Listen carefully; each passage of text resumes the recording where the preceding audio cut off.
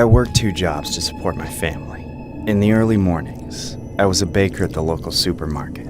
I went in at 5 a.m. and came out at 10 a.m. every day of the week except Sunday.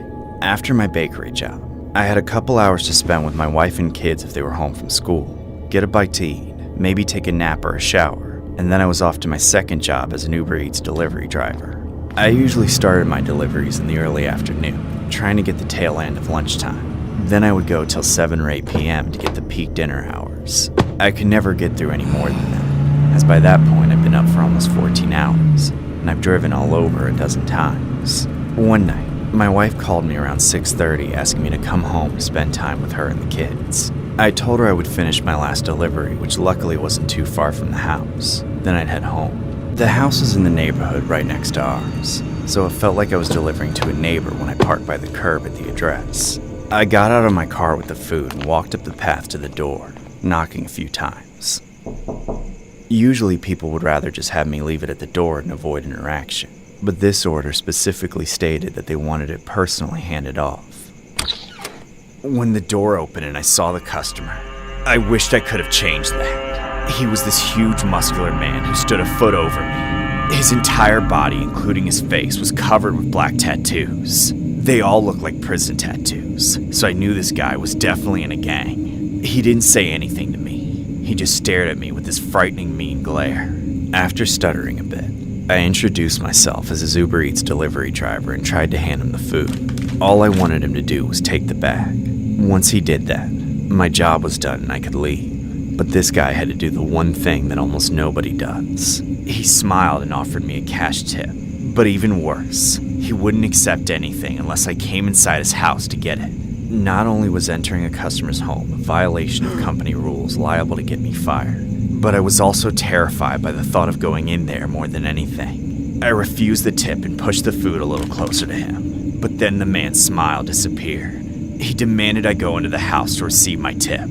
I said no once again, and before I could even close my lips, the man grabbed my arm. Ah! No! Let go! I pulled back as he tried to drag me into the house. I dropped the food and begged him to let me go and take it, but he didn't want anything to do with it. All he wanted was me. I was powerless against his immense strength, and before long, I was plummeting inside the house, trapped with no way out. No, please, you have to let me go! I have a family! Empty your pockets, bitch! Okay, just please don't hurt me! Here, this is everything. I know it's not much. Are you shitting me? Is this all you got?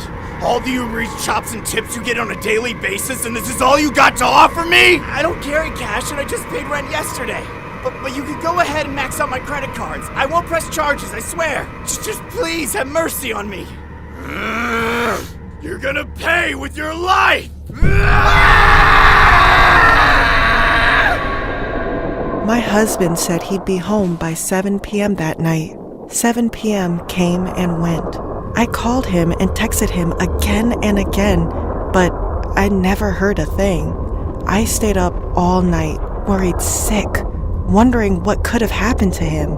He said his last delivery wasn't far from the house, so he had to be close. The thought that he was lying to me only lasted a moment. I knew something was wrong. Something must have happened to him, as he wasn't the type of guy to go out and do suspicious things. I called the police in the early hours of the following morning to report him missing. I told them he was an Uber Eats driver, so they were able to use the GPS data from the company to find his last known location. Sure enough, it was right where he said he'd be, not too far from our house at all, but by then, his car wasn't there. The police investigated the house, and where I thought I would find relief from all my worries, I found only senseless tragedy, a deep trauma that my children and I will never recover from. My dear husband was found in pieces, in trash bags, just thrown out the side of that monster's house like garbage. I can't even bring myself to say much more than that. The demon responsible was arrested, but there is no punishment on earth fitting for what that despicable creature disguised as a human did to my family.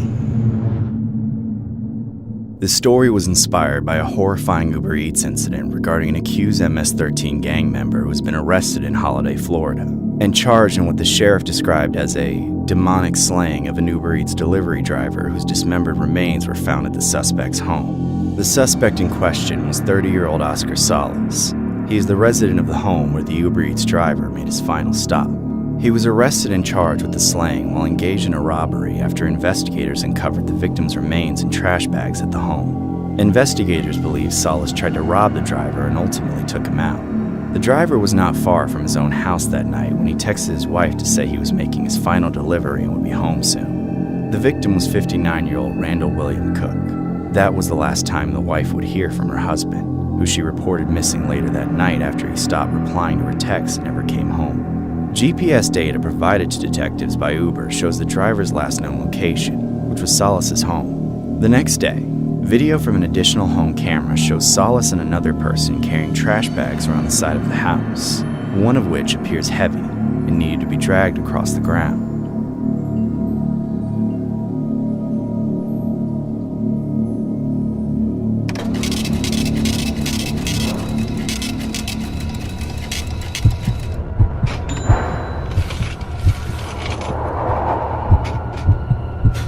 I do loss prevention at Walmart. I just got switched over to this position from stocking shelves a few weeks ago. The job consisted of getting to wear regular clothes, wander around the store, and act like a regular shopper, but in reality, I have to look out for sketchy behavior and shoplifting, as I always work during peak hours, when the most shoplifting happens. So far, I haven't had much trouble with the people I've caught, all except for one occasion. It was the busiest hour of the day, as usual, when I was looking around. That's when I spotted a fat old woman rolling around on a mobility scooter. She was real freaky looking.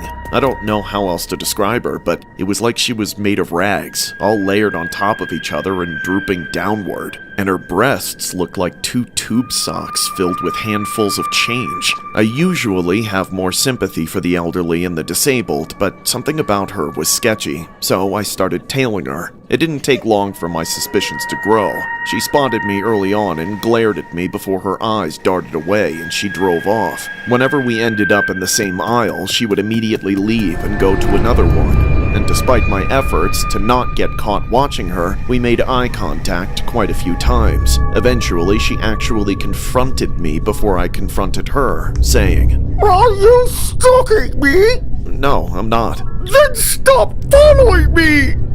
Lady, I wouldn't even follow you on Instagram, let alone in real life. I then saw her go into another aisle. That's when I started tailing about 10 yards behind her. By the time I got around the corner, she had turned around to camp right at the end of the aisle, causing me to bump into her on accident, setting her off. You better get the hell away from me, you creep! I ought to smack you with my sandbags and get you arrested this instant! Ma'am, please, I'm not following you. It's just a coincidence. I couldn't tell if she really thought I was stalking her, or if she was just angry with me getting in the way of her stealing. I never caught her in the act, but I noticed something pretty strange. I'd seen her disappear into an aisle and come back out a few minutes later looking like she had put on even more weight. This happened 2 or 3 times, and I eventually couldn't let it go any further. I went up and confronted her. I revealed that I was a loss prevention officer and that I knew she was stealing. But instead of accepting that she'd been caught, the situation blew up in my face. Who do you think you are?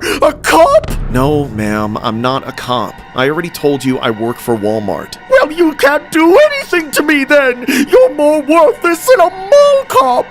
Get out of my way! Ma'am, I know you've been stuffing merchandise under your shirt. The audacity! The only thing I stuff in my face when I'm at McDonald's or my husband when he— Bitch, I can see the corner of a box sticking out right there.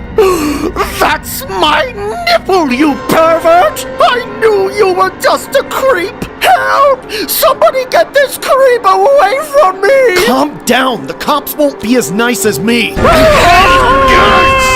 it! Stop it! Suddenly, the nasty woman started ramming into me with her cart. I tried to push it back, but it was more powerful than I expected. I saw the bright red kill switch on the handle and smacked it, turning it off. The woman tried starting it up again so she could ram into me some more, but when she couldn't figure it out, she got even more hysterical, flailing her arms in anger and screaming nonsense. I stepped closer to try and detain her, but then she jumped out of the seat and grabbed me. She latched onto me and tried to gouge my eyes out. You bitch! I couldn't stand with all her weight hanging on me, so I fell to the ground, only for her to get on top of me. It was like being enveloped into a disgusting mass of fat. Smells that shouldn't exist assaulted my nostrils. I had to use all my strength to push her off. Then I kicked her off me, sending her rolling away. She rolled about 6 feet away from her scooter, immediately trying to crawl over to it because she couldn't even walk. I watched as she tried to pull herself up onto it, but she just kept falling. The cops were already on their way, so after a minute of struggling to watch that sad sight, I just sat down on the scooter and put my feet on her back, leaning forward a good amount to press my weight onto her. The police eventually came and took her out of the store. Apparently, she had several other shoplifting convictions, so my gut feeling about her in the beginning turned out to be more correct than I thought. It doesn't thrill me, though. After dealing with her, I am seriously reconsidering this loss prevention job. I don't want to go through anything like that ever again. This story was inspired by a bizarre incident regarding a 67-year-old woman named Karen Bayless, who was arrested after allegedly getting caught shoplifting from the Walmart on Greenbrier Road. Wichita Falls Police Department spokesperson Sergeant Harold McClure said officers were dispatched to the Walmart located in the 5100 block of Greenbrier Road for a theft and criminal trespass call. Officers spoke with Walmart loss prevention officer who told them they observed the suspect, later identified as Bayless, acting suspiciously. Loss prevention officers told police that while Bayless, riding the motorized scooter, removed barcodes from items and concealed the items under her. That's when loss prevention officers followed Bayless out of the store, where they detained her. 3 stolen items were recovered: an electric pencil sharpener, a box cutter, and 2 packages of razor blades. Record shows that Bayless had 3 previous convictions for theft. Bayless was arrested for theft with 2 or more previous convictions and criminal trespass.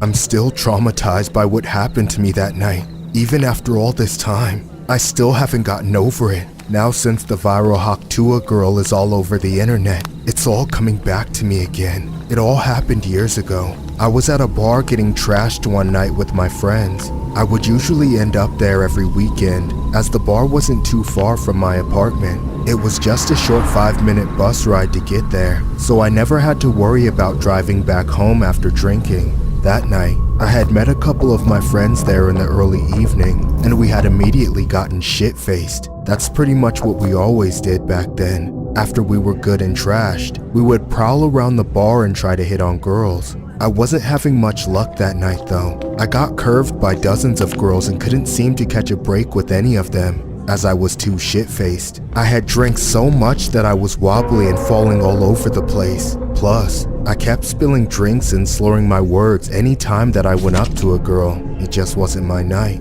After a night of rejection, I ended up sulking at the bar by myself. I alluded my striking out to the fact that I was so wobbly and trashed out of my mind. But it didn't help that my friends were all able to get dances with girls that night. They even got a few numbers. So, I sat at the bar and got more trashed while my friends kept hitting on girls. It ended up getting crazy late.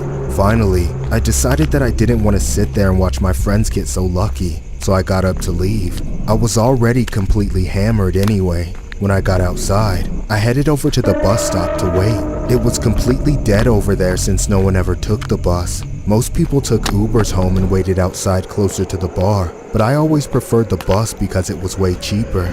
By that time, most people were already heading home anyway as it was so late. So, I sat by myself and waited for the bus to arrive. After I had been there for a while, the hottest girl suddenly walked over and sat next to me at the bus stop. She looked like the Haktua girl. I was surprised that someone else would be taking the bus so late, especially a girl as hot as this one. I considered trying to talk to her, but after the night that I'd had, I didn't want to get curved again. I didn't think there was any way a girl that hot was going to have anything to do with me, especially with how wasted I was. So I continued to sit there, not saying anything.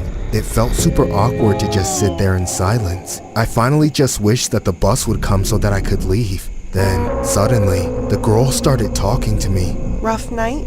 I was totally shocked that she had said anything, and I was still too shit-faced to think of anything to say. Yeah, kinda. I figured at that point that I had completely blown it, but to my surprise, she kept talking. You look like you enjoy rough nights. Oh, yeah, I guess my ex would say that. I still didn't know why the girl was talking to me. After being rejected by so many girls that night, it just didn't make any sense. But as we sat there waiting for the bus, we kept chatting. She was super nice to talk to and unexpectedly flirty. I started feeling like I might have a chance with her. She kept laughing at everything I said, and she actually seemed interested in me. I still didn't want to say anything to blow it though. We continued to talk about random stuff for several more minutes. Man, is this bus ever going to get here? We've been waiting forever. Well, since we have the time, maybe we can make the most of it. For a second, I thought I had just imagined it, but there was no mistaking what she had just said. After getting over my shock, I told her that I was down. We both got up and headed over to a nearby alleyway.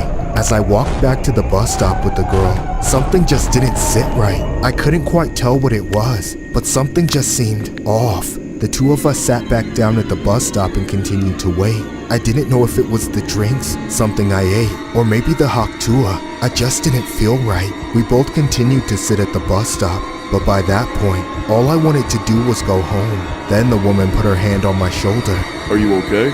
It was a guy's voice. I immediately freaked out as I realized the harsh, sobering reality of what had just happened. I just couldn't believe it. That person kept asking me if I was alright. The voice kept rattling around in my head. That's when I just couldn't take it anymore. So I pulled out a knife and charged at her, screaming.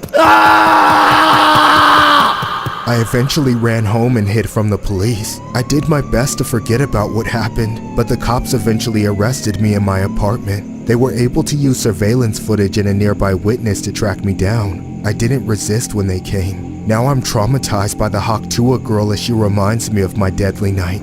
This story was inspired by a horrifying incident regarding a 25-year-old man who has been charged with taking out a woman after she apparently made him feel suspicious after being intimate. Haktua, Damarian Kalen Bible from Minneapolis, was charged with second-degree murder after the deadly incident near Lake Street in the early hours of November 29th. After initially denying taking out 38-year-old Savannah Ryan Williams, he allegedly later confessed to the crime after investigators showed him surveillance footage they had gathered. Bible reportedly met Williams in a bus shelter, who asked him if he was interested in, and after it was finished, his weariness lingered. Subsequently, he took the woman out after claiming he had to do it. Investigators found firearm residue in the hood of Williams' sweatshirt. It is currently unknown why Bible felt so suspicious during the act. Witnesses told cops that they heard a loud bang at approximately 5:45 a.m. and spotted a man leaving the scene. Bible's identity was confirmed by the apartment management after police reportedly provided a photograph of the individual. The man was arrested, and during a phone call with his father, he allegedly admitted that he quote-unquote took someone out. According to police, he reportedly added that he knew he wasn't God, but he had to do it. Bible now faces up to 40 years in prison.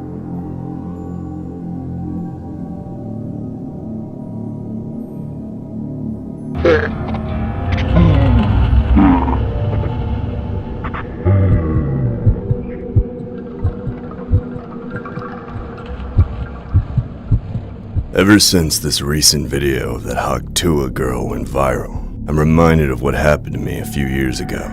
She looked almost identical to this girl I once knew. I was driving home after visiting some relatives. It was late and the road was dark as hell. I drove to the nearest gas station to fill up on some gas before heading home. To my surprise, I saw a young woman walking out of the gas station alone. She looked cold and lost, so I pulled over and asked if she needed a ride. Hey, you alright? Oh, I'm fine, thanks. A girl like you shouldn't be alone on a road like this at night. Just let me help you out. There's a lot of scumbags around here. It's not safe. I could tell she was hesitant, but I pressed further. She eventually caved and hopped in the passenger side.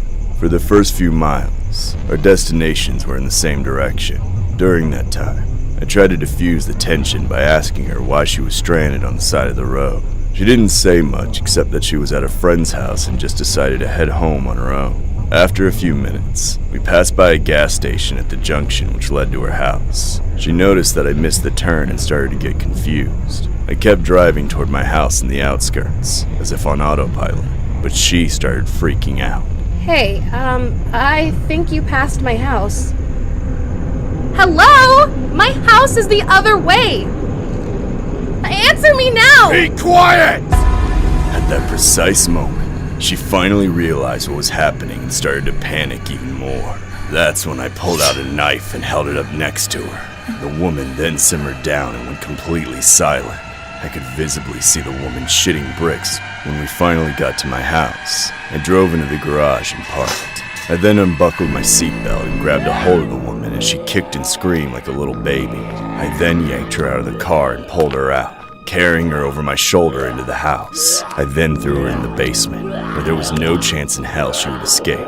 The basement was a soundproof barren of concrete block except for a few basic amenities I prepared for such an occasion. I didn't chain her up though. I just kept her in there and out-wrestled her whenever I needed something.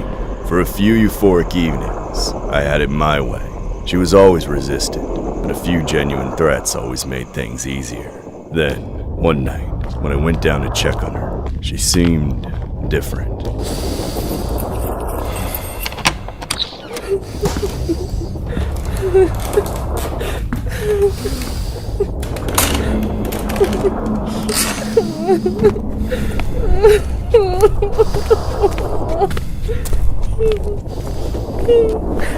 Oh, poor little thing.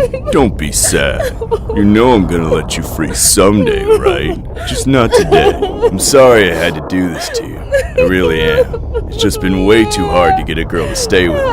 So I had to steal the company of a girl like you from the world. Just for a little while, though. Look, it's not all bad. I can provide for you. I'll keep you safe. I just want one little thing from you. Whoa, take it easy. Don't make me hurt you. I don't want to, but I will. You're not gonna hurt me, 'cause you know what I want. Oh, really? And what's that? The same thing that makes all men go crazy. The one thing we haven't done yet. You know what I'm talking about. Well, if you say so. But, could you just tone it down a little? With all the creepy stuff you're doing, it's kinda taking me out of it. Don't worry, it's all a part of the fun. Okay, then. Here we go. Let me go, you psycho bitch! No! Stop! Please! Please!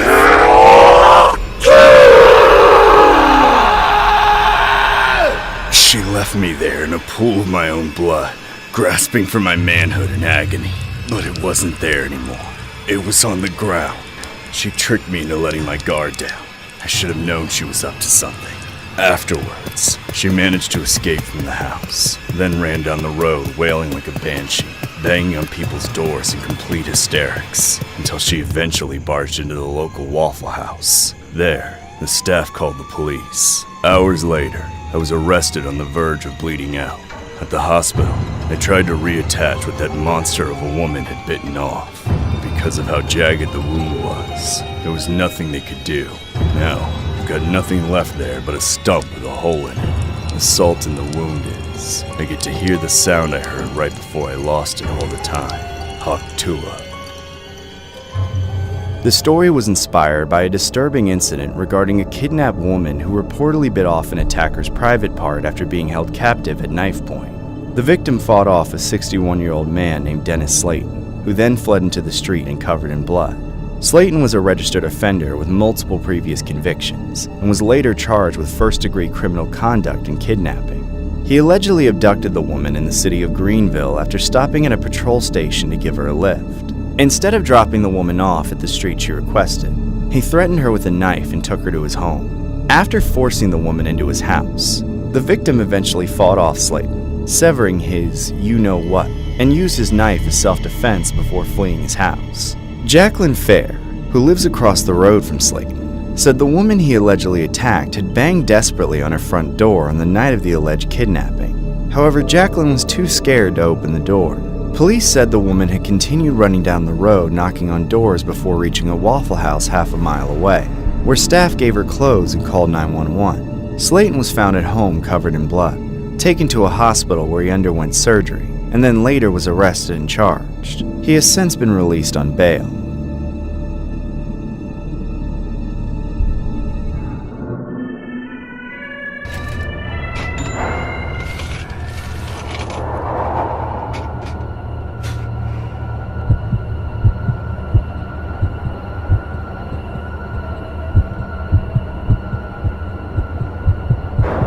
I went to Walmart with my girlfriend late at night to avoid the crowds.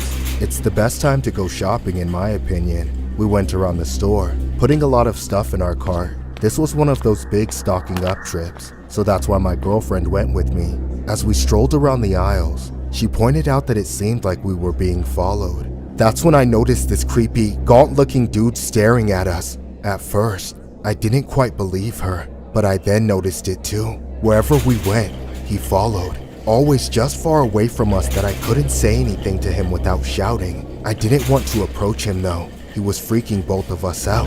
The way he was grinning just made it 10 times worse. I tried to see if we could lose him quickly by going down aisles and doubling back a few aisles over, but he always found us. When it came time to go over to the checkout area, we hoped that cutting through the clothing section would help us not run into him. The guy was creepy as hell. I thought about complaining to the Walmart staff about this weirdo, but he technically wasn't breaking the law. So we decided to just check out and get the hell out of there as soon as possible. But then out of nowhere, he jumped out from behind a rack and tackled me. Ah! What the hell are you doing? Get off me! I'm a loss prevention officer. You're being detained for theft. We got him. Come on out. But we didn't steal anything! Shut up! Shut the hell up before I split your face open! We know who you are! Stop! He didn't do anything wrong! Help us! Somebody! He's innocent! Quiet, bitch, or you're going down with him! I was so caught off guard. As he was pinning me down, I tried pleading with him to let me go, but nothing I said made him act any different. I was so confused. I'd never stolen anything in my life, and definitely not that night. I tried to think of any other reason he might have thought I was stealing, but it just didn't make any sense. I kept begging the guy to let me go, but everything I said just made him dig his knee into my neck even harder. When the cops came, he finally let me up, only for me to be dragged from the ground and pinned against the wall as they put me in handcuffs. The cop didn't listen to anything I said either. By this point, I wasn't just confused. I was getting pissed off. Mr. Von der Linde, you are under arrest for theft of over $100. You have... What? That's not my name! That's not me! Sir, calm down. No, you got the wrong guy! Check my wallet! Look at my ID! Look! Sir, do not reach into your pocket! Sir! As I tried pulling out my wallet from my back pocket, the cop thought I was going to pull out a weapon, so he body slammed me to the floor. He drove my face into the ground and tightened the handcuffs as far as they would go, digging them into my wrist. I thought he was going to take me out. I was sure the next thing I felt was going to be a bullet through my chest, or my whole body being electrocuted until I got brain damaged. I didn't want any of that to happen, so I just went limp. Unfortunately, my supposed resistance made the cop even more of a douchebag. He lifted me up and put me on my feet, then started pushing me out of the store so hard I almost tripped and fell on my face several times. My girlfriend had started filming and was crying, but there was no sympathy for her either. They kept threatening to take her down like they did me and arrest her.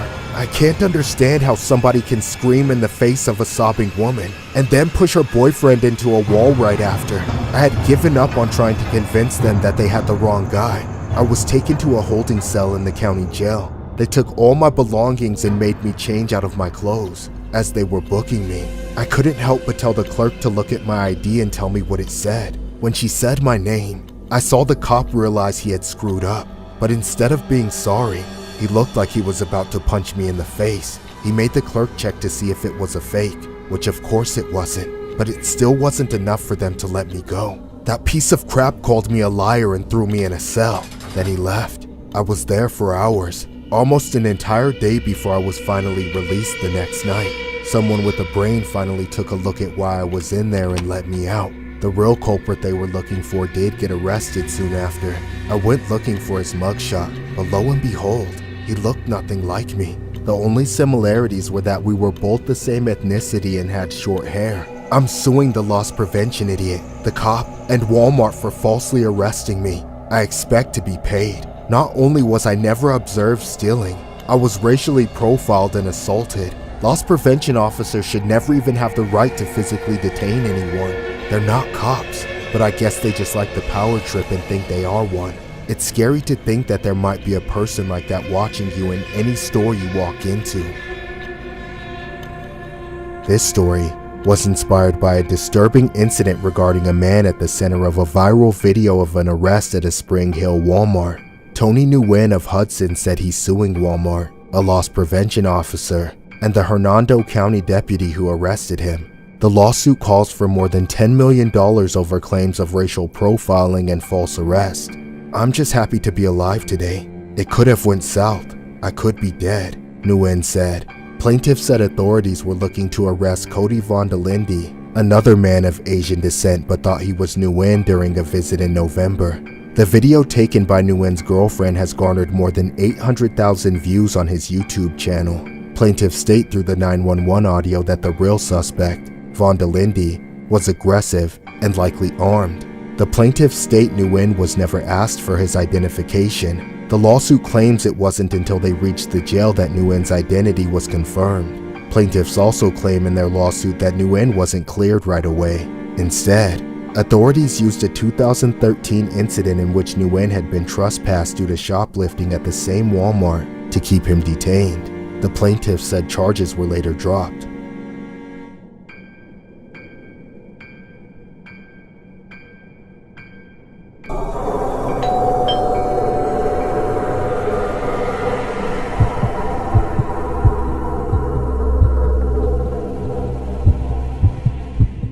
This happened last year, and has traumatized me from using Uber Eats since. I used to hang out with a lot of deadbeat dropouts. I had been rolling around with that crowd since secondary school, and though it took me far too long to realize, they'd been holding me back. It seemed like they were fine with spending their entire lives being cashiers and dishwashers, so I tricked myself into thinking the same thing. This one guy named Samson was sort of like our ringleader, and we usually kind of followed what he said or did. He got us into a lot of trouble as we spent our days causing fights in public, picking on strangers, pulling scams, shoplifting and dine and dashing, and just doing whatever the hell we wanted and getting what we wanted. It was fun when we were in school, but we kept doing this until we were in our 20s. It took my poor mother screaming in my face every day for years telling me to clean up my act before the reality of what I was doing finally set in. I didn't want to be like my friends for the rest of my life. I didn't want to end up in jail or dead in a ditch somewhere. Then one day, I was met face to face with the consequences of everything I was doing wrong. My friends and I were blazing in public as usual. We were at some park near a few residential buildings, whistling at the women who walked by and hassling the men for money. We were also talking smack about every Uber Eats deliverer we saw come by, making fun of their little bikes and scooters, and how they were hustling so hard to make next to nothing in pay. I went along with it too, because if I didn't, I knew I'd be the next target. Then, Samson started to hatch a plan. The next time we saw a deliverer stop to drop off their order, we'd go and steal whatever they were riding on, no matter what it was. I knew this was a bad idea, so I tried to talk everyone out of it. Guys, are you insane? Look at how many people are out here. They'll snitch on us. Yo, am I hearing what I think I'm hearing?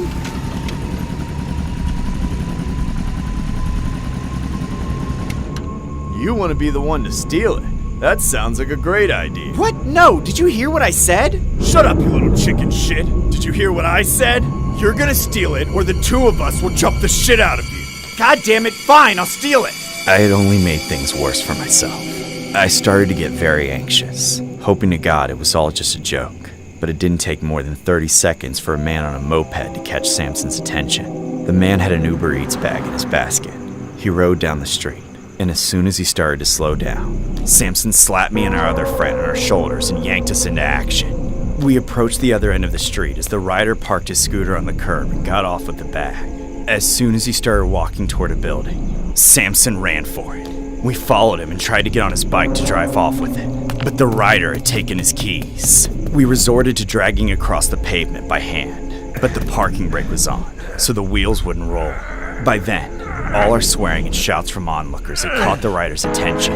Out of nowhere, he ran back to confront us, grabbing a hold of his scooter. Hey, what the hell are you doing? Shut up! Let go, we'll kick your ass! Guys, stop, this is stupid! I knew you were too soft. Forget it, get the keys.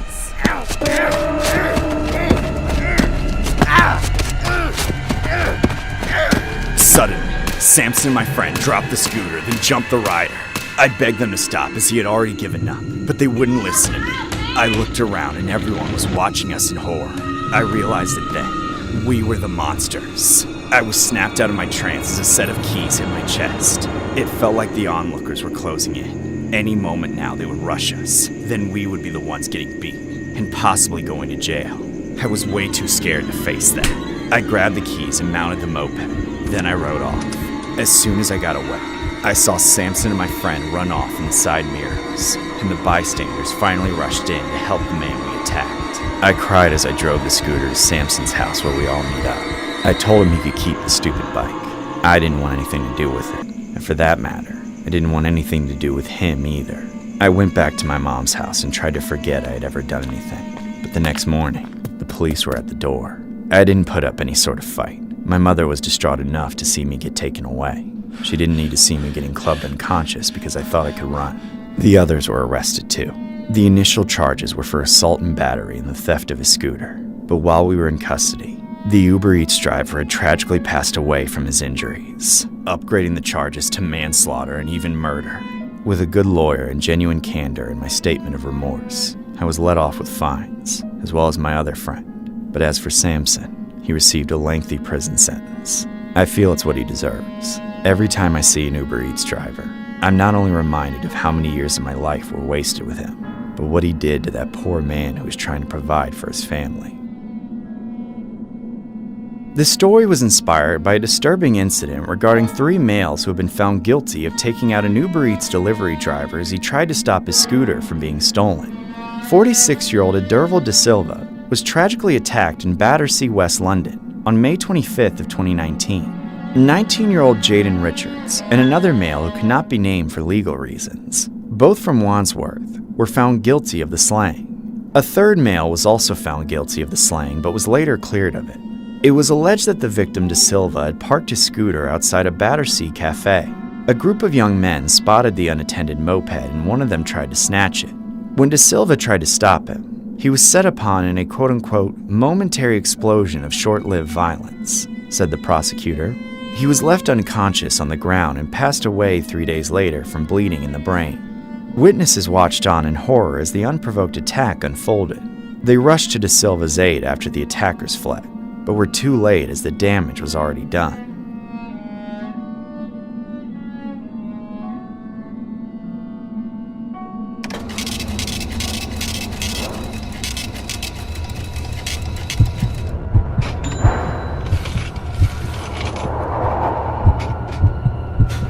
I came with my daughter from India to Canada 2 years ago. The transition was very hard. Going from the warm weather of India to the long and cold winters of Halifax was only the beginning.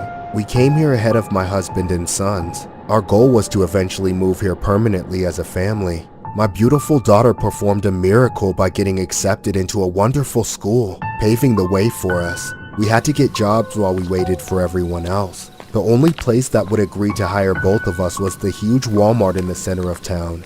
I worked full-time while my daughter split her time with school, but every single hour we spent there, we were worked like dogs. We were given little to no training in all the departments, yet we were expected to know how to do everything in the store.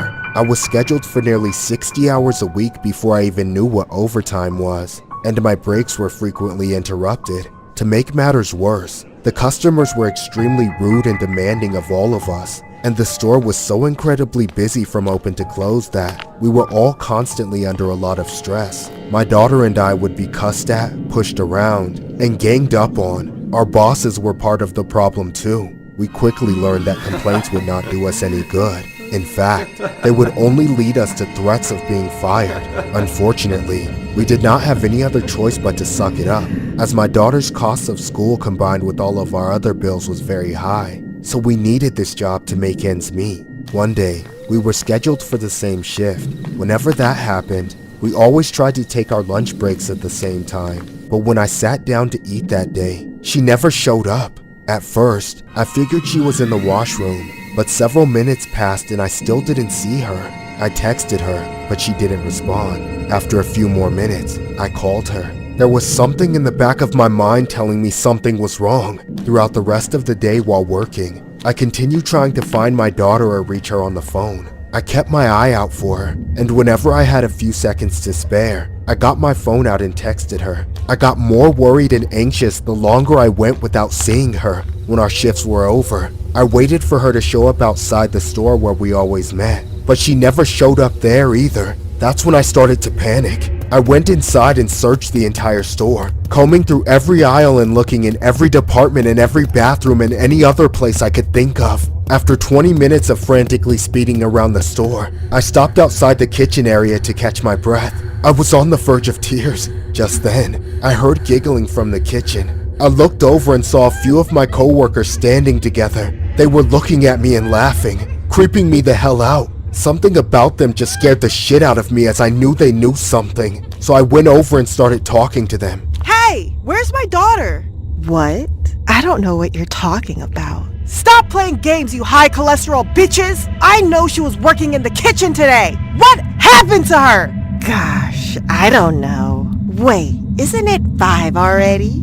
I think she went home. In a last-ditch effort, I dialed the emergency number. I couldn't rest until she was found. When the police arrived, the managers tried to brush everything off and shoo them away because the cops would scare away customers. Thankfully, the officers were more sympathetic to the gut instinct of a mother. We began searching the entire store again, starting in the kitchen. Soon into the search, one officer pointed to the walk-in oven and asked what was behind that door.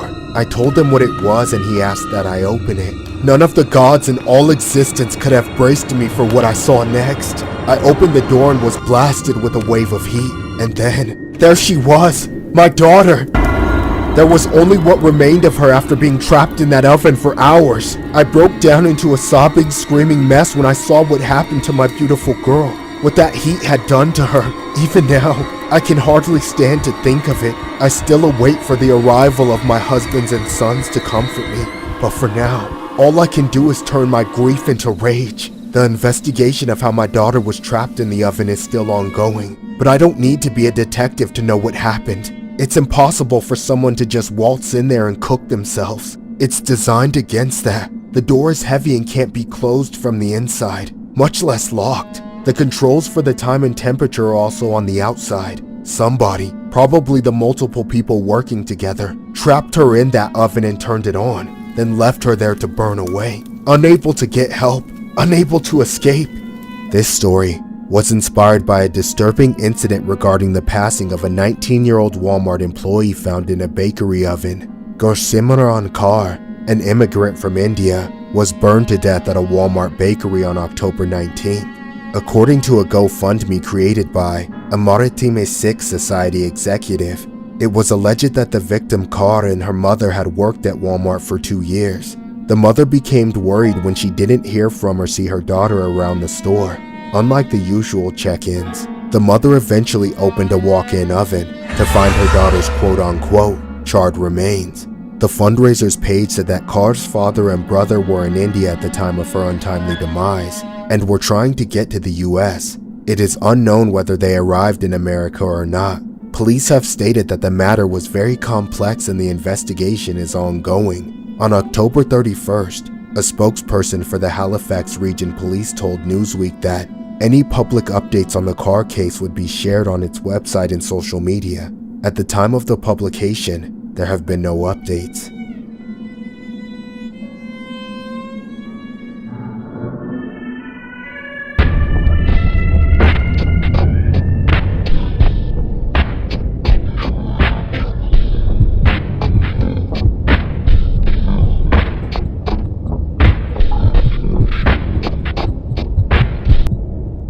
haven't felt like myself in years because of what happened to me. It was a long time ago, and I almost kept it buried. But one day, part of my story got leaked online. Until now, it was just a rumor. I'm from the streets of South Philly, where I'd never be respected again if this came out for real. As much as I would like to remain anonymous, I don't think it's much use, so I'll just go by Cheek Bill. I came up from the hood all the way to the stage and made my first million rapping. It was never enough though. I kept grinding, making more fans and more connections. Then, one day I caught the attention of the one and only P. Diddy. His team reached out, inviting me to one of his house parties.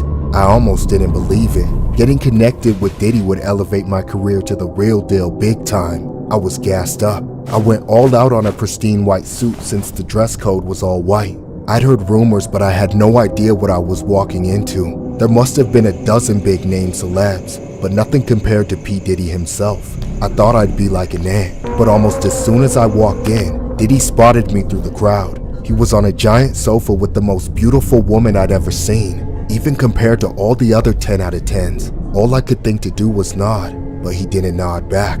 He didn't move at all. He was wearing those iconic shades too. I didn't want to stare, so I looked away and started getting into the party. It was so unbelievable. Every single person was either famous or gorgeous, and everyone was out of their minds. I wanted to stay cool, so I just had a few drinks. Those few drinks had me more wasted than I could ever remember though. I went around talking to everybody I could, but I can't remember any of them. Only that I kept noticing over their shoulders that Diddy kept finding me in the crowd and staring at me. I started to feel like maybe he was never even looking away. There were a lot of hot women everywhere, but he wouldn't look at any of them, only me.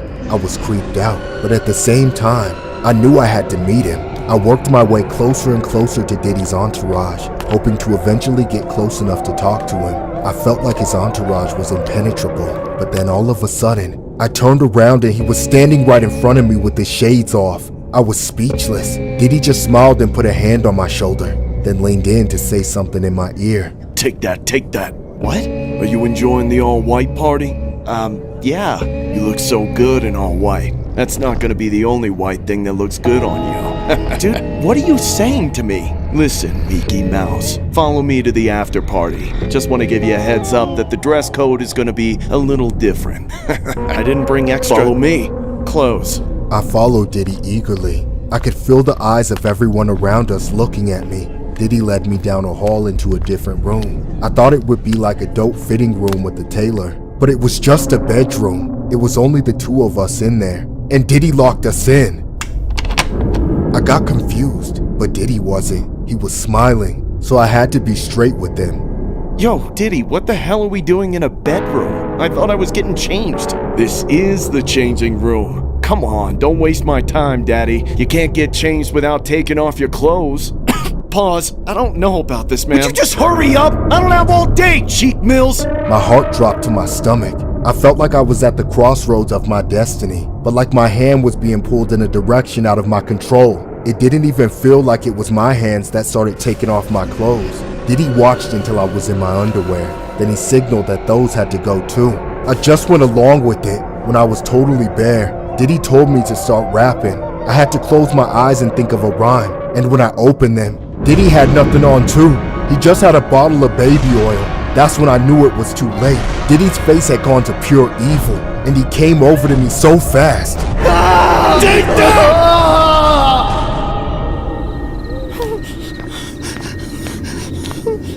I love you, baby. You about that life for real. Now you got it. When I made it home, I made myself a promise. I was never going back to an all-white party ever again. I've never been the same since, but it was all on the inside. Then those videos and audio tapes got leaked, and suddenly everyone knew what happened between me and Diddy. They clowned on me, calling me Cheek Mill. They could have at least said something like Leak Mill. Then maybe they'd understand why I and the others had to speak out. I just wish I knew when to stop before I passed the point of no return.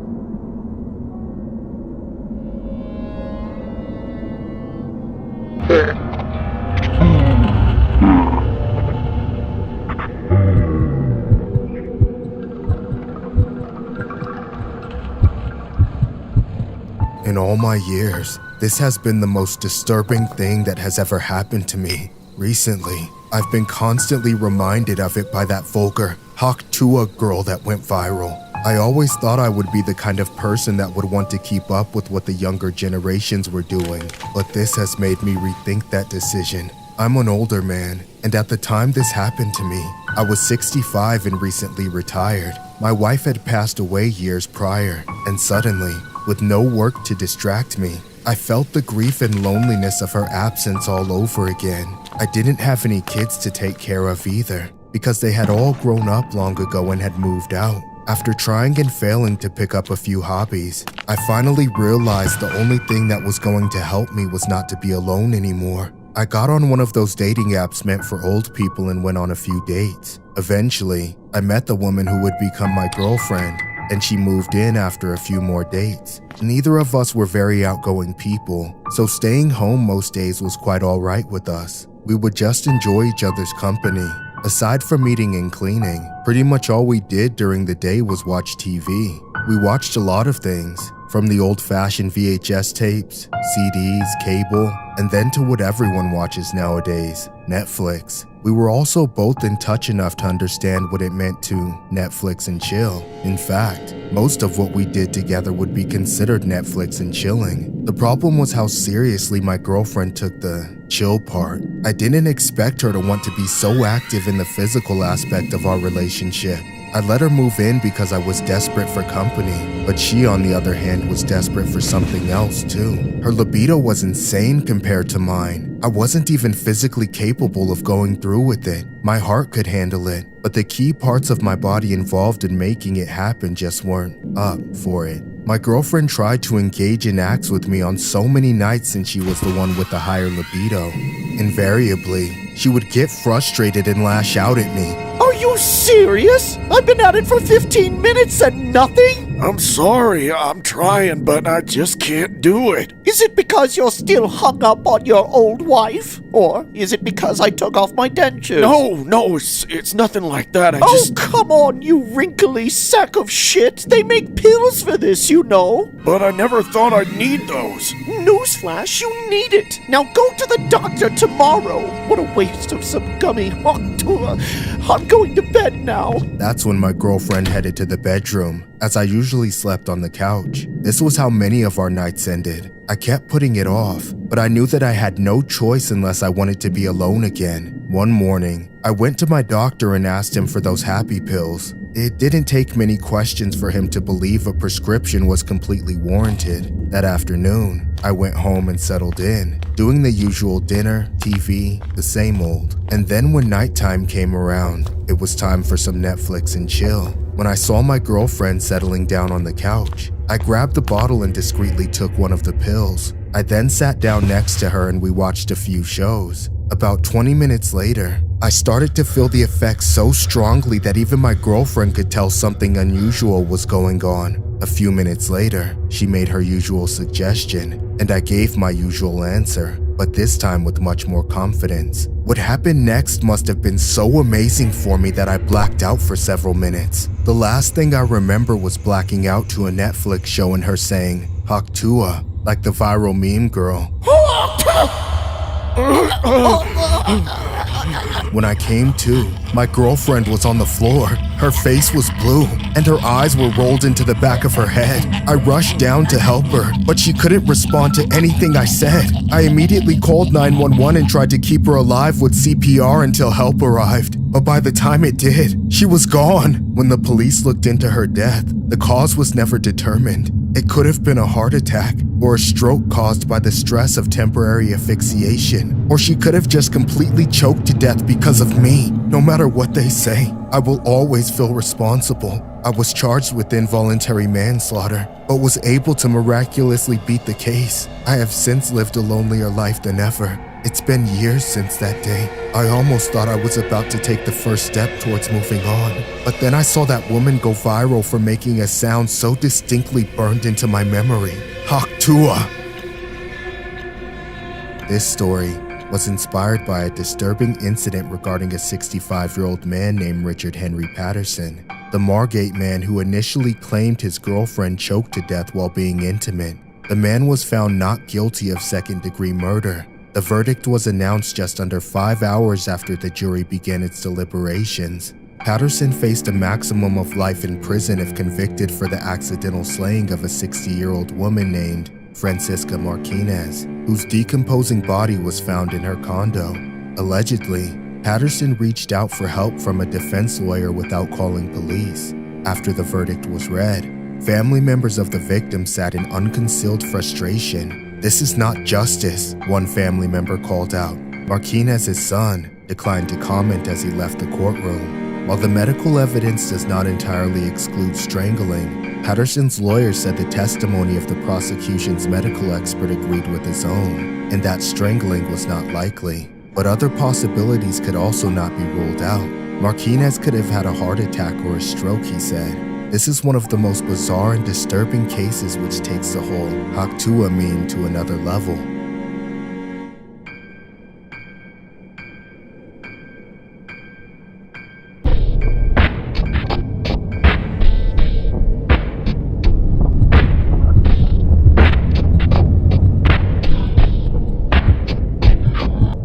I've been a virgin my whole entire miserable life. I work a dead-end job at a greasy fast food joint. I'm single, never had a girlfriend, and I can't get myself to do anything in my free time but ease the pain the only way I know how. I tried every single dating app there is, from eHarmony to Tinder. Nothing. Never. Not a single girl wants anything to do with me. I've even resorted to hitting on random girls on the street since my female co-workers keep threatening to report me for harassment. I come home from work every day drenched in grease from the grill, and no amount of showering seems to be enough to get it off, so I've basically given up on it. If it weren't for the people like me scattered across the world, I wouldn't have anyone to relate to. The only people that understand me are the other hopeless incels and gooners I sometimes message with over the internet. But even among them, I feel alone. The hub is my best friend. I spend hours there every day, just sitting or lying in front of my computer, going through box after box of tissues and bottle after bottle of baby oil. It's the only lubricant that I can buy in cheap large quantities at my local drugstore, which is just a short walk from my house. The worst thing that can happen with my baby oil is running out of it. One night, I ran out of it and went absolutely ballistic. That's when I got dressed and headed out to a 24/7 store that was just a short walk down the street. When I got there, I grabbed a cart and went over to the aisle where they keep the baby oil. Then I started grabbing every bottle on the shelf as I was trying to buy in bulk, so that I didn't run out again. About halfway through, I noticed I was being watched. I thought I was the only person in the store, but there was someone at the end of the aisle, staring at me from around the corner. He must have followed me in off the street, but he didn't look homeless. In fact, he looked vaguely familiar, like I had seen him from somewhere. He had this creepy-ass look on his face. He was smiling, but I could tell he was angry with me for some reason. I kept looking at him out of the corner of my eye as I reached and grabbed another bottle, but when I did, he twitched like some cracked-out booger sugar psycho. I felt creeped out and didn't know what he wanted, so I just swept the rest of the bottles into my cart and sped off to the checkout counter. The man followed me to it, but he just stood behind me in line. As soon as I paid, I got my bags and fled from the store. I walked as fast as I could with everything I was carrying, but the man kept coming after me.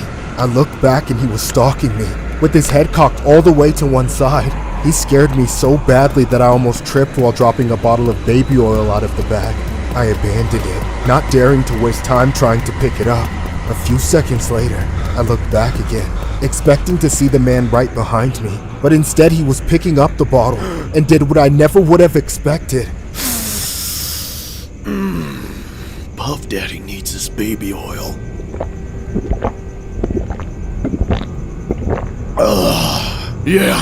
Yeah, I can feel it. I feel everything. I need more. No, I paid for it. It's mine. Just use lotion or castor oil and stay away from me, you freak. You calling me a freak? Bitch, you don't even know the half of it. But you're about to find out. Suddenly, he burst out into a full sprint. I turned and ran for my life, taking my bag of baby oil with me. I wasn't going to let him have it if he was just going to drink it all like a maniac. I felt like he was about to get me the whole time, but I just kept running and running. Eventually, I made it home and slammed the door in his face. I locked it and looked out the peephole, just to see his insane face staring back at me. I jumped back and dropped a bag of baby oil by the door. Then I grabbed the phone and dialed 911. But then the man started trying to break the door down. I got as far away from the door as I could, but it was a one-floor bungalow house, so I was basically forced to watch the door getting smashed down. Hello? Operator? You have to help me. There's a man trying to break into my apartment.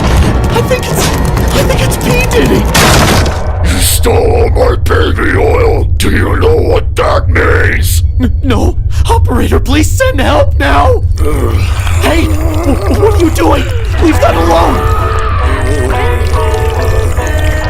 Come on, it's your turn. The sun don't shine forever, so we might as well shine together. No, get away from me! Take that! And take that!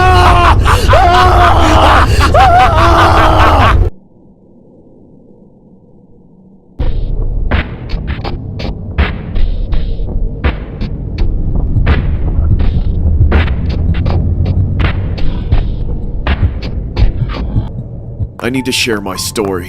I've been silenced and controlled for too long. I thought I could just move on from the situation, but people need to know that what they've heard rumors of really is as bad as they say it is. It all started 10 years ago. I was a small artist with just a couple minor hits to my name. My looks helped me get more attention than my singing alone, because there's no other way I would have been invited to that party. For legal reasons, and out of fear that this maniac might still hear about this, I can't say his name, but I think you'll know who I'm talking about when I say the man who threw the party in question was the Diddler. Unfortunately, I didn't know anything about him at the time, except that he was rich and famous. So I waltzed my pretty face right up to him and started sweet-talking him.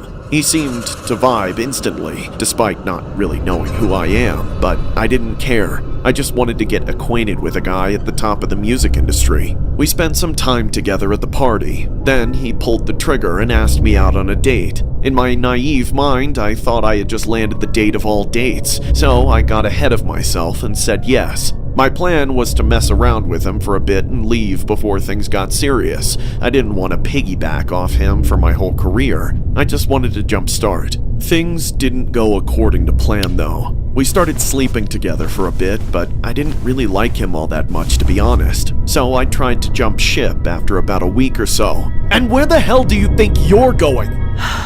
Look, you're cool. I mean, you're awesome, but I'm just looking for something else. I hope you understand. Bitch, try to understand that I am not a man you walk away from. When I tell you to leave, then you can go. Understand? No, Diddy, that's crazy. I'm out of here. You're not leaving. You're not leaving me. It's just gonna be me and you. Me and you. Me and you. Me and you. That was the moment I knew I had just ruined my life. The risk I took to further my career just trapped me in a forced relationship with a psychopath. He made me pose as a happy girlfriend for the paparazzi. I knew he would try to destroy any hope I ever had of making it in music if I spoke out about what he was doing to me. So I kept quiet. I let him have his depraved house parties, knowing he was sleeping with God knows how many other people, and the entire time I remained his loyal girlfriend. At least, that was the public perception. I was just his rag doll. I didn't see my loved ones for years after that party. I could never go anywhere without his approval, and I never got it. I would just wait inside all day for him to come back from a show or a menage a trois. One day, we were sleeping together, and I made the slightest request to take it easy. The guy went psycho mode and annihilated and handled me so roughly that I thought I was going to die. Afterward, he was finished with me. He threw me aside and went to take a shower.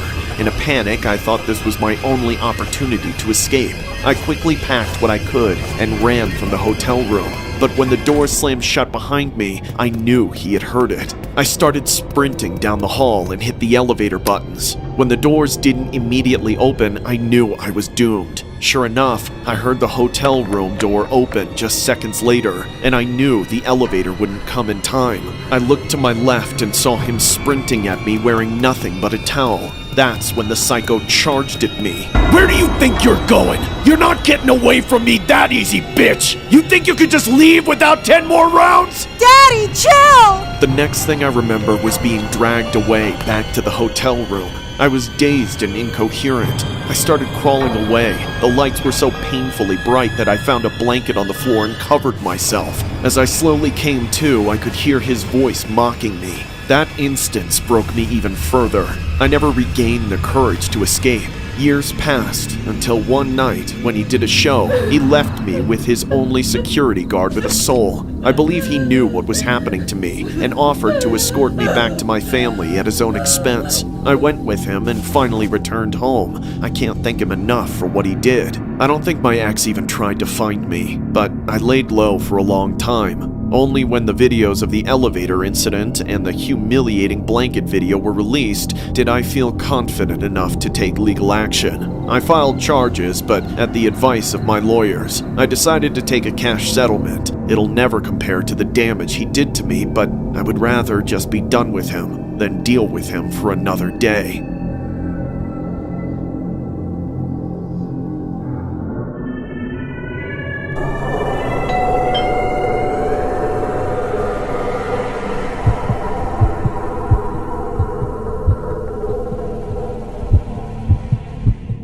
This all happened years ago, but it still feels very recent to me. I'll never forget what happened that night. To this day, I'm still scared to be home alone. My boyfriend and I lived together in a small house back then. It was just the two of us, but it still felt kind of cramped somehow. It wasn't a bad place though, and we both worked so much that we weren't there very often. At that time, my boyfriend worked nights and I worked mornings, so we only saw each other very briefly in the evenings before he had to go to work. Otherwise, we just had the weekends together. We were both always so busy that we barely ever cooked, so we usually just ordered Uber Eats for most meals. One night, I had just got back home from an extra long shift that day. I didn't even get home in time to see my boyfriend before he went to work. I just remembered being extremely exhausted that night, so I did the usual and put in a quick Uber Eats order, then collapsed on the couch while I waited for the food. I usually watch TV in the dark at night, so I put it on just to pass the time until the food arrived. The order said that it would take 30 minutes. Then it went from 30 minutes to an hour. I waited and waited, but the time kept getting pushed back somehow. I just kept getting notified that the driver was running late. I didn't want to cancel the order as I had already paid, and it was getting pretty late, and I really didn't want to have to cook anything. I wasn't even sure that we had food in the kitchen anyways. I was hungry as hell though. I couldn't figure out why the order would be taking so long. The order kept getting pushed back more and more until 3 hours had gone by, and it still hadn't arrived. I finally decided to just cancel the order and figure something else out. I was pretty pissed though. I ordered from Uber Eats all the time, and something like that had never happened before. I was just about to put in the cancellation when I heard a loud bang on the backyard door. I was scared as shit. It was really late by that point, and it was pitch black outside. I didn't know what to do. Then I heard the bang again. Even though I was scared out of my mind, I knew that I had to go check it out. So I quickly rushed to the bedroom and grabbed the firearm that we kept in there. I had never had to use it before, but I had never been happier to have it than at that moment. I held the firearm out in front of me and slowly walked toward the kitchen where the back door was. It was completely dark in the house too. When I got to the kitchen, I tried to look out the window, but it was too dark to see anything. I listened for a moment, but there was no sound coming from outside. It was perfectly quiet. I began to think that whatever made the banging noises was gone, but I still wanted to make sure. So I forced myself to walk closer to the door, still with the firearm held out in front of me. I was shitting myself when I got to the door, but I took a deep breath and put my ear up against it. My heart was beating like crazy, but there was still no sound. I knew that I had heard something though. I moved to the window and looked outside. There was still nothing there. No sign of anything at all. I was relieved, thinking it must have been debris or something that hit the door from how windy it was outside. I lowered the firearm and began to walk back to the living room. But before I turned away, a hand suddenly slammed up against the window. And that's when I saw the scariest face ever smiling at me from the darkness. There was a man staring at me through the window like a complete lunatic. He then ran back to the door and began trying to push it open. The door was locked, but it wasn't the strongest lock ever, and I knew it wouldn't hold for long. I continued to scream in panic as the man slammed on the door harder and harder. Finally, the door gave way and the guy burst in. I then drew the firearm at the man, terrified out of my mind, determined to not let him anywhere close to me. That's when the man suddenly backed off and dropped to his knees on the back porch. He started shaking and begging for mercy. Please, lady, just put it down. I didn't do anything wrong. I kept the firearm pointed at him, but I pulled out my phone with the other hand and recorded a video. The guy continued to tremble and begged me even more frantically on his knees. Please don't hurt me. I'll do anything. Have mercy on me, please. I then stopped the video and called the cops. Then, out of nowhere, the guy jumped up and ran out of there as fast as he could. I tried to stop, but I wasn't about to chase after the man in the dark. I contacted the police and told them the whole story. Then I waited for them, distraught. I was still incredibly shaken up. The cops arrived shortly after, but the guy had fled. They didn't find him anywhere near the house, and haven't found him since despite me providing the video I had taken. I've been traumatized ever since, and I haven't placed another Uber Eats order. I'm still scared that the man is going to show up at my house one night, and I might not be able to stop him the next time. This story was inspired by a horrific incident regarding an Uber Eats driver in Columbus, Ohio, who learned a hard lesson after his delivery attempt had gone wrong. A woman named Shardea Hardin posted a video of what happened when she caught an Uber Eats driver trying to break into her home on Twitter. She claimed she ordered some food, and after it took almost 2 hours to be delivered, she fell asleep. She then claimed that she thought she was bugging when she heard banging on her door. All my deliveries are no contact, so I'm used to them leaving it at the door. I heard bumping against my door and him on the handle, but I realized he was pushing his body against the door, Hardin said. When she woke up, she opened the door and pulled her firearm in order to protect herself. The mother of 3 said the driver started begging her to forgive him. What made things even more alarming was how the supposed Uber Eats driver had no food in hand. After trying to report the man to Uber Eats, she claimed they blocked her. I reached out to Uber and the police, but Uber Eats instantly locked my account so I couldn't get his information, Hardin said. Had the victim not been armed, who knows what could have happened to her.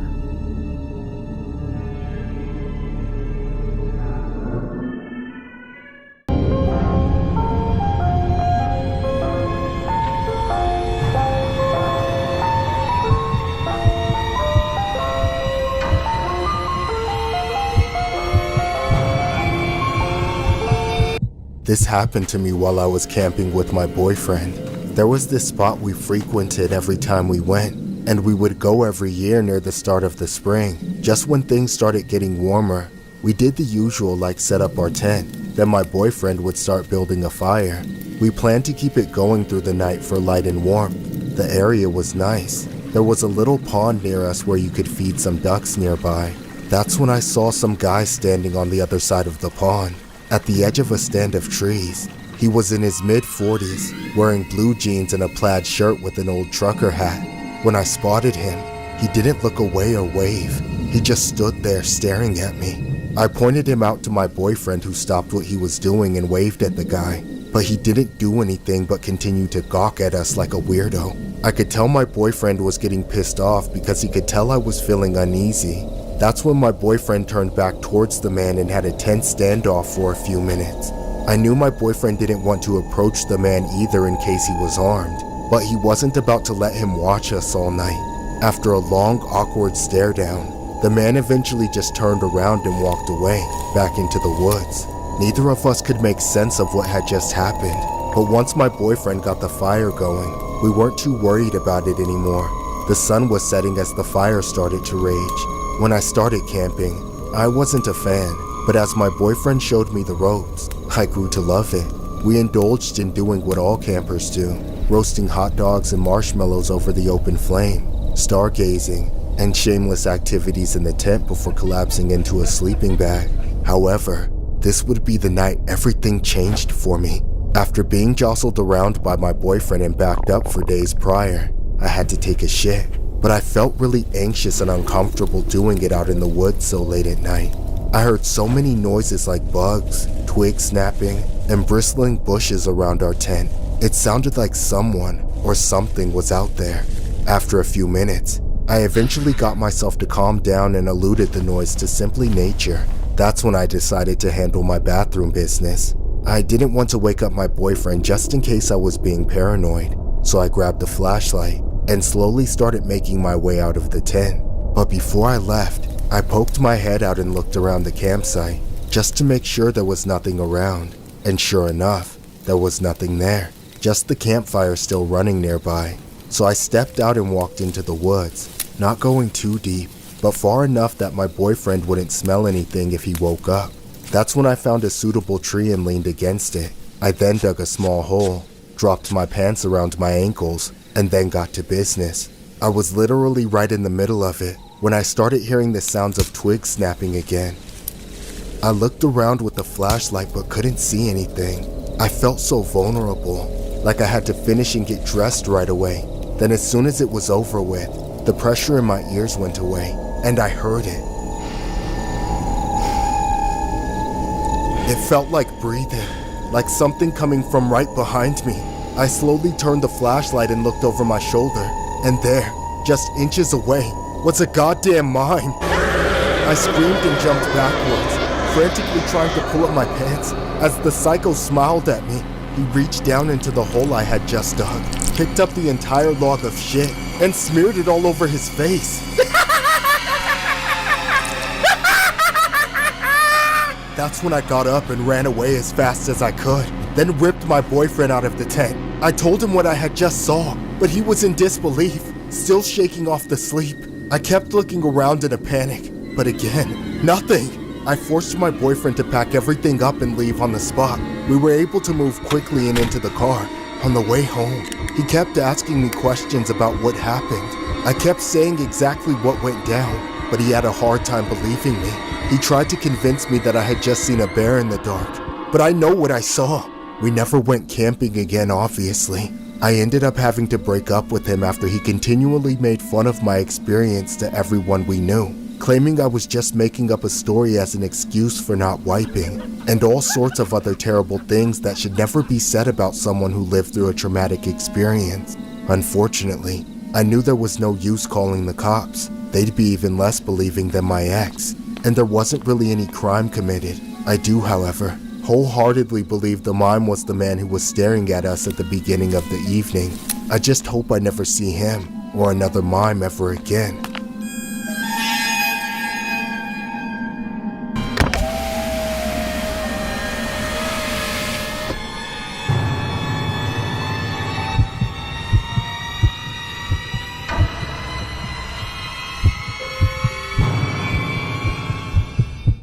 I've been a Lyft driver for about 7 years, but on one particular night, that all changed. I remember driving around the city as usual when I got the notification on my phone to pick up another customer nearby.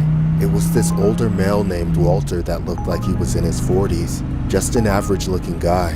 When I pulled up to his location, he was with a woman that looked about half his age. I assumed they were a couple, so I rolled down my window and asked for his name and confirmed I had the right guy. Hey, you're Walter, right?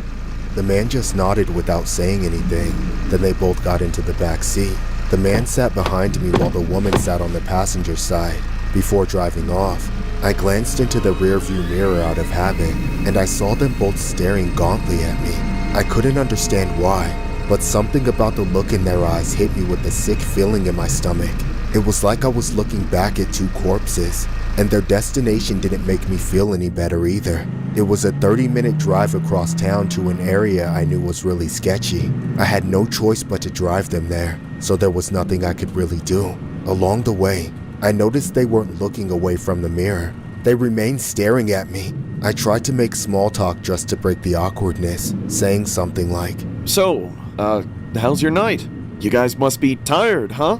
I'd never had anyone flat out ignore me like that. Sometimes, people pretend not to hear me while wearing headphones, but these weirdos were fully aware I was trying to make conversation and just shut me down. It only made the situation all the more nerve-wracking. It was so hard to focus on the road when I couldn't stop seeing their faces looking at me in the corner of my eye. All I could do was turn the music up to break the deafening silence. As we got closer to their destination, I kept looking back at them. Not only were they not looking away from me, but their facial expressions were turning more and more severe. For seemingly no reason, the man was becoming enraged, yet the woman sitting right next to him was smiling like an insane person. I was worried that they were getting upset because I kept glancing back at them, but I couldn't help it. They just wouldn't look away. My only choice was to keep going until I got to their destination, but those 30 minutes felt like an eternity. I honestly thought that we'd never get there, but then I finally reached the address. I pulled off to the curb and parked. Then I looked back a final time to say goodbye.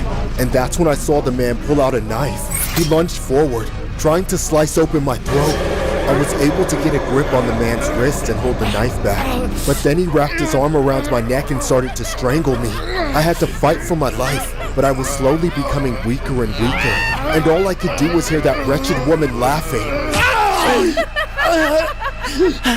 That's when the unthinkable happened. It was like my whole body froze. I couldn't breathe or move.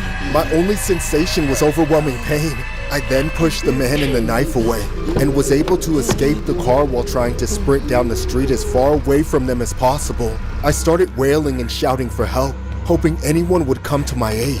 I was vaguely aware they had left the car, as I could hear the muffled sounds of the back doors closing and them running away. I tried my best to hold my chest to stop the bleeding, as several random pedestrians came running towards me, and I started to pass out. The last thing I heard was shouting for an ambulance, but I was sure I'd never see it. Thankfully, I woke up in the hospital with bandages all over my chest.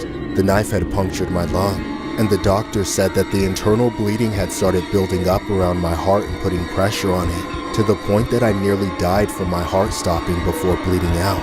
I was able to survive and recover, only because I was treated immediately. A minute later, and I wouldn't have made it. As for the people that attacked me, they were identified by Lyft and arrested by the police. The couple in question was a 43-year-old man named Walter LaRoche and a 29-year-old woman named Paige LaRoche. They were both put away for attempted murder and robbery. What makes remembering that night even worse was how these people didn't even know me. We had no relation at all. No prior relationship, no past or previous Lyft rides with them. The entire thing was completely unprovoked. I just got horribly unlucky to cross paths with them that night. They knew what they were planning to do from the start. I've had to continue working as a Lyft driver since, and have been constantly terrified every single day that some passenger is going to kill me. It didn't used to be like this, but now I have to live like this every day while trying to make a living. This story was inspired by a very creepy, bizarre incident regarding a 43-year-old man and a 29-year-old woman who was accused of stabbing a Lyft driver in North Central Edmonton on Tuesday, November 5th, 2024. At approximately 9:45 p.m., police responded to reports of an injured male.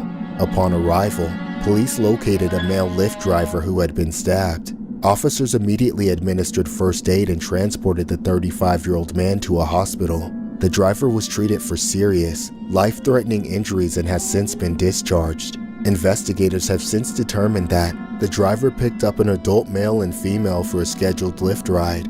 Upon arrival at their intended destination, the male passenger stabbed the driver. The driver was able to escape the vehicle and sought assistance from bystanders, who then called 911. Both suspects then fled in the vehicle, abandoning it nearby moments later and fleeing on foot. With assistance of Lyft, detectives identified the suspects and took them into custody. Walter LaRoche, 43, and Paige LaRoche, 29, were both arrested and charged with attempted murder and robbery.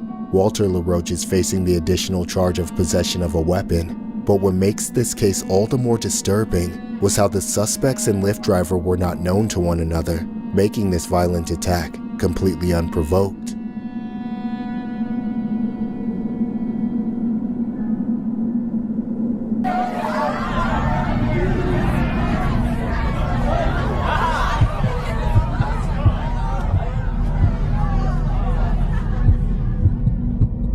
It was St. Patrick's Day of 2015, when my friend and I started the evening at his place. We pre-gamed there for a bit before making our way to the bars. We took an Uber downtown where all the bar crawling was happening. We had about several bars in mind that we wanted to hit up that night, but unfortunately, every bar on the strip seemed busy as hell, with huge lineups outside all of them. We ended up lining up behind one of the bars and waiting like everyone else. As annoyed as I was, there was lots to see while waiting. Thousands of people walking by wearing the same shade of green, and probably not a single one of them sober. People were chugging drinks outside the bars in the crawl, blazing it up in public, puking in the gutters. It was quite the scene this night. I remember noticing all kinds of different people too, from the typical half-naked woman, drunk guys trying to get at them, belligerent people stumbling, stuff like that. And then I saw this short homeless guy coming towards us from down the street. The guy looked malnourished, and was one of the many short men dressed as a leprechaun that night. I can tell the man was a hobo from the way his face and clothes looked. I watched him come down the street, stopping every other person to panhandle or harass women. Typical crazy downtown hobo behavior. He eventually made it to the line we were waiting in and immediately started harassing people. Finally, he made it to me and my friend. He started asking us for money in my drunken state. Having watched him be a menace to everyone he saw, I thought I'd be a wise guy. Hey, can you spare a couple bucks? No, man, sorry. Don't got any cash. What about you then? Gonna help a guy out? If you're a leprechaun, well, why don't you just make a pot of gold appear? Burn in hell, you piece of shit! Suddenly, the guy charged and tackled me. In just a few seconds, he took me to the ground with his hands around my neck and started strangling me. The whole time my friend was trying to help, the man was telling me to burn in hell! Burn in hell! Burn in hell! St. Patrick's Day is gonna be marked as the day you die! It took the whole crowd of people in line to finally pull that freak off me and shove him back into the street. He walked off, cursing me, saying he was going to come back and finish me off. But my friend told me to forget about it. Unfortunately, that guy killed my buzz, so I was pissed off. About 45 minutes later, we finally got let into the bar. We stayed there until they closed, getting hammered and drinking so much to the point where we got totally belligerent like the rest of the people here. But by the end of the night, I was antsy to leave as they were ushering us out. I didn't want to run into that psycho creepy homeless leprechaun again, so I did everything in my power to procrastinate. My friend had convinced me that there was no way that guy held so much of a grudge that he would actually stick around to wait for us to leave. He probably just kept going around town, freaking people out with this weird face, and bumming whatever people were willing to give him so he would go away. We eventually left with a large crowd all leaving at the same time. I remember looking around, keeping an eye out for the freak. There seemed to be no sign of danger. We were at the curb with a bunch of other people, all waiting for our rides to show up. But then just a few minutes later, something insane happened. A man engulfed in flames came running around the corner.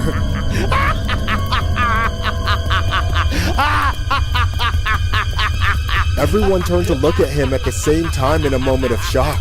And he was coming straight towards us. When I looked closer, I saw it was the same leprechaun that tried to kill me. Burn with me!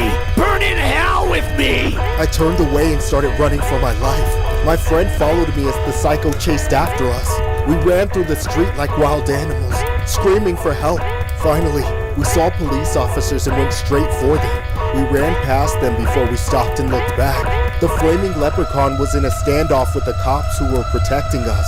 He didn't seem to care that he was on fire. He just kept screaming, but it wasn't from pain. It was rage. They kept telling him to get down, but all he did was inch closer. For a second, I thought he was going to burst through them and set us all on fire. But then they tased him to the ground.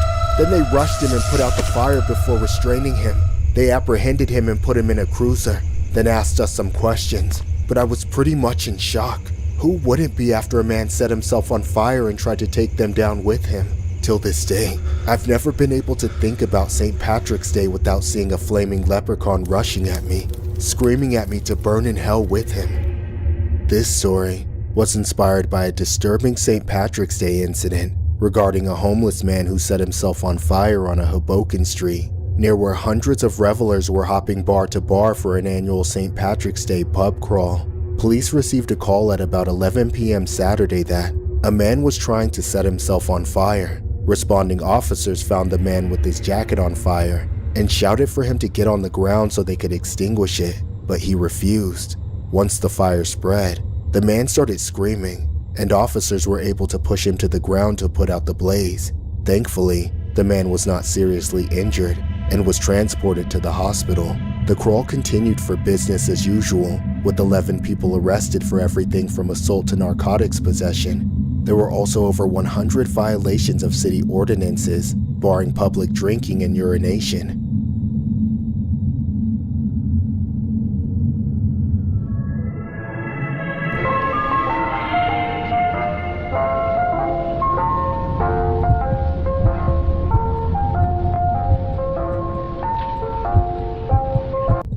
When I was in high school, I had this friend named Thomas. We had gone to the same middle school together but got split up in my freshman year. But we stayed in touch and hung out occasionally. During one weekend, he invited me to sleep over at his place. Thomas was an only child who lived with just his dad. They lived in a small house since his dad was divorced, so it was just the two of them. Plus, Thomas's dad was pretty chill and let us stay up as late as we wanted. I remember this one night. We gamed, watched TV, ordered pizza, that kind of vibe. When it was time to pass out, Thomas slept in his bed, of course, while I slept on the floor in my sleeping bag. I fell asleep fairly quickly, as I've always been a light sleeper. About an hour later, I woke up to a creaking noise. I looked around and realized the bedroom door had just opened a little. I assumed Thomas or myself must have forgotten to close the door properly. I knew I wouldn't be able to sleep with that thing open, so I got up and closed the door. Then I went back to my sleeping bag. I eventually was able to fall back asleep, but then an hour later, I was woken up again. This time, I had to pee. I knew I wasn't going to be able to sleep properly with a full bladder, so I got up to use the washroom. But as I was getting out of my sleeping bag, I saw the door open again. Now I had chills running down my spine. It was just open by a little bit like the last time, and I was certain that I had shut it fully earlier. Despite being weirded out, I forced myself to go and take a piss. So, I opened the door the rest of the way and stood there for a bit before stepping through, just to make sure it was clear, and it was. Then I walked across the hall to the bathroom to do my business. When I came back to the bedroom, I closed the door again, making sure that it was absolutely shut. I crawled back into my sleeping bag and forced myself to try and fall asleep once again, alluding the situation to just the airflow in the house causing the door to open. Barely an hour later, I woke up tossing and turning in my sleeping bag. I was struggling to fall asleep for some reason. That's when I opened my eyes slightly amidst my sleep and was chilled to my core, only to see that the door was wide open. I shot up and looked for Thomas, but he wasn't in his bed. I looked around the room and saw him standing facing the wall, slowly banging his forehead over and over again. I was freaked the hell out and saying something like, Thomas, what the hell are you doing? You're scaring the shit out of me. Thomas? Thomas! Ah! What the hell is going on?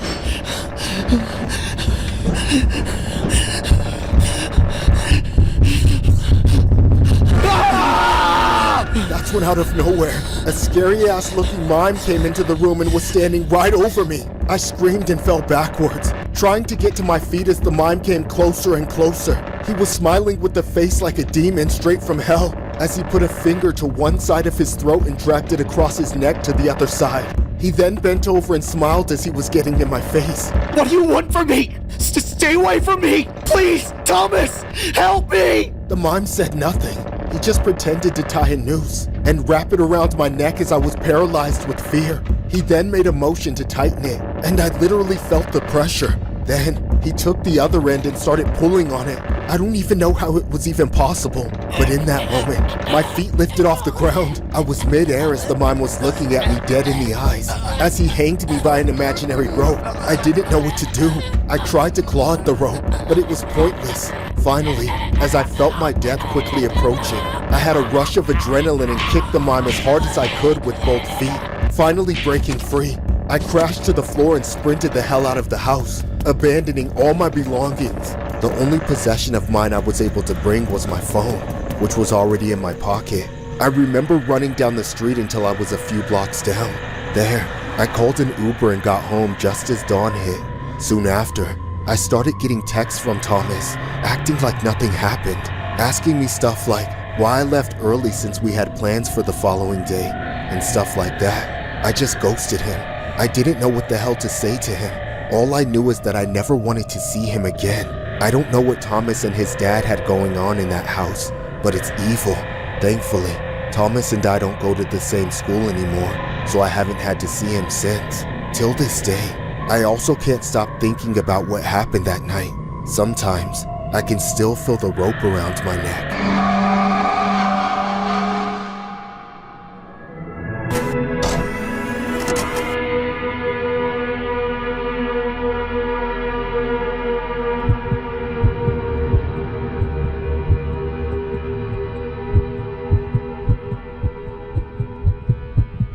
I used to drive an old Honda Nissan. It got me from point A to point B into work, where I saved up money for years until I could eventually afford to replace it. And when that time eventually came, I decided to get what I had been hearing the most hype about, a Tesla. I knew it was supposed to be faster than any gas-powered car at the same price, and that it had a ton of futuristic features. What ended up selling me on it was the autopilot system, where the car could drive itself. I was too scared to use it for a while though. It took me about a week of owning the Tesla before I tried it out. I set a route from my house to all the way downtown. The car drove just fine through my neighborhood, and it did good on the bigger roads too. The real test came when it was time to get on the highway. I got a little freaked out as the Tesla started picking up speed, but to my surprise, the Tesla autopilot did great on the highway. I let it go for a few minutes, and then after I built up some confidence, and switched the autopilot from normal mode to speed demon mode. That's when the throttle pressed to the floor and started accelerating like a street racer. I was scared out of my mind, but then I realized the thing was driving better than I ever had, pulling off moves I could never do. I felt like I was cheating death every 5 seconds, blasting past car after car, doing basically nothing to drive myself. All I had to do was keep my hand on the steering wheel with a little pressure. Then the computer assumed I was still in control. Of course, I was not in control in the slightest. All I was doing was gawking out the side windows and watching everything go by in a blur, weaving through traffic like an absolute psychopath. I got so confident that I even laid my seat back and closed my eyes. I thought it would be funny to call up my friend on FaceTime and have him think I was sleeping in my car, only to point the camera out the window going 100 miles an hour. Hey dude, you shouldn't be FaceTiming me while you're driving. Change your tampon and calm down. I'm just in my new Tesla. Look, I don't even have to drive. This thing is doing it for me. What the hell, you're not driving? I don't think it's supposed to work like that. You still have to pay attention, man. Isn't that stuff in beta or whatever? You're the only beta here, dude. Anyway, I'm gonna catch some Z's while I'm making my way downtown. Later. Wait, don't! I felt like a king. Gone were the days of having to drive myself around like a peasant. I told myself I'd never drive a car again. Autopilot from here on out, no exceptions. If I ever got pulled over for going too fast, then it wasn't my fault. It was all on Tesla. I got so used to driving on the highway that I actually started dozing off a bit. Things changed when I got off the highway though, and started driving through the streets of downtown. The speed demon was still speeding, weaving and racing through traffic. Only now the motions were even more exaggerated. I got so annoyed that I was about to get up and turn the autopilot back to normal mode. But all I saw when I put my seat up was a crowd of people. I realized too late that the car had lost control of itself, and I was about to plow straight into all of them. I blacked out on impact, and remember waking up on the dashboard, crammed up against the cracked windshield. There was smoke everywhere. All I could hear was the people outside screaming and crying. Moments later, I was dragged out of the car and placed on a stretcher. That's when I started to regain consciousness and realized what had just happened. The Tesla malfunctioned, and I wasn't there to correct it. That means all these injured people I saw getting taken into ambulance were hurt by me. That's when I started panicking and got off the stretcher begging for forgiveness. I'm sorry, I didn't mean for this to happen. Please forgive me, I'm sorry. Do that later, asshole. Get back on the stretcher. I was panicking out of my mind in the ambulance. I didn't want to go to jail. I just wanted to go back 5 minutes and change everything. But of course, that wasn't going to happen. I was treated at the hospital, And as soon as the doctor said I was fine, I was discharged right in the hands of 2 cops who took me to jail. I found out that I had injured several people and unfortunately killed one man, a husband and a father. I was sentenced to 5 years in prison, and my license was permanently suspended. The Tesla was totaled, so it's gone anyway. I've been out of prison for about a year now, and I spent a long time blaming myself. But then I realized I'm not the one at fault, so I'm currently seeking legal action against Tesla for allowing their dangerous and unreliable autopilot software to be operating 2-ton death traps on our streets. But that won't change anything as the damage has already been done. This story was inspired by a disturbing Tesla incident regarding a 44-year-old husband and father named Yoshihiro Umeda, who passed away in April 2010 when a Tesla Model X with autopilot turned on and crashed into a group that was involved in an earlier motorcycle accident outside Tokyo. It was alleged that the car in front of the Tesla changed lanes to avoid the group of bikers, but the Tesla driver was repeatedly dozing off, and the autopilot failed to change lanes and accelerated at the group. Umeda's relatives filed a lawsuit against Tesla, claiming that the company's autopilot system is defective and incapable of handling common driving scenarios, and that its system for detecting drivers who aren't paying attention is fatally defective. The judge sided with Tesla's motion to dismiss, suggesting Japan is the most appropriate venue for the case based on the forum nonconvenience law. Forum nonconvenience says that a US court can dismiss a case when another court may be better suited to hear it. The case has yet to be filed in Japan. The Tesla driver was officially sentenced to 3 years in prison and up to 5 years of suspension.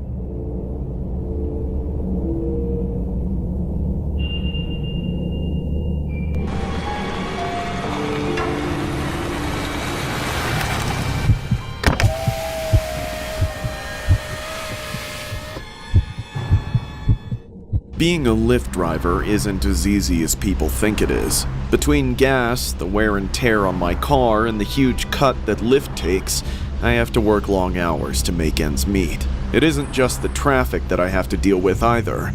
Depending on the area I end up in and the time of day, I pick up every sort of person.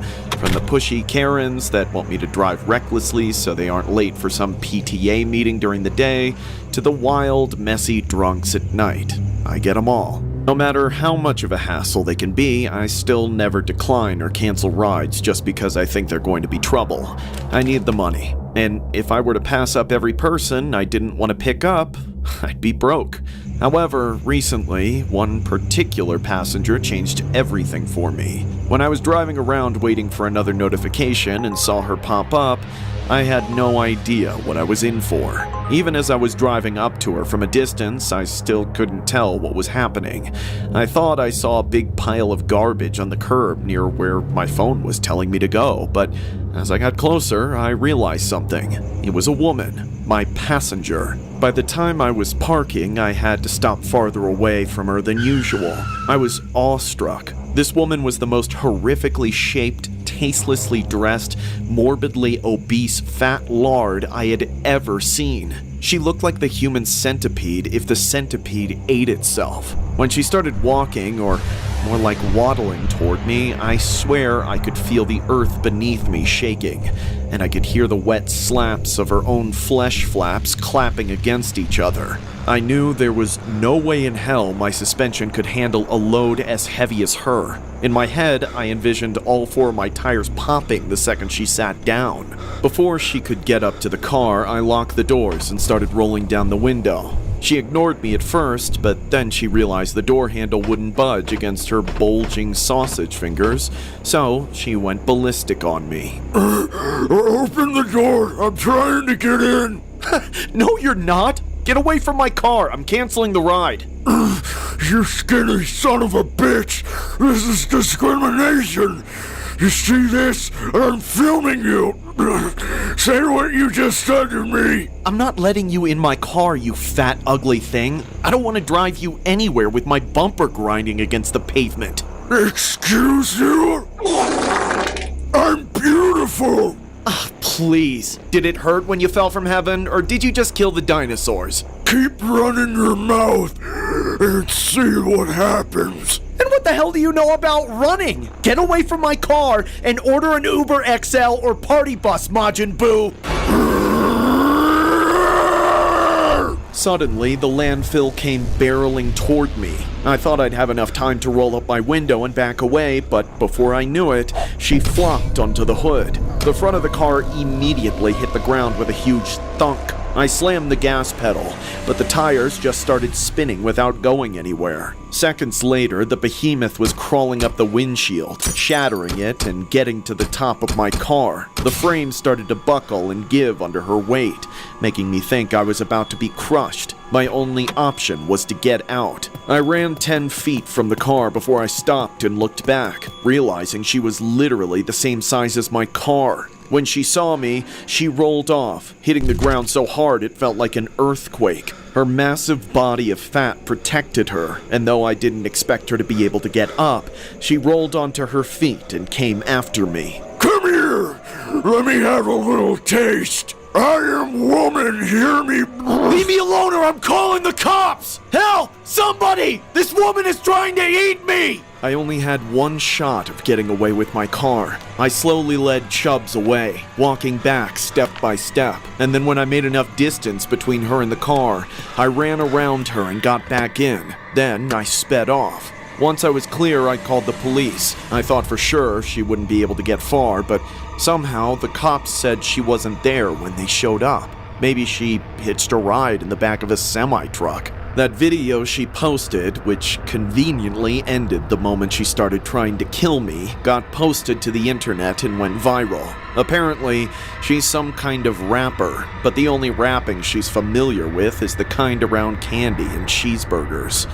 It's been several weeks since this incident, and every day the drastic effects it's had on my life just become more apparent. I'm struggling to support my family, and I've repeated nightmares about being crushed under the cataclysmic weight of that horrible woman.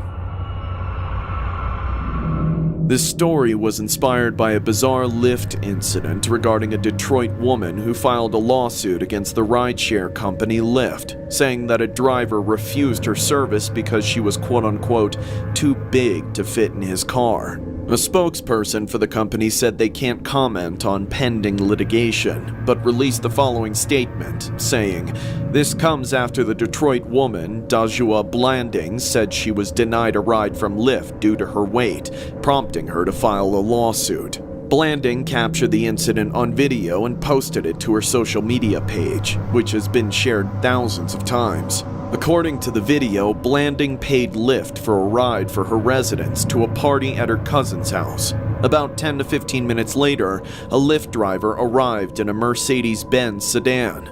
Blanding walked towards the Lyft driver's vehicle, and the Lyft driver locked his doors and started to drive away. She asked the driver what he was doing, and the driver told her that she was too big to get into his car. Under the law, refusing someone transportation due to their weight is no different than refusing someone transportation based on their race or religion, said Blanding's attorney. That driver claimed that Blanding was too big to fit into the backseat of his vehicle and that his tires could not support her weight. The Lyft driver also stated that he had had this problem in the past and that overweight people need to order Lyft XLs. Despite Blanding assuring the Lyft driver that she could fit in the back seat, he kept his doors locked and sped off.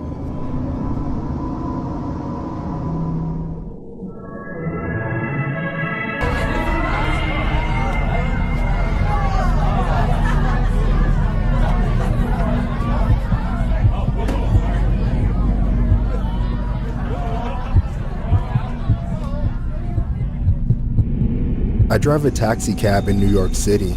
I work full-time under my company contract, and when I've reached my limit of hours for the week, I also drive Uber in my wife's car. The cab earns better money, and I'm technically not supposed to drive for any rideshare companies, but it's all to support my family.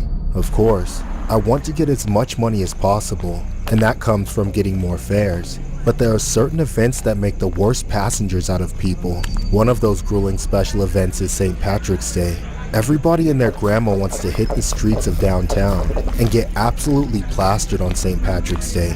Unfortunately for me, Just because they're not okay with drunk driving doesn't mean they're not going to behave like animals in the backseat of my car. Even on the way to the bars, people celebrating St. Paddy's Day are already drunk from pre-gaming in their apartments. And then on the way back, they're even worse. They're loud, vulgar, sweaty, and at any moment liable to throw up all over my car.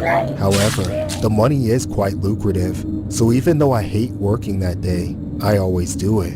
There was a St. Paddy's Day one year that I clearly remember even years after it happened. I had just dropped off my 15th customer or so downtown, and I was parked, waiting for another fare in a sea of green drunk people. That's when I saw this one couple stumbling down the street towards me. They were both drunk, but the woman was 10 times more wasted than the man. She looked like she had puke running down her neck and had gotten it all over her boyfriend's shirt. She was hanging off his neck as he dragged her down the street, and to be honest, the situation didn't look too good for either of them. They were crossing the street and headed for me, but then out of nowhere, a car came flying around the corner and rammed right into them. They flew apart like bowling pins. The man rolled over the top of the car, but the woman got dragged underneath and ran over. The driver didn't even let off the gas. He just sped off. For a moment, I was in shock. But then as a crowd of people swarmed to the couple's aid, I knew what I had to do. I put my car in gear, and I raced after the asshole who hit them. I quickly caught up, but as soon as they realized I was following them, they started going even faster. I'd never seen someone drive so recklessly. The guy was blowing through red lights, weaving through cars and crowds of pedestrians, and even riding up the sidewalks. I knew he had to be drunk out of his mind, and I was just waiting for him to blow by a cop. But somehow, he made it all the way to the freeway entrance, and he still hadn't been caught. I didn't want to let this guy get away. In my mind, I had just watched him murder 2 innocent people, and I was going to make sure he suffered the consequences. I followed onto the freeway and we got up to speed. He quickly slammed over to the fast lane and started going over 80 miles an hour. I did everything I could to stay behind him despite everything he was doing to shake me. I followed his every stupid stunt, every weave through closing gaps, and I even rode onto the shoulder when he did. However, with every close call, I started to realize more and more that he could easily hurt someone else. That, or it could be me who wipes out, and then my kids might not have a father anymore. I started to let up on the gas, and then before I knew it, they disappeared in front of the cars ahead of me. I was so pissed off I had to pull over and let off some steam. I can't believe I let you get away, you piece of shit! I swear to God, if I ever see you again, I'll run you over myself! I started to head back toward the city, thinking the whole chase had been a waste. A stupid and irresponsible risk with no reward. Then, I remember something. The cab company had me install a dash cam. I quickly went back to the scene of the hit and run. The victims had already been taken to the hospital, but there were still some cops lingering in the area, questioning bystanders. I went up to them and told them I had footage of the guy's license plate. Thankfully, with that information, they were able to meet the guy at his house and arrest him. From what I heard, he got off easy, only because the people he hit were lucky enough to survive. The boyfriend only had minor injuries, but the girl suffered severe injuries from being dragged under the car. She was able to make a decent recovery, though I have no idea how the lasting effects are still making her life more difficult. As for the lowlife who nearly killed them with his car, he didn't even go to jail. They actually gave him his license back after a year, back with just restrictions. But that guy should never get behind the wheel of a car again. I still think he should have served at least a few years.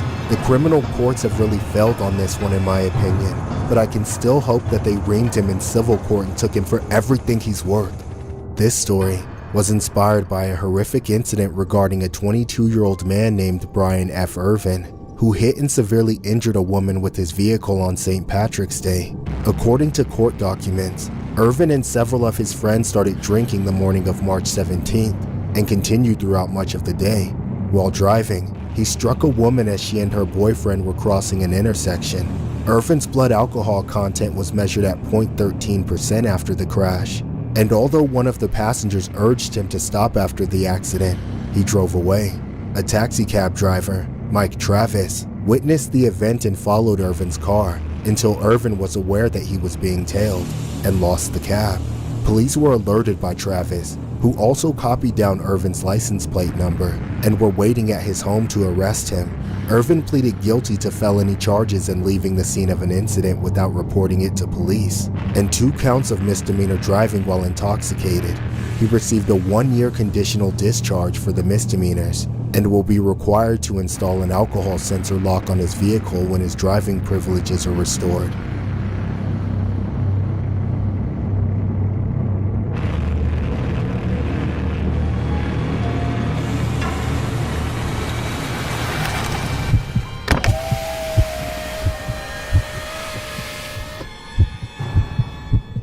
I took a Lyft the other day, and it's going to be the last time I ever take a ride from a stranger. All I wanted to do was go to my friend's place to meet up before going out to drink, so I didn't want to drive there myself. I was all dressed up for my first night out in a while. A few minutes later, my Lyft driver pulled up. I went around the back of his car to check the license plate as the usual safety protocol, and it matched. It was just being driven by someone I knew was going to be a creep, because when I got in the car, the guy immediately gave me the chills. The guy looked older, balding, and just gave me bad vibes overall. As expected, as soon as I got in, he tried to make annoying small talk and quickly crossed the line. So, what are you up to tonight? Just going to my boyfriend's house. I didn't have a boyfriend. I just said that in hopes that the guy would leave me alone. That's when he said, Come on, don't lie. I can tell by the way you're dressed that you're single. Good one. I'm just going to go on the phone with my friend now, if you didn't mind. The guy then continued driving, as I got on a call with my friend as an excuse to not have that guy talk to me. He wasn't just irritating though, he really did make me nervous. What made it even worse was that the entire time I was on the phone, the driver would glance back at me through the rearview mirror here and there. I tried to look away and ignore it, but he was staring at me more than he was watching the road. It was only when I locked eyes with him that he would look away. When we were just a few minutes away from my friend's house, I figured it was okay since I was almost there, so I hung up. Literally just a few seconds later, I looked forward and saw the driver pull his sweater up to cover his face. I was so confused. I assumed he was implying that I smelled bad or something, but then a few seconds later, I suddenly felt extremely tired. I couldn't help myself from slumping over and starting to drift off. I was fighting to stay awake when the driver looked back at me, his eyes smiling at me like a psychopath.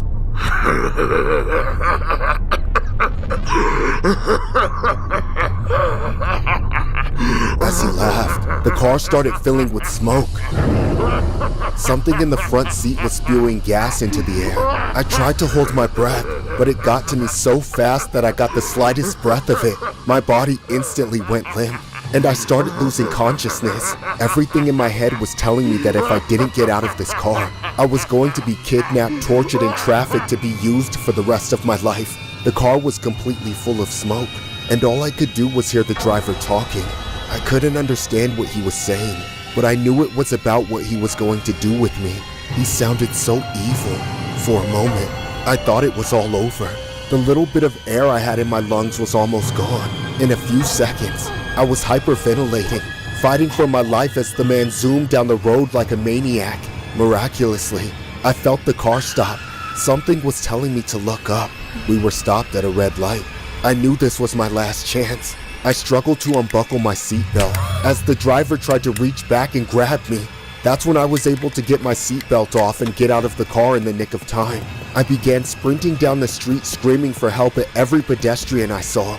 The driver saw all the people witnessing what was happening and immediately sped off. People came to help me, but thankfully, I had already saved myself. The cops were called, and I was transported to a hospital. As soon as I was able to, I reported the driver to Lyft, screenshotting all of his information and sending it in. Now, all I could hope is that the police are able to find this guy. Ever since this event, I've been terrified to use the rideshare apps like Lyft and Uber. This story was inspired by an extremely disturbing incident regarding a California woman who was able to miraculously escape an alleged kidnapping attempt by a Lyft driver in Nashville. The police report states that Officers responded to a call after a report of an attempted kidnapping that occurred on January 15th. The victim said she was in a Lyft downtown, and during the ride, when the driver put a sweatshirt over his mouth and nose to cover himself, that's when the victim said she saw a gas-like substance come out of a cup holder. The victim said that she wasn't able to talk after smelling some of the gas, and that the driver kept watching her in the mirror of the car. She told investigators that she felt like she was going to pass out. That's when she held her breath, opened the car door, and took off running to a nearby hotel where she waited for a friend to pick her up. The victim said that she called Lyft to report the driver. She also said that the driver was using a silver SUV, but she didn't know the make or model of the car. Police have since been working with Lyft to attempt to identify the driver.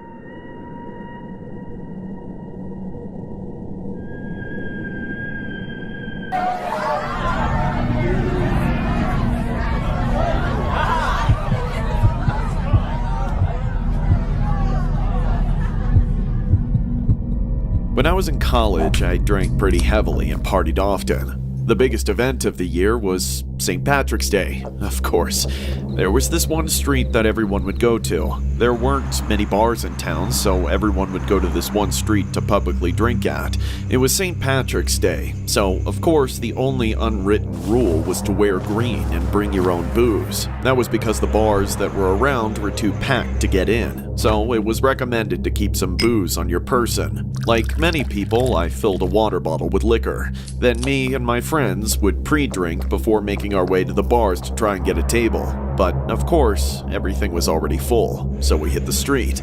By the time the day started, it was chaotic. Everyone at the whole college was there. The thirsty frat boys, the skanky sorority girls, the nerds, the freaks, the emo kids. Hell, I think even some of the professors were partying.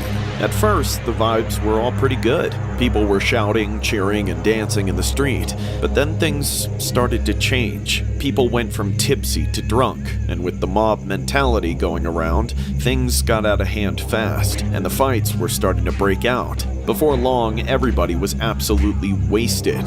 There was literal mosh pits forming in the street, and people were crowd surfing like they were at a metal concert. I even saw people climbing up poles and throwing shit at people. People were now not only losing control of their actions, but also their bodies. I saw dozens of people wiped out, rolling around in puddles of their own vomit. Eventually, I was at my limit. My friend wanted me to grab more drinks within the crowd, but there was no way I was going to join him. At this point, I was belligerently drunk. I told my friend I was going to find somewhere to sit, so I stumbled around for a while, but everywhere I looked was either soaked in urine or was actively getting pissed on. Even the chicks were popping squats and letting it rip. There were 10,000 drunk idiots on the street, and I was one of them. Finally, I found a gap between two houses that didn't look like it had been pissed on, so I sat against the wall on the ground. I had a cup of water I had gotten from somewhere, so I just sipped on it, trying to sober up. After several minutes, I managed to get the spins to a manageable level. I was there for a while, so I started to doze off, and then suddenly it started pouring rain. It was like the skies just opened up and dumped water on me, but I didn't give a shit. If anything, it felt refreshing.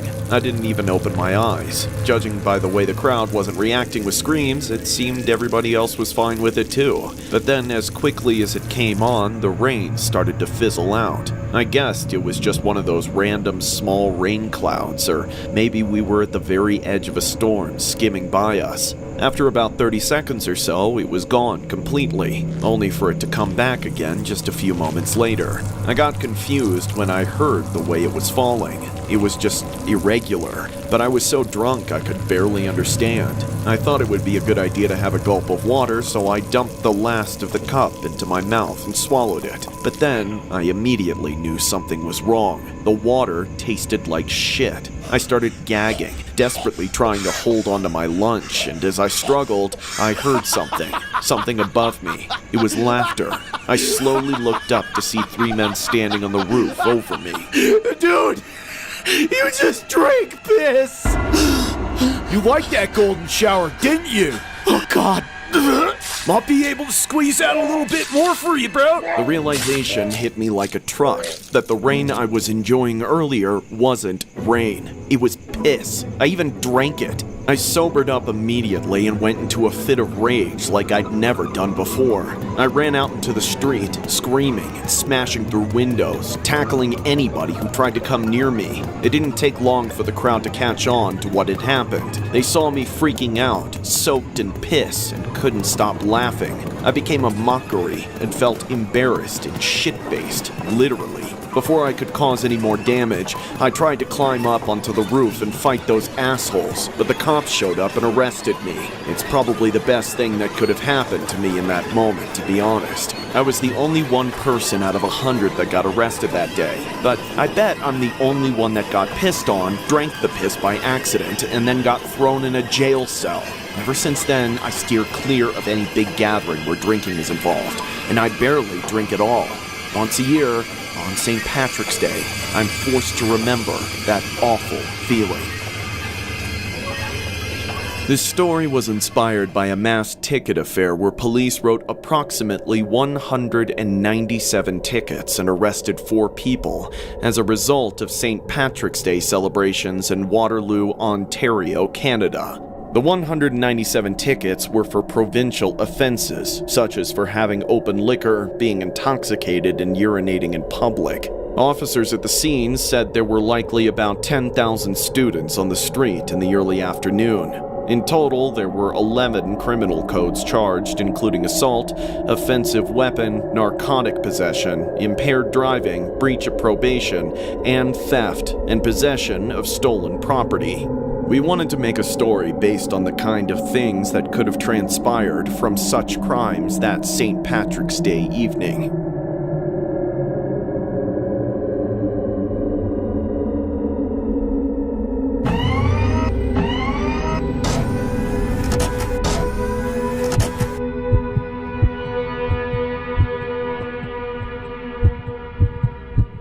I'm an engineer at a large Tesla manufacturing plant. I specialize in the implementation of software into various hardware applications made by the company. When I signed up to be an employee at Tesla, I wanted to work on the autonomous driving feature of the Tesla cars. However, my higher-ups determined my skills would be better used in their more experimental sector. That's how I ended up working on, or rather with, the humanoid Tesla robots. Those things have always creeped me the hell out. They look like the things from that Will Smith movie, I, Robot. I'm always expecting one of them to wink at me or tackle me through a high-rise window because it gained consciousness while I was digging around in its brain. Unfortunately, I don't have a choice but to work with them. I usually spend my days at work cooped up in a small research room. I'm usually on the other side of the glass from the robot as I watch it perform various tasks. Whenever there are faults, I typically just report them to the software department so they can fix the code. However, there are sometimes hardware issues that are catastrophic. I just shut the thing down and send it off to the appropriate department for repairs and stuff. But there are certain occasions in which the issue is minor enough that I'm qualified to fix it on the spot. In those cases, I have to enter the room with the robot, which I absolutely hated and dreaded doing. There are numerous protocols in place to remotely shut the robot down before entering the room, then to cut the power to the motor functions before doing anything else to it. But they still never put me at ease. These things have superhuman strength with subhuman restraint. The hydraulic strength it has in simply clenching its fist has enough power to crush a human femur, the strongest bone in the body. The only relief I have in working this job is that I'm almost never alone in the control room. It's against safety regulations to enter the room with the robot alone. There must be at least 2 people. Crucially though, this rule is the same no matter how many robots are in the room, so it is still possible to be outnumbered by the machines. This exact scenario happened to me recently. I was working with my colleague Adam and a few other engineers in the control room. On this particular day, we were doing an especially complex test. There were 3 robots in a line, testing their ability to complete tasks in a chain, just as they would be done in a real assembly line. During the test, one of the robots stopped working. It didn't mess up as it was performing perfectly fine until there was a minor power fluctuation, and then it just froze up. The other robots on either side of it continued to function as normal, but they stopped once they realized the chain was broken. Adam and I disabled all 3 robots from the control room, but we were unable to diagnose the issue from there. Suspecting the problem might require a manual reset, Adam and I prepared to go into the testing room together. I went to the robot at the end of the line and opened up its interface to ensure it was powered down. Adam stopped at the first one to do the same before going to the robot in the middle. All he had to do was ensure the motor functions were off, then hit the reset button. Something as simple as resetting your router when your internet goes out.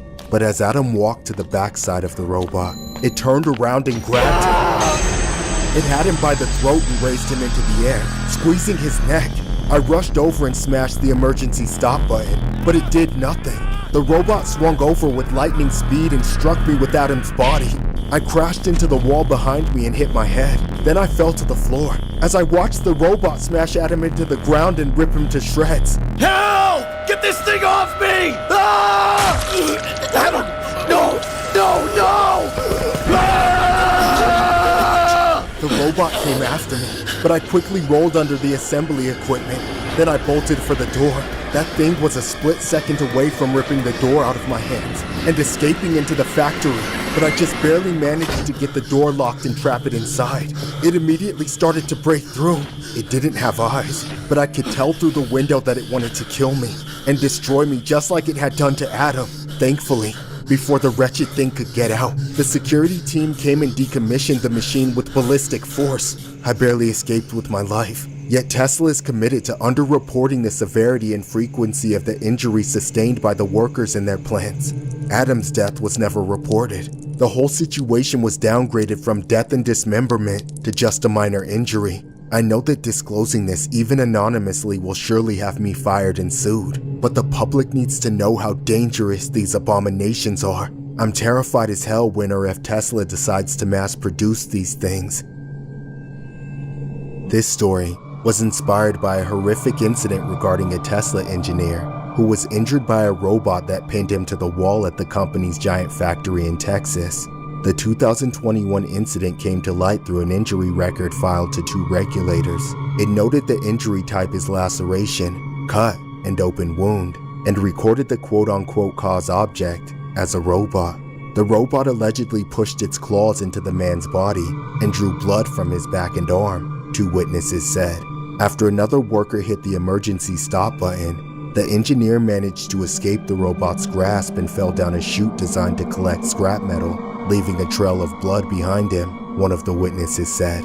The incident happened when the engineer was programming the software that controls the robots, which cut car parts from aluminum. 2 of the robots were disabled, but the third was inadvertently left on. As it went through its normal motions, it caught the worker in its claws.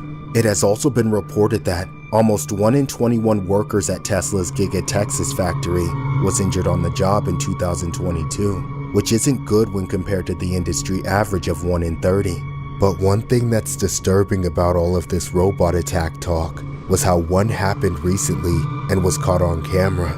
A shocking incident at a festival in China has sparked heated debate about the safety of AI-powered robots. A viral video circulating on social media appears to show a humanoid robot moving erratically toward festival goers before security guards intervene. In the video, one of the robots can be seen unexpectedly moving towards the crowd in an aggressive manner. While it remains unclear whether it attempted to hit people or simply stumbled due to a barricade, the situation escalated quickly, prompting security personnel to step in. Some claim the robot was attacking attendees, while others argue it was simply a malfunction. Either way, it was downright terrifying, considering movies like iRobot and Terminator exist.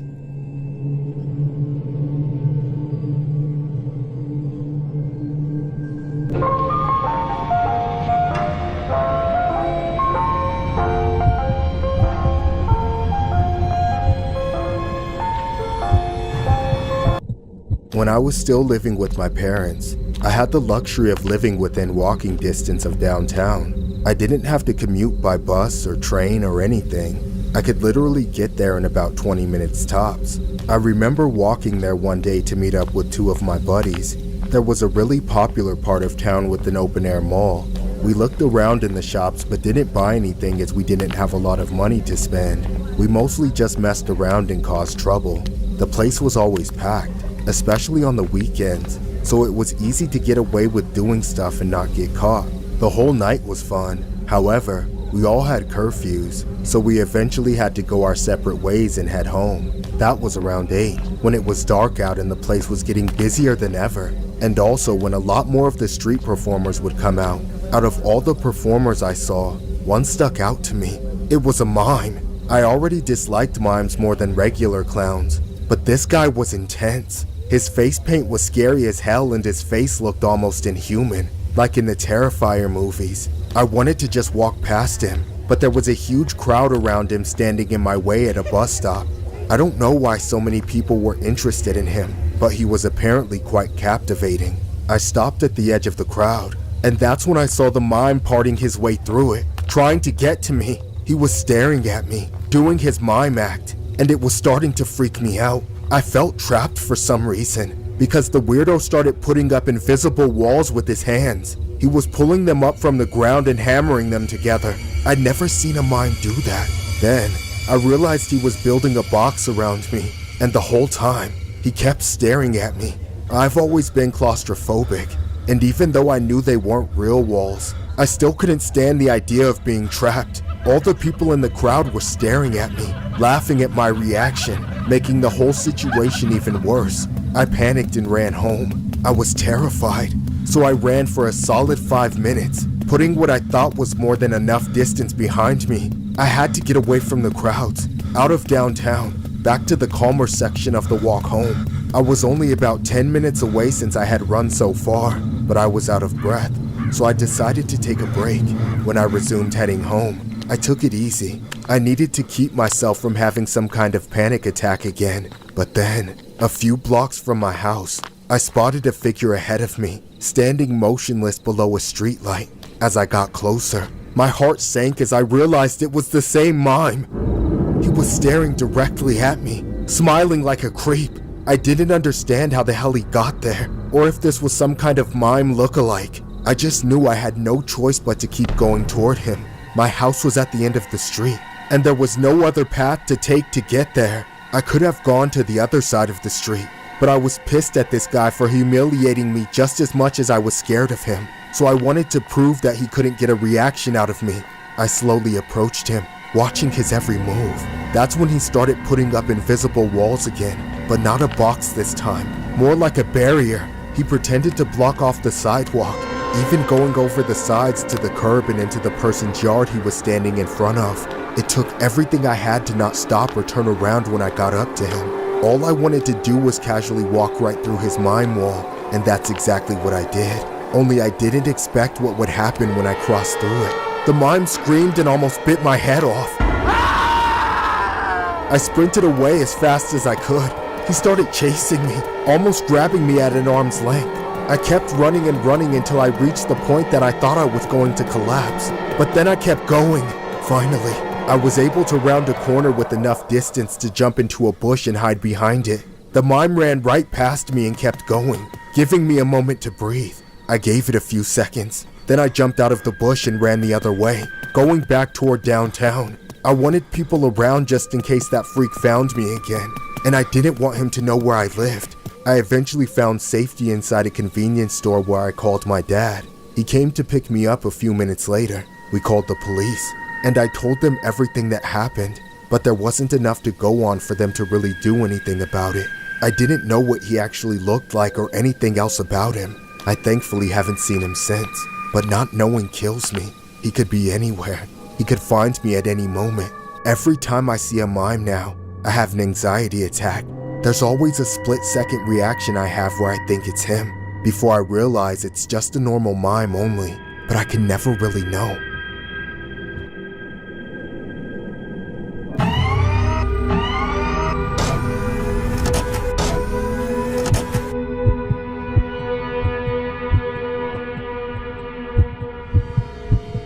I live in the US, but I travel a lot for work.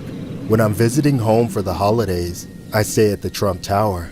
The hotel is very busy at that time of year, so I always book my room months in advance. The place was always packed as hell. There were always people packed in the lobby, crowding the restaurant to get a table, and lining up in the driveway to get the valet to park their car. I always get a cab or an Uber, so the valet line is never an issue for me. Over the years, I've seen just about every type of nice car in that line. But recently, I've been seeing one type of car that sticks out like a sore thumb. Those stupid pieces of shit Cybertrucks. I've got nothing against Elon Musk. It's gotten to the point in the last few years that I see one of them in line almost every time I go in or out of Trump Towers. I even started to recognize one particular Cybertruck because of the driver inside it. It was this large, creepy looking guy. I remember seeing him often, and he would always give me this creepy ass stare through his window.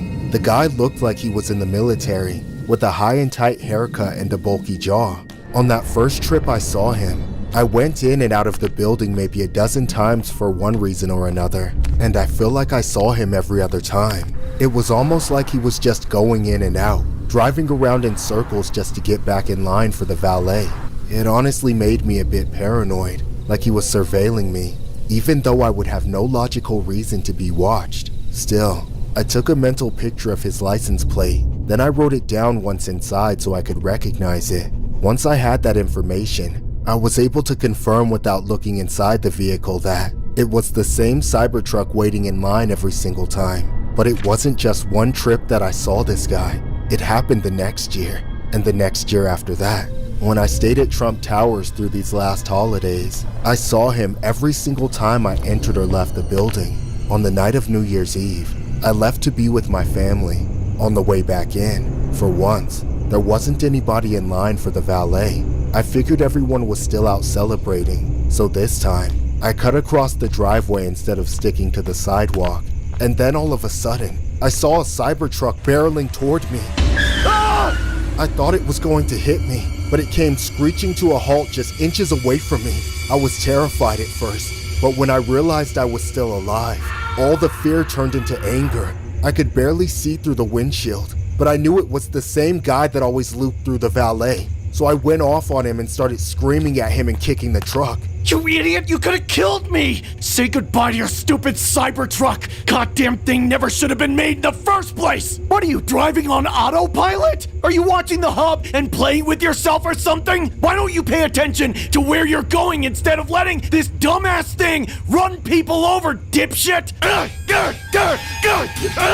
When I'd let off all my steam, I realized the guy was just staring at me. He hadn't reacted at all. He had the same expression as he always did.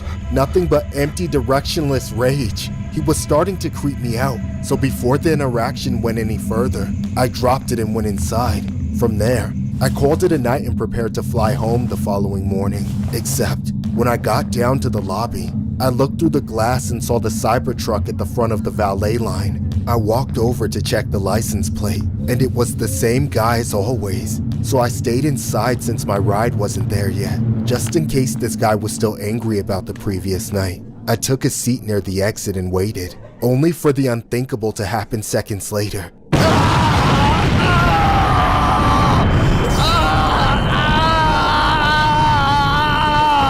The Cybertruck exploded, sending me flying across the lobby floor. I was dazed, my ears were bleeding, and for a second, I had no idea where I was or what had just happened. But as I looked around, it all came back. It was pure chaos in there. Eventually, cops and paramedics arrived, and I got checked at the hospital. Nothing else had happened.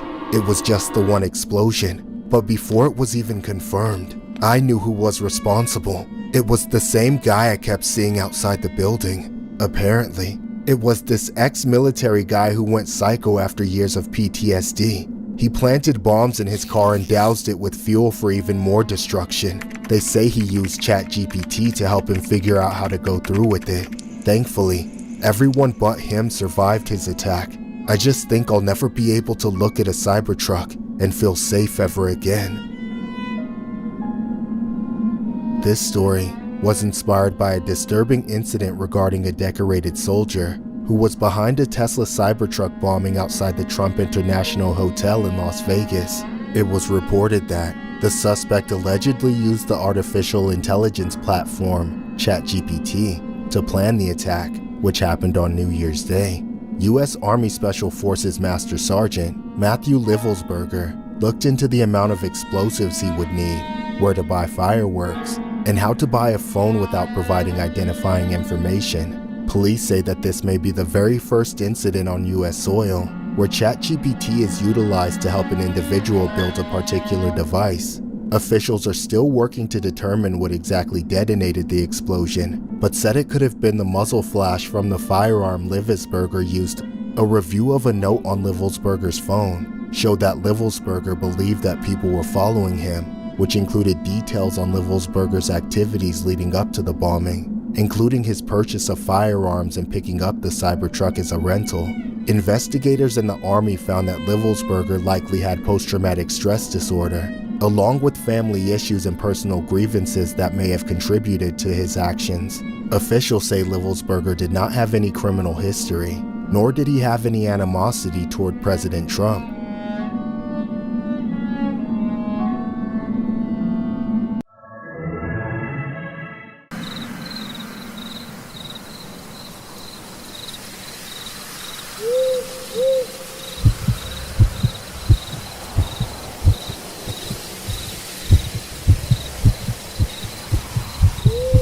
This happened on the night of Easter Sunday. My older brother and I had been roommates for a few years, living in an apartment about a 15-minute walk away from our parents. Every year, we would walk there to have dinner with our parents for Easter. Our apartment and our parents' house were separated by a fairly large park, but a trail went straight through it, which crossed under a bridge at about the halfway mark. It was early in the evening when my brother and I made our way through the park toward our parents. We weren't the only people out there, but it was becoming very empty. By the time we made it to the bridge, we hadn't seen anyone in a few minutes. That's when we started hearing something moving in the bushes. We both stopped and looked all around, trying to see where the rustling was coming from. Sometimes, we would get to see a raccoon or something crawling out of a bush, but we didn't find anything. After a few seconds, we kept walking and passed under the bridge, and when we came out the other side, we heard a whistle. It sounded like it was a person whistling, not a bird or anything. We just ignored it and kept walking, picking up the pace quite a bit to exit the park as soon as possible. We eventually made it to our parents' place a few minutes later, but by then, we were able to joke about how we'd gotten so spooked out by essentially nothing. We soon forgot about it as we had Easter dinner with our family and stayed for a few hours to catch up and hang out with everyone. Once it was starting to get late, people started to head home, so my brother and I followed suit. While saying our goodbyes, I talked with my brother about getting an Uber home and avoiding the walk through the pathway since it was late. He told me I was overreacting and convinced me that nothing would happen, and so we left the house and re-entered the park. As we were walking, it was pitch black. There weren't any streetlights around, so we had to use the flashlights from our phones to guide us home. I never walked through the park this late at night and had always found it relaxing and peaceful, but without light, the whole place was creepy as hell. I was about to say something to my brother about how we should have gotten a ride, but just at that moment, we heard something nearby. It was the same rustling sounds we heard before, but in the darkness, so it felt twice as loud. A few seconds later, we heard the whistle again too. A chill ran down my spine, and I know my brother felt it too. That's when we both started speed walking down the path. We knew we were almost halfway home when we saw the bridge, but we didn't slow down. We walked into the tunnel and hurried to the other side, making it out in half the time it usually took us. Getting out of there never felt so relieving. That is until we heard the whistle again. This time, it sounded like it was right behind us. We looked over our shoulders at the same time and saw it. There stood a man standing at the other side of the tunnel. He was dressed as the Easter Bunny, but he was holding an axe. Something about the sight of him made us stop dead in our tracks. Frozen with fear, we looked at him, then at each other, then back at him, trying to make sense of it. What's up with that guy? Maybe he works at the mall? Sure, because every kid wants a picture with the Easter Bunny about to chop their head off. Oh shit. Yo, let's get out of here. Damn it, my ankle! Shit, get up! Get up! I can't! Shit, he's running towards us! Stay away! Stay away! Help!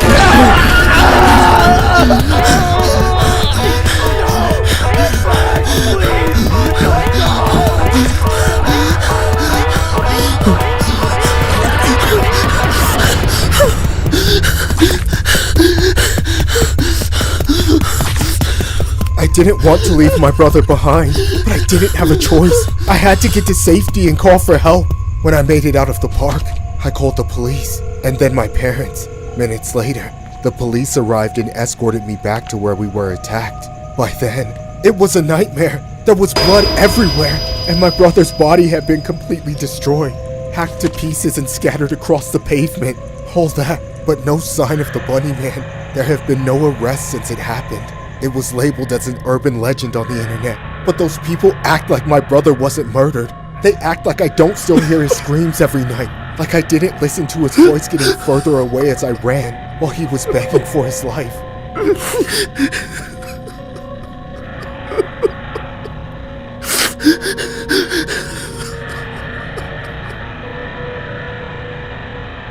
For this Easter, it was only fitting that we revisit the infamous Bunny Man Bridge urban legend. For those of you who haven't heard of the Bunny Man, he was a notorious killer that wore a white rabbit suit, and at the stroke of midnight, lore has it that if you speak his name 3 times, he'll appear.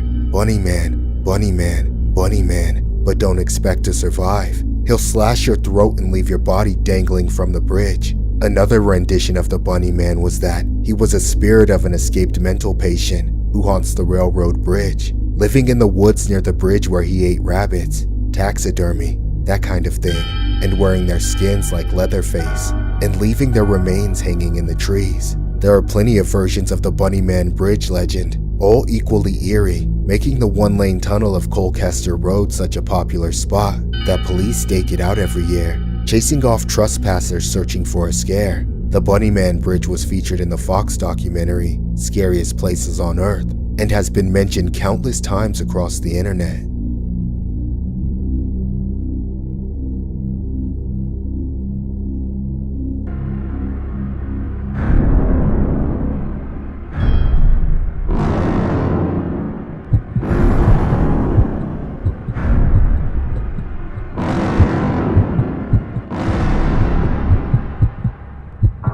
I never thought that one of the worst days of my life would start out with something as simple as buying shoes, but that's what happened.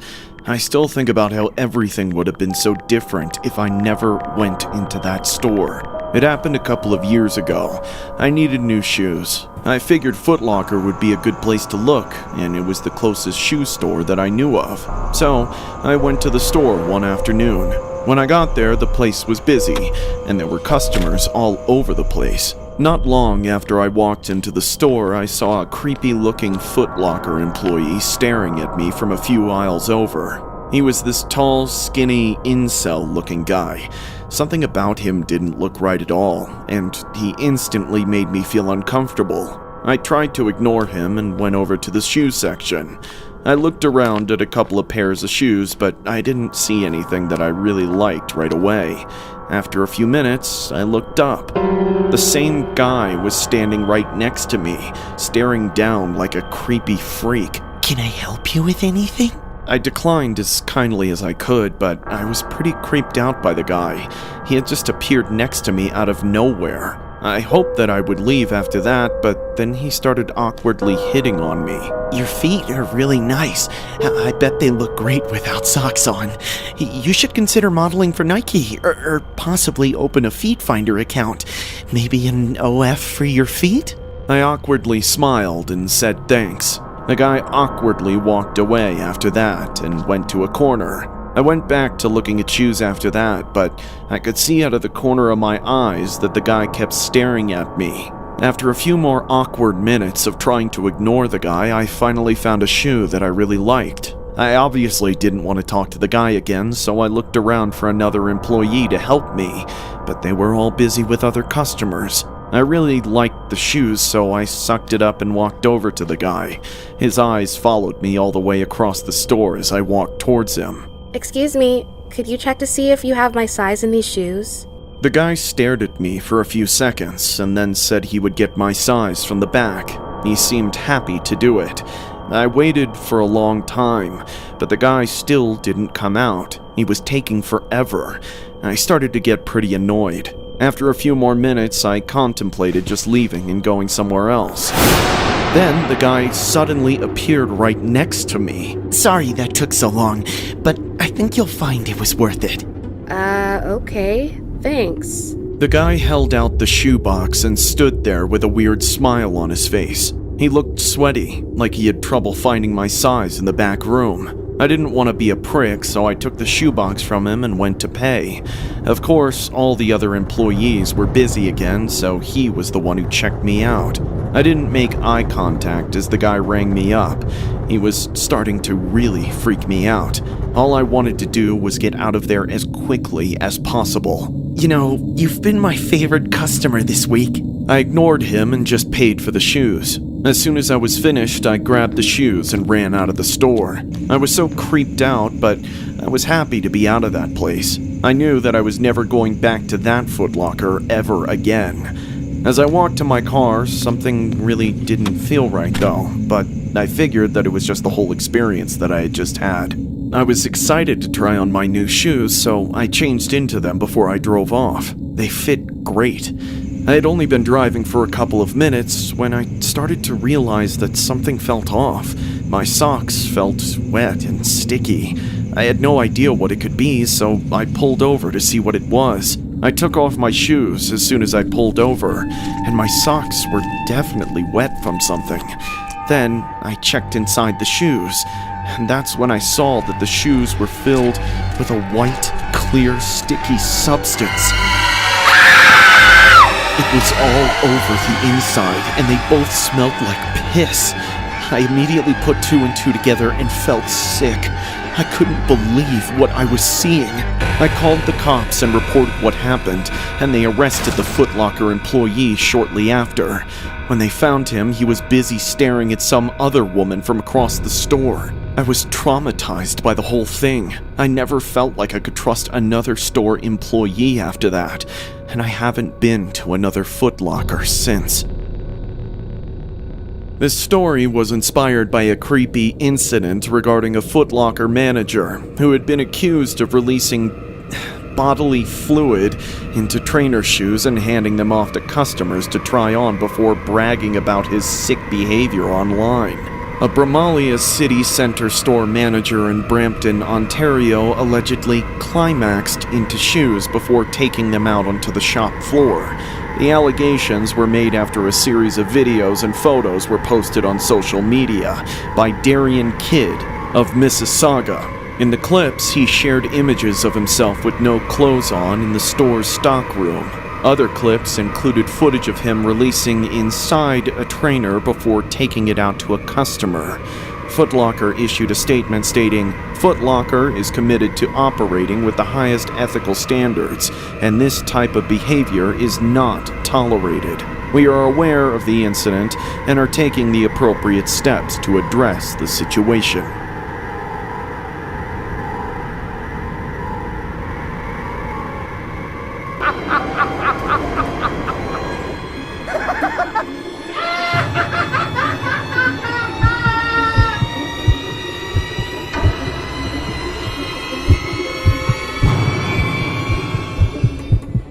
In March, I had just one thing on my mind. I wanted to marry my girlfriend. We'd been together for over a year and I was obsessed with her. We were both living with our parents at the time, so instead of struggling to move out independently, we could do it together.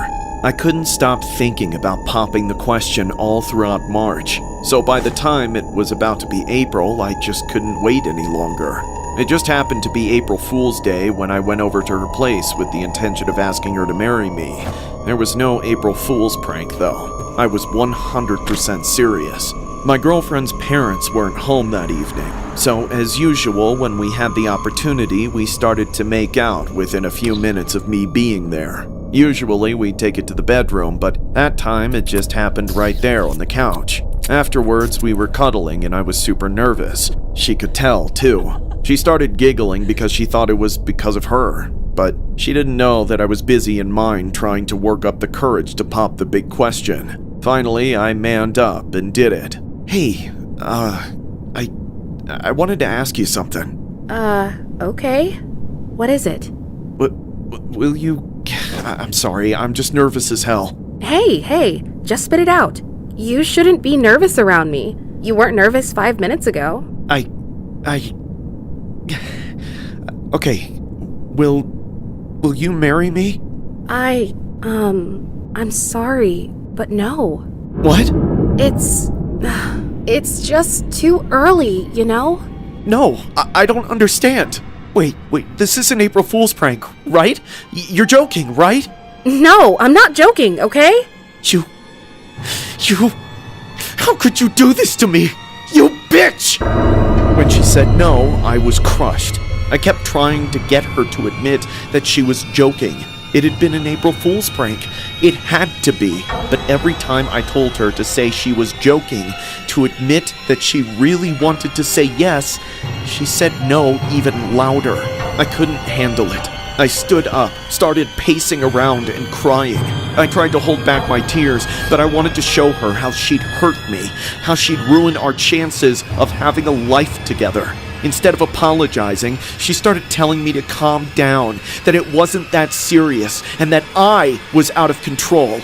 Before I knew it, she was screaming at me to leave, and I was screaming back at her. All my love for her turned to anger because of what she did to me. I'd done everything for her. I was trying to promise my life to her, and she just passed it up. With one word, she proved I meant nothing to her. She had to face the consequences. I had to make her pay. I went into the kitchen and grabbed a knife. Then I came back to the living room and ran at her.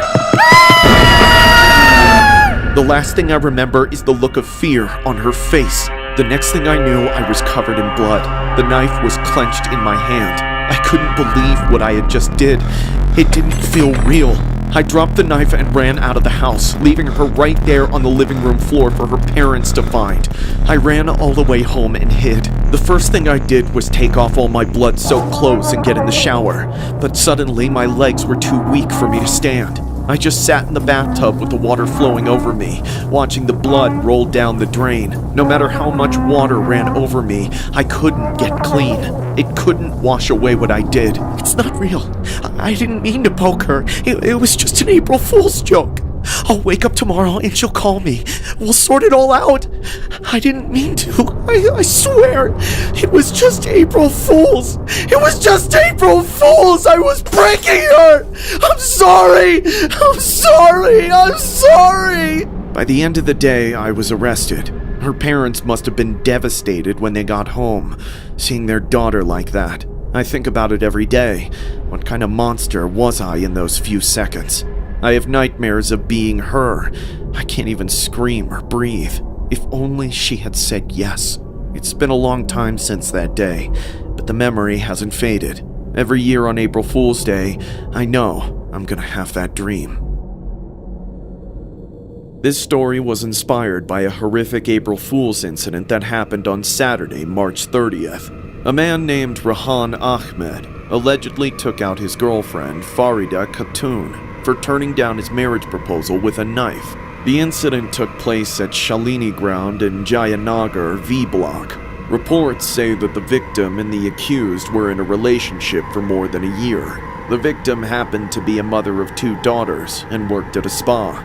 The accused worked as a spare car driver. The duo first met in 2022 at a spa and eventually entered into a relationship. After an outing, Rehan proposed to Khatun for marriage. However, she denied his proposal. Rehan assumed that it had to be an April Fool's prank, but things went left when he came to the realization that this was in fact a reality, and that's when Rehan lashed out with a knife and did what he did. A coconut seller nearby saw the victim lying in a pool of her own blood, and subsequently called the police. By the time the victim was found, the accused had fled the spot. However, later on, the accused surrendered at the police station. This is downright one of the most disturbing April Fool's incidents to occur in the 21st century.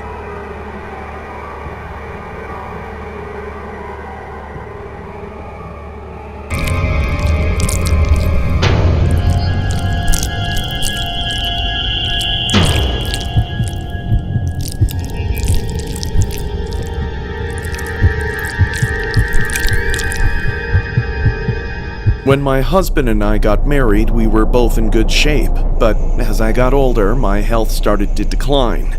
We were only in our 50s, and over the years, I would continually gain weight. I just didn't have the same motivation to go back to the gym and start dieting. This is where the divide between us really started to widen. When we were both overweight and chronically exhausted, neither of us really cared if our intimacy was good or bad.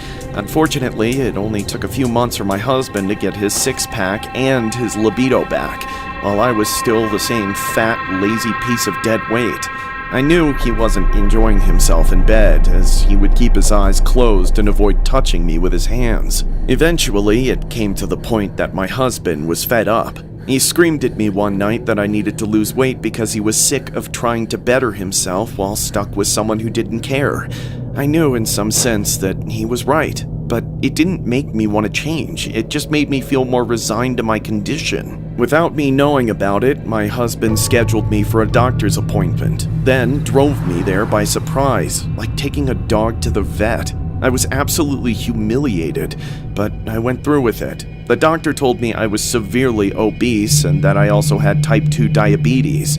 He prescribed me insulin and said I had to drastically change my diet. Believe me, I tried. My husband watched over me like a hawk for the first few weeks, making sure I was adhering to my weight loss diet. Unfortunately, I hated every second of it, and the moment he was gone, I would order fast food, then try to hide the evidence. It didn't take long for my husband to discover that I had been cheating on my diet. He gave me an ultimatum, and that if he caught me cheating on my diet again, he would cheat on me. I didn't believe him. It almost made me want to get caught, to make him realize he was just a spineless liar. I made sure he saw the fast food bags in the trash can the next day, and seemingly just as I thought, for a few weeks, he didn't say or do anything. Then, one night, without a word, he didn't come home. When he returned in the morning, I accused him of cheating. To my surprise, he didn't deny it at all. He gave me the name of the woman and the hotel they stayed in. I was floored, but then it only got worse when instead of apologizing, my husband said he wanted a divorce. On top of that, he told me that he was going on vacation to Thailand without me for a month, and that if I didn't make significant changes by the time he got back, he would go through with the divorce. That news sent me into a panic. I knew I'd be hopelessly alone if he left me, while he could go off and have any woman he wants. Desperate, I went back to the doctor and asked him if there was anything he could give me to help. That's when he recommended Ozempic. I'd heard about it before, how celebrities were taking it and how there were a bunch of bad side effects, but I felt like I didn't have a choice. Not only was my marriage failing, but so was my body. I could feel it. I knew I was going to die early if something didn't change. I was at the end of my rope. That night, I sat with myself by my bedside table, staring at the syringe, trying to get myself to go through with the first dose. It's just a needle. You're gonna save me, right? You better. God damn it, that hurt! What's going on? What's happening to me? No! No!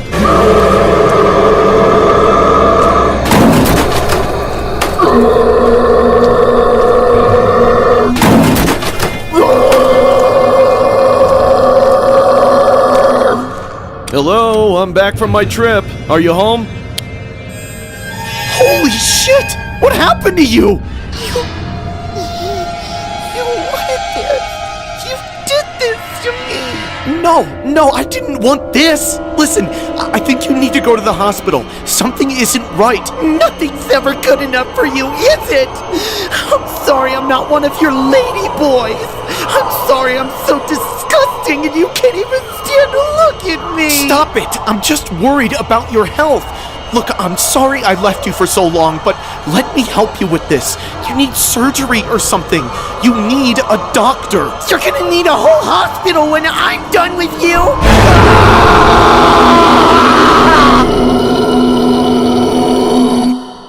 This story was inspired by a horrific incident regarding a woman who said she felt like she was slowly passing away after taking Ozempic. The woman has said, "To people using Ozempic for weight loss, do what you have to do, but it is a diabetes medicine. That's originally what it was used for. I took Ozempic for type 2 diabetes. Both my parents are diabetic and they recommended I talk to my doctor about using it. My doctor prescribed me Ozempic after we discussed my options. It helps to lower your blood sugar levels, and honestly, it works amazing for that. However, there were side effects. Some of these can be mild, like nausea. Another one is weight loss because it's an appetite suppressant.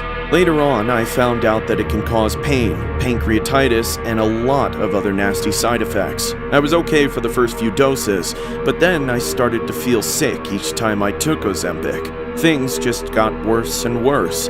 I felt great for the first few months. My blood sugar was stable and I was losing weight easily. But after about 4 months, I started slowly seeing symptoms. I would feel nauseous, like I had food poisoning.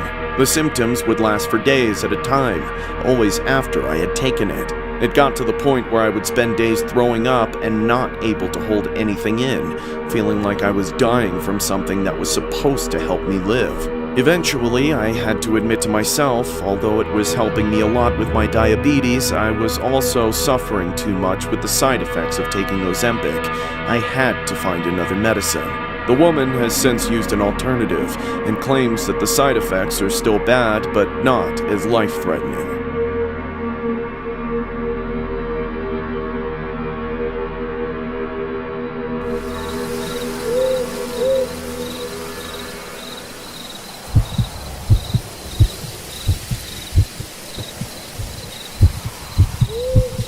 My wife and I had 3 sons, and they had plenty of cousins, aunts, and uncles to grow up around. Our house was the biggest in the family, so everyone came over whenever we hosted a holiday like Thanksgiving, New Year's, or a birthday party. So when it was Easter Sunday, we invited everyone over for dinner. It was always a good time, but there was one person in the mix that I didn't want to be in the mix. It was my brother. His name was Robert, and he had always been an outcast in the family. He was a weirdo when we were growing up, and it only got worse as the years went by. He dropped out of school and was never capable of being social with people, so he just went from job to job his whole life, never finding his footing in anything. About 5 years ago, his luck finally ran out. He was broken in debt, with no job, no car, and no place to live. Being the caring brother I am, I didn't hesitate to let him stay with us when he asked for help. The only thing Robert seemed to be good at was scaring my kids with his creepy behavior and leeching off me and my wife. For the most part, all he did was sleep in his room all day, watching TV with the door locked and only coming out when he absolutely needed to. I just didn't want my brother to be homeless, but everyone, and I mean everyone, was trying to get me to kick him out. My wife was pissed at both of us. My kids were begging me to get rid of the creepy man sleeping in the room next to them. And even my relatives were baffled by my inaction. The few times that Robert tried to hang out with us, it was unbearably awkward. His interests were all macabre, graphic stuff I didn't want my kids to be exposed to, so I often had to shut down his attempts at conversation. All in all, Robert's life was a shit show. When Easter came around, we were hosting as usual, with me, my wife, our kids, and all the relatives. There were close to 20 people attending the celebration for Easter Sunday. Everything was good for a while. We painted eggs, did the traditional egg hunt, and got everyone to sit in the living room and watch a movie together. For hours, there was no sign of Robert. My wife and her sister started getting dinner ready when they heard a loud thump coming from upstairs. It sounded like Robert had stepped out of his room swinging the door open. That's when he came downstairs and asked for a glass of water. As I began to pour Robert a glass, he leaned down to my son and started talking to him in a low voice. My wife snapped at me to go stop him, so I quickly got between them and sent Robert back upstairs as kindly as I could. The guy then gave me a death stare from hell, and then marched up the stairs like a demented 12-year-old would, except he was in his 40s. About 2 hours later, all the food was ready, and we got all the guests to sit at the table. Everyone was talking excitedly about how good the food was. Guys, I know we all want to eat, so it's time to say grace, okay? Really? Now? I can probably just fix him a plate. Hey, buddy, we didn't forget about you, just thought you wouldn't want to come down. Robert, what are you doing with that? No! No! No! It was so unreal. I walked among the remains of my family for hours, looking into their paralyzed faces, watching their blood pool together and seep through the floorboards, smelling their final emissions, like the breath of death itself was on my cheek. I knew it was wrong. I knew it was a monstrous thing to do. Yet, some people go their whole lives without accomplishing anything. I knew half the people I took out were just like that. Unimportant, unmemorable, doomed to be forgotten by history. I was going to be one of them too, but I changed that. It's not that I enjoyed it. It wasn't like scratching an itch. It was more like flipping that light switch off and on 3 times just so you can stop thinking about it. I only felt hollow relief, but I couldn't go for another second without it. Still, I wasn't going to be a coward and try to avoid the consequences of my actions. You've reached emergency services. Please. Listen to me. I am at 635 Minor Avenue. My family was having their Easter dinner, and I did something bad. Something very, very bad. Sir, what did you do? Sir? Sir?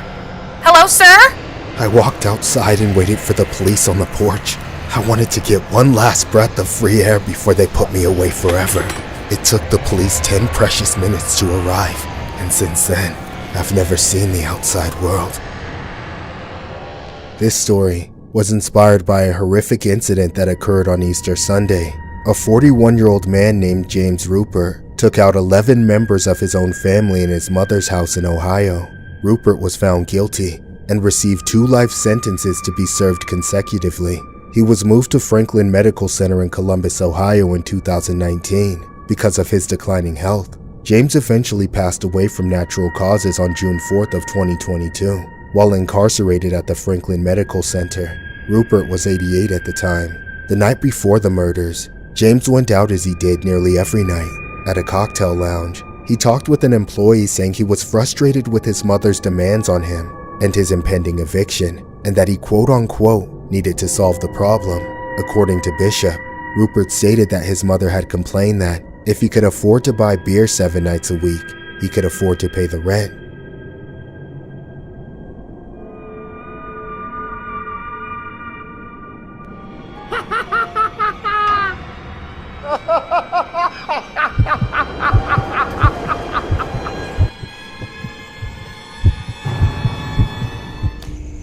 I'll never forget my friend's April Fool's prank. Kyle was always a clown. I was going to college to become an engineer, and he was in almost all of my classes.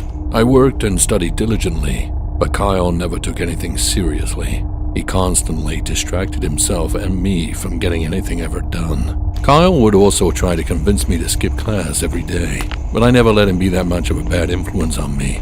I encouraged him to have good attendance, because tuition was expensive as hell, and engineering is one of those majors when you can't miss class, or else you'll be screwed.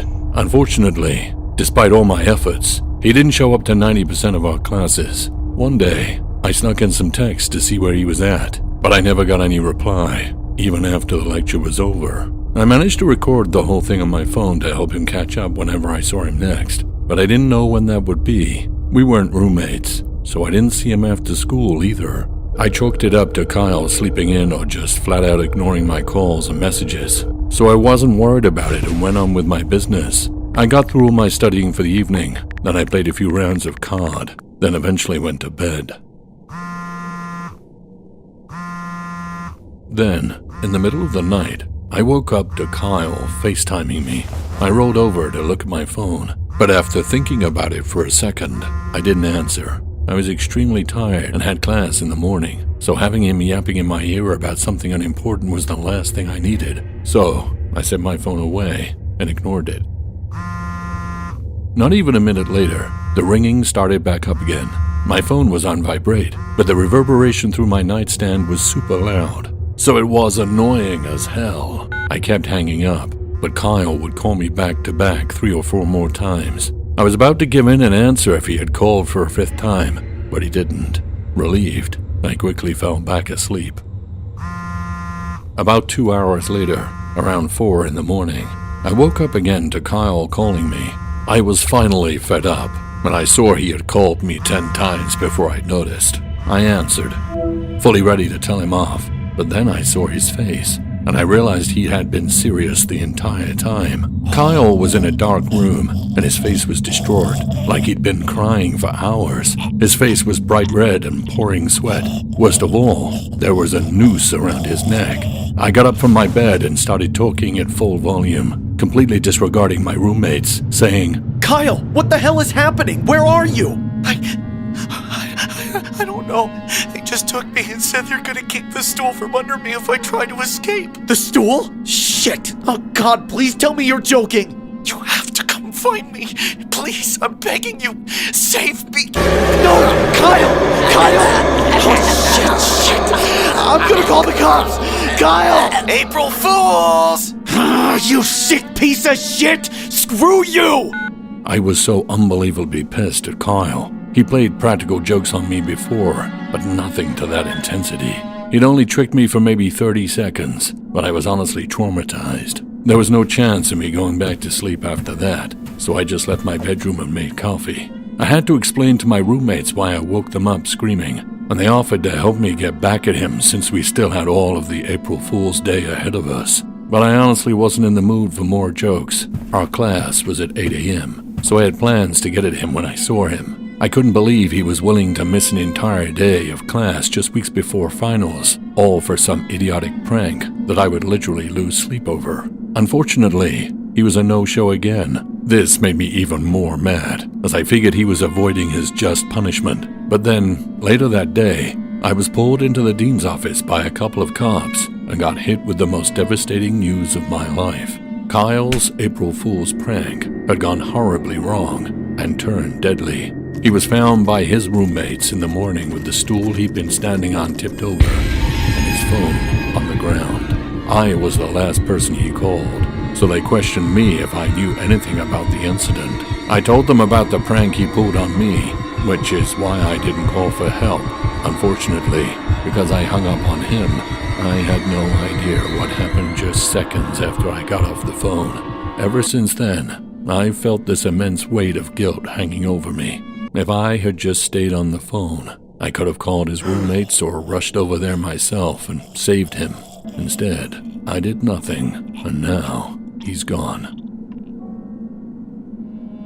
This story was inspired by a horrific incident regarding an April Fool's prank turned deadly after a male played with a rope during a video call to a friend and accidentally slipped.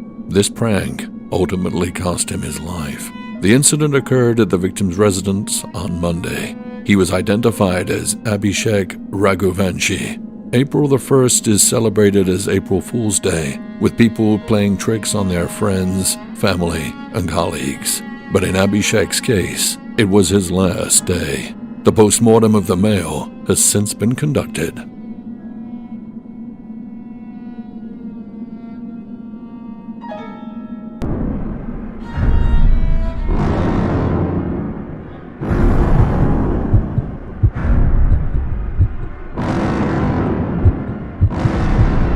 I had been working at Foot Locker for a while when it happened. I always worked the closing shift at night. I would see and greet customers and assist them whenever they needed. I also had to prevent shoplifters and keep an eye out for sketchy people. It wasn't a bad gig for a retail job. The pay was decent, and the job wasn't very hard. The place was honestly pretty slow, so it was usually just me and a female coworker that worked nights. I really didn't have any complaints at all. That is, until one night. I was working the closing shift again with my female coworker, and it was getting late. It had been an easy day, and there were only a couple of customers still browsing around. Then I saw this creepy incel-looking guy walk into the store. The guy was in his 20s and reeked of pot. Something about him just made him seem sketchy and up to no good. Ooh, look at those LeBron 19s. Man, I can't wait to dip my feet inside those. I wonder if these smell like him. I had a bad feeling as soon as I saw him. I watched him for a few minutes. The guy looked around everywhere, but he didn't buy anything. I asked the guy if he needed any help, but he refused. He really didn't seem like he wanted me around. He still looked sketchy to me, so I kept my eye on the guy. He looked around for a few more minutes, and then he left. I figured the guy must have been stoned off his ass and didn't know what he was doing. So I put him out of my mind and just got back to work. The strange thing was that the same thing continued to happen every other week. The same guy would show up later in the night and walk around the store for a while. He never bought anything. He just looked around and then left. It was really weird. Every time I saw him, I was reminded of how creepy he looked. But he never really did anything that justified that thought. I just assumed he was window shopping as usual. One night, I was working with the same female co-worker and the store wasn't busy at all. We were pretty late into our shift, and I was looking forward to going home. Then I saw the same creepy guy walk in. I decided that I was really going to keep an eye on him that night. I didn't want to judge, but something about this guy just didn't sit right with me. I watched him from a distance as he looked around. I didn't know if it was possible, but the guy looked even creepier that night. His eyes were sunken in, and his face was gaunt and expressionless. He still reeked of pot too. He went back and forth between the different aisles, not really stopping to look at anything for too long. The guy eventually wandered into the clothing aisle and started looking through the racks. It seemed like he was trying to hide from the staff. I didn't want to look like a stalker or harass customers, but I decided that I'd better check in that instance. I walked around to get a better view of the aisle, and that's when I saw the guy stuffing clothes into his pants. Hey, stop right there! I ran at the guy and told him that I was calling the cops for him stealing. The guy froze for a second, and then he tried to make a run for it. I then grabbed the guy's arm and tried to hold him, but he wouldn't stop trying to break free. Help! Somebody help me stop this guy! He's a thief! I kept screaming, but the only other person was my female co-worker. She ran to call security while the guy and I fought each other. The guy was not about to give up, and he and I went at it. All I was trying to do was hold him until the cops arrived, but he was way stronger than he looked. He threw me up against the clothes rack and started sprinting for the door. Just as he was about to leave, I lunged at him and grabbed his legs. I then pulled him to the floor, and we wrestled around. You're not getting away with this, you dipshit! The guy kept fighting me like an animal, and I didn't know how much longer I was going to be able to hold him. He was a complete lunatic. We rolled around on the floor, wrestling back and forth. Then finally, he stopped fighting me and let me pin him down. I was exhausted, and I couldn't believe that I had won. Now all I had to do was hold him there until the cops could take him away. I sat on top of the guy, panting out of breath. Then out of nowhere, the guy pulled out a knife and stabbed me in the neck. He then pushed me off of him and ran out of the store. I panicked and flailed about on the floor as I felt the blood flowing from my neck. I thought I was going to die. I lay there on the floor, not moving. I felt like I was going to black out at any second, but I watched as the staff from the other stores came running out to apprehend the guy. They somehow managed to grab him and get the knife away before he hurt anyone else. Security arrived a few seconds later and arrested the guy. I've been traumatized by that night ever since. It was some time before I was able to go back to work, and even then, I felt nervous every time I saw a new customer. Some nights I could have sworn that I actually saw the guy again, and each of those times, I could feel his cold blade piercing into my neck. This story was inspired by a horrific Foot Locker incident regarding a young man working at one of Winnipeg's busiest shopping centers who was pierced in the neck while trying to stop a shoplifter on Thursday evening, witnesses say.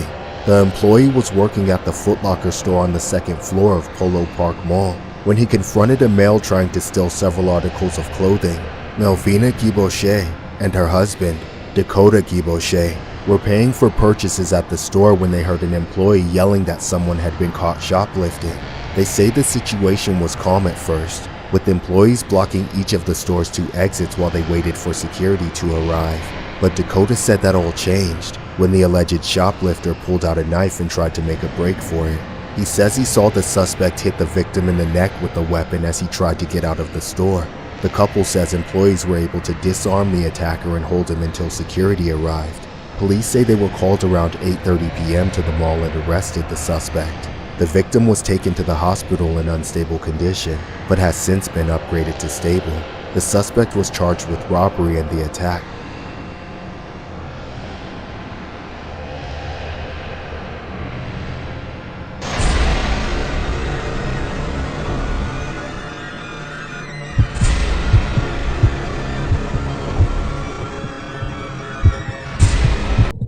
I work for a commercial cleaning agency. I'm usually contracted to work overnight, and my last contract was no exception.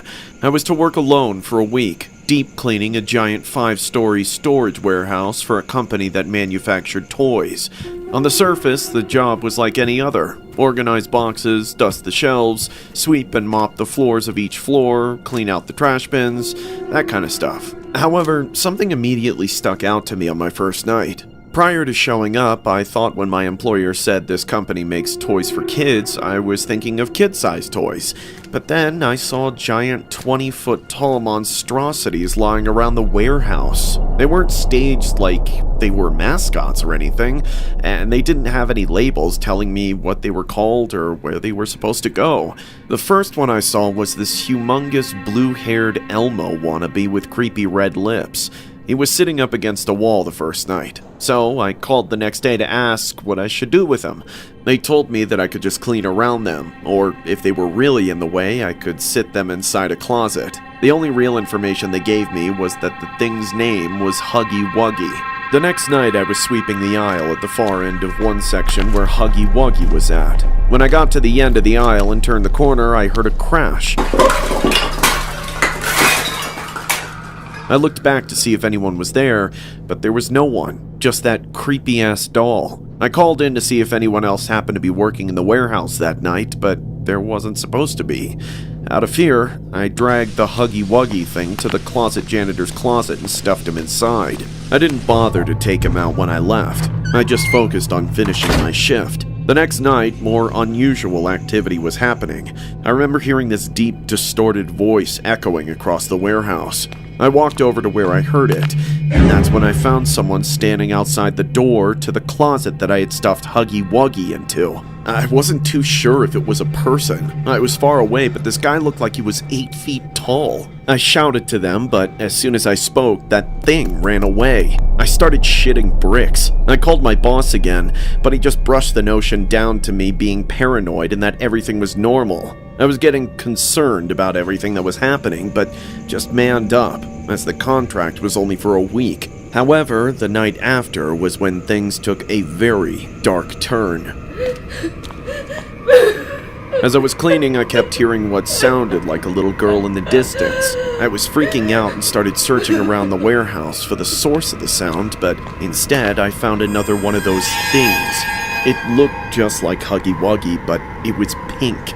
I went into a rage and stuffed that thing into another closet and locked the door. I was sick and tired of those weird monstrosities getting in my way with no explanation as to what they were there. I just wanted to get my job done and leave. But these things weren't done with me yet.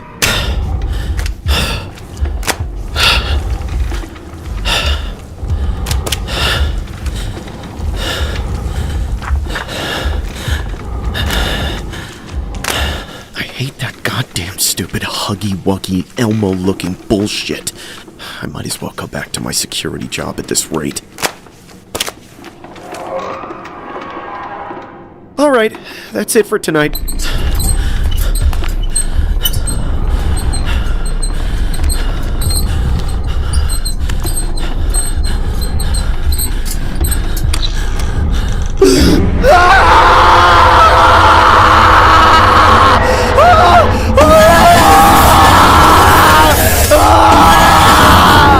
Let me go! Stop it! Somebody help me!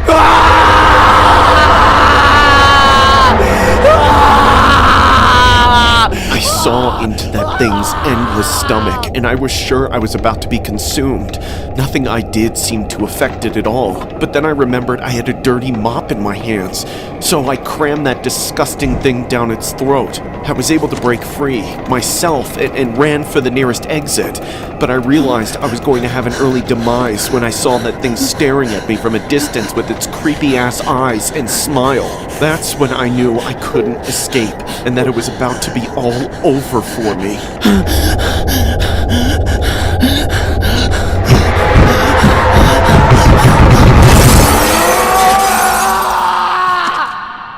This story was inspired by a Huggy Wuggy incident reported online about the horror video game character. A mother recently told the British outlet Sky News that her relative had attempted to jump out of a window after seeing an older relative play the Huggy Wuggy game on the gaming platform Roblox. Now, we're not sure if these claims are legitimate or not, but we can only go off what we saw online. Nevertheless, parents are going through plush animal hell over the Huggy Wuggy character. With a blue and red mouth, the shaggy monster shows off razor-sharp teeth when he smiles in the game Poppy Playtime. Players solve puzzles to find the maniacal mascot, who then pops out of vents and chases them around. Poppy Playtime is set in an abandoned toy factory, which also inspired the story. Since then, such claims have circulated among schools, mom Facebook groups, and police departments all over the world, followed by claims that players are replicating the actions of Huggy Wuggy by hugging others extremely tightly and whispering the gruesome lyrics to each other.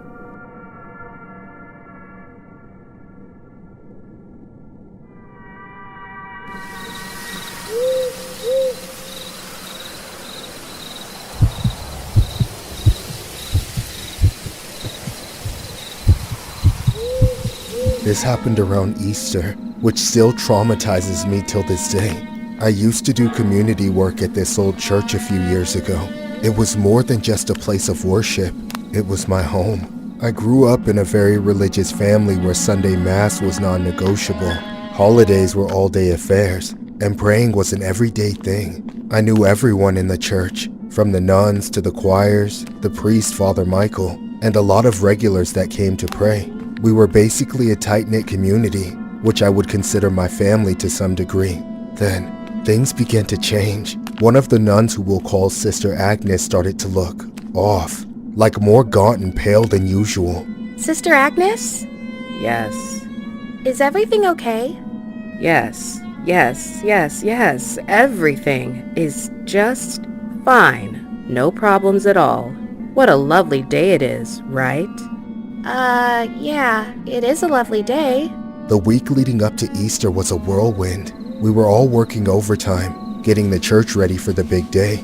I was helping clean the restrooms, and Sister Agnes was looking particularly frail. The priest Father Michael was with her, so I didn't worry too much as he was looking after her. That was how it was for the next few days, and before I knew it, it was Easter Sunday.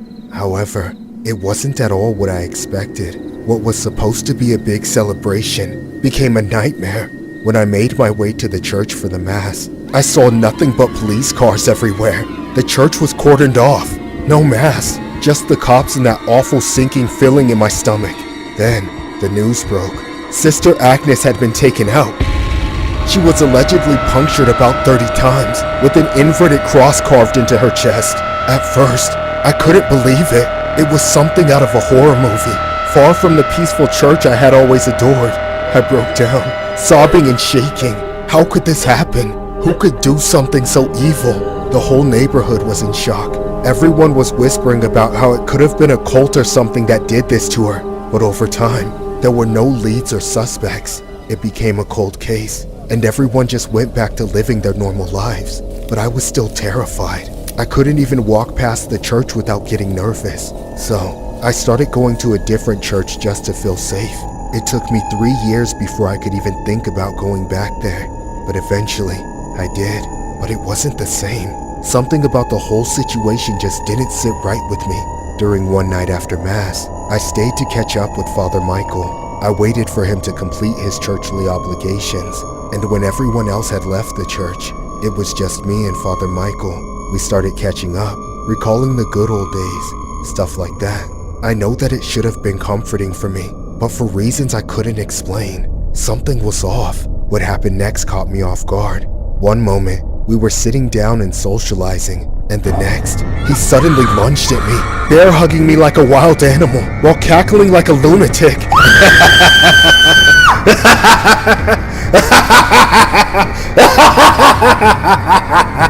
I kicked and screamed as hard as I could, hoping someone could hear me and come to my aid. Shut up! Shut up! Shut the hell up or you're gonna end up like her! I couldn't believe what I was hearing or what was happening. All I could do was fight back like a cornered animal. But I couldn't do much as he was much stronger than me. He pinned me to the ground and held me there. All I could do was kick and scream and try to fight the freak off. I was basically in survival mode. After several minutes, I managed to break free. Getting away from him, I ran like my life depended on it. He was chasing after me, pleading for me to stop like a lunatic. I felt like a trapped animal waiting to be slaughtered. I ran for the front door of the church, not knowing the caretaker already had it locked. But before Father Michael could catch up to me, I ran to the side hallway and was able to find an exit. I got the hell out of there and ran until I arrived home. I locked all the doors and windows, sobbing and shaking. I called the police, telling them everything that had happened. When they arrived at the church, they immediately arrested him and brought him to jail.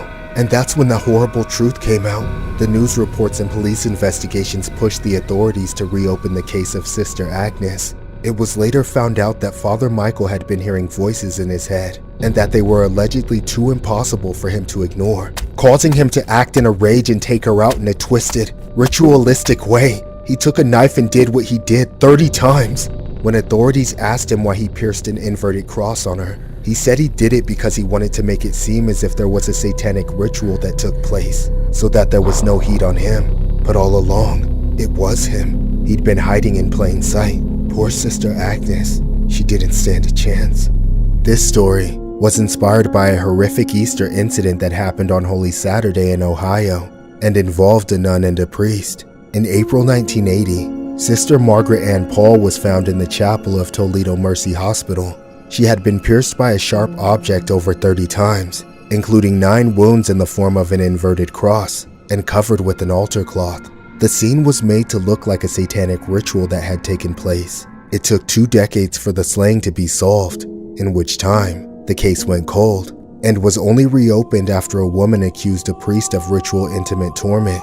That priest/culprit was Father Gerald Robinson, the same priest who had conducted Margaret's funeral service. He was finally arrested in 2006 and sentenced to life in prison, where he later passed in 2014.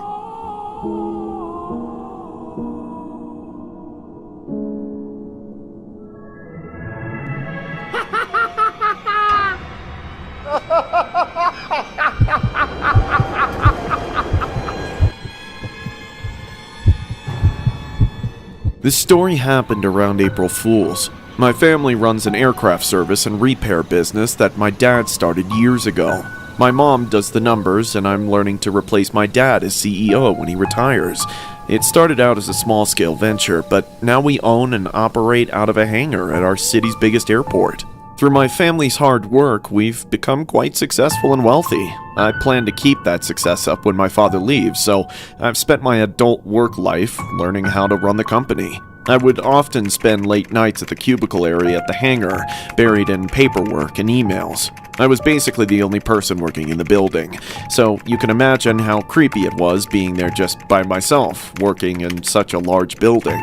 I would hear noises every so often, but I just brushed it off as possibly some rats lurking around the building.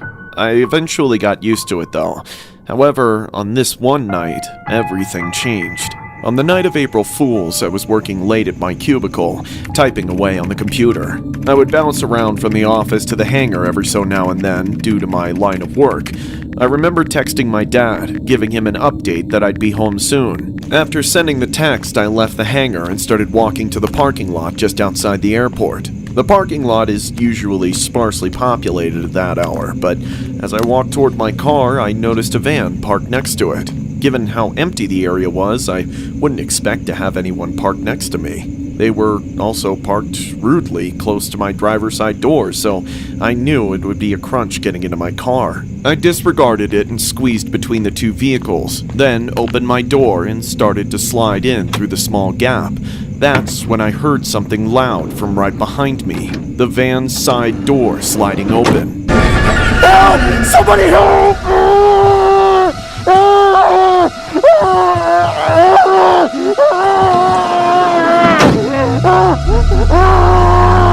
In the blink of an eye, my life changed. One moment I was on the way home to my parents, and the next I'm in the back of a stranger's van being held at knife point by masked kidnappers who are screaming in my face. I quickly realized I wasn't getting out of this situation by overpowering anyone, so I tried to go along with them the best I could, hoping that somehow if I complied, I would get home safely. Is this an April Fool's prank?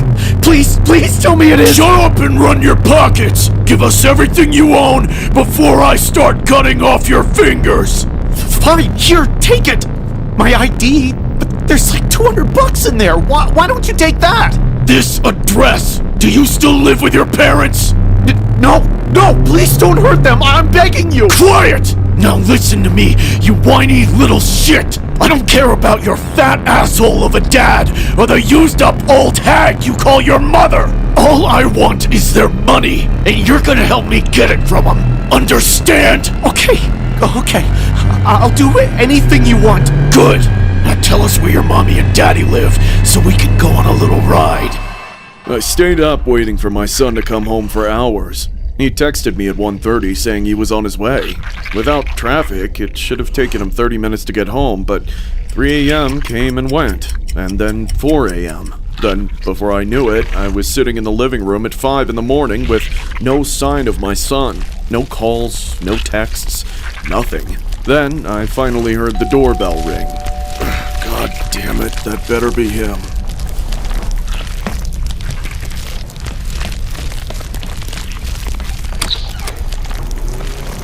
What the... Robert? What the hell's going on? No. Ah! I called the cops immediately as soon as I read the ransom note. I told them I was willing to do anything to get my son back. We did everything the note told us to do. We got the money together, we said we were ready to send it, but then we heard nothing. Weeks went by and nothing happened. Our last resort was to offer a reward to the public for anyone who could help us, but nobody has given us anything useful. It's been so long since I've seen my son. I just want him back. I just want him to come home. Every day, I wish this was all just one big April Fool's prank, but as every passing day goes by, I'm faced with the grim reality that this was real. Ah! This story was inspired by a disturbing incident that happened on April Fool's Day. 2 days after their 26-year-old son was kidnapped in Lakeland, Thomas and Pamela Wiles received a ransom note. They followed the instructions to get their son back, but something went wrong. On Friday, 3 weeks after the April 1st abduction of Robert Arthur Wiles, his parents had no word of his whereabouts and do not know whether the kidnappers received their response. They and the FBI appealed to the public for help and to the kidnappers to contact the Wiles family again. The kidnapped son's name was Robert Wiles, who was a business development manager for National Flight Services. Robert's mom told reporters, "We are worried about Robert. We love Robert, and we are terribly concerned about his safety. We want him to know that his family loves him. We care about him, and we want him to come home. If anyone knows where he is, we need to speak with Robert. We'll do anything we can to get our son back and bring him home safe. Our son knows how to reach us. He has our number, and the only thing that matters to us is for our son to come home safely."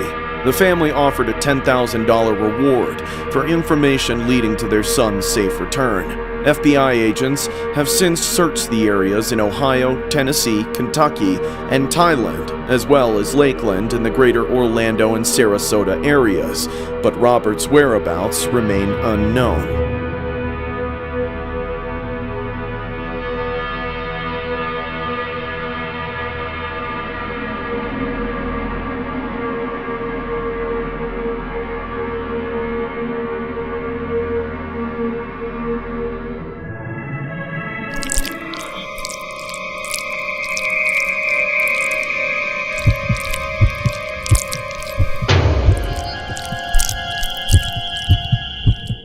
I lived with my fiancé and soon-to-be husband. My mother also lived with us. She was always a bit self-conscious with herself, but after I got engaged, she went into overdrive. Suddenly, it wasn't just about looking good in photos. She was desperate for a big transformation. That's when my mom went to the doctors and got prescribed a medication called Ozempic. She told me she was going to use it to treat her diabetes, but I knew what her true intentions were. After weeks of using it, her weight loss was pretty alarming. It was like she was melting, not losing weight. Her clothes had become too large for her to wear, and her skin was now papery and rough. What was even more disturbing were her eyes. They used to be so loving and full of life, but now it was like she was staring out from a skull. Then, the personality changes started. They were little things at first, but then things escalated quickly to her becoming a cold bitch. She became obsessed not only with her weight, but with control. She was a totally different person. Give me more Ozempic! Give me more Ozempic! Mom, my wedding is in a couple of weeks. I don't give a shit about your wedding! I just give a shit about fitting into my dress properly! Every night, I could hear her rearranging the furniture downstairs. I could also hear her talking, like she was talking to herself. It was apparent she had lost her mind. The woman had gone completely psycho.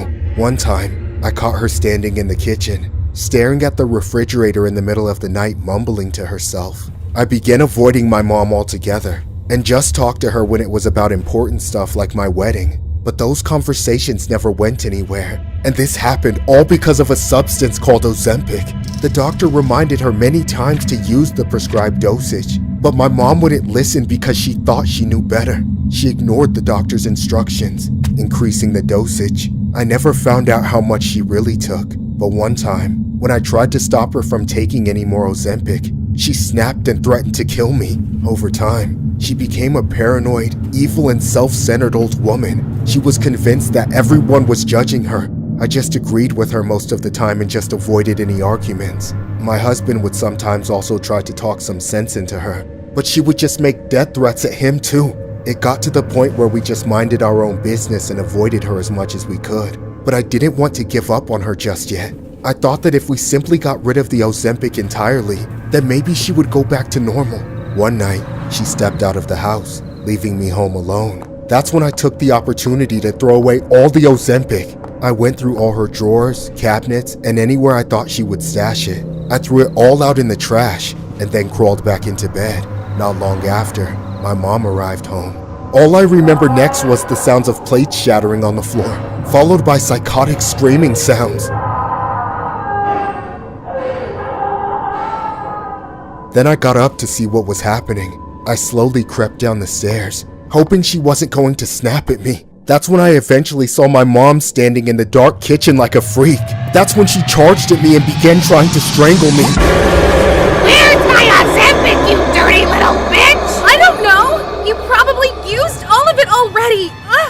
Get off of me! She kept asking me where it was, telling me how much she needed it. All I could think of was how to get her off of me. Luckily, my fiance got home from work and managed to pull her off of me. After that, I was more than terrified. I was traumatized, but the wedding was so close, and I was desperate to believe that it was just a phase, and that she'd wake up and be herself again. My fiance and I went up to our bedroom and avoided her for the rest of the night. I didn't want to call the cops on my own mother.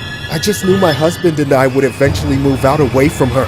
So, I decided to take the high road and be cordial for the time being. The next morning, my husband and I went to use the washroom together, and then to the kitchen together. We didn't want to be alone in a room with her, especially with what happened last night. When we got into the kitchen, we saw the most disturbing thing ever. We saw my mom lying on the kitchen floor. And what creeped me the hell out was that she was still smiling in a twisted, psychotic way. I knew that image would haunt me forever. Fast forward to my wedding. It was more like a funeral. While I was walking down the aisle towards my husband and the priest, all I could see was her casket, and then her sitting up from it, smiling at me saying, Give me more Ozempic!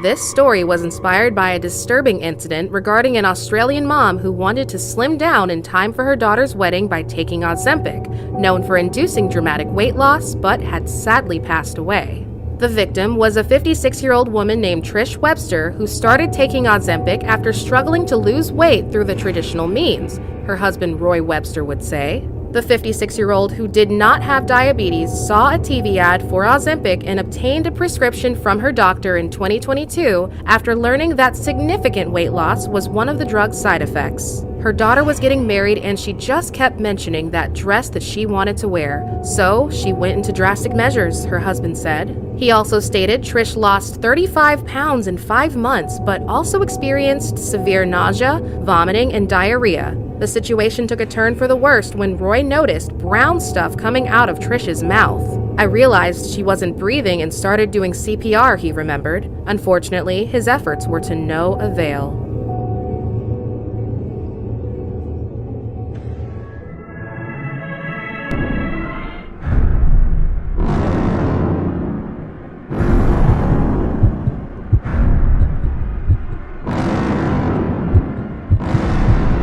My dad hasn't been around growing up, and since I'm the oldest, I help my mother take care of my younger brother. I literally try to be the dad that he never had, so I buy him stuff here and there. My brother was one of those fashion freaks, especially when it comes to shoes. He always wanted the new Nikes, Yeezys, LeBrons, Jordans, and whatever came out. But a while ago, he was hyped up about the release of these new line of retro Jordans. Apparently, all the kids at his school were raving about it, and so I figured I'd treat him since his current shoes were getting worn out. I then took him to the Foot Locker on the Saturday the shoes were released, expecting it to be a quick purchase. But then I saw the massive line of people outside the building. It seemed like a lot of people really wanted these shoes. We got out of the car and into the back of the longest line I've ever forced myself to stand through. It was completely ridiculous. All those people standing outside in the cold, doing nothing, just waiting to blow $200 on a pair of sneakers. That line was testing every ounce of my patience though. It crawled along like it wasn't even moving at all. People got angry that we weren't making visible progress, and started pushing and shoving and crowding us together. I was just about to lose it when we finally got led into the store. My little brother went up and asked for the new retro Jordans, and then the cashier said that we were getting the last pair. My brother's face lit up like Christmas. He didn't care that they were 2 sizes too big for him. He'd find a way to grow into them. I was happy for him, and taking out my wallet when all of a sudden, this bald, middle-aged asshole butted in line behind us and said he was in line first. He started shouting at my little brother and accused him of cutting in line, and he even grabbed onto the box and tried to rip it out of his hands. I immediately stepped in, but I had no clue what I was walking into. Give me those, you little rat! Stop it! I got them first! Bitch, these are too small for you! Go shop at Baby Gap! Hey! Leave him alone! You're a grown-ass man! What are you doing yelling at a kid? If you got a problem with him, talk to me! How about I knock you out in front of this little shit? Then I'll take the shoes! It's mine! I've been waiting in line for 5 hours! Back off! I didn't wait in line for nothing! Hey! He said those are the last ones! Get him! The man then threw a punch, but within seconds, the whole store was in chaos. Everyone found out there were no more shoes left, and started beating the shit out of each other trying to get to them. I lost my brother in the crowd while I was fighting to get that guy off of me. For a second, I thought I was getting the upper hand, but then he reached behind his back, and the next thing I knew, I was staring down a cold barrel.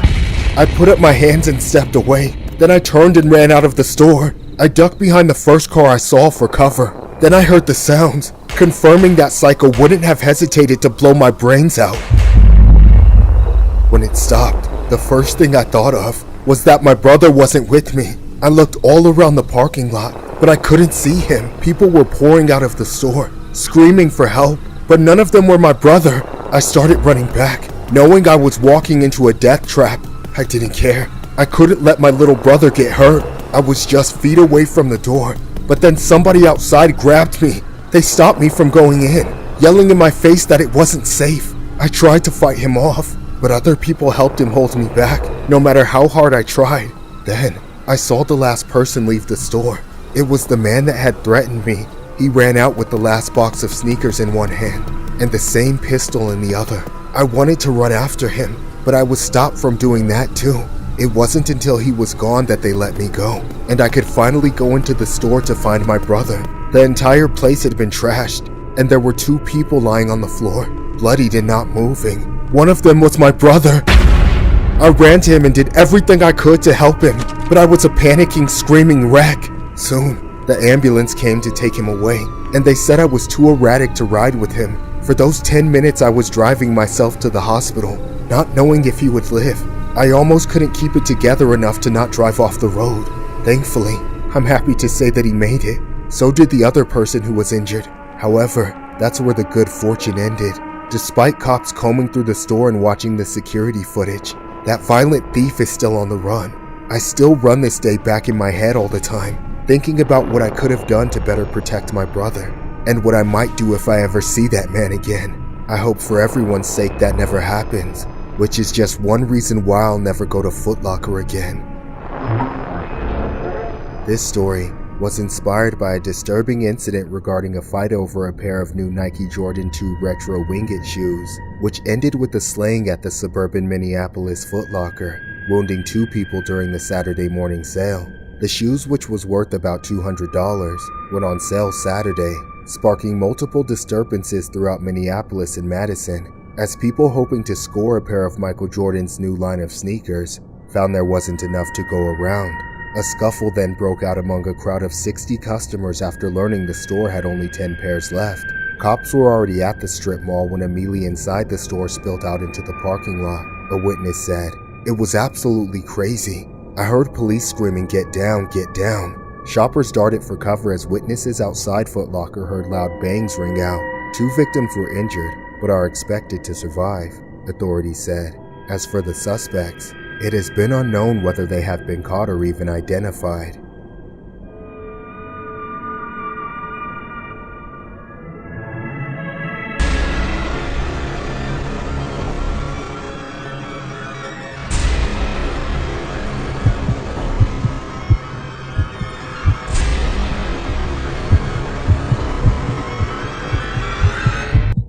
I was playing Poppy Playtime when I discovered there was a separate multiplayer mode called Project Playtime. 6 players are on a team trying to build a giant toy, so they can escape while the 7th player plays as a monster trying to kill them. It was pretty fun, but it felt like barely anyone played it by the time I knew about it, as the servers were super dead. I ended up having to play on a European server, even though I live in America, and the guy playing the monster was from somewhere in Asia. The guy's username was Kang. I couldn't tell if he was going to be some gaming master or if his ping was going to hold him back, but the game turned out to be pretty intense. Not everyone was able to escape. Everyone but me got killed by Kang, but at the last second, I managed to pull off a win, so I rubbed it in Kang's face, especially because he had been talking a bunch of shit before the game started. I more than succeeded in getting under his skin, because he started messaging me on Steam in all caps, saying I was a trash player and a horrible person, but I just replied with a smug, "I beat you." Kang got even more pissed off and started threatening to beat me to death in real life, and that's about when I blocked him. I didn't think for a second that anything was going to come of it. This was far from the first time I'd gotten death threats online, and I always just blocked them. I even find it funny to think about their reaction on the other side when they realize I blocked them. Just keyboard warriors screaming and crying their heads off because they lost in a video game. I like to think there are no keys left on the right side of their keyboard, and their monitor is covered in layers of spit. Then their mom comes in and tells them to shut the hell up and get a job. Kang was different though. A few minutes later, I got a message from a random Steam account. It was a brand new account with no profile picture or games in their library, and the message was just a string of numbers. After a moment, I realized it was an IP address, though I wasn't sure what mine was, so I couldn't tell if it was actually mine. But then the second account sent my full street address too. This was coming right off the interaction with Kang, so I knew it was him. I blocked and reported the new account. Then I went back and reported his original account as well. I was sure he was just trying to scare me, as I knew he lived on the other side of the world.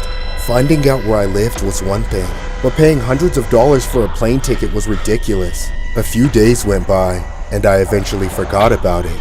I got pretty into Poppy Playtime, though I put together my own friends on Steam, so I didn't have to risk getting in a lobby with Kang again. One night, my friends and I played until about 2 in the morning, then I crashed in bed and fell asleep. A while later, after maybe an hour, I woke up because I had to use the bathroom, and when I opened my eyes, I saw the silhouette of a person standing over me. At first, I thought I was just imagining it, but after I came out of my drowsiness, I realized there really was a person in my room. I screamed and jumped back, but I was cornered. Who the hell are you? You don't recognize me? No, I've never seen you in my life. Now get the hell out of my house before I call the cops. Dad! Hey, stay away from me! You beat me in Poppy Playtime. Now it's my turn to beat you.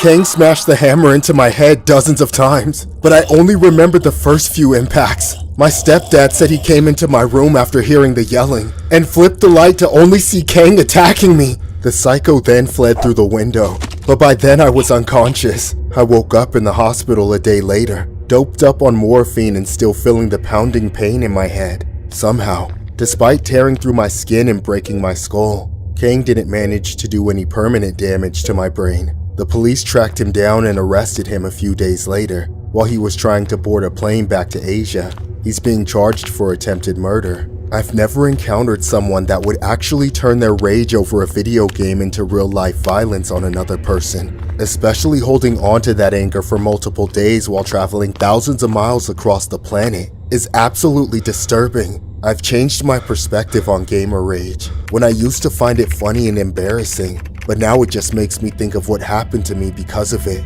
I suffered a severe concussion, but it could have been 1,000 times worse. This story was inspired by a horrific online gaming incident. Although it wasn't solely based on Poppy Playtime, we decided to include it in the video, as many online gaming incidences can similarly turn deadly.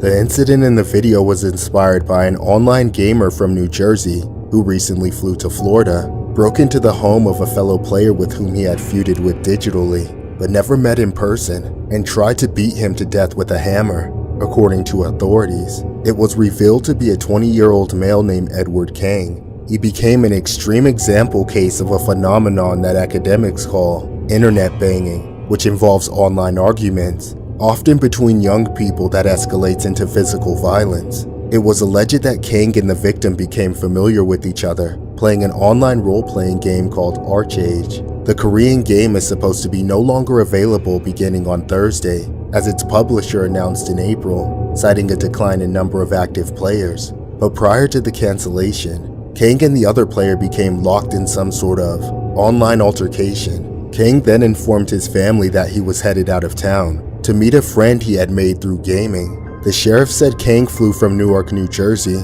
to Jacksonville, Florida, and booked himself into a hotel near his fellow gamer's home early on Friday morning. He had allegedly bought a hammer and a flashlight at a local hardware store, receipts for which deputies later found in Kang's hotel room. By early Sunday, Kang purportedly had put on black clothes, gloves, and a mask, and went into his target's home through an unlocked door. He waited for the victim to get up and take a bathroom break from gaming, and then he battered him with the hammer. The alleged victim managed to wrestle Kang to the ground while screaming for help.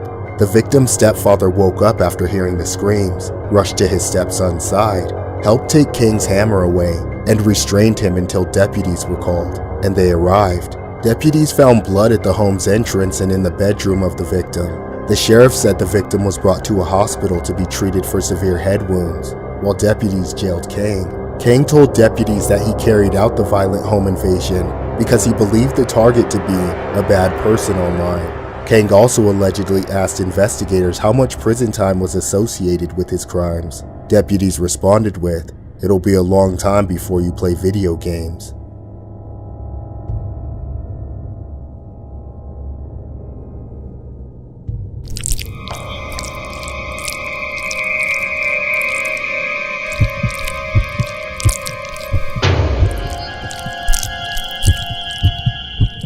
I used to live with a musical artist who ended up becoming very famous. Unfortunately, my roommate's fame came at a horrible cost. I have to keep her identity a secret, but this kind of thing is happening to millions of people, not just celebrities. My roommate was always obsessed with her physical image. However, I tried not to criticize her priorities. She was always very conscious of what she ate and how often she exercised. She also always had an unhealthy level of perfectionism, so it sadly didn't surprise me when she started talking about how she wanted to be on Ozempic.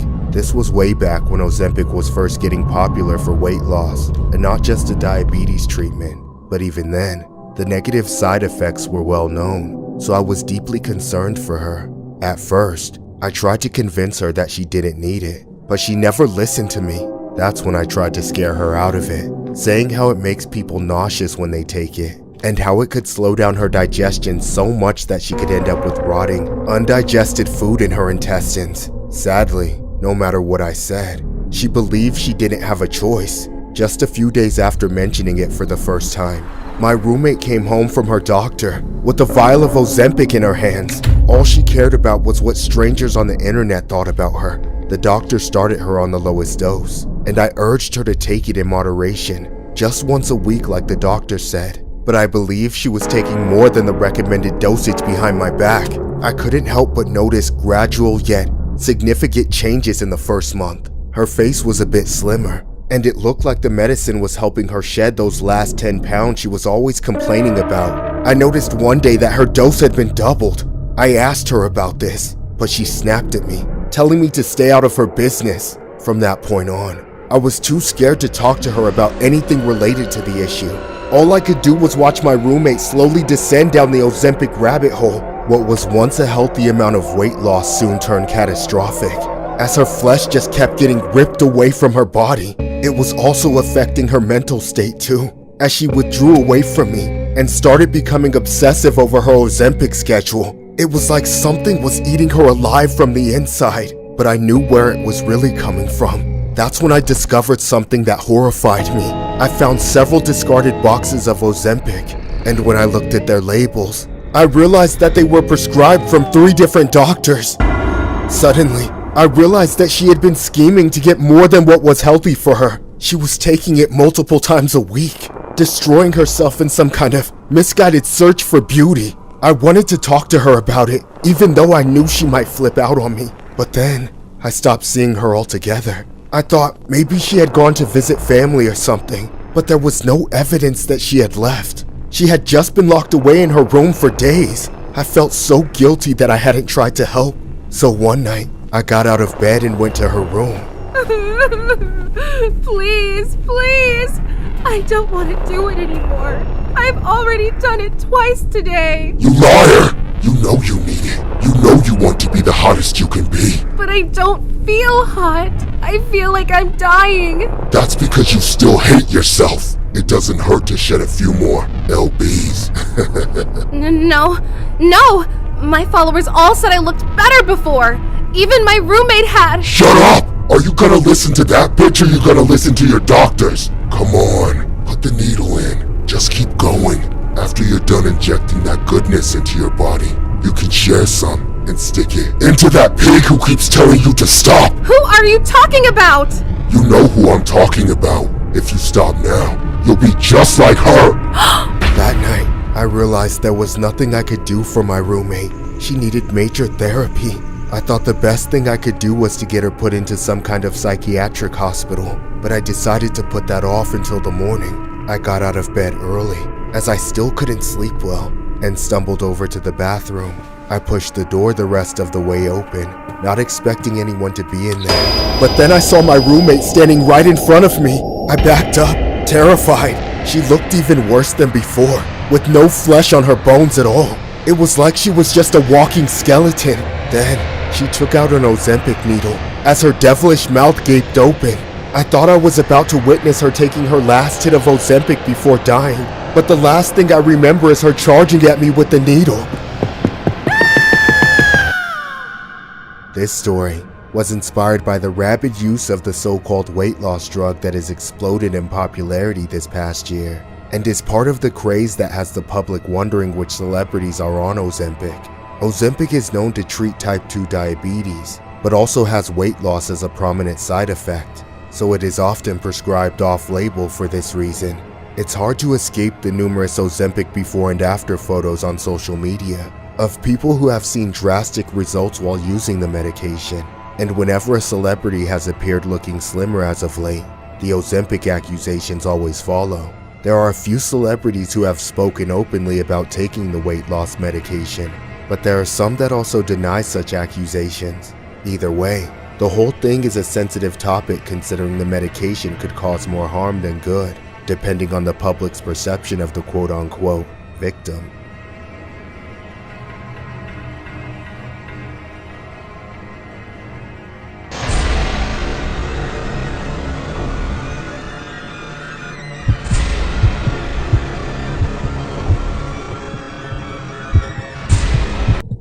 I have a son who I want to remain anonymous. He had a huge interest in video games growing up, so I indulged him and bought him every new video game console as they came out over the years.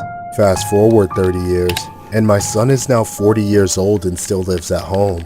He dropped out of college, never managed to hold a job for more than a week, and doesn't have any friends.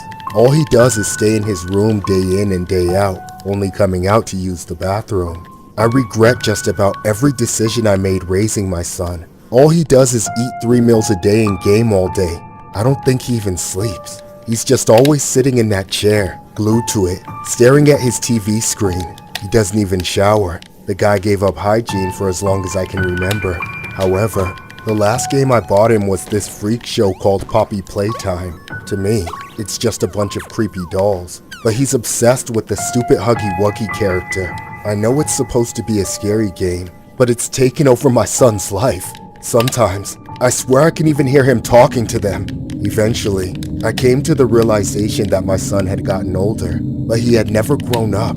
He was the same 10-year-old boy from when I bought him his first game console, and something about this Poppy game was drawing it out of him. This was when my wife and I finally drew the line. We refused to buy him any more games, figuring he would eventually get bored of Poppy Playtime and start begging for a new one. Yet, for whatever reason, Poppy Playtime had my son in a chokehold. We were forced to take a more direct approach and threatened to kick him out, but he guilt-tripped us about making him homeless. All he had was the game, and that was all he wanted. Months went by. Then months turned to years of my son continually leeching off of us. Every time some new chapter of Poppy Playtime came out, he would descend even further into it. It came to a point that we couldn't accept it anymore. My wife told me to confront him and do something about it. I spent a while working up the courage. Then I finally went to his door and knocked.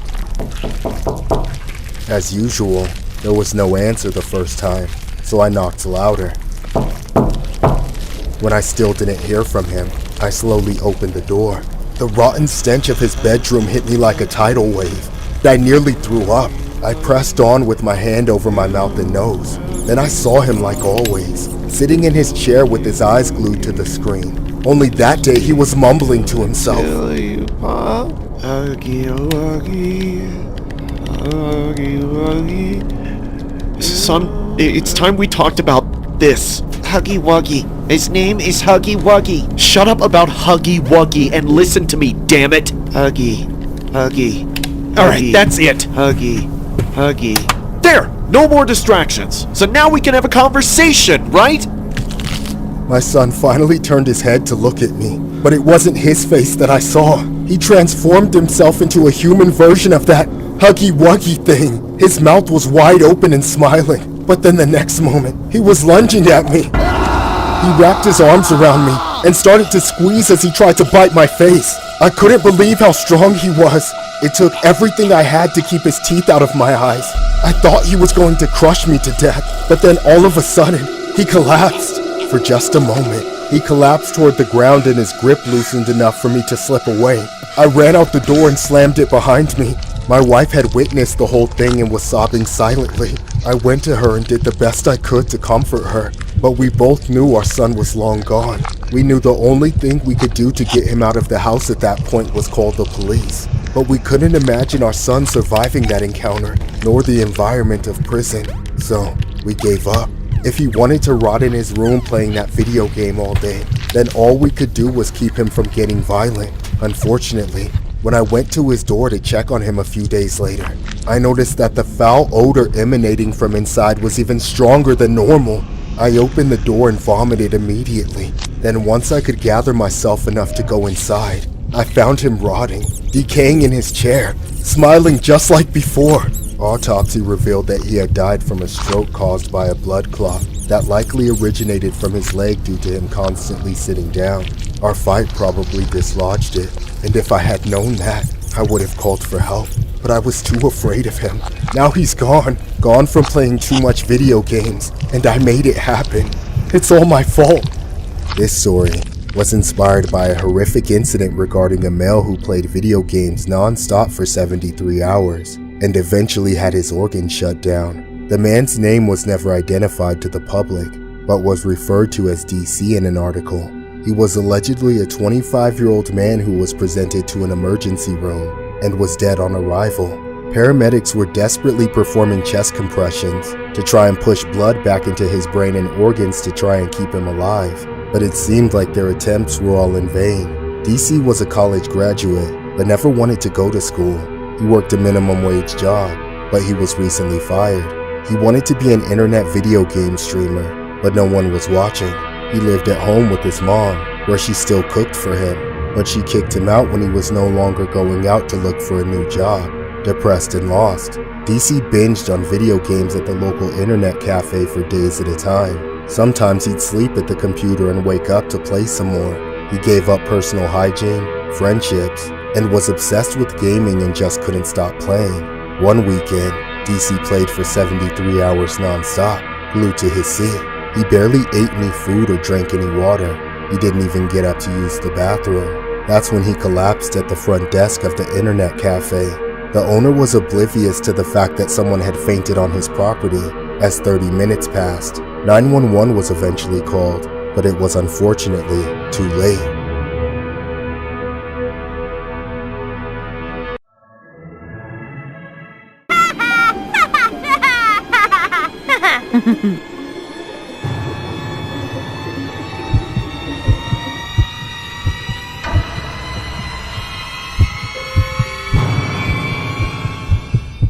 When I was a teenager, I was living with my mom and my little sister. She had me when she was really young, and my dad didn't stick around after that, so it was just us, which made me want to find a way to show how much we cared, as Mother's Day was coming up.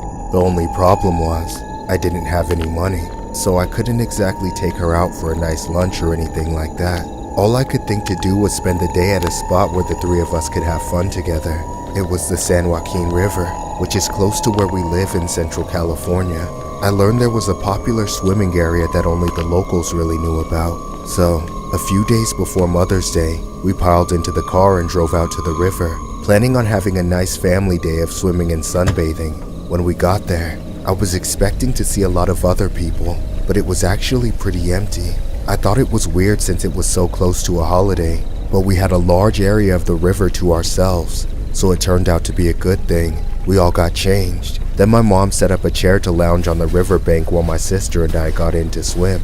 We were having a blast, splashing each other, racing, seeing who could hold their breath underwater the longest, stuff like that. Eventually, I needed a break, so I started swimming back to the shore. My sister didn't come with me though. She somehow still had energy to keep going while I was exhausted. While I was climbing the rocks, getting up to shore, I could see my mom sunbathing and basically passed out on her lawn chair. It seemed like she was relaxed and asleep. When I finally climbed up to the shore, I went to dry myself off with the towel. I was there for a few minutes when I heard something unusual. It took me a second to realize that I was hearing my little sister screaming for help. I stood up and saw her in the middle of the river, way farther downstream than earlier. The river had suddenly swelled up, and the current was racing now. She wasn't strong enough to fight it. I knew I should have gotten off that rock immediately and gone to help her, but I just froze. I saw my mother sprint by in a blur, but I didn't follow her. I just watched and did nothing. My mother caught up to my sister on the riverbank, then jumped into the water after her. She swam so fast and was at my sister within seconds, holding on to her and trying to keep her head above the water. She was able to, but I could tell she was struggling as my sister was panicking, and I was still 100 feet away when I saw them slowly heading toward the shore. I finally kicked myself into action. I ran as fast as I could to reach them, but they were nearly at the shore when I caught up, so I jumped into the shallow edge, holding my hands out to help them out of the river. They reached me in a few seconds, and my mother pushed my sister up out of the water. Take her! Take her! I got her! You're okay now. I grabbed her and carried her over to the land, but when I turned back, my mother wasn't behind me. Help! Help! Help me! The current had quickened again in a flash and dragged her out of the shallows and back into the river. I jumped in after her, swimming as fast as I could, but no matter how hard I tried, I just couldn't catch up. The river was thrashing me around. and I knew my mother had to already be exhausted. The current had also picked up a ton of dirt, making it impossible to see through the water, so before I knew it, I couldn't even find her. Then, I realized I was in danger. I kept getting dragged under as I was trying to catch my breath, and ended up swallowing water, almost inhaling it all into my lungs. My instincts took over, and I started swimming to shore instead of towards my mother. I was barely able to get out, but I managed to get to safety. Collapsing in the dirt, I dragged myself up and went back to my sister. We caught our breath and looked out over the water, but there was no sign of our mother. When we weren't grasping for air anymore, we were sobbing. Help came soon after, but by then, she was long gone. It started pouring rain as they started the search party, making it even more difficult to find her. They had to call off the search that night. It took until the afternoon of the next day until she was found, but it was far too late. Since then, nothing has ever been the same for me and my sister. We're living with our relatives now, but we can never sleep like we used to. I wish I'd never even mentioned that river. It should have been me who jumped into the water to save my sister.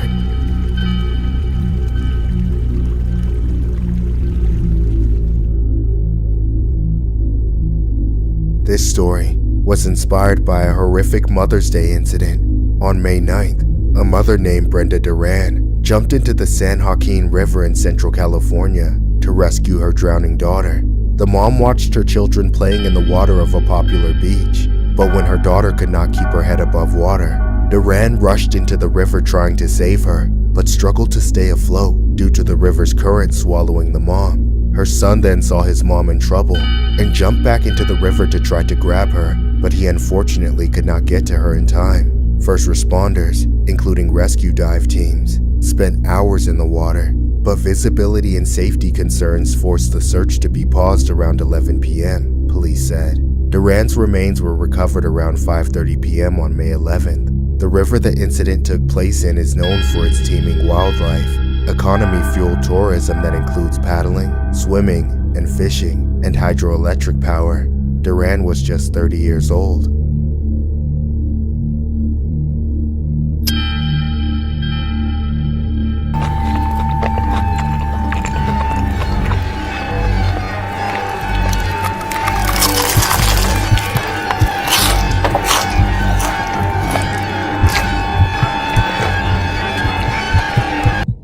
I was a delivery driver for Jollibee. Here in the Philippines, where it was first founded, Jollibee is super popular, so I was always going back and forth on my motorbike. I loved to work the overnight shift because it had the least traffic, though it could be dangerous for other reasons. The best part of the job, though, was by far the access to free fried chicken to take home. Unfortunately, the reality of constantly driving for work is that you're bound to make mistakes eventually. One night, I was returning home from a delivery to a sketchier side of town, so I was going a bit faster than usual to get out of there. But then I slipped up for just a second and cut someone off.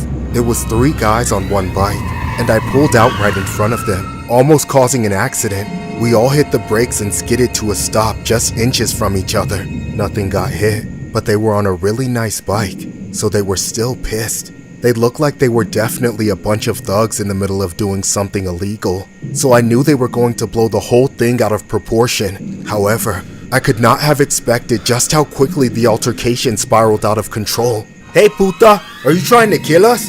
No, I'm sorry. I just didn't see you. It's been a long night, you know. You're lying. You almost sent us flying, fool. It was a mistake, okay? Calm down. You little bitch. I'm gonna make you bite the curb. Suddenly, the guy lunged off his bike and came straight at me, but I was able to drive off just in time. They started chasing me down, so I tried to cut corners fast and lose them, yet they were still on me the whole time. Even with 3 people on it, their bike was way more powerful than mine, so I didn't stand a chance of escaping them. They followed me all the way back to Jollibee, where I had just enough space to run inside and lock the doors. My coworker asked me what I was doing, but I told her to get the owner. They both came out, right as the guys on the bike showed up and started banging on the glass. My boss asked me why I locked out the customers, and I explained that they were only here for me. They started shouting that they were going to kill me. I didn't have to do any more convincing. My boss told me to go upstairs while he and my coworker went out to calm them down. I watched the entire interaction from the second floor window. The longer it went on, the more I realized I screwed up. These guys weren't your average road ragers. They were violent criminals, hopped up on their own supply, just waiting for a target, and I gave them one. Within a few seconds of them talking, one of them shoved my coworker in the face, causing her to drop to the ground. She crawled away while those animals spat on her. Then all three of them turned their attention to my boss. He tried backing away, but he was quickly surrounded. They kept pushing him, trying to egg him on into defending himself. He was smart about it though, and kept his hands up without throwing any punches, no matter how many times they hit him. Sadly, what they were saying was as bad as what they were doing. Maybe even worse. They started out by saying they just wanted me to come outside, but as things got more heated, they were threatening to kidnap my coworker and burn the place down. Then it devolved into them saying they would just take everyone out. I wanted to call the police, but my phone was still mounted on my bike, so there was no way I could get to it. Finally, I decided to man up. I didn't want anyone else to get hurt or taken out. What had happened was already bad enough. I was ready to go down and deal with them myself, no matter what they wanted to do. It was better than letting them go any further with my coworker, who was still out there and completely vulnerable. When I went downstairs, they were all still distracted by my boss. They didn't even see me through the glass. I hesitated, watching them from inside for a few more seconds, until I finally pulled myself together. I finally walked outside. Then everyone stopped. I had my hands up, and I was apologizing as quickly and genuinely as possible. I went over to them, standing away from the store so I could get them to leave the others alone. They came at me slowly, like they were deciding the best way to make me suffer. I was still praying to God in my head when the closest one of them, standing about 6 feet away from me, pulled something out of his waistband. I only had an instant to recognize that. I was looking down at the steel barrel before. Kuya! What the hell? Why did you do that? Shit, it was an accident. Hello? Please hurry.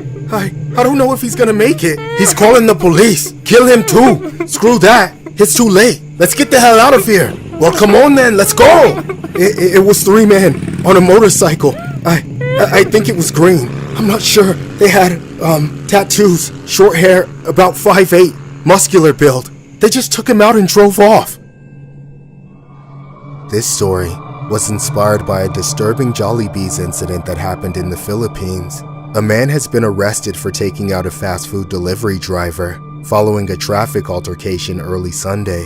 Albert Budlat, 22, resident of Malate, Manila, and employed at the Jollibee Philippine General Hospital Taft branch, passed away after 3 men went after Budlat inside the store in Manila and took him out with a firearm. Police have arrested a suspect identified as Jason Ignacio, 28. The victim had just gone out of the store to make a delivery around 3 a.m. when 3 men riding on one motorcycle cut him off in a counterflow, which resulted in an argument. Budlat went back to the store, but was followed by the men later identified as Ignacio, Raymond Yap, and Rolando Elizalde. Efren Bales, the store security guard, said he heard a commotion on the ground floor while he was patrolling the second floor. He went down to pacify the group, but the 3 men started making threats with their firearm, getting physical with the store shift manager, while swearing and demanding that they bring out the rider. When Budlat eventually came out, the men started jumping him while also shouting expletives, and then ultimately doing what they did. The 3 then immediately fled using their motorcycle. Budlat was rushed to the nearby hospital, but didn't make it. The incident led to the arrest of Ignacio, while the other 2 suspects remain at large.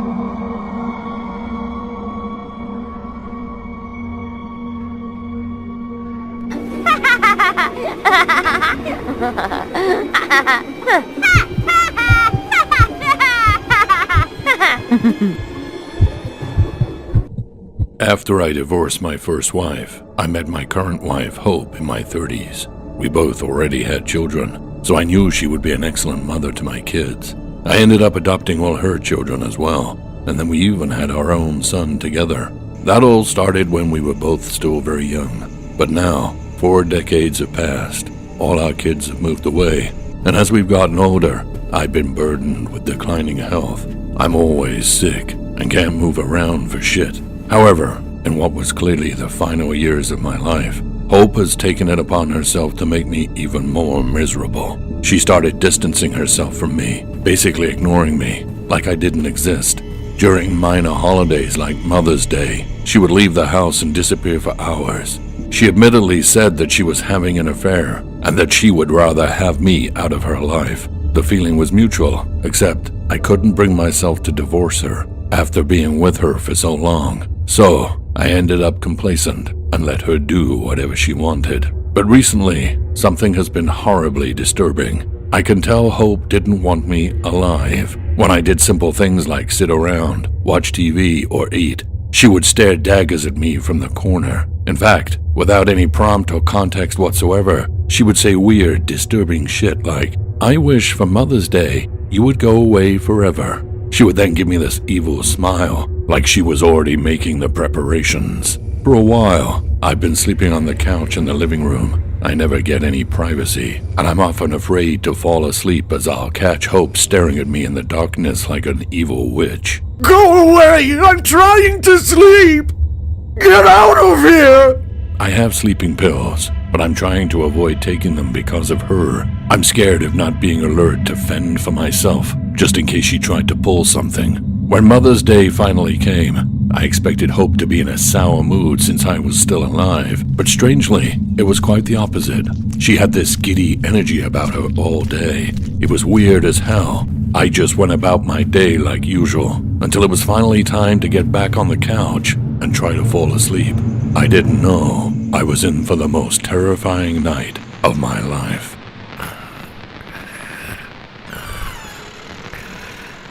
Oh God, she's watching me sleep again. She's so creepy. What the hell is the matter with her? If I pretend to be asleep, maybe she'll go away. No, don't come near me, you freak! Leave me alone! Come on, just go away! What do you want? Oh, sweetie, it looks like you're having trouble sleeping again. Sit up for me so you can take your meds. I already took it. I'm fine. I said get up! Okay, fine. And here comes the airplane. Coming in for a landing. Here you are, my dear. That's it. Drink up. What are you doing? Just take the glass already. I'm tired. Whoa, what's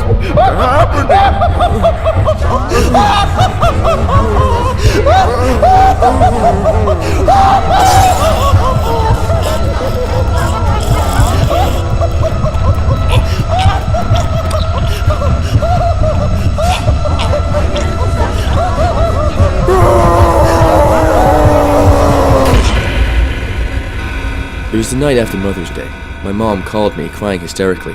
She told me through her tears that my father had passed. I didn't know what to do, so I just went over to their house, finding it swarmed by police.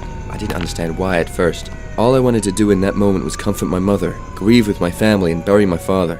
Afterwards, I wanted to spend more time with my mom, and that's when I noticed her strange behavior. I asked her how it happened, but she just looked right through me and said she couldn't tell me. Something about it was just really off-putting. Weeks later, enough people started saying the same thing, that my mother was all but admitting to taking out her husband. Not a person who knew her hadn't had some weird encounter, with her basically admitting and saying what she did subliminally.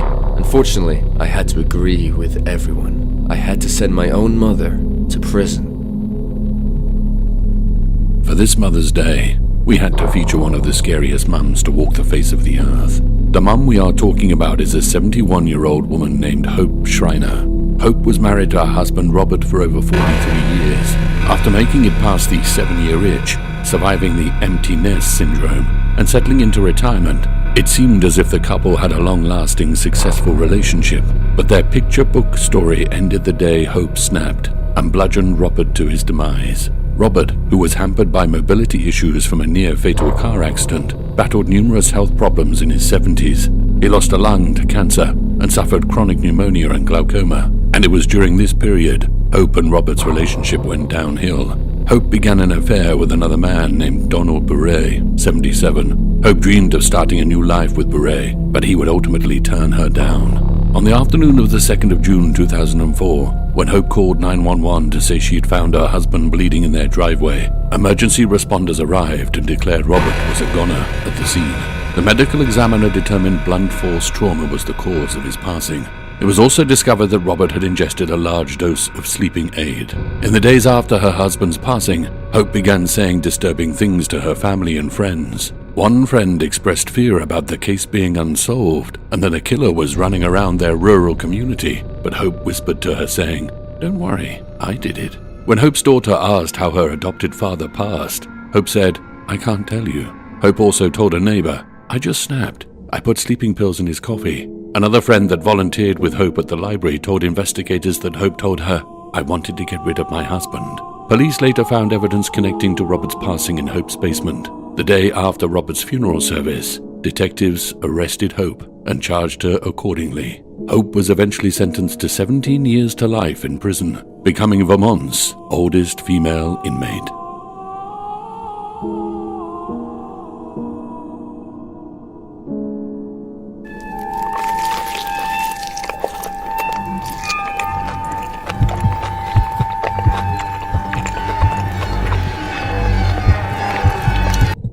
Years ago, I got a job working nights at Jollibee. The guy who trained me on everything turned out to be pretty cool, so we sort of became work friends over my first few days. Unfortunately, when I was done training, he went back to what he normally did most of the time, which was promotional work.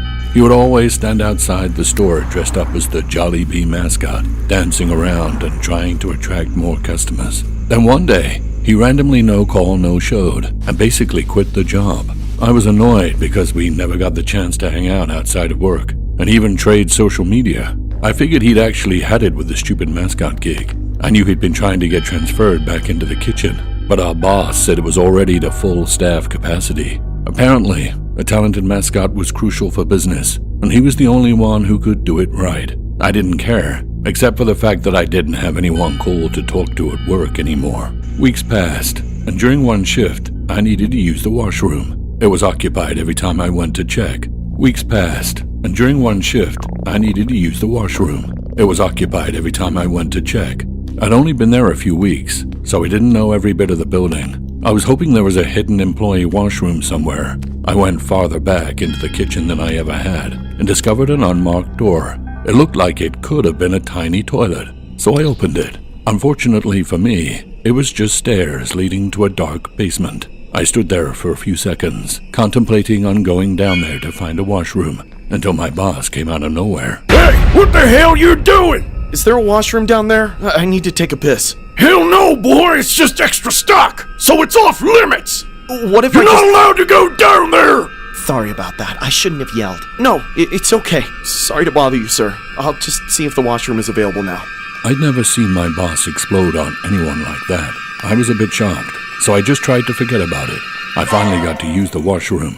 Then I went back to my shift. Of course, my curiosity about what was down there became a bigger problem every single day. One night, we were closing the store, and he left early for some reason he didn't tell us about, just letting one of the shift leads take care of stuff for the rest of the night. Once he was gone, I knew I had my chance. I found a moment to slip away to the hidden door. I quietly opened it, then shined my phone flashlight to see where I was going as I slowly made my way down the stairs. At the bottom, the level of darkness was almost suffocating. The light switch I found didn't turn anything on, leaving me with just the light I had from my phone, which only let me see a few feet in front of me.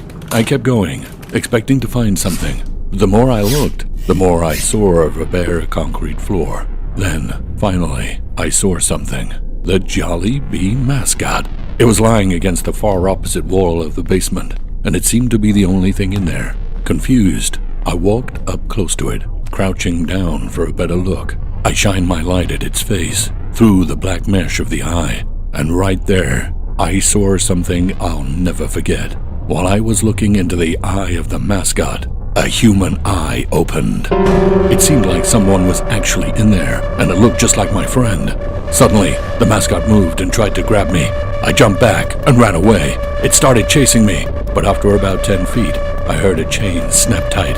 I looked back and realized the thing was chained to the wall. I was freaked the hell out. I felt like I was in a horror flick seeing this Jollibee mascot lunging at me.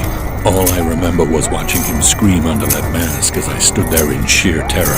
I didn't know what to do, but a thought hit me like a ton of bricks. That this whole thing about my boss leaving me an opportunity to go down there was a trap. So I felt I had to leave as soon as possible. I went back up the stairs and did my best to act like nothing happened, to seem normal. I finished my shift, but I never once returned to that place. I moved as soon as possible. I was paranoid that my boss might come for me. I didn't want to take the risk that he was somehow going to find out that I went down to that forbidden basement. I ended up starting completely fresh in a new city to try and move on from this. But no matter what, I can never forget it. I've never told this story to anyone, not until now. Because of this viral image of the eye inside a Jollibee mascot. I swear it's my old friend from work. It's the exact same sight I saw that haunted me all those years ago. And now it's come back to remind me that I abandoned my friend to a fate worse than death. This story was inspired by a viral online image of a man's eye peering out from a Jollibee mascot costume of the Filipino fast food chain Jollibee's. We decided to turn it into a horror story, seeing as the image meme had gone viral because of the ambiguity and lack of explanation from the photograph. The blurred image inspired fan art from various VTubers, ex-users, and fans from all over the world. The image was allegedly posted by ex-user HTML_sushi. The photo was posted without a caption on January the 5th of 2025 and gathered over 405,000 likes in 3 days. As bizarre as the image looks, one can only assume it was a Jollibee mascot worker taking photos with customers based on the person in front of him.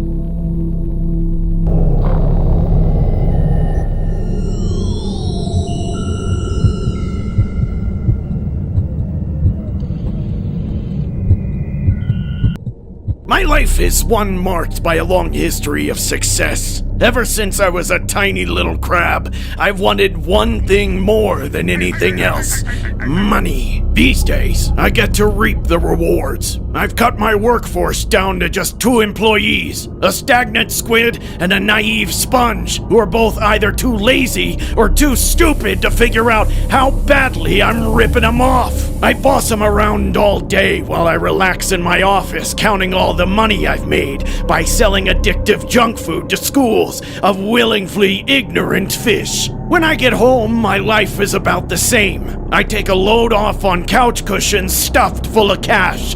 I bathe in pots of gold to make sure my shell glistens like a freshly minted coin. I decorate my house with money. I talk to the money. I watch TV with my money. No matter what I'm doing, my money is always with me. Although, despite how overwhelmingly wealthy I am, I'd be lying if I said I didn't often get the sense that my life is still missing something very important: companionship.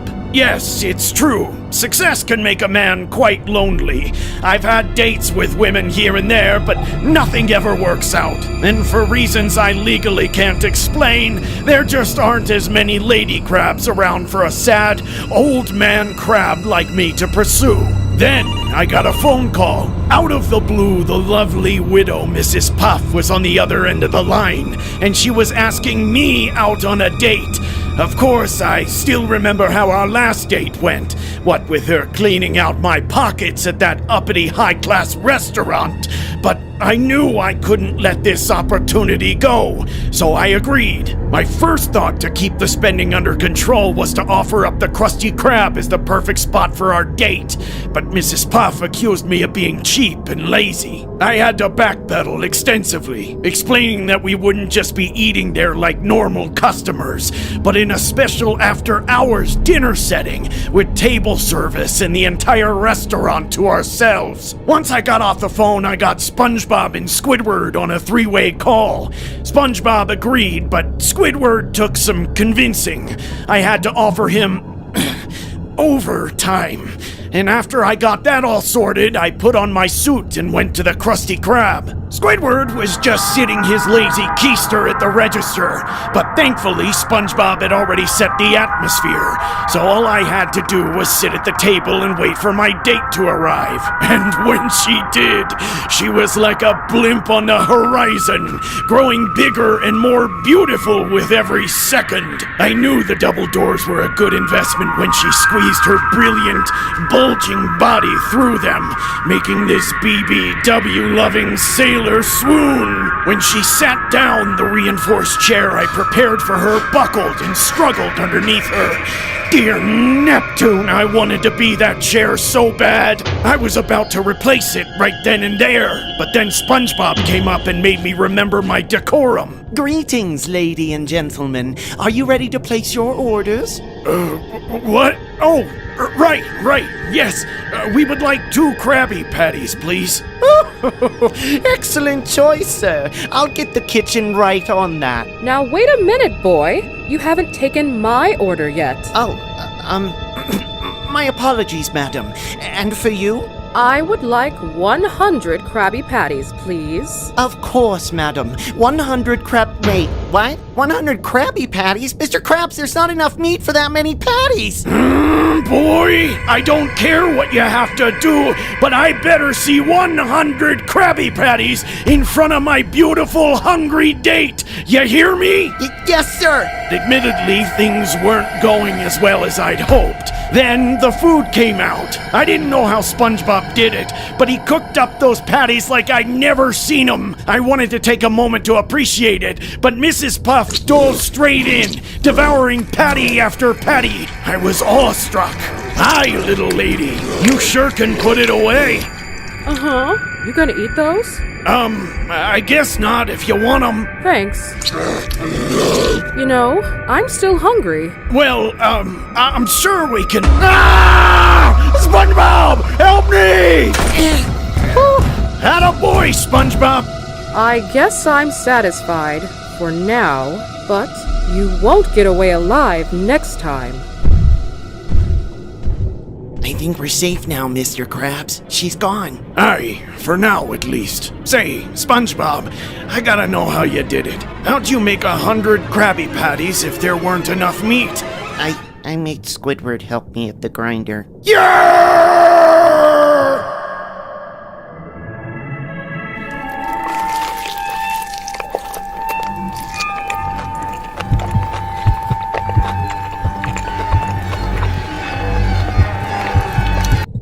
I was only 19, living in Manila, Philippines.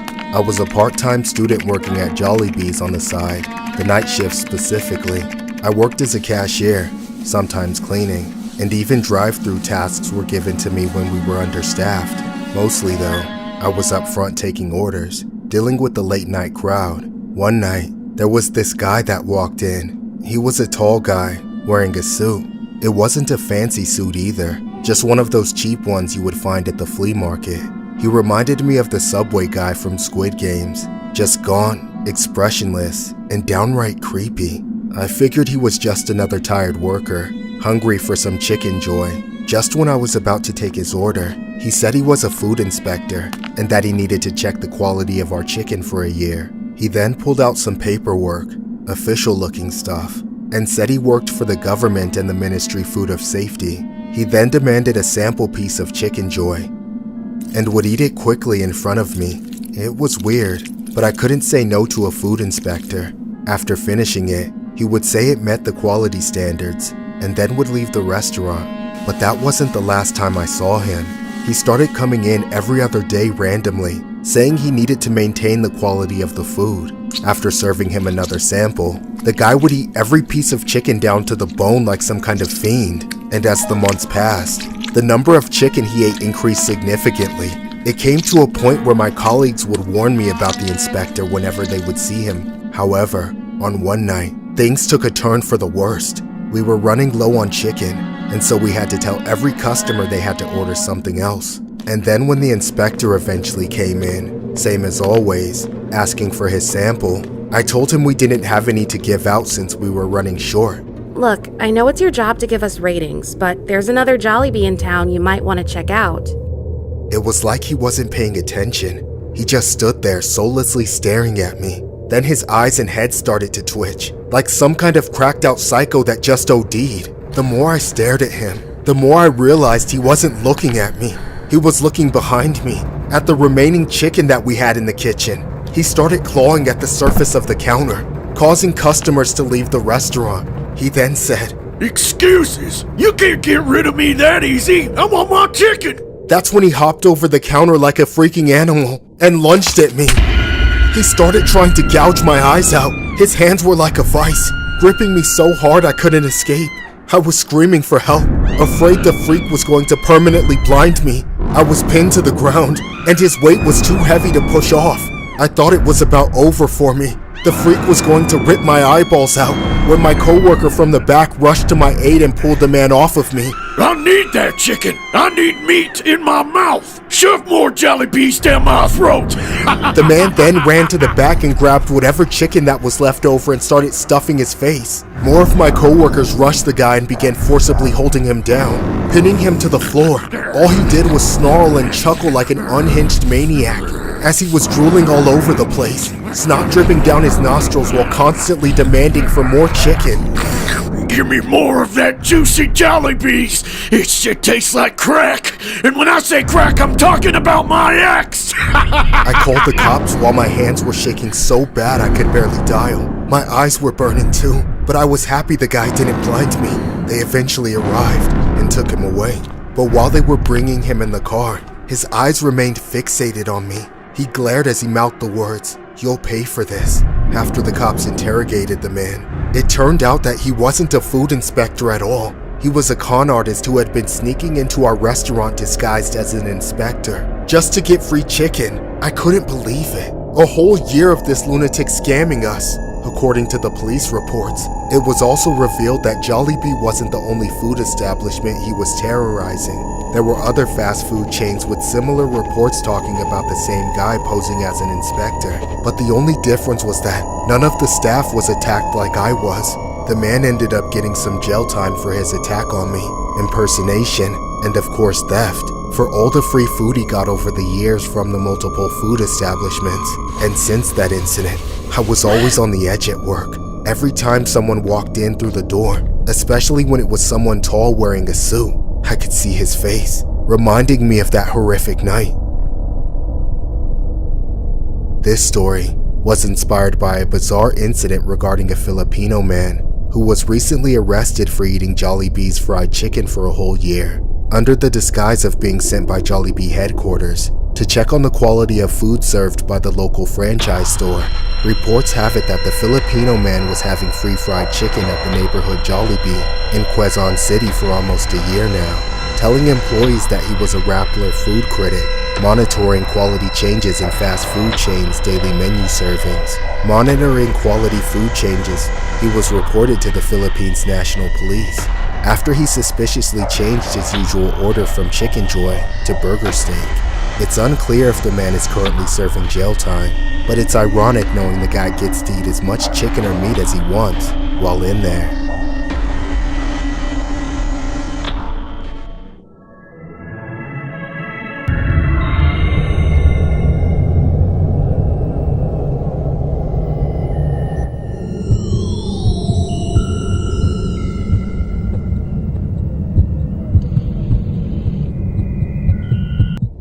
At this point, all of Bikini Bottom knows I'll never be able to drive a boat to save my life. I failed boating school so many times I lost count. In spite of this, it has long been my life's mission to earn my driver's license. Once I can drive, I can finally drive to work instead of walking like a loser. I'll be able to drive myself all over Bikini Bottom whenever and wherever I want. I could get away from that jerk Squidward and that buffoon Patrick. Hell, if I can drive a boat, maybe a girl will actually go on a date with me, and I can finally get some clam in my life. Unfortunately, each time I fail boating school, that dream looks more and more like a fantasy. Don't get it twisted though. I don't dread going back to boating school every time because I'm afraid I'll fail. No, I'm terrified of the woman who runs it, Mrs. Puff. She was a nice lady when I first met her, but then I happened. Every single time Mrs. Puff gets in the boat with me to take the driving test, I end up crashing and sending her to the hospital. I must have put her through 100 serious wrecks. I'm a sponge. I can absorb the impact just fine, but Mrs. Puff, on the other hand, she has a tendency to blow up. I'm on my last chance to get my license this time. I'm gonna end her life if I crash again. I've noticed in class this time around that she looks like she's on the verge of having a total mental breakdown at all times. Knowing this is my last chance, I'm pulling out all the stops. I reached out to Mrs. Puff a few days before the test, asking her if there was anything I could do to improve my chances.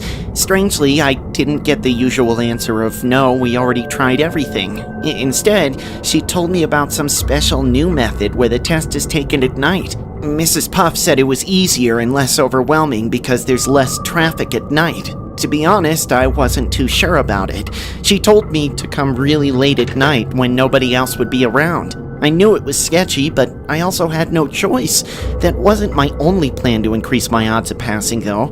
It's been a long time since we tried it, but I also asked Patrick to help me again doing the same plan with the hidden radio and the binoculars like last time. On the day of the test, my nerves were out of control. I had to go to work at the Krusty Krab first, and for all of those 12 hours on the job, I couldn't stop thinking about the test. When I finally got home, I had to cancel jellyfishing with Patrick to practice our plan. We worked on it for hours until it was the middle of the night, when Mrs. Puff said to be at boating school. I told Patrick to be ready at the spot on the hill, and we went our separate ways. I was terrified out of my mind when I met with Mrs. Puff.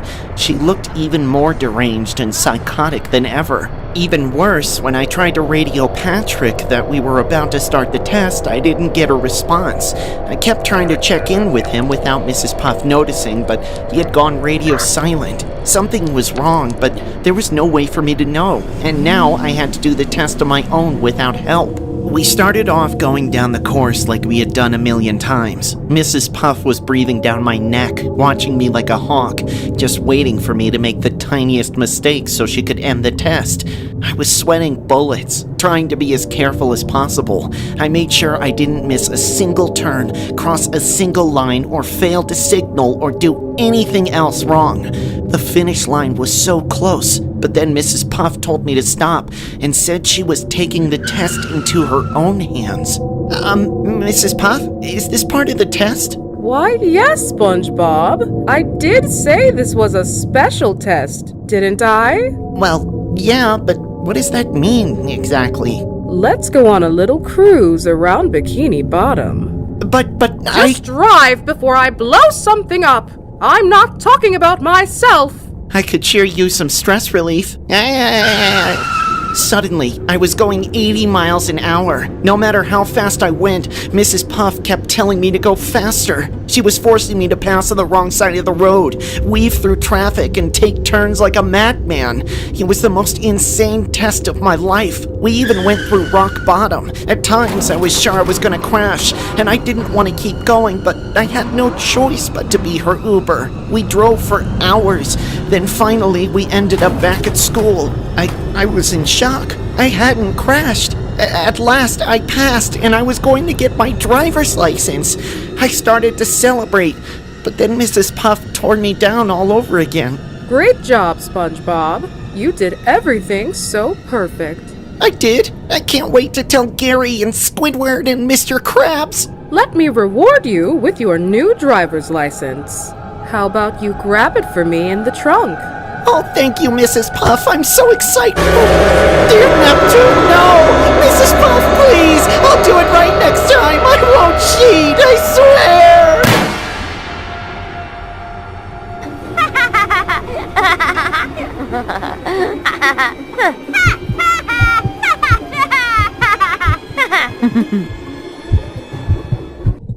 This happened a few years ago on Mother's Day, and it still haunts me till this day. I used to live with my mom, who was a hard-working woman. She used to cook, clean, and take care of me and my siblings while working a part-time job. When I eventually got older and had a wife and kids of my own, I moved out in a small bungalow house. I didn't want to leave her to fend for herself, so I ended up taking her in. My wife was a bit hesitant at first, but eventually gave in to the idea since the kids really liked her company. So, when it was eventually Mother's Day, I of course wanted to celebrate not only my wife, but my mother as well. We invited our cousins, aunts, uncles, nephews, nieces, basically the entire family. It was a perfect day, honestly. The kids were outside playing in the front lawn while myself and the other relatives did grown-up stuff. It was around the evening time when I got up to grab another beer from the fridge. That's when I noticed an unfamiliar car parked on the street in front of my house. It was a dark sedan with tinted windows, just sitting there idling. I then went out to the porch and saw the kids playing on the lawn and my mom at the edge of the yard, facing the car. I remember hearing her saying something like, "What do you want? Get the hell out of here!" The car didn't move, it just parked there. She then shouted again saying, "If you don't get out of here, I'm calling the cops! You got that?" My mother was a very confrontational person and didn't take shit from anyone and would call out anyone on anything if she thought they were in the wrong. That's just how she was. But something about yelling at a random vehicle was alarming as hell. I didn't want her causing any unnecessary drama and printing a target on our house. So I called out to her saying, "Mom, just ignore them and come inside." She ignored me and continued mean-mugging the vehicle. I figured it had to either be some Karen neighbors down the street that were trying to file a noise complaint, or just a group of teen troublemakers looking to get a kick out of bothering an elderly lady. I tried to make out who was inside the car, but it was hard to see as the windows were tinted and it was getting a bit late. I called out to my mom once more to get inside, and that the other adults were waiting on her. Once again, she ignored me and continued to have a stare down with the vehicle. I was getting nervous as hell, and got a bit closer so I could see the plate number, just in case whoever was in the car tried to pull something. As I squinted my eyes to look at the front plates, I realized that it was either removed or being covered. That's when I knew something was horribly wrong. A million red flags raced through my mind. I started freaking out and yelled at my mom and the kids to immediately get back in the house. The kids immediately started scrambling inside while my mom stood in the same spot, yelling at the car and telling them she was going to call the cops. I then started walking towards her just so I could pull her back into the house and away from the vehicle. That's when the car suddenly rolled down their windows, revealing 2 or 3 men wearing ski masks. The one closest to the window then pulled out a firearm and started waving it around. "Happy Mother's Day, you old fart! Today's gonna be your lucky day!" He then smiled at me and my mom, and that's when I yelled saying, "Mom, get inside!" As I started running back towards the house, and as I made it to the porch, all I could hear was a loud bang sound.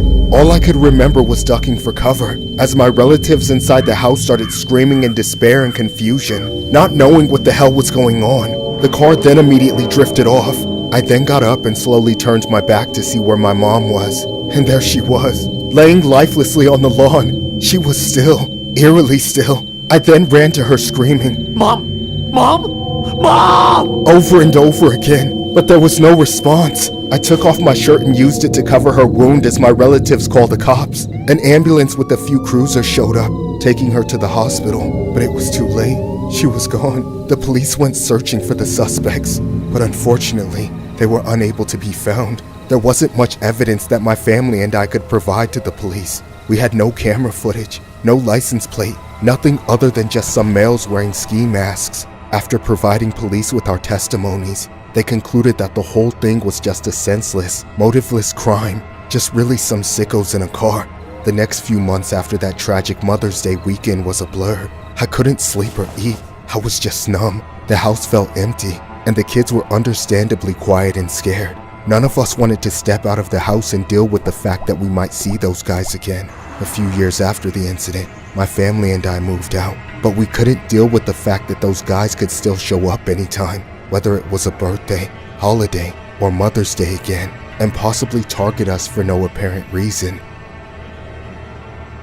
This story was inspired by a horrific incident regarding an Alabama grandmother who was celebrating Mother's Day with her family when someone opened fire on the outdoor party just after 7 p.m. on Sunday, May 12th. Gloria Cruz, 64, was fatally struck as she reportedly rushed children playing outside back into her house for safety. She collapsed on her lawn.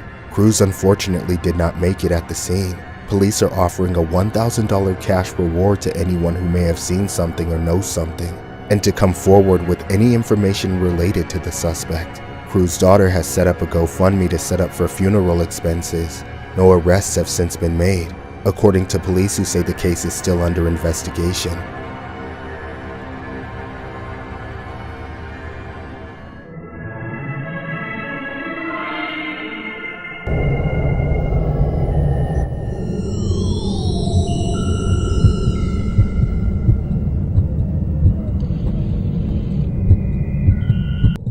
I've been a boating instructor for nearly 20 years.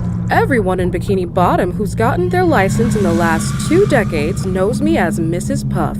It's not glamorous, but at least I know I've created a memorable image of myself in this town's eyes. However, after thousands of tests I've given, I hardly remember any of the faces I see. They all just stare blankly at me in the classroom, then they rotate in and out of the driver's seat of the old testing boat. That's why it's extra special when someone sticks out. My most recent memorable encounter was with the handsome fellow named Clyde. He was last on the docket for testing that day and twice as old as the rest of the students. When we finished the test, I told him he passed. He didn't get out of the boat. He stayed and started making eyes at me. Clyde told me that I was the only reason he even bothered to get his license. He knew taking a class was a guaranteed way to get close to me. Now, with the course over, it was time for him to buck up. Eventually, I caved. I let him drive us to my house while I relaxed and listened to him say all the wonderful things he thought about me. When we arrived, I told him to take a seat on the couch and get comfortable.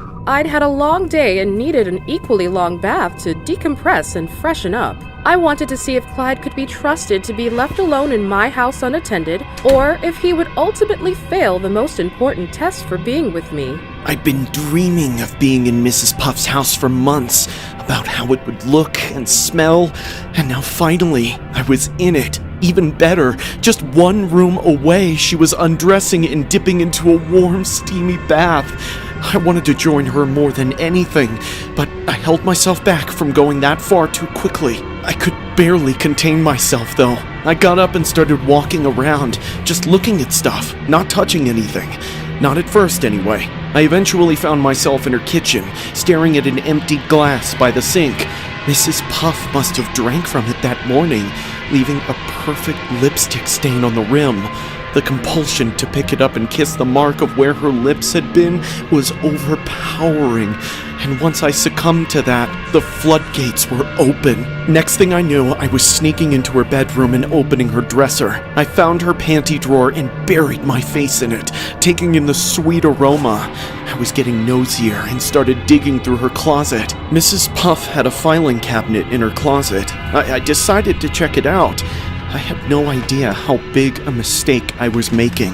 I opened the first drawer and saw all these files of people's names, including Mrs. Puff's own name. The next drawer was full of dates, all from different events in her life. The farther back I went, the more I discovered Mrs. Puff was not who she said she was. In her earlier life, she went by a different name and led a very different life. The sweet woman I knew was nothing more than a facade concealing a deranged criminal. She was arrested and hunted by police for committing horrible crimes. She had all these photos and newspaper clippings to commemorate the people she robbed and took out. I was shitting bricks, realizing I had fallen in love with a lie. I had to get the hell out of there. I tried to quietly close the cabinet and escape, but by then, it was too late. Mrs. Puff was standing right behind me. She was dripping wet, wearing just a towel. She asked me what I was doing, and I tried to play it off. I offered to go home, but she said I needed to stay and go through with our date. She had gotten herself ready for me, and her bed was waiting for us. I knew I didn't have a choice. She stripped me of all my clothes and we went into the sheets together. She was on top of me, just like I had always dreamed of, but I couldn't stop thinking about how she was a dangerous criminal. She kept reaching for my throat, and I kept pushing her away because I just couldn't trust her. Then, out of nowhere, she started strangling me. I managed to break free and roll off the bed, but Mrs. Puff wasn't about to let me go. I thought just maybe none of this stuff about her past really mattered. Get away from me! Oh, come on, Clyde. Come back. I was just trying to be freaky. Stay away from me! I just want to go home, okay? You want to know why they call me Mrs. Puff? No. Why? No!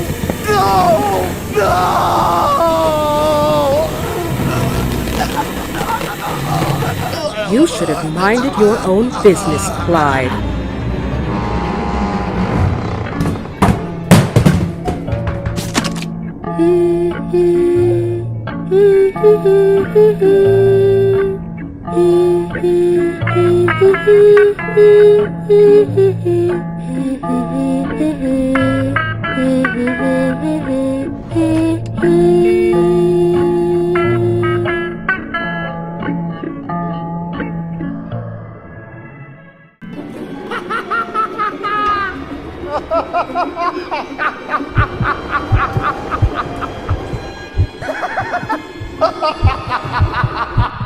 I woke up in that room, feeling like I couldn't breathe.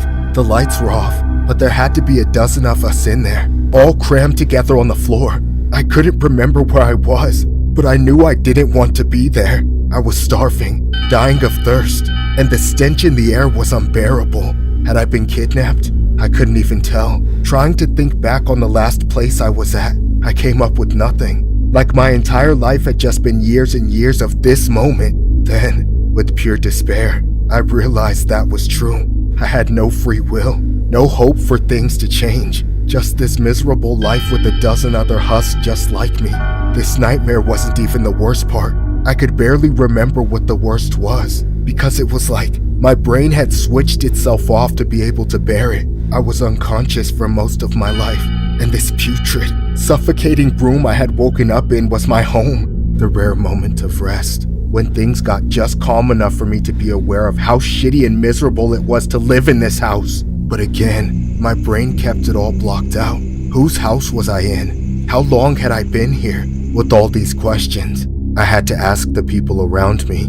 There was someone next to me who felt just warm enough to be alive, but when I tried to speak to them, I could barely make a sound. I felt all this rust and filth blocking my throat, making me wonder how long it had been since I last spoke. I kept trying until it worked, though the answers I got weren't the ones I wanted. Hello? Is anyone awake? Where are we? What's going on? Shh! You have to be asleep now. But I can't sleep. Then play dead. You know the rules. What rules? Whose rules? He's coming. Play dead. Who?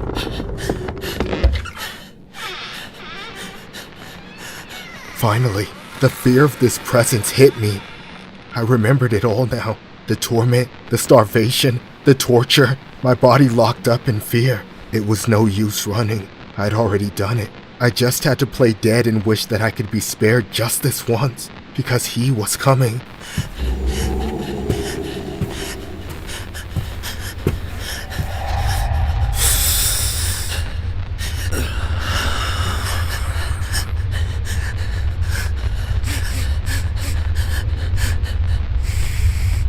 It's not you. Good girl. What about you? No.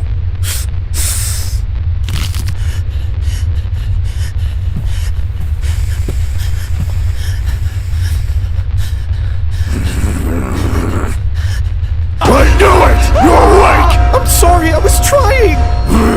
Why are you up past your bedtime? I didn't mean to, I swear. Tell me you're sorry. I'm sorry. That's not good enough! I'm sorry for disobeying you, Father. Please forgive me for dishonoring your rules. If I ever catch you like this again, I'll chain you up in the basement like that other little shit! Understand? You won't see the sun for the rest of the year! You'll be eating the cats until you learn to behave! Please, don't put me back down there! I'll do anything! I didn't sleep at all that night. I spent the remaining hours before morning hatching an escape plan. I realized they had never done much to physically keep us in the house, except for when we were chained to our beds as punishment. They just had us that broken, that unable to think for ourselves. All I could remember was that I knew I just had to get out of that hellhole one way or another. After looking around in my bedroom at all the girls and boys next to me, who I came to realize as my siblings, looking all malnourished and on the verge of death, I refused to let my moment or theirs go to waste, so I quietly talked with them about how we were going to escape. The next morning, before Father came to punish me, I crawled through the window and ran away, then called the police from a nearby neighbor's house. At last, we were free, all of us.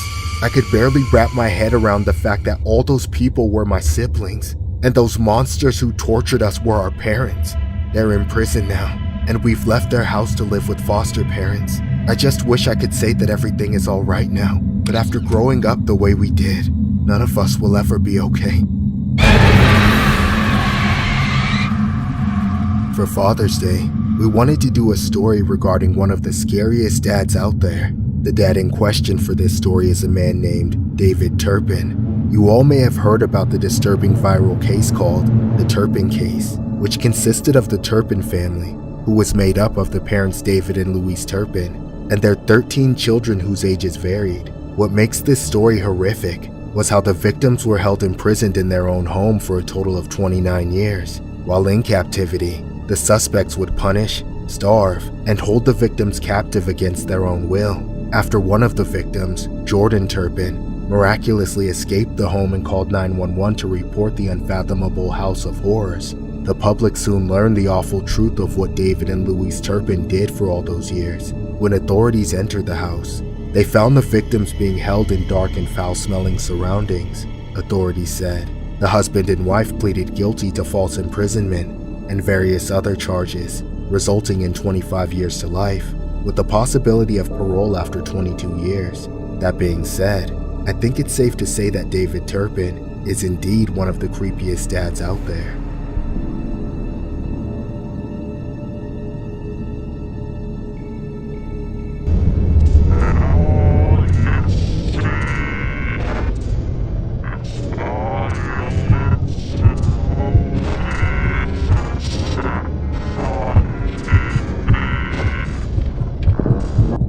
Ago, a classmate showed me a video of Lois and Peter from Family Guy, engaged in, well, relations that certainly wouldn't be allowed on the air. However, while my friend was talking about how hot Lois was, I had to lie about who my attention was actually drawn to, which was the well-endowed Peter Griffin. Incidentally, this was a major awakening for me, and though a lot of people have called me weird for it, my infatuation with Peter Griffin stuck around as I got older and more experienced. Even recently, as I've started going on Grindr to find hookups, I've been secretly looking for my favorite fat man, or at least the man who can come as close as possible to the likes of Peter Griffin. Eventually, I did one day. His name wasn't Peter, but that's the only name I called him.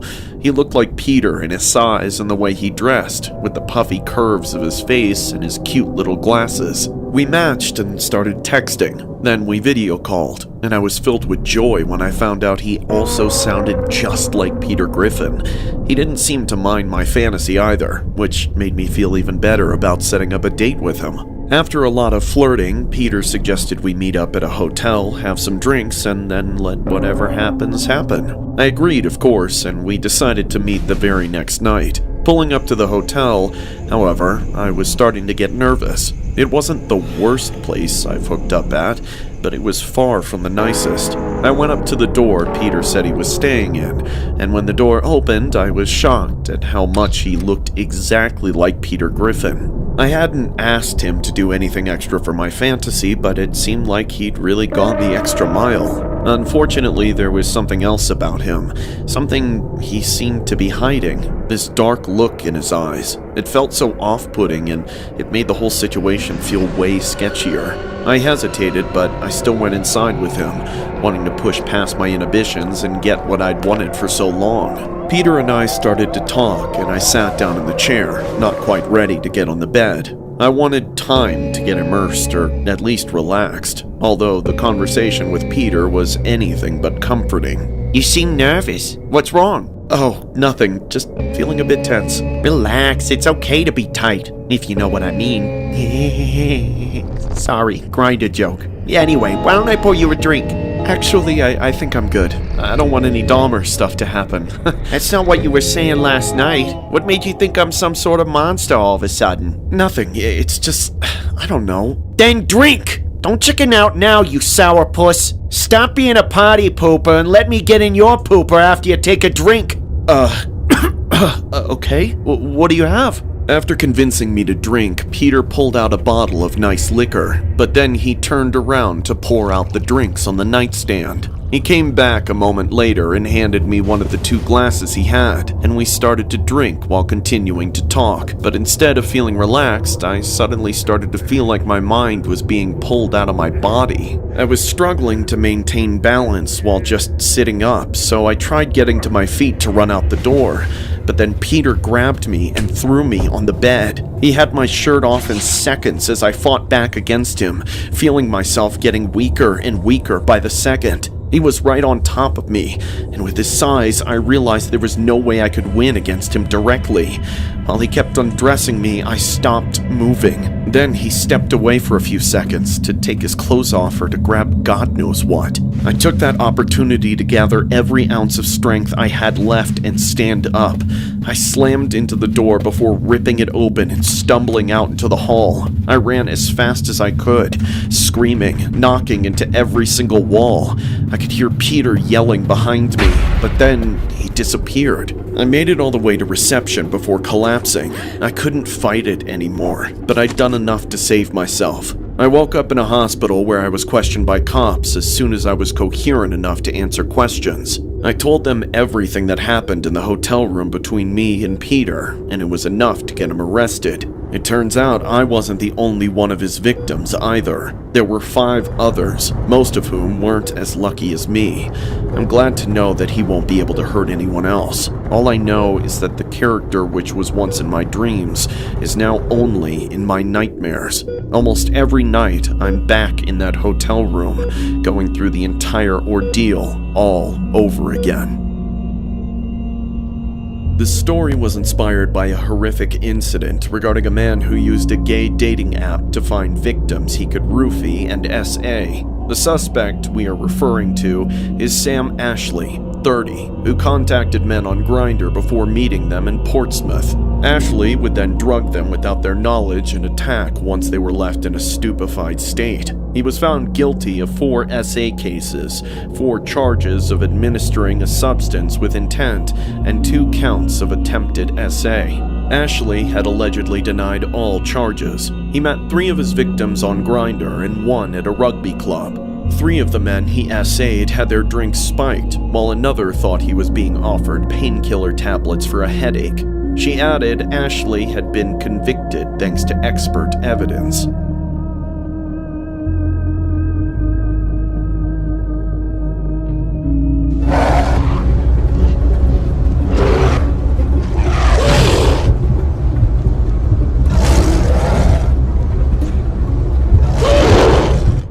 This whole thing going around about who would win in a fight between a single gorilla and 100 humans has me thinking about something that happened several years ago. At the time, I was volunteering for an animal rights organization that I will not name, for reasons that will become clear. They sent me to the Democratic Republic of Congo to assist in what I thought was a campaign to preserve a shrinking population of gorillas. When I arrived in the country, I met a man who claimed to be the head organizer of the campaign. From the airport, he led me to a village where we met with a group of armed militants. The organizer, who by this point was the only person I could come close to calling a friend, said these men would be our escorts through the jungle should any hostile animals try to attack us. I was well aware of the potential for danger, though having half a dozen armed guards for just 2 conservationists felt like overkill. After briefly getting to know each other, the organizer finally offered to take me on my first trip to see a family of gorillas who resided in a known area relatively nearby. We were able to trek several miles deeper into the jungle from the village, but before long, We had to walk the rest of the way through dense trees and foliage as we approached the gorilla's territory. Finally, the journey came to an end as we reached a clearing. That's when we were quietly in the presence of gorillas. Through previous encounters with the organizer and his guards, the animals had become slightly accustomed to humans, but I was urged to step no farther than the edge of the clearing. In that moment, I couldn't believe what I was seeing. The sight of the gorillas was so much more breathtaking and uncannily human. Even the silverback male in charge of the entire family seemed to care very little about us being there. But then, that majestic moment crashed and burned when the organizer and his armed guards retreated from the clearing by several yards, and their weapons were now trained on me. That's when they directed me to approach the gorillas, the exact opposite of what they had just told me moments ago. I obviously refused, but they started threatening me. I realized that I was walking to my death no matter which way I went. These men never intended to do anything but use me as live bait for whatever sick purposes they had. No! Please don't make me do this! We're friends! We can still be friends after this. Just walk toward the gorilla. But he'll rip me apart! Why are you doing this? Those rich creeps in the city will pay anything for an ounce of ape meat. And that thing right there is sitting on 300 pounds of it. All you gotta do is draw it out so we can get a clear shot. Got it? No, this is insane! I can't do it! Just let me come back, please! We're either leaving here with 300 pounds of ape meat or 100 pounds of human meat. Your flesh will sell for an even higher price. Understand? It's you or the gorilla. So what's it gonna be? Okay.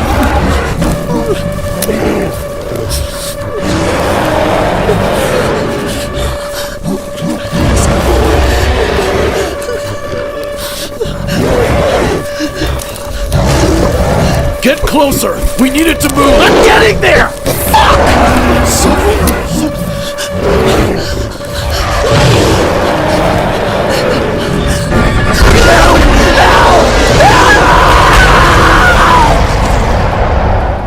I was looking at my worst nightmare, the face of a deadly gorilla inches away from mine. It was looking right at me as the life drained from its eyes. I'll never forget it. I was in shock after that moment. But the horror didn't end there. The men forced me to take photos for them, posing over the gorilla's remains. They were smiling at their accomplishment while I was nothing but ashamed to be a part of it. The poachers then wrapped the gorilla's body up to conceal it. Then the organizer told me that if I ever revealed the true nature of his operation to anyone, he would have me taken out and sold to cannibals on the black market. Given how much of my information he has, I have had no choice but to obey his order. But I have never gone back to the Congo since. The photos were leaked online. My face was never shown in the pictures. However, it has kept me from trying to be a part of any other wildlife conservation efforts, in case someone were to make the connection. Today, with this asinine discussion about humans fighting a gorilla, I can't stop thinking about what I witnessed, and about how reality is far less fair to gorillas than any hypothetical situation people might make them out to be. This story was inspired by a horrific incident regarding sickening images of a gorilla believed to have been taken out and being used for a photo opportunity by a group of armed men. Pictures posted online by the conservation group has sparked anger amongst animal rights activists. The organization called El Association Gorilla said the animal was taken out illegally, suggesting the men in the photo may be responsible. It was understood the photos were taken near Brazzaville, the capital of the Republic of Congo. In a social media post accompanying the stomach-churning images, the group said, "This is what we never want to see again. These shocking images of a beautiful gorilla taken out illegally. Let us remember once again that the slaughter of protected species is strictly forbidden by Congolese law. It has been mentioned that the apes were being taken out to primarily supply high-end demand for meat in urban centers, where the consumption of ape meat is considered to be prestigious amongst the wealthy. In regards to the 100 men versus 1 gorilla conversation, it's evident that men can of course win with firearms, but without it, well, that's up for you to debate."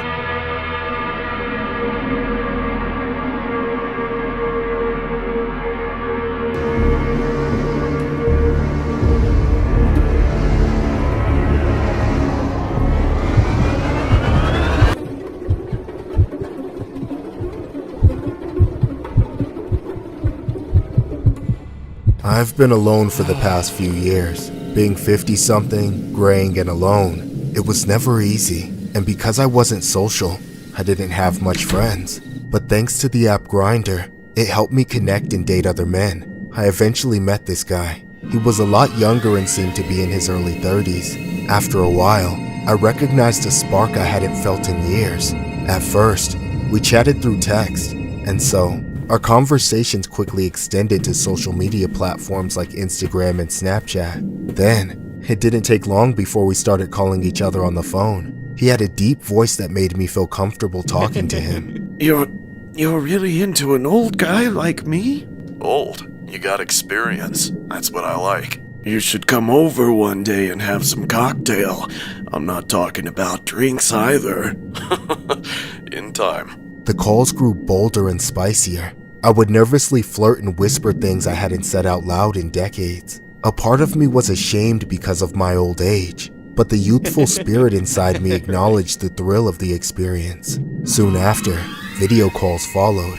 Anyone who saw them would agree that he was hot. I knew that connecting online wasn't enough. I had to see him in person, and it was something we both agreed on. We set a date to meet up for a night of wine, Netflix, and business, as we'd put it. So, while waiting for him, I prepped the apartment, dimmed the lights, and poured the wine. When he finally arrived, he was even more handsome in person, a dangerous kind of handsome. We drank, chatted, and laughed as we got to know each other. But the more we drank, the more tension there was between us. We decided to put on Netflix as the heat was building up. Then, it happened. It was spontaneous as hell. It went on for about 5 minutes before we both finally finished. Then, we both laid in bed relaxing after that roller coaster ride. But then that's when the awkwardness began to creep in. So, you gonna take an Uber or what? It's late, so I just figured. You figured what? Am I some piece of meat you throw out the window? I was going to leave, but now I'm staying. Look, I wanted a one-night stand. That's it, okay? A one-night stand? After I gave you the NASA rocket ship? This is how you treat me? Get the hell out of my house or I'm calling the cops! Finally, I couldn't hold it in anymore. Then, without another word, he lunged at me. I dropped to the floor and then we wrestled. Time wasn't on my side. If anything, I was losing it. I needed to get to the door fast. The guy was younger and stronger than me. I fought back, clawing, kicking, anything to get him off of me. We were both in our underwear, but the drastic change from passion to aggression was too much for me to handle. He then took a pillow and tried suffocating me.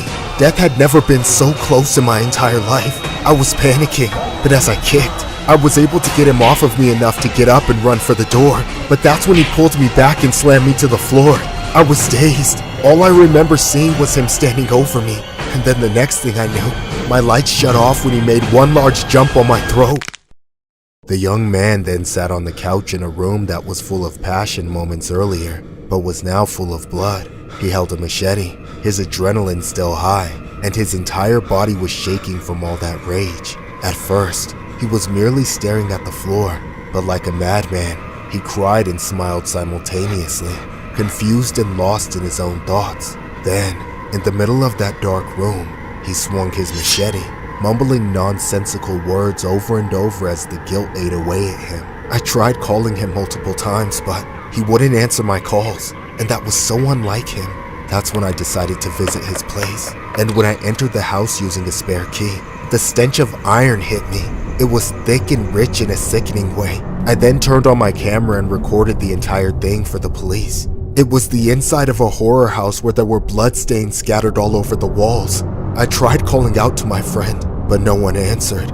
I was hesitant to head upstairs, but I needed the courage to follow the trail of blood leading deeper into the house. When I entered the bedroom, I saw pieces of him all over the floor, then immediately left and called the police. They were able to identify the suspect through Grindr and eventually arrest him. But what makes this case all the more disturbing was how after reviewing the footage I took that day, I could see the killer hiding under the couch. All this time, while taking a video around the house for the cops, he was there the entire time.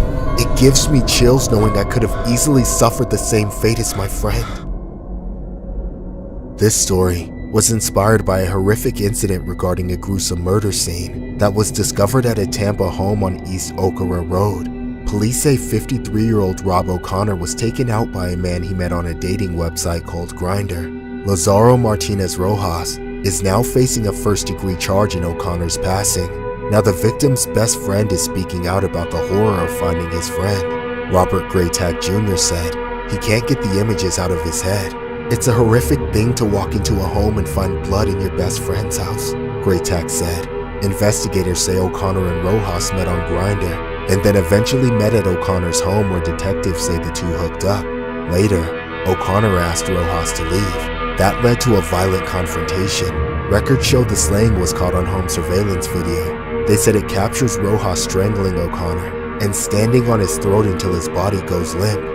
Rojas then mutilated the body with a large kitchen knife. After not hearing from O'Connor for several days, Graytag and other friends went to check on him, and that's where they made the horrific discovery. What was even more chilling was how Rojas was still hiding in the house. We didn't know what we were encountering, so I had my camera and I did record the scene. And when I looked back on it, and I saw him under the couch in my recording, my hair just stands on edge now, thinking that you can see his hair sticking out of the couch, said Graytag. Rojas remains in jail with no bond.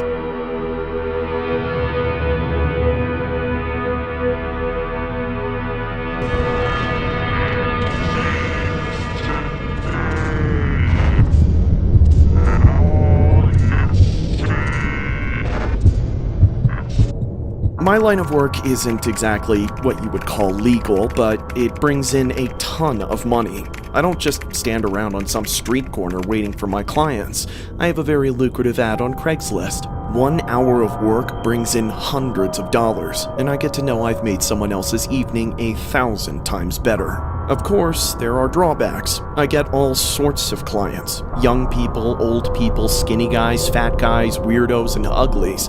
Yet only the occasional good-looking man. That, and I could go to prison for it. So I have to be very careful and secretive. I usually have my clients come over to my place, which is why I refuse to do house calls.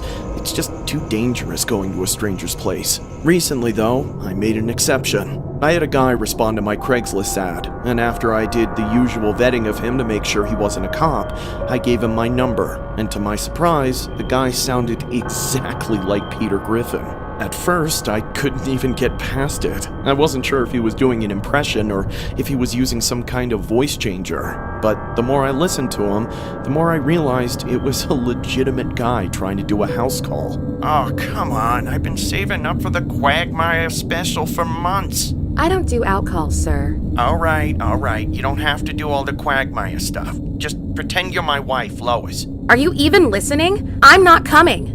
I guarantee you will when I get in. Sir, you need to— I'll pay you 10 times, whatever your rate is. That's $2,000. Are you serious? Completely. Okay, fine. Send me the address. Yay! And you'll wear the khakis and the teal button-up, right? Yeah, I guess. Somehow, the guy got me to break one of my biggest rules. I know it wasn't the smartest idea, but the money was just way too good to pass up. The whole Family Guy dress-up thing was just weird as hell, but for the right price, I was accepting. I got dressed, surprisingly already having what I needed for the outfit, then called an Uber. When I arrived at the address, I was freaked out all over again when I realized it looked just like the house from Family Guy. This man was dedicated. I then got out of the Uber and walked up to the door to knock. I knocked, but no one answered. I then knocked again, and even called him. Still, no answer. I started to get upset as I thought I had come all the way for nothing, even wasting money on an Uber. But then, as I spun around in frustration, I saw him looking at me through the window. He was smiling at me in complete darkness, and only moved when I finally saw him. He came around to the front door and opened it, and just as I was beginning to suspect, he also looked exactly like Peter Griffin, with the glasses, the hair, and all the fat. Hi, I'm Peter. What's your name? My name is Melissa. Shut up! Just shut up! Your name's Lois! Oh, yeah, Lois. I'm so sorry, I just forgot. That's okay. You remember our deal, right? Yes. Of course. Come on in. I went inside and requested the money up front as usual, but then he immediately started taking off all of his clothes. He didn't want to pay until after, but I said I wouldn't do anything without a guarantee of payment. After a little back and forth, he went to grab the cash. I sat on the couch, awkwardly waiting for him. But then, all of a sudden, all the lights turned off, making the house pitch black. What the hell is going on? That's when he came into view holding an axe and blocking the front doorway, trapping me inside the room. There's no way out, Lois. Please, you don't have to do this. I'll do anything you want. Please, Peter. I took out 4 people over the years. At least those are the ones people know about. I sure had a lot of fun doing it. People at work would always call me Peter Griffin because I look and sound like him. At first, I didn't get it, but then I watched the show and started really leaning into it. It's as funny as it is disarming, so people never expected me to be a killer. I always loved the thought that the last person those women ever saw was Peter Griffin. Of course, it all had to come to an end eventually. The cops were on my tails for years, and I evaded them for a long time, but they eventually caught me. On the internet, I'm known as the Peter Griffin Killer, and I really just love the way that sounds. This story was inspired by a disturbing incident regarding a Gilgo Beach serial killer named Rex Heuermann, who was nicknamed Peter Griffin by his colleagues because of the way he looked and goofy persona. Heuermann, 59, was accused of slaughtering 4 night workers in 2009 and 2010 before taunting one of their families using a burner phone. Heuermann, an architect, was arrested on Thursday night outside of his office in Manhattan, with colleagues left shocked by the sudden break in the cold case after nearly 2 decades. The married father of 2 denied taking out Gilgo Beach victims Melissa Barthelemy, Megan Waterman, and Amber Costello. Authorities had been tracking Heuermann for at least a year before swooping outside of his offices in Midtown Manhattan, ending their investigation early over fears he would strike again. They arrested him with a burner phone on his person, with court documents revealing that he used a phone for each of his victims. It was alleged that Heuermann continued to patronize his victims at all hours of the night and was using burner phones to conceal his identity. Authorities made a number of shocking discoveries when the remains of 9 females and a man were found near the Gilgo Beach area between December 2010 and April 2011. Some of the remains found also matched with partial remains found decades earlier as far back as 1996. The man they called Peter Griffin was charged and sentenced accordingly.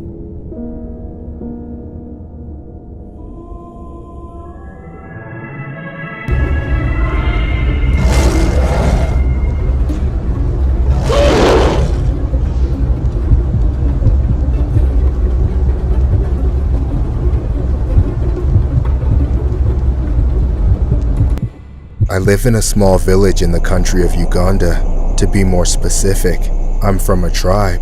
Since we are a remote village, we don't have access to the things people have in the cities that make their lives easier. Something as basic as creating food to eat requires everyone to work together at every step of the process. We all have roles we train to fulfill from a young age, so that nothing goes to waste. Since I was a young boy, I've been training to be a hunter, and if it is ever needed, a warrior to protect my village.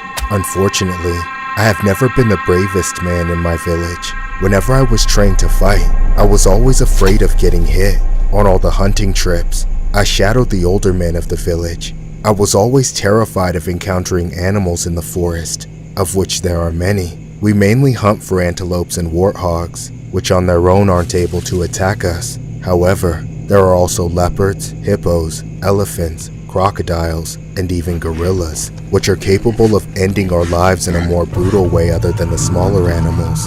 Thankfully, in my lifetime, we have yet to lose anyone to the wrath of a wild animal. Recently, I was finally initiated by my elders as a true hunter. They tell me this is a great honor, but really, I have been dreading this day for my entire life. I will no longer have the safety of someone else with me, Just a few days ago, it was my turn to go hunting by myself for the very first time.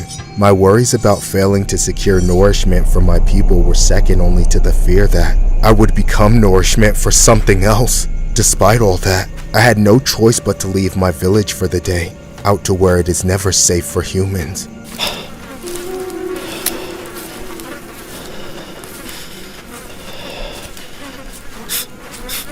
Holy crap, smells like there's a beast nearby.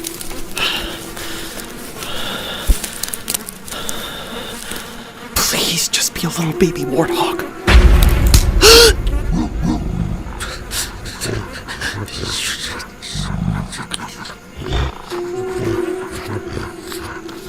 Just let me go, man. Just let me go. Please, please, please, please, please, please, please.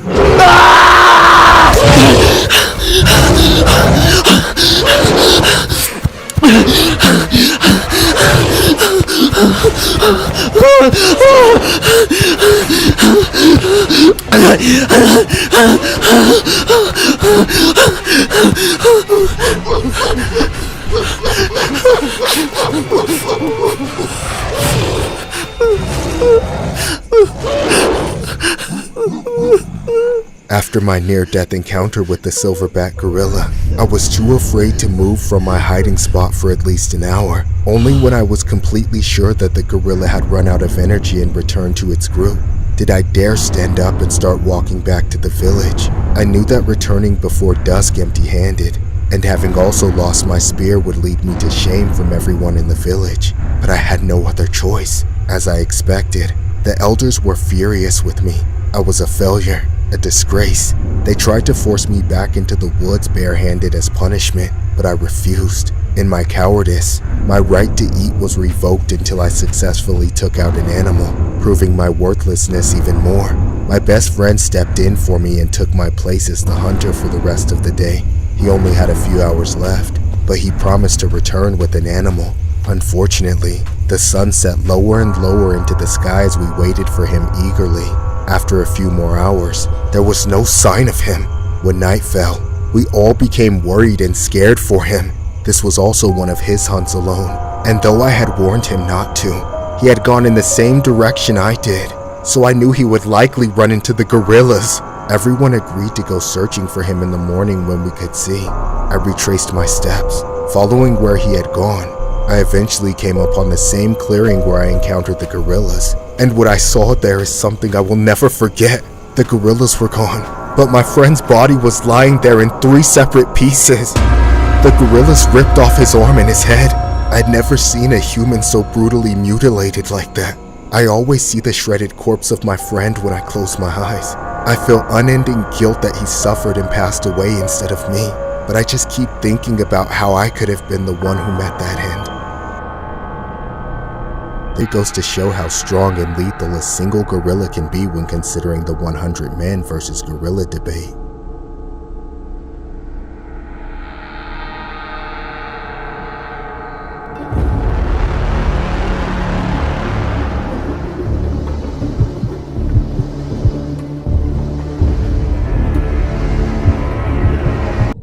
I always had terrible luck on Grindr. Despite still being young, I'm actually trying to find someone to settle down with. Of course, everyone on Grindr is just looking to hook up. However, I recently found this guy named Steven who was different than most on the app. He was a little on the older side, but seemed to be exactly what I wanted. He was nice to talk to over the phone, and unlike me, he had his whole life put together. He was a vegetarian in the Navy, graduated from Oxford, and had quite a lucrative career. But he didn't go into detail about what he did for work, as he said it was classified. Unfortunately, he wasn't really my type, physically speaking. Even though it looked really well done, I could tell his hair was fake. My dad always used to fuss about his toupee, so I know how to spot one. That, and, well, he was just kinda ugly. I only gave him the time of day because he was the first guy I'd met with who was willing to get to know me before trying to sleep with me. I thought I'd finally found someone who wasn't just out to use my body. And since it was a struggle for me to meet people by going out, I didn't want to pass on him without giving him a chance. So, after Steven and I talked for a few days, we made plans for a date, which I stressed would not be ending with intercourse. He wanted to host me for dinner, claiming he'd make me anything I wanted. I was excited on the way there, hoping his wealth and cooking skills could make up for his face, but I was also quite nervous, as this was my first time actually meeting someone from Grindr. Sadly, his apartment building looked a lot humbler than I was expecting for a man who graduated from Oxford, but I figured he just preferred to live modestly. As I made my way to his apartment, however, this proved not to be the case. I realized I was almost in a dark, unfamiliar neighborhood, meeting up with a stranger I met online. I almost backed out of the whole thing, but I was already right there, so I didn't want to be rude. I took a deep breath and went through with it by knocking on the door. Where the hell is this guy? Oh, hey! Good evening. What brings a fine fellow like yourself to my door? You're Steven, right? I'm Daniel. We're supposed to, never mind. I'm actually not sure if I have the right place. I'm gonna go. No, you do. I was just being silly. I'll stop. Come in. I'm sure you're used to saying that, huh? To be honest, I don't know. You don't exactly look like your pictures. Sorry, I don't think I should. I'll take that as a compliment. Everyone always tells me I look better in person, right? Yeah, sure. Oh, come on, nipple rings. I know you're being nervous, but I won't bite. I promise. Just come inside. It's getting cold out here, and that's not good for the both of us downstairs, you know. I'm not sure if I can. I'm making us dinner, remember? Yeah. Okay, I guess I'll... Whoa, hey! There we are. It's a bit of a mess, I know, but it's got character. Where's the dinner? Oh, you mean the pan-seared, wild-caught salmon fillets with garlic lemon roasted asparagus? You see, the thing is, I kind of forgot to go to the farmer's market this morning. You liar! You're just like everyone else. You just want to use me for my dark hole like some cheap streetwalker. You got me. I didn't even go to Oxford. I want to leave. Let me out of here. Well, I would, but it seems as though someone is blocking the door. Sorry, I'm just no help at all. You slimy piece of shit! I'm calling the cops!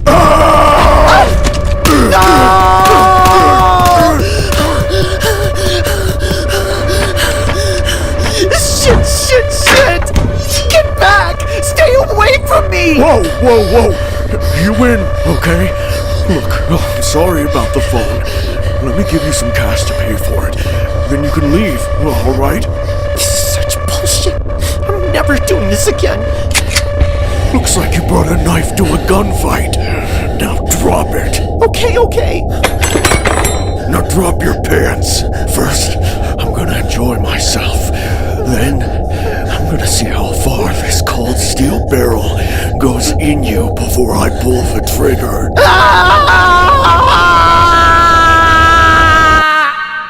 This story was inspired by a horrific incident regarding a male British serial killer and offender named Steven Port.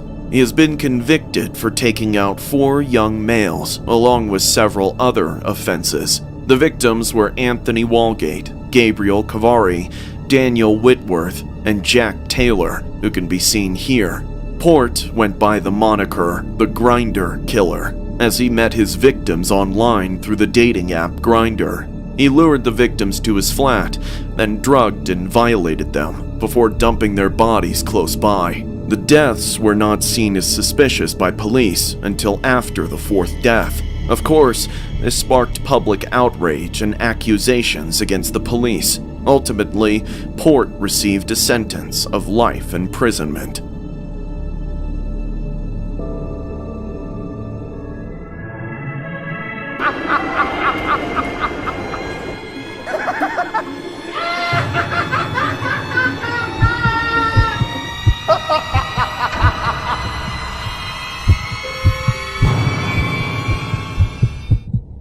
had the worst Father's Day experience of my life. It wasn't even with my dad, but with the man I was seeing at the time, Chris.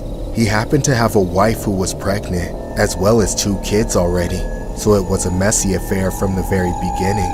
I was never proud of it, of course. I didn't want to be a homewrecker, but we just sort of fell into each other's arms one night at a bar. Then he told me about his family afterwards.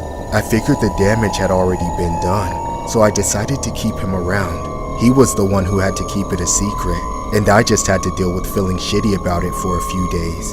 Chris would always sell out to his wife and come over every time she went on a business trip for work, just so he could sleep with me. Unfortunately, while I only ever wanted Chris for the pipe, he eventually developed serious feelings for me.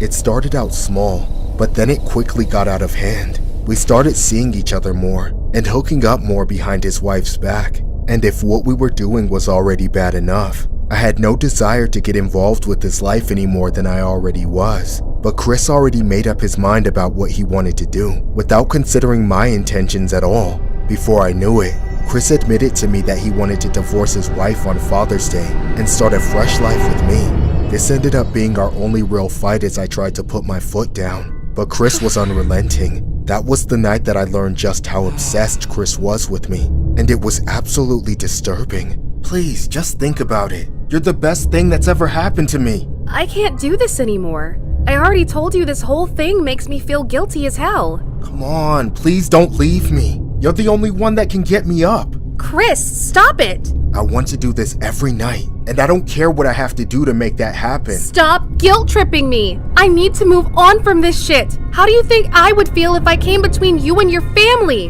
What about your wife? Your kids? You can't just abandon them! Screw them! I choose you over them any day! You can't be serious. You're just drunk. And high off you. Which will wear off when you sober up. Just accept it. No! No! I won't accept anything. We're meant to be together, and I'm gonna prove it. My bitch wife and those 2 little shits don't mean anything to me. And once they're not a problem anymore, we can finally be together. No more secrets, no more hiding. Just boom, boom, bang, bang. And no fat ex-wife on my ass anymore. Just me and you forever. What are you going to do? I'm going to remove them from the equation. No, stop. Chris, listen to me. You better not do anything. And you know what? Just get out. It's Father's Day tomorrow. Go be with your family and leave me the hell alone. I don't want to be with you anymore. You're crazy. After I kicked him out, I had this horrible feeling hovering over me that just wouldn't go away. I didn't know if Chris was serious about any of the stuff he said. I decided to ignore him for a while. Father's Day was supposed to be a special day for him and his family, so I wasn't supposed to be anywhere near it. The next day, however, despite it literally being Father's Day and his family being with him, he wouldn't stop calling and texting me.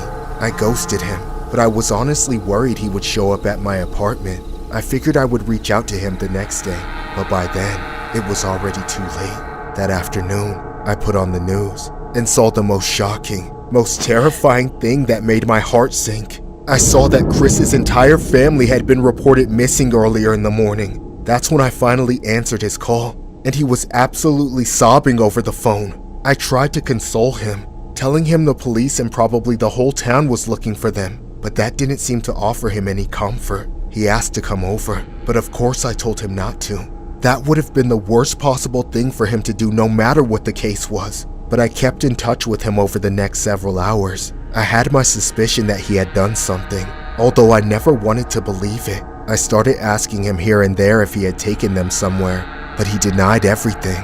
Suddenly, the next day, the text stopped coming from him altogether, and I knew he had done it. I soon found out that he had been arrested, and before long, he confessed to taking out his entire family just to be with me. It's been years since the tragedy. The case went viral after videos circulated of Chris behaving paranoid and suspicious after getting interrogated by his neighbors and the police. I've managed to keep my name out of the public eye despite all the attention the case got. I have to live with the guilt of what I had to do with it.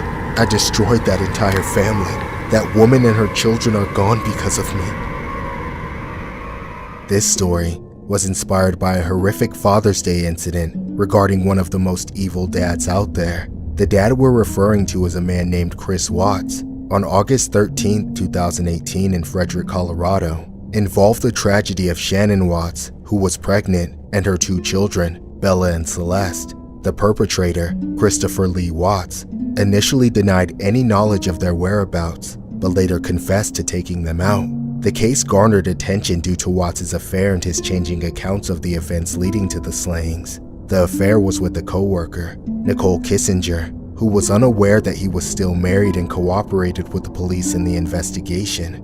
After a police investigation revealed his infidelity, he ultimately admitted to strangling Sharon during a confrontation about the marriage and taking out the other victims to conceal the crime. Colorado authorities released surveillance footage captured by a neighbor's security camera, showing Chris Watts loading up his pickup truck hours after he took out the victims. In the footage, Watts can be seen loading a gas can into the bed of his truck. Next, the video shows Watts backing the vehicle into his home's garage. Investigators believe Watts used that very truck to transport the bodies to a remote oil work site, where they were found days later. There was also another video set up by the neighbors, filming Chris watching surveillance footage of himself that night. Watts tries nervously to explain his behavior away that morning, telling the officer that he had moved the truck from its usual spot because it had been easier to lug everything with all the tools I had to bring in, and said he had been loading the truck early that morning to prepare for a busy workday. But after Watts walks out of the neighbor's house, the neighbor was already starting to question Chris's unusual behavior, saying stuff like, "He's not acting right," and seemed fidgety and rocking back and forth.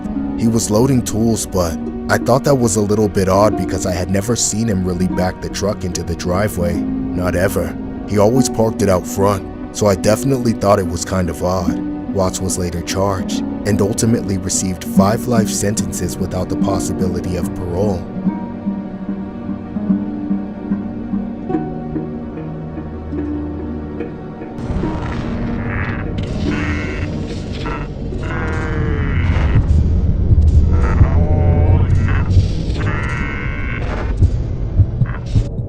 I used to work at this Burger King that wasn't a large or busy location, so it wasn't a 24-hour restaurant. There are only 2 shifts, opening and closing. My boss relies on me to open the store almost every morning since I've been working here for years and also knew all the protocols. I clock in at around 5 a.m., but for the first few hours I'm working completely on my own as I barely get any customers. The only customers I really served were the early birds at the drive-thru, if I got any. But at 8 a.m., my backup finally arrives to help me with the morning rush. From there, the rest of the day goes by in a busy blur. During one of the morning shifts, I heard the door open, followed by the most thunderous footsteps imaginable. For a split second, I thought an earthquake had flung the door open, but then I saw the fattest guy I'd ever seen. He made me think there should be a category above morbidly obese because this behemoth of a man had 100 chins and more folds than a dirty laundry basket. The immature kid in me thought I encountered the real-life Peter Griffin, but when compared to this guy, Peter Griffin could be a Victoria's Secret model. If this guy was Peter Griffin, he wasn't getting on top of Lois anytime soon. Even if she wanted to get on top, I doubt she or anyone could find his junk underneath all that fat. It took a considerable amount of time for this man to make his way to the counter, where I was waiting for him, and the interaction I had with him next still baffles me. Good morning and welcome to Burger King. What would you like to order? I want 5 Whoppers and 5 chicken fries. Sorry, sir, but we're only serving breakfast right now. If you come back at 10 a.m., we can get that for you. What did you just say? I said we aren't serving Whoppers or chicken fries right now. Those are on the lunch menu, not breakfast. But this is Burger King! Where are the burgers? I want it my way! Sir, please don't shout. Give me my morning cholesterol! Bitch! Sir, I can't give you what you want, not for another 4 hours. But I want it now! Suddenly, the man went for my throat. He almost grabbed me, but he was caught short by his massive stomach fat. I stepped back in awe as he kept cussing me out and started trying to climb over the counter. However, I felt safe, as I didn't expect for a second that this fat lard would be able to accomplish such a physical feat. I just kept screaming at him, telling him to get out. But then, to my sheer disbelief, he got over. He then barreled toward me like a fat NATO. Then it was like a human tsunami was barreling towards me. I quickly grabbed my phone and said I was going to call the police unless he left. I told him I'd let him go and wouldn't tell anyone if he would just go. In the end, I think the only thing that saved me was the fact that he got out of breath. Without saying much, he turned around and left. I was relieved and began cleaning the mess he made before my coworker showed up. I decided to keep my word and not mention what happened to anyone. As funny as it might have been in some ways, it was a terrifying moment for me. I just went on with the rest of my day like nothing happened. The next morning, I had work again and I was exhausted. It took me a moment when I put the key in the door that it was already unlocked. I figured someone on the closing team forgot to lock the doors again, but when I stepped inside, I heard something weird coming from the kitchen. I made my way over to the source of the sound, which turned out to be at the deep fryer. What I saw there, I'll never forget. It was the same fat-ass Peter Griffin from yesterday, with his head stuck in the frying oil. Ah! I told you I needed my morning cholesterol! Ah! Yeah! You better run, bitch boy! I ran for my life. If I'd been standing a little closer, he could have grabbed me. Thankfully, I managed to get away and was outside the Burger King. He wasn't even chasing me. I called the police and they arrived within about 15 minutes. When they went inside, they found him still drinking the used oil from the deep fryer, practically bathing in it. Since then, this guy's mugshot has become a bit of a meme. I get it. He's a ridiculously fat man acting in perfect character by guzzling gallons of the most unhealthy liquid a person could possibly drink, aside from literal poison. For me, though, there's really nothing funny about it. He could have killed me, twice. That disgusting face is my nightmare. This story was inspired by a weird and creepy incident regarding a man has been put on a strict healthy diet by his concerned wife due to his obesity, but such torturous deprivation had taken a severe toll on the man that it resulted in such a bizarre crime. The man from Florida found a strange way to cheat on his diet by breaking into a fast food restaurant in the wee hours of the morning to drink an astounding volume of more than 25 gallons of used oil from the deep fryers. The Miami Police Department got a call about a break-in at a Burger King restaurant at around 2 a.m., and officers arrived on the scene in just a matter of minutes. Police found 510-pound Romeo Carter at the fast food restaurant, shockingly drinking oil directly from the deep fryers. The 41-year-old man has surprisingly already consumed dozens of gallons of cooking oil, but apparently was still not satisfied by the time the authorities arrived. Carter appeared to have an apparently unquenchable thirst, but shockingly for cooking oil at that. Police officers arrested Carter on the site and he was charged with burglary, trespassing, theft by unlawful taking, and criminal mischief. Carter was eventually released on bail and tried to explain to the media why he did such a bizarre act. He said that his wife put him on a tofu and vegetable diet and that he couldn't take it anymore. Carter then waited until she was asleep and went to the restaurant to get a couple of burgers, but found it closed. He said he was hungry and depressed and that he totally lost it.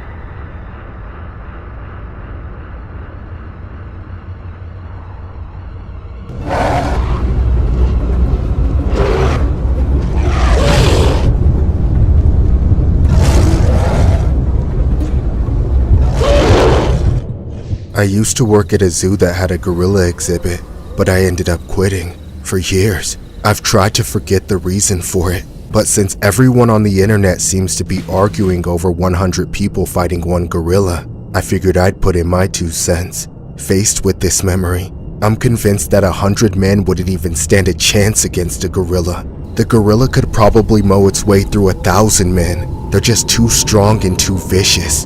When I worked at the zoo, I was in the proximity of large and dangerous animals almost every day.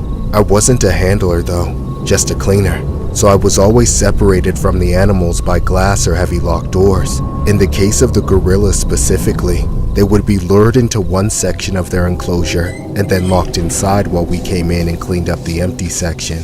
Just basic maintenance and scraping up mountains of gorilla shit, Everyone who worked at the zoo had varying degrees of emotional attachment to the captive animals. Some people were extremely passionate about them, but nobody else had quite the obsession as the person I worked closest with. I won't mention his name out of respect for his privacy, but he was my friend. This guy was absolutely crazy about gorillas. He would always talk about how much he wanted to interact with them face to face, without the glass dividing them. Sometimes, he'd even joke about how he could take a gorilla on if he had to, talking about how he just had to tire it out. At least, I thought he was joking, but deep down, I knew this guy had a psychopathic lack of fear when it came to the reality of just how strong a gorilla is. Even the ones bred in captivity would become hyper-violent without a moment's notice. I knew this. Everybody who worked there knew this, but my friend was in a deep state of denial. Or maybe it was just pure delusion. Him and I had multiple lengthy discussions about it while we were working together. Most of the time we just went in circles. Man, all I'm saying is if Coco the gorilla can sit next to a human, sign words to them, and pet a damn kitten without hurting it, I bet I could shake its hand. Dude, are you insane? Are you trying to get your face mauled? A gorilla doesn't understand the concept of shaking hands or sign language, dumbass. Well, we'd have to train them, of course. People already do it with chimps. It'd be easier if I knew the gorilla from birth, but I'd just have to learn its boundaries while it learns mine. I can slowly teach it the ways of being a human while it teaches me how to be a gorilla. Maybe I can ease him in by feeding him a banana. Or maybe your banana. Dude, what has your dealer been selling you lately? You're talking a bunch of bullshit right now, and you're gonna get fired even if you survive the encounter, idiot. Shut up! I'm gonna prove that man and gorilla can coexist, because I'm not a chicken shit loser like you. I just need to work up a little bit more courage. And how are you gonna do that? Maybe I just need a little booger sugar first. Come on, let's do it together, man. What do you say? Let's hit some rails, then hop that rail, huh? Come on, it'll be fun! I knew probably better than anyone how much of a danger that guy was. I never reported his problematic behavior to HR. I didn't want him to lose his job over what could have been nothing more than banter. After all, no matter how serious he sounded, I never truly believed him 100%. I mean, who would actually climb into a pit with a bunch of gorillas? Then, one day, I went to work not knowing if it would be my last day at the job. I was assigned to work just outside the gorilla enclosure along with my friend. At some point, I thought of something funny to say, but when I turned to talk to him, he was jumping down into the gorilla pit. I ran to the barrier and screamed at him to get out. Just seconds after his feet hit the ground, the largest gorilla in the zoo came out of nowhere. It charged at my friend and snatched him, then started slamming him against the ground like a rag doll. I screamed for help while the gorilla tore my friend apart, dragging him across the rocks and mounting his broken body. I tried to grab anything I could throw at the gorilla to distract it, but nothing worked. I couldn't do anything except wait for the security officers to shoot the gorilla with a tranquilizer dart. By the time all the hell was over and the gorilla passed out, my friend was completely motionless. I was sure that he was dead already, but miraculously, he survived. He had a severe traumatic brain injury and broken bones all over his body. I think anyone would understand why I quit that job on the spot after witnessing what I did. I still think about it to this day no matter how much I try not to. It only lasted seconds, maybe minutes, but the damage the gorilla did to a human body in that time was catastrophic. This story was inspired by a horrific incident regarding a gorilla at the Madrid Zoo, who attacked a keeper, leaving her with 2 broken arms and a head injury, the zoo announced on Sunday. The woman, 46, was performing daily tasks at around 10:15 a.m. local time on Sunday morning in an area of the animal's enclosure that is protected by a triple door system when she found herself face to face with Malabo, the zoo's 29-year-old male gorilla. The zoo team managed to keep the animal away, and later a veterinary team anesthetized it with a tranquilizer dart. The animal was brought to its interior enclosure where it was eventually calmed down. The reasons why the animal was able to access the area are being investigated internally. However, according to reports, the animal was startled just before eating his breakfast and then pounced on the keeper. The keeper was hospitalized in serious condition, emergency services said. The woman suffered a head injury, a chest trauma with multiple fractures, and open fractures in both of her arms. The zoo said Malabo has been raised by caretakers since birth and is usually quote-unquote close to caregivers. This just goes to show how dangerous a gorilla can be to a human, even if outnumbered by 100.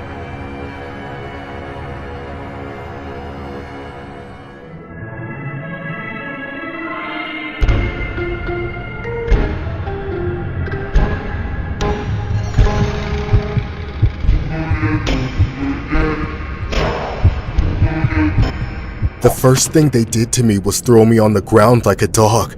At least, that's as far back as I can remember. I was in this huge windowless room with hundreds of other people. We were all wearing either green or pink, and the pink people were wearing black masks over their faces.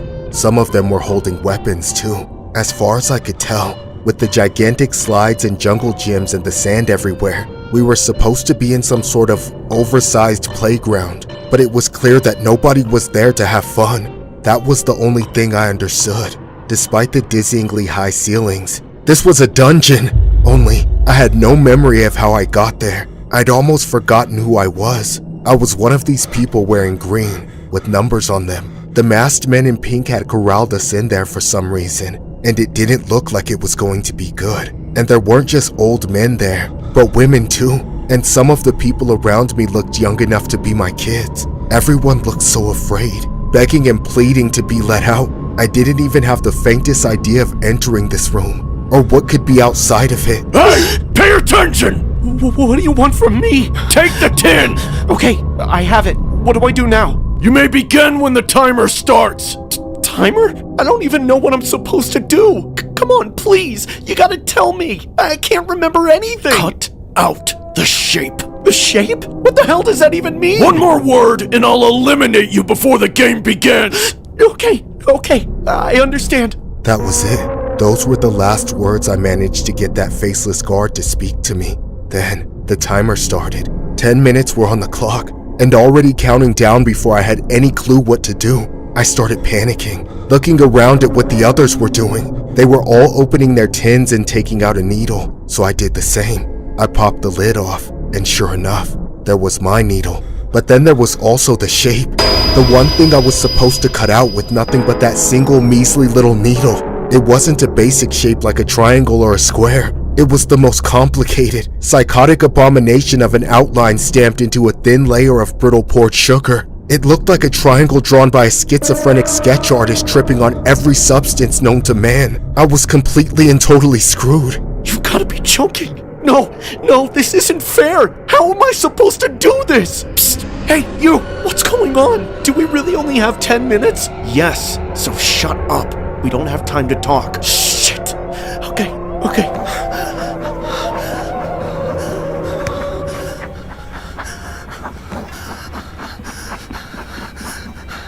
Damn it, this is gonna take forever. There has to be a better way.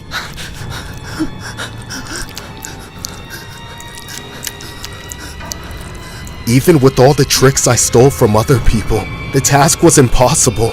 With just 10 minutes and such a complicated shape to carve out, it was hopeless. Then, other people started to break their cookies, and the consequences for failure became painfully obvious. The penalty was death, delivered by the armed guards standing over us. Whatever they shot us with, it wasn't normal.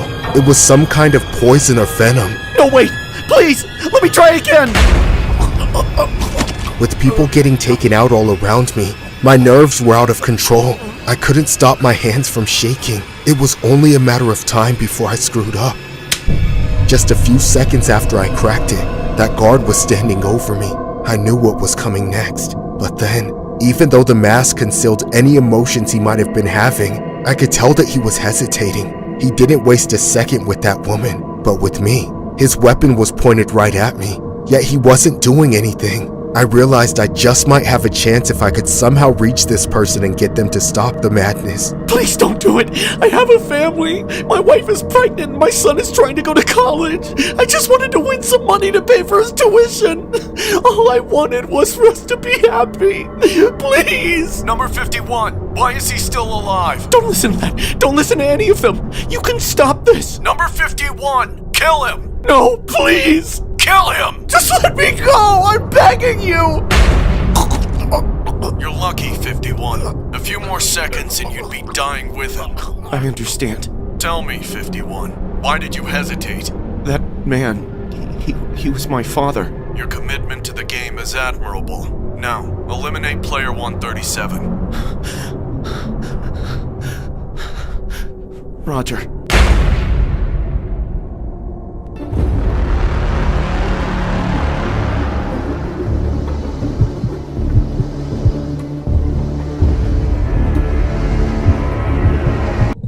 Grindr made it so easy. When I wanted some action, I didn't even have to leave the house. All I had to do was swipe through a few dozen men, message a handful of them, talk with one or two for a bit, and then bam, they'd be sprawled out on my bed within a few hours of the onset of my desire. I entirely reject the idea of going anywhere after sleeping with someone, so I always made them come over to my place. For the longest time, I would have men coming in and out of my house, not having any lasting effect on my life. I abhorred the thought of relationship drama consuming my life, so I never let anyone get close. But that all went out the window with this guy named Ben. At first, there was nothing particularly interesting or attractive about Ben. If anything, I thought he was actually kind of ugly for my standards. But I guess I was in a bit of a dry spell, or I just didn't care what he looked like as long as he could deliver. I didn't really think much of it. I just knew that he said he was down to come over for a good time. So I sent him my address and got ready while he was on his way. When I opened the door, I realized I had made a mistake. Ben was far uglier in person than he seemed in his photos, which I should have expected. He just kind of stood there like a coat rack, with no real style or thought put into the way he was dressed, with a long ugly scarf as the cherry on top. I swear, if he had smelled, I would have just slammed the door in his face right then and there. I only let him in because I was too lazy to go through the moderate effort of going back on Grindr to find a new hookup. However, I only regretted my decision even more. When Ben walked in, he didn't take off his jacket or shoes. He just looked around and said I had a nice place before asking to use the bathroom. I told him where it was down the hall. Then I took a seat on the couch. I had set out a bottle of wine and 2 glasses on the coffee table, like I like to do when I have guests. And of course, I was waiting for him to get back before opening the bottle. I like to make it obvious that I've put nothing nefarious in the wine. I expected Ben to take a few seconds, maybe a minute or two, but then the minutes kept ticking by with no sign of him. I was wondering what in God's name he was doing in there. Had I just let some homeless man wander into my house to shower in my sink and savage my toilet? Finally, I got up to go check on him. The bathroom door was closed, and the light was on, but I didn't hear the fan or any running water. I knocked on the door and asked him if he was okay, only to hear silence, and then to my left, a bump from inside my bedroom. I called out to Ben and asked him what he was doing. I heard him say he got lost, which I instantly knew that he was lying. To catch him by surprise, I barged into my room. There he was, fully clothed, shoving the contents of my nightstand into his pockets. Even my iPad was sticking out from his coat. I rushed up on him and started ripping things out. He fought back against me, but I was so angry that I didn't feel any of the pain as he was hitting me. Finally, I couldn't see anything else to grab, so I shoved him away. He kept trying to make excuses, like he was just looking for something, or that he was going to take the stuff out to the living room, but it was obviously just a bunch of bullshit. I had to yell in his face 10 times to get the hell out of my house before he took the first step out of my bedroom. It had been a complete failure of a night, and I figured he was probably still walking out with something of mine, but at least I was walking him down the hall and wouldn't have to deal with him after a few more seconds. That's what I thought anyway, but those few seconds didn't play out exactly how I thought. I can't believe you. I had a feeling you weren't even gay. You just wanted to rob me, you son of a bitch. Get out before I change my mind about calling the cops. Hey, don't stop. The door is right there, asshole. Would you still be interested in sharing that wine? Excuse me? Why would I want to share anything with you? I just caught you stealing from me. Were you dropped on your head as a child? Hello, dumbass. Turn around. What is this? Sweet Shiraz. Very nice. Like you even know what that is. Give me that. You should have minded your own business. This story was inspired by a horrific incident regarding a gay man who was strangled taken out, and then had his body doused in bleach by a man he met on Grindr. Victor Najero Betanzo's remains were found in his apartment in Houston, Texas. Prosecutors found that his truck, iPad, and iPhone had been stolen. Benjamin Davis, 29, was spotted driving Betanzo's stolen truck and was arrested by investigating officers. Davis told police that he joined Grindr after hearing that it was a good place to find people to rob. He struck up a conversation with Betanzo's on the gay dating app, and the pair arranged to meet and hook up at the victim's apartment. However, Davis went to the apartment with the express intention of robbing his victim. Once inside the apartment, he allegedly knocked Betanzo's unconscious and used a scarf to strangle him. Once Betanzo's was gone, Davis allegedly doused the body in bleach in an effort to get rid of any evidence that could tie him to the crime. He then fled the scene, taking some of Betanzo's possessions and stealing his truck. Davis has a history of violence, according to police. He was charged and sentenced accordingly.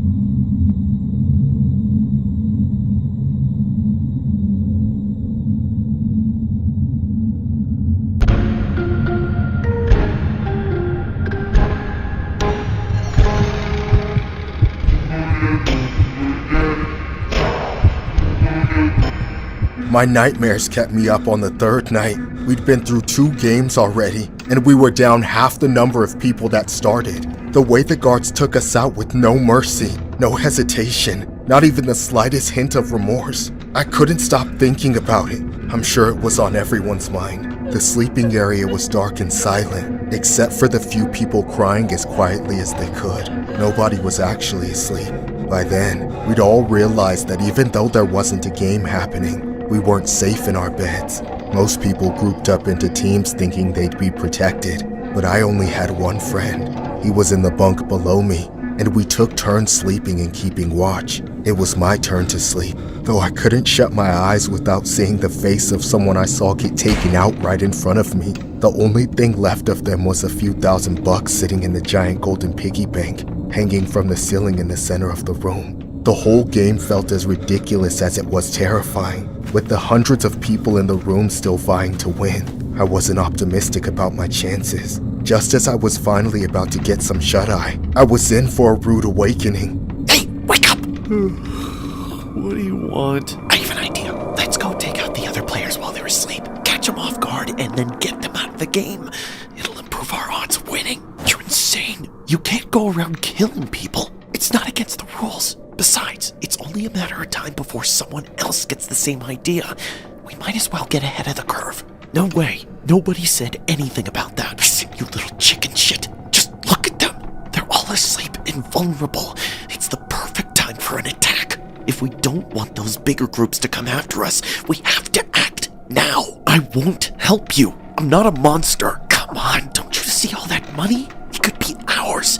We just have to take out the competition. No. What was that you said about your wife being sick? Don't you need the money to help her? Isn't that why you're here? I'm not a murderer.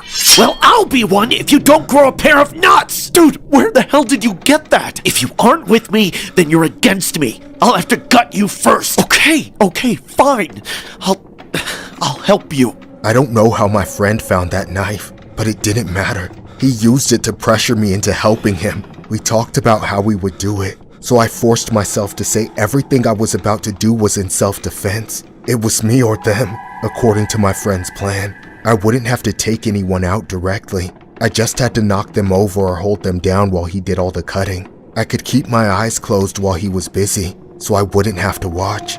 We snuck out from our side, hiding between the bunks to make our way across the room to the stragglers sleeping on their own. When we found our first victim, I could feel my heart beating in my chest. My whole body felt like it was on fire, but right next to me, my friend was calm, collected, and ready to carry out the plan. I crept up behind the bunk and watched the person in it breathing. It seemed like they were asleep. I hesitated, but my friend was behind me, waiting for me to start. I had no choice. That's when I pinned the man down. Then my friend rushed over and slit his throat. I watched the man try to scream for help until my friend pulled me off to take someone else out. We raced to find our next victim, but we'd set off a chain reaction and the whole room was in the middle of it all. We found an old woman hiding in the corner. I didn't think. I just grabbed her and ripped her out into the open where my friend cut her open. I had to keep moving. If I stayed still, I was dead.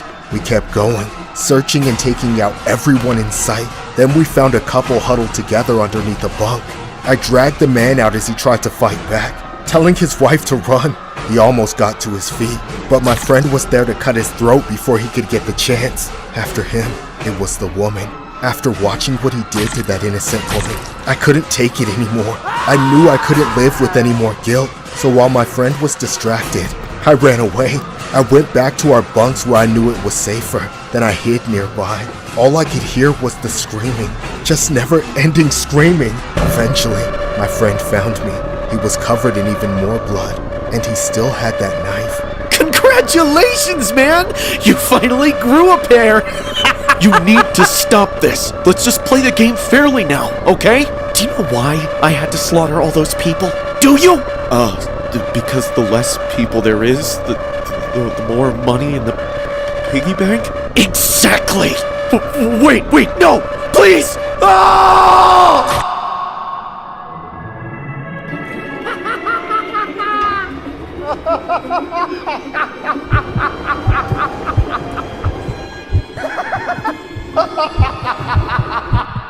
I always wanted my son Isaiah to grow up with his father present in his life. I made sure I got married before I had any children to make sure of it.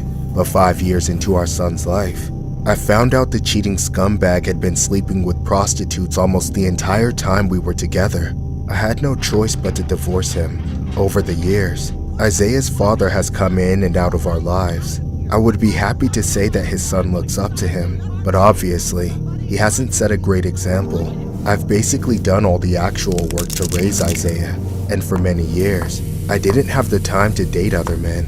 That's why I was so happy when I met James. I felt like I finally found a decent man to date and bring around Isaiah. James and I have been together for 2 years now. Things are wonderful between us, but sadly, Isaiah never got along with him. When it started out, Isaiah made it clear that he would never let James replace his father, but I could never seem to get him to understand that wasn't what was happening. I did want James to be his stepfather when we married, but I just wanted Isaiah to see that there was more than one kind of man that he could grow up to become. Unfortunately, James didn't exactly handle the situation well either. He was patient at first, but after so many arguments and so much yelling at each other, he eventually gave up on trying to get through to him. After that point, there was nothing but animosity between them. James hated Isaiah almost as much as Isaiah hated him, for getting in the way of his relationship with me, for constantly threatening him, and even making it so that he was worried about having children with me. Slowly, I realized it went even further than that. James was actually scared of Isaiah, and he had every right to be.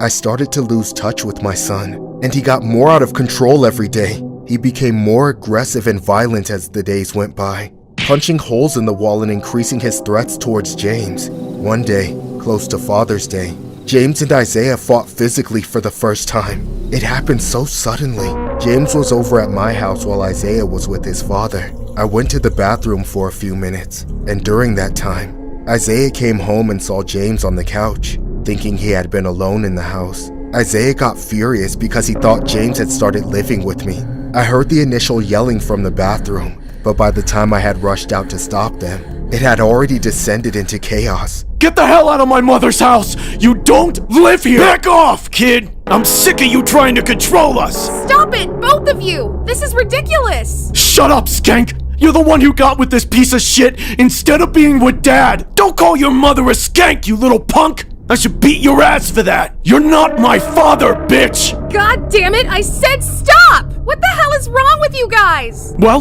who are you gonna kick out of the house? Your son or your man? Neither. Screw this! I'm going back to Dad's! Go ahead, punk! Run away! I was at my wit's end with both of them. Despite James knowing how volatile Isaiah was, his ego always got the better of him and he tried to put Isaiah in his place. Having never even been a father, he always failed miserably and made things worse. They had only been left alone for a minute before they started fighting, and even though I was right there, Isaiah still got violent. My only hope was that they would eventually bury the hatchet, but that seemed extremely unlikely.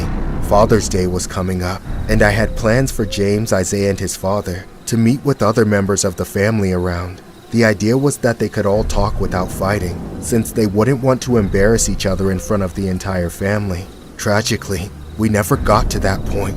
The day before Father's Day, I was at work, and I kept getting texts from Isaiah. It was all just threats. Horrible threats that he was going to kill James for Father's Day. I was absolutely terrified, but I didn't want to call the cops until I was 100% sure I had to.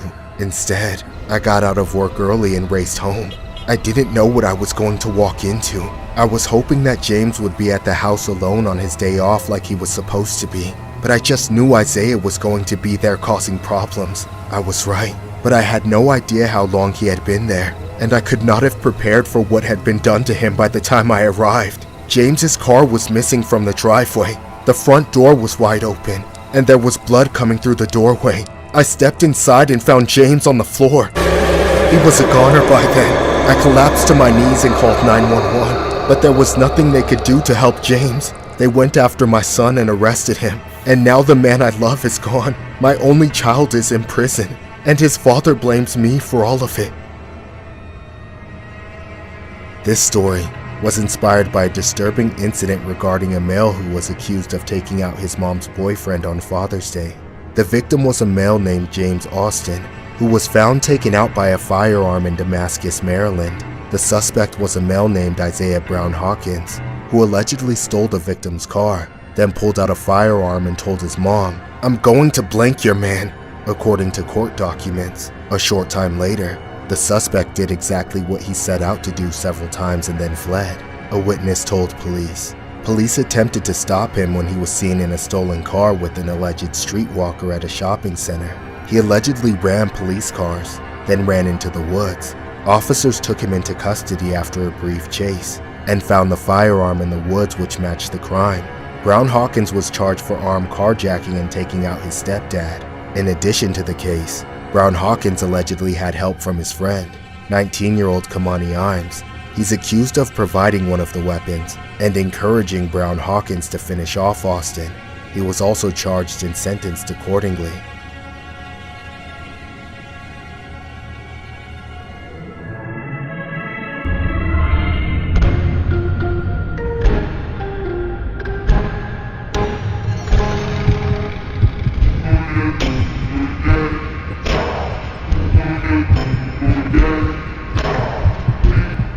The guards escorted us through the maze of hallways once again. I'd come so close to death so many times that nothing about it felt like a game anymore. It was just a prison, and I was numb to everything. 2 games ago, I figured it was best not to think about it too much, but at this point, I wasn't thinking about anything at all. Eventually, we were dumped out into a large circular room with a smaller circular platform in the middle. We were surrounded by doors, but where they led was anyone's guess, and I wasn't guessing, though a gnawing feeling of fear and panic that started growing in my stomach.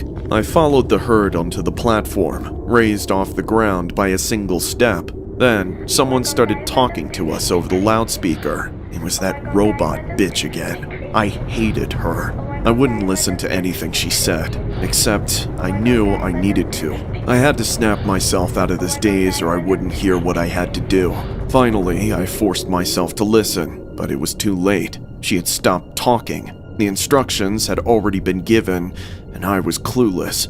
I tried looking to see if there was anything that would help me figure it out, but then out of nowhere, the platform started to spin. What the hell was going on? Why were we spinning? And there's music playing? It sounded like a children's nursery rhyme, which usually meant something especially horrible was going to happen. I had to get somebody to tell me the instructions, or I didn't have a chance. In a panic, I found the guy closest to me and grabbed him by the collar, saying, "What's going on? Back off! Just tell me what's happening! Let go of me!" Look, I'm sorry. Please, I'm not trying to fight. I just need you to tell me what game we're playing. Weren't you listening? I zoned out. I don't have my meds, man. You zoned out? Alright, moron. Listen, when the music stops, they're gonna call a number, and then we have 30 seconds to get into one of those rooms with the exact number of people. Got that? Got it. You want to team up? Sure, whatever, as long as we make it out of this thing alive. Almost as soon as we agreed to team up, the platform stopped. The music cut and the lights started flashing. They called out a number, 5. That's when we started running towards the closet doors.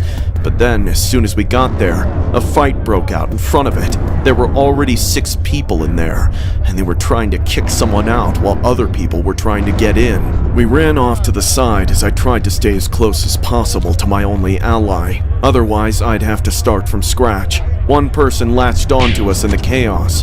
Then we saw 2 people in the room by themselves. We ran as fast as we could, charging into the room just before another group. The door was closed on them an instant later, and they had to go find somewhere else. There was still about 10 seconds left before the end of the round. I caught my breath as the sounds of gunshots rang out. The guards were busy culling the stragglers. No matter how many times it happened, I never got used to it. After the slaughter, we were stuck in the room while the bodies were removed. Once we were let out, we saw just how much blood had been spilled on the floor. But our only option was to get back on the platform. The game was still going. The 5 of us decided to stick together, thinking the next number would be bigger. The platform started spinning again, and the music played as we waited and waited. The platform stopped, and the number was called again, but this time it was 3. Before we knew it, the others left me and my friend behind. We rushed off, trying to find a third person, but everyone kept getting snatched up right in front of us. We were getting desperate. Then, suddenly, my friend made a mad dash away from me. I didn't know what was happening, but I figured he had found a person alone in a room, so I followed him. As I arrived at the door, he shoved me away and slammed the door in my face. Hey! What the hell are you doing? That's when I realized there were already 2 people in the room. Let me in! Let me in! Let me in! I was betrayed. I didn't even have time to look for another group. I looked around right as the time ran out. There were plenty of other people outside with me, but we just couldn't get it together in time, so we were all doomed.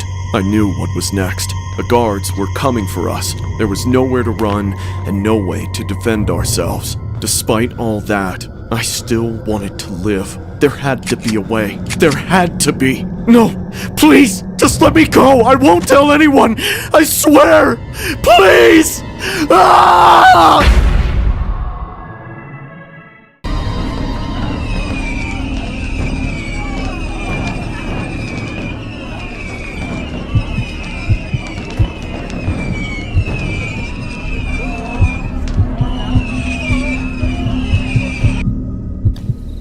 I moved from Vietnam to Seattle when I was in my early 20s. My family was very poor in Vietnam, and there weren't many opportunities for me back home. I didn't know much about the places on the west coast of America, but I heard that Seattle was a welcoming city for immigrants, with plenty of ways to make good money. My little brother also moved with me in hopes of getting a good education once we could afford it, and since then, we've been working our asses off.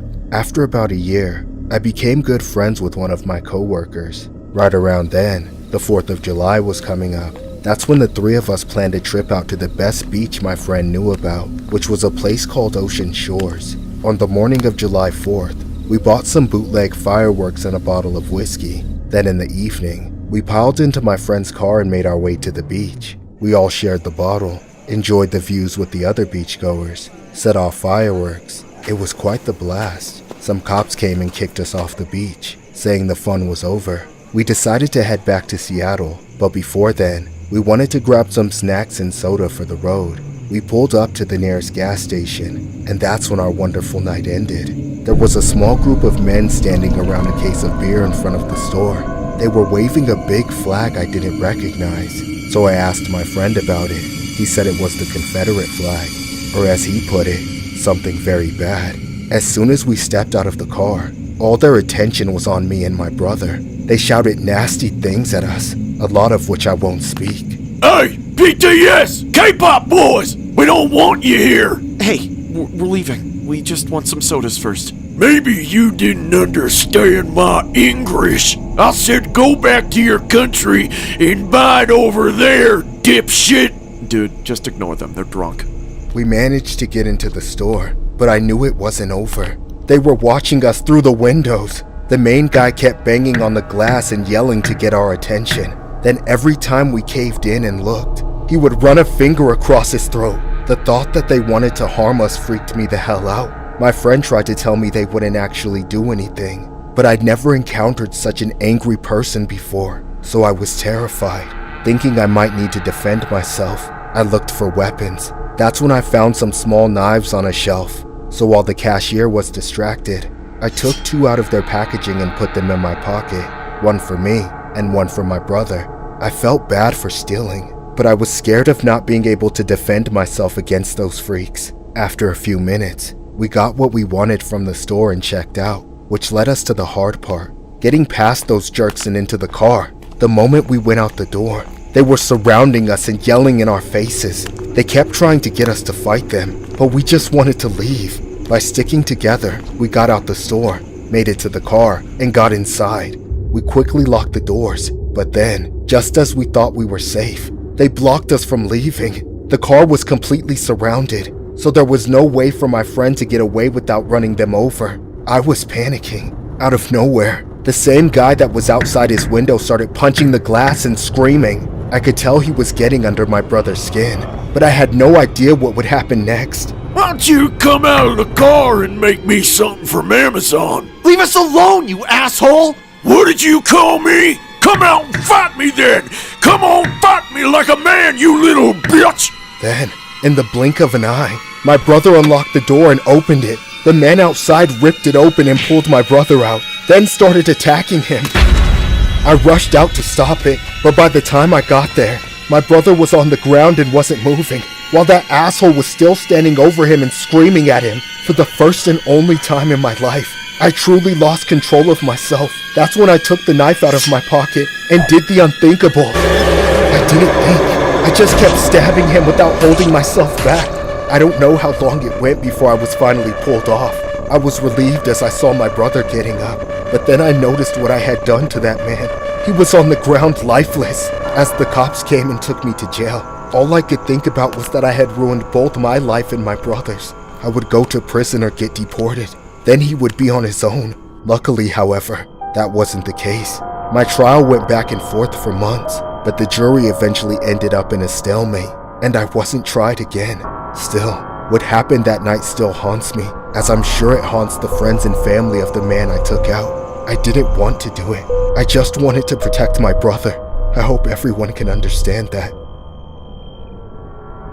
This story was inspired by a disturbing incident regarding a male named Min Duck Hong, who stabbed his harasser Christopher Kennison 23 times on the 4th of July. Hong, his brother, and a friend were all visiting from Seattle when they pulled into a Texaco station shortly after 1 a.m. to get a snack. Kennison, drinking beer with a small crowd in the parking lot, waved a Confederate battle flag and yelled racial slurs at them. Once the three were inside, Kennison banged on the store's window, pointed at them through the glass and repeatedly drew his finger across his throat. Outside, one witness said she asked Kennison what he was doing. "It's called racism," was his reported answer. Hong stole the 2 small paring knives from the store, later testifying that he was frightened. Kennison and his friends screamed at the 3 and even spat on them as they made their way back to the car. Kennison then blocked their path when they tried to drive away, and punched Hong's brother when they got out of the car.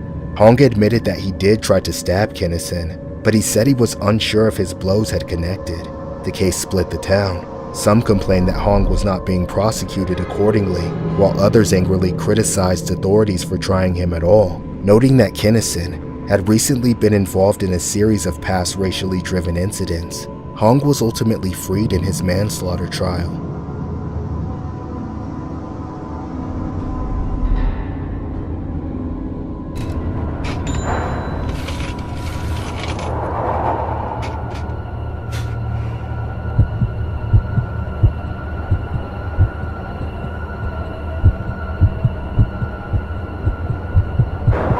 My roommates and I were watching TV one night when all of us got hit with the munchies. They wanted to order delivery, but I felt like cooking, so I decided to save us all some money and guarantee the food would be good by making homemade hamburgers. I just had to run out and grab everything I needed for it. The only place that had all that stuff so late at night was Walmart, so I booked it over there myself while I still had some time before they closed. Luckily, it was only a few minutes away, and the parking lot seemed almost completely empty. I parked close to the front, expecting to get in and out quickly without any crowds or cars getting in my way. I sort of had tunnel vision on my task, so I didn't see anyone around.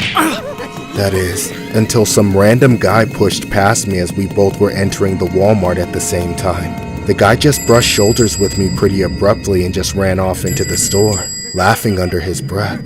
I didn't want to confront the guy either. He was either mentally ill or just a troublemaking teen I didn't want any problems with. I just hoped he didn't end up in the same part of the store as me. Unfortunately, when I made my way to the produce section, that weirdo was already there. He didn't have a cart or basket. It looked like he was just loitering around the cases and laughing. Then, I realized he was filming himself as he wandered around, taking close-ups of certain fruits and vegetables while giggling like a snotty little kid up to no good. It was weird as hell. Of course, I was trying my best not to stare, despite the fact it was just me and him in that section of the store. I couldn't tell exactly what he was doing, or why the potatoes and apples were so funny to him. I didn't want to get too close to him either, so I had to linger on the opposite side of the section, waiting for him to move on so I could get the stuff I wanted. Whenever he glanced over at me, we'd only make eye contact for a split second before I looked away. Even though it was only for a tiny moment, it felt like we locked eyes, and I had to tear mine away. His presence made the empty store feel packed, like I couldn't get away from him or get around him. We made eye contact 3 or 4 times, and each time I looked down until I felt like he was looking away. Then, the last time we locked eyes, I looked down, and a second later, he was right in front of me. Stop looking at me! I'm sorry, I wasn't, I swear. What do you want from me? Huh? Nothing, I'm just trying to buy groceries, man. You disgust me. I think you deserve exactly what's coming to you. What? Stay away from me or I'll shove a cucumber up your ass! Though I'm sure you'd enjoy it. As quickly as that freak became a problem, he just walked away. I was completely at a loss there for a minute, but I eventually realized he wasn't coming back. I gathered everything I needed and checked out, seeing no sign of him on my way back to my car. When I got home, I told my roommates about what happened. My roommates and I laughed it off, trying not to let the incident ruin the night. I was ready to forget about it and start cooking. About an hour later, the 3 of us all had chowed down on the burgers I cooked. We cleaned up the mess in the kitchen and put away the leftover veggies, then watched TV for a little while longer before finally heading to bed. Once all the distractions were gone though, I started thinking about that freak at Walmart again. What the hell was his deal? All I could see was his gross face bearing down on me. It was like he followed me into my dreams, turning them into horrible nightmares. Suddenly, I shot awake. I thought the pain was just in my dreams, but I actually was kneeled over in agony, throwing up everything and convulsing uncontrollably. I slid off my bed and crawled over to my roommate's room to get help, but they were sick just like me. The entire apartment was in chaos. We had to call 911 and get transported to the hospital because we all thought we were going to die. The doctors told us that we must have gotten food poisoning, and they pointed to my burgers as it was the last thing we had all eaten together. For days, I felt so guilty. Even though we were recovering, I felt terrible for putting my roommates through that, and I didn't think I'd ever feel confident enough to cook again. Then, a news story broke about a guy who had gone viral for spraying pesticides and rat poison on vegetables at Walmart. When I saw his face, it was the same guy that harassed me that night. He was arrested, and I was exonerated in the eyes of my roommates. But ever since then, I still don't feel the same. If there's people like that freak blatantly poisoning food right on the shelves of the grocery store, how can I ever trust any of the food I buy? This story was inspired by a disturbing incident regarding a 27-year-old man named Charles Smith. Smith was involved in a viral bizarre incident where he was seen spraying grocery items with chemicals at a Walmart. He is facing charges of introducing poison, criminal damage, endangerment, and theft for his actions. Smith told police he makes as much as $10,000 a month being a troll on social media. That money may now be spent on legal fees and his $25,000 bond. Residents are disgusted, and Walmart shoppers in Mesa reacted to hearing about the man charged for spraying bug spray on food sold to customers. Smith posted the video on his TikTok and Instagram accounts. In the video, He takes a can of bug spray around the store, spraying produce and meat. Smith posted 2 update videos claiming he threw the contaminated food away, but he is seen gathering only some of their fruit and vegetables in a cart. He then rolls into a Walmart trailer parked behind the store. He has since deleted all 3 videos. Mesa police noted that the time between Smith spraying the produce and returning to put them in a cart was enough time for shoppers to pick up the contaminated produce unknowingly. Walmart in a statement said the contaminated produce was removed. Court documents say Tempe police has an active case against him. Smith had turned himself into the police on December 21st, making himself the latest in a line of internet trolls facing consequences of crimes caught on camera. Smith faces an abundance of charges for his crimes.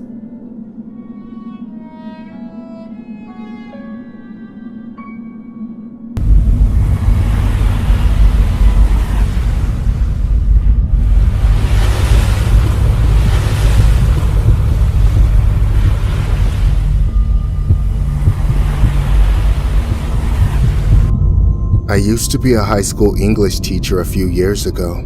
Along with being a teacher, I was a single father to my daughter named Quinn.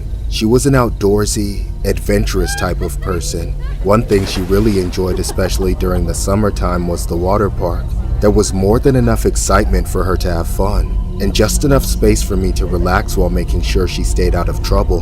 One day, close to the end of the school year, I took Quinn to the water park as a reward for getting through all of her exams. When I got there and looked around, I found out everyone else must have had the same idea. There were tons of teenagers, drunk college students, and in general, it just seemed like a bad time to go. Surprisingly, my daughter was unfazed, so I just dealt with it. I planned to spend most of the day sitting by the pool at the bottom of the tallest slide in the water park. It was an easy landmark to find me in case she ever got lost. She could go off and do whatever, as long as she came by and checked in every hour or so. Of course, this wasn't without Quinn trying to convince me to go on the other slides with her. She'd been attempting to get us to go together since the very first time we went, but I could never do it. I was always scared as hell of heights. Besides, I wasn't just there to relax. I had work to do. I found a spot that didn't get splashed on and started grading papers. Toward the end of the day, she came around and told me she was ready to go home after she went on one more slide, the big one. She always saved it for last, partially because she knew it was the one I was most afraid of her going on. I could ignore it when it was just everyone else, but the moment she started climbing those steps, it was all I could think about. It started with a huge tower of rickety-looking wooden steps, leading up to a huge drop straight down, and a bunch of twists and turns through an unlit tunnel. The stuff of my nightmares. Everyone who came out the bottom was screaming, either looking relieved or terrified. Part of me always contemplated forcing myself to do it, but I didn't want to end up like the people in Final Destination. For about half an hour, I watched my daughter slowly ascend the tower. Then she disappeared when she got near the top platform. I was paying attention to the regular dumping of people out of the bottom of the slide into the pool, trying to see if I could predict when she would come out. Soon after she was out of sight though, something unusual happened. The flow of people out of the pipe stopped. It suddenly got a lot quieter, as there weren't as many people screaming and splashing into the pool. I thought, maybe people at the top had chickened out and were holding up the line. Then, I looked down to think about my work for a second, when all of a sudden, the slide burst open. I looked up and saw bodies falling out of the sky. It felt like it was happening in slow motion. The entire thing was collapsing. Some people were landing in the trees, but others were crashing into rocks and concrete. There were dozens of them raining down, trying to cling to each other on the platform. When everything had fallen, even more chaos ensued. I rushed into the rubble to search for my daughter, ignoring everyone else. Quinn! Quinn! Where are you? I'm coming! Hold on! As the dust settled, and more people came to help the survivors, I was finally able to get Quinn away from the horrifying catastrophe, hoping to get her to the hospital as soon as possible. About 15 minutes later, multiple paramedics arrived and transported us along with other injured victims from the park. I rode with her in the ambulance and waited outside her bed at the ER. I was there when she unfortunately passed. The doctors told me that there was nothing that could have been done. The impact from the fall had crushed her spine and caused internal bleeding that could never be stopped quick enough to save her life. Losing a child is the worst thing that can happen to a parent. I wanted something or someone to turn my anger against, but it turned out that the collapse wasn't the water park's fault at all. It was a bunch of other dumb teen park goers who were to blame. A bunch of them were doing a challenge called clogging, where they try to see how many of themselves can cram into a slide at once. But after 40 of them were in it at once, the structure couldn't handle the load. It was supposed to be their senior prank, but because of them, my daughter never saw her senior year. I was unable to continue teaching after the incident. Ever since that day, my life has felt completely meaningless. My only accomplishment is that I'm still here, despite everything. This story was inspired by a horrific incident that happened in Waterworld, USA in Concord, California. A group of Napa students went on their annual senior class outing when something truly disturbing went down. Literally, the tradition known as clogging entailed cramming as many individuals as practical in a water slide by trucking their legs against the walls of the chute. The current record before them stood imposingly at 76, set in another aquatic playground. As twilight approached, with a rebellious spirit, the group chose to flout the lifeguards' cautions, confident that expulsion from the premises would be the least of their troubles. Their audacity, however, culminated in catastrophe when a multitude crammed themselves onto the Bonsai Pipeline, a slide that towers 40 feet above the ground. This act of defiance proved too much, causing a fatal falter that saw the structure yield to the pressure, leading to a horrific descent of bodies to plummet to the ground. English teacher Justin Aaron engaged in marking papers at the slide's foot when the disaster struck, witnessing the horrifying scene. I looked up and saw bodies flying through the air. They were landing in trees, on the rocks, and on the concrete. It was like it was happening in slow motion, Aaron said. In the heart-wrenching event, Quimby Gilotti, a student about to graduate, tragically lost her life, while 32 others sustained substantial injuries.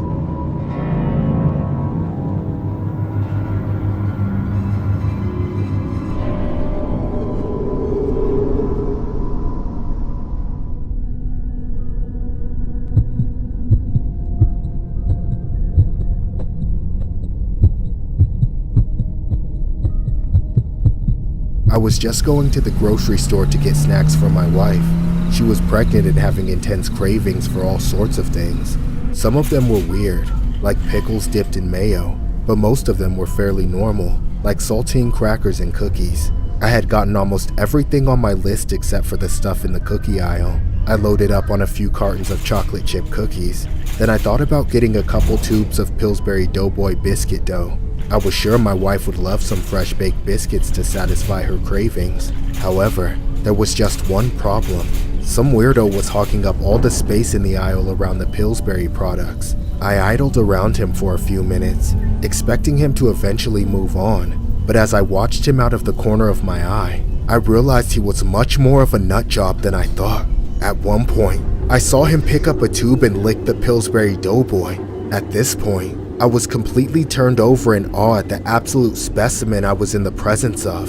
He looked like an old, washed up, cracked out version of the Pillsbury Doughboy himself, but bulging out of a filthy tank top. The giant tattoo of the Pillsbury Doughboy on his shoulder and arm confirmed the unhealthy obsession. Despite all this though, I was still determined to get my hands on a can of Pillsbury biscuits, preferably one the freak hadn't licked. I slowly made my way over, hoping that he wouldn't notice me in his trance. There was one can on the shelf between us that seemed far enough away from him that I could grab it. I reached for it, but then out of nowhere, the guy snapped and swiped everything off the shelf into his cart. I started shitting bricks as the man mean mugged the hell out of me. I quickly backed away, accepting the fact that it wasn't worth getting into it with someone who was clearly out of their mind. I left the aisle and checked out with what I had. Then I left the store and got on the road home. I didn't think the interactions would have any other consequences for me other than a lack of biscuits. But I was horribly wrong. I was driving down the road when out of nowhere, a car sped up from behind me. It whipped around like it was going to pass, but then it matched my speed and started driving alongside me. The window rolled down, revealing the same Pillsbury Doughboy psycho. Nothing says lovin' like something from the oven. Before I knew it, he swerved into my lane. He almost crashed right into me and ran me off the road. I slammed the brakes to stop on the sidewalk before heading into some ditch. He then parked in front of my car, blocking me from reversing. I didn't even have time to get my bearings under me before the psycho got out of his car. I was finally at my wit's end with this guy, so to avoid us getting back on the road, I got out to confront him. Once again, I was completely unprepared for how things would go down.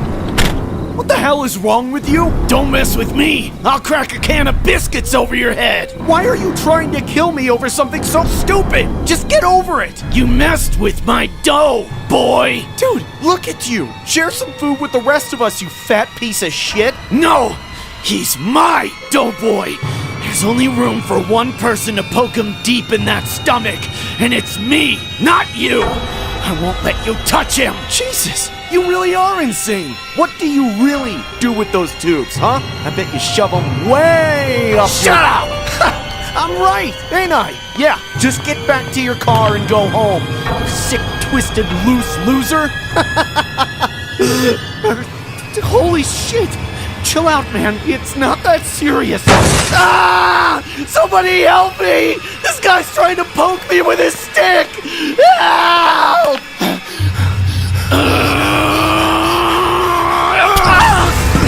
Don't, please.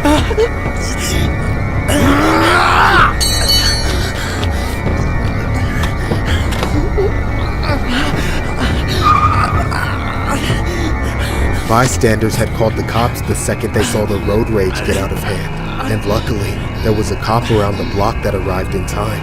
Otherwise, I'm sure that psycho would have slaughtered me in the street. I wasn't seriously injured, despite how bad it looked at the time, and thankfully, the cops caught him a few days later. It's been difficult for me to move past what happened. I still can't believe I came so close to death. And over what? Some Pillsbury Doughboy products? Sure, that stuff is good, but it's not to die for. I can't imagine what it's like in the mind of someone who's willing to kill for it. One thing's for sure, if that guy does what I think he does with those tubes, he's getting along just fine in prison. This story was inspired by a disturbing incident regarding a man who has a distinctive Pillsbury Doughboy tattoo on his right forearm and has multiple warrants for criminal offenses. The Asheville Police Department arrested the man after a verbal altercation turned into a shootout early Monday morning. According to the department, a man rammed into another man's vehicle and then began letting off with a firearm following a verbal altercation around 4 a.m. When police officers arrived on scene, they witnessed a man being chased by another vehicle. The offender fled the area. Police said no one was hurt during the incident. Shortly after, officers located the vehicle belonging to the offender, which was found to be unoccupied. After further investigation, officials said 38-year-old Tony Dale Roberts was identified as the suspect. Roberts is described as 5'11" and 165 pounds with brown hair and blue eyes. He has a tattoo of the Pillsbury Doughboy on his right forearm and a scar on the right of his neck. Roberts was taken into custody and booked into the Buncombe County Detention Center with no bond.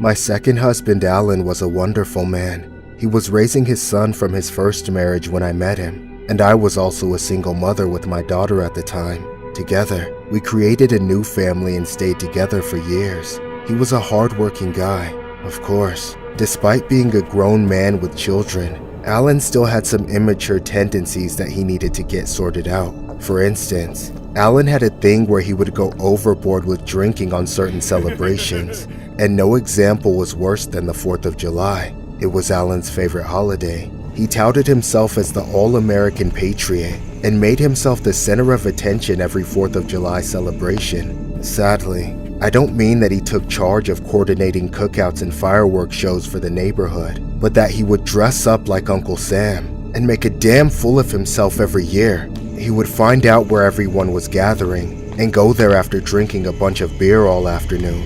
then start dancing and yelling a bunch of nonsense. He even carried a tip jar around with him like some strung-out bum. I have to be honest, I hated it so much. Everyone else in the neighborhood seemed to love it though, egging him on and even throwing money at him.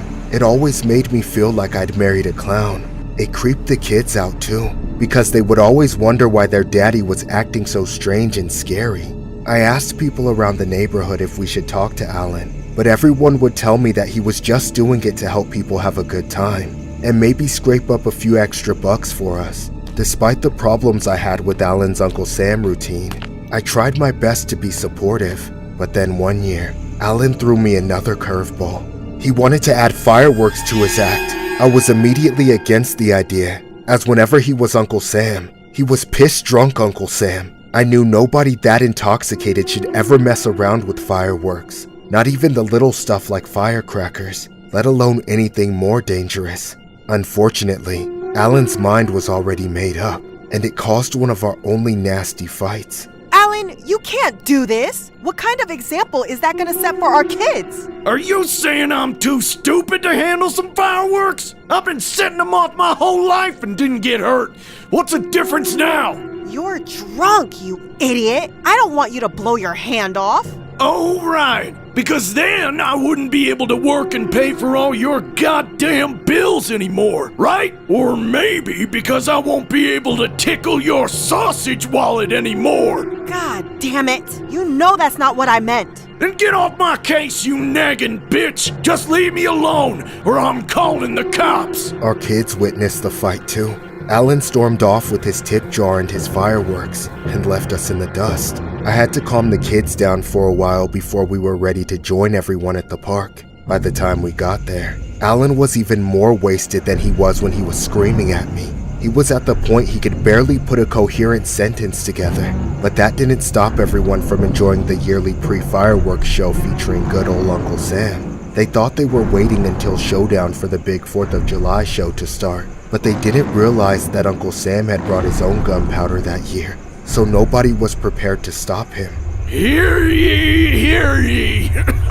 Gather round for a show of patriotism. I'm Uncle Sam, and this is my bag of trips. Oh, God. First things first, I need you to come on, you know.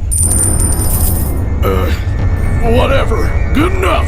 Alright, straight to the point. My wife, the stupid bitch, thinks I can't operate this here firework rocket. No, Alan, please. So, for my first trick, I am gonna be the cannon. Happy 4th of July, everyone. Uncle Sam is doing it for all the Americans. Alan, stop! Take it off! What was that? I can't hear you over. My entire reality shattered in that moment. It was like a scene from a horror movie, but it was real. I saw it. Our kids saw it. The entire neighborhood witnessed it. The cops were the first to arrive, but they knew there was nothing that could be done.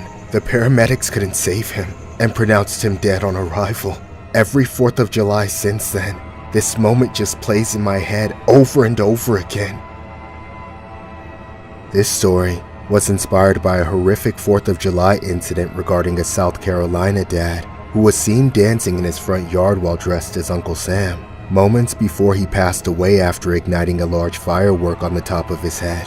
Alan Ray McGraw, 41, had been celebrating the 4th of July on Thursday evening at a neighborhood block party in Somerville, Dorchester County, dressed as Uncle Sam. Footage captured by his wife Paige showed McGraw dancing a jig in his full festive outfit as he celebrated the holiday. Witnesses told investigators that McGraw had placed a large firework on the top hat he was wearing before lighting it, causing the device to explode. McGraw's wife told deputies she believed he placed the firework on his head to show off and was drunk at the time. McGraw was found lying irresponsive in the road by deputies who rushed to the scene after the party came to an abrupt end. It was said that the exploding device had caused massive head trauma that took out McGraw instantly. His wife Paige said she had been telling him to stop playing with the fireworks before it exploded and did what it did. She told the outlet. He was holding this firework over his top hat. I thought he was just showboating before he set it on the ground. I didn't realize he had already lit it.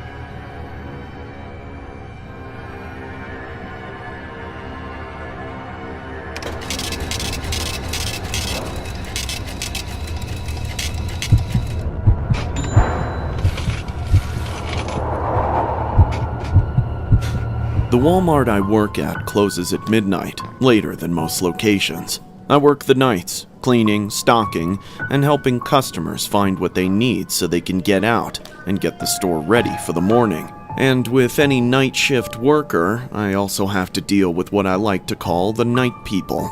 They usually like to loiter, shoplift, shoot up in the washroom, or wander around until myself or another worker tells them to piss off. Those who are unacquainted with these night people might think I'm exaggerating, but I swear, it feels like I'm working in an asylum sometimes. By far, the worst encounter I've ever had with one of these freaks happened recently. It started around an hour before we closed, so there weren't many regular people left in the store. I was in the freezer section near the back, stocking up the pre-made dinners. While I had my face buried in the freezer, I noticed a woman passing behind me. She was talking under her breath, but nobody was with her, so I watched her over my shoulder as she went by. Her cart was full, and judging by how slowly she was going, she seemed to be struggling to push it. But what creeped me out was how she looked exactly like zombie Michael Jackson from Thriller. Like she just came crawling out of a graveyard. I noticed this woman would twitch every 5 seconds, snapping her neck to the side. I felt bad, assuming it had to be a condition of some kind. However, I knew I had to keep my eye on her, so I stopped what I was doing and carefully followed her from a safe distance. She eventually entered the bathroom, which was single occupancy, unlike the ones at the front. She left her cart outside and locked herself in.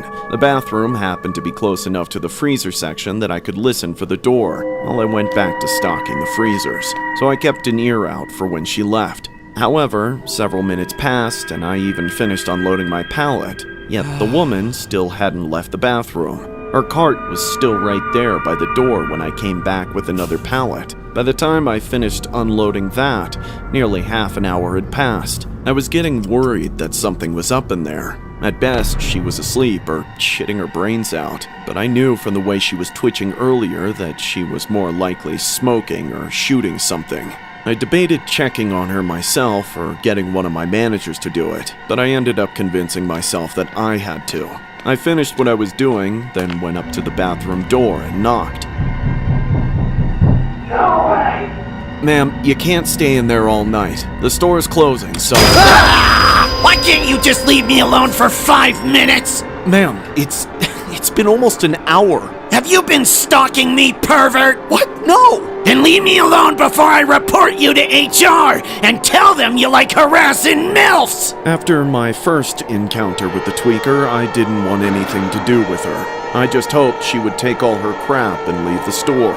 I figured she was the cashier's problem at that point, so a couple of minutes after midnight I went over to talk with them while they were closing up the registers. I described what happened, and while they said they heard some shouting a little while ago, none of them had seen anyone matching the woman's description. They hadn't even rung out a person with more than 10 items since 11:30, which meant that woman with all the stuff in her cart was still wandering around the store. This began a store-wide manhunt for her, since our guy on the security cameras was useless at his job. Of course, as luck would have it, I was the one who found her, and I was totally unprepared for what I saw. She was in a back corner of the store, digging through her cart and eating everything like a wild animal. Oh my god. Hey, you can't eat that shit if you didn't buy it, dumbass! Hey guys, I found her, she's over here! God damn it, give me that! My god. Get this corpse off me! Help! Somebody help me! That tweaking psycho freak nearly took a bite out of my face, but my coworker saved me at the last second.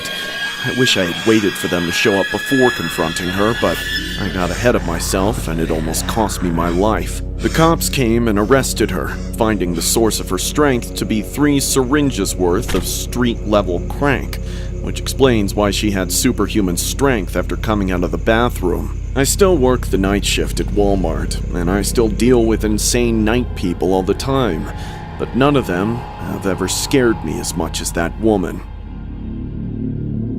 This story was inspired by a weird incident regarding a Florida woman who faces theft and narcotics charges after driving a motorized shopping cart through Walmart while eating and drinking items from the store. Joseline Lopez, 25, allegedly did meth and then exhibited odd behavior at a Walmart in Lecanto. She had a half-empty bottle of wine in her cart and ate sushi, mini muffins, cinnamon rolls, rotisserie chicken, according to the Citrus County Sheriff's Office. Police responded to a call from Walmart on December 22nd that Lopez was being held after consuming $32.36 worth of food and wine inside the store. Deputies found 3 empty syringes in her possession after arresting Lopez. She told detectives that she had used the syringes earlier to do her business. Lopez, who said she was homeless, told a deputy that she was hungry and did not want to take any of the items outside of the store, but did consume everything she could while inside the store. She further states that she knew what she was doing was wrong, however, did it anyway.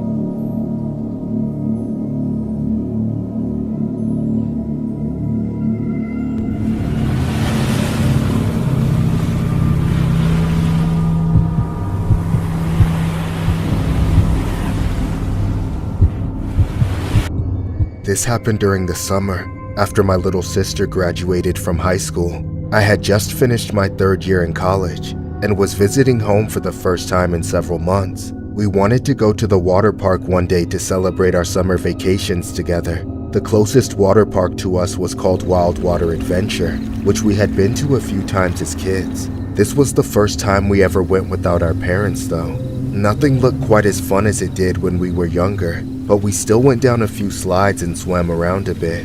Eventually, we got tired of being on our feet, so we ate some food, then laid back in the lounge chairs next to the lazy river to catch some sun. That was probably the quietest part of the park, so we were able to relax despite how crowded it was. That was until the one vacant chair next to us became occupied by the worst person imaginable. He was this 50-something creepy uncle-looking weirdo with a Hawaiian shirt halfway unbuttoned and a pair of shorts showing off his mats of body hair. The smell coming off of him was so unbelievable that I don't even want to remember it.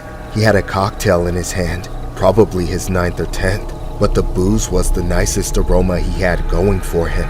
The worst part was how he instantly started looking and smiling at us, and we could just tell by his face that he had some illegal shit on his hard drive.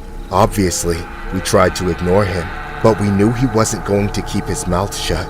Hey ladies, nice day, isn't it? So, you two are suntanning, right? You know I never liked tan lines.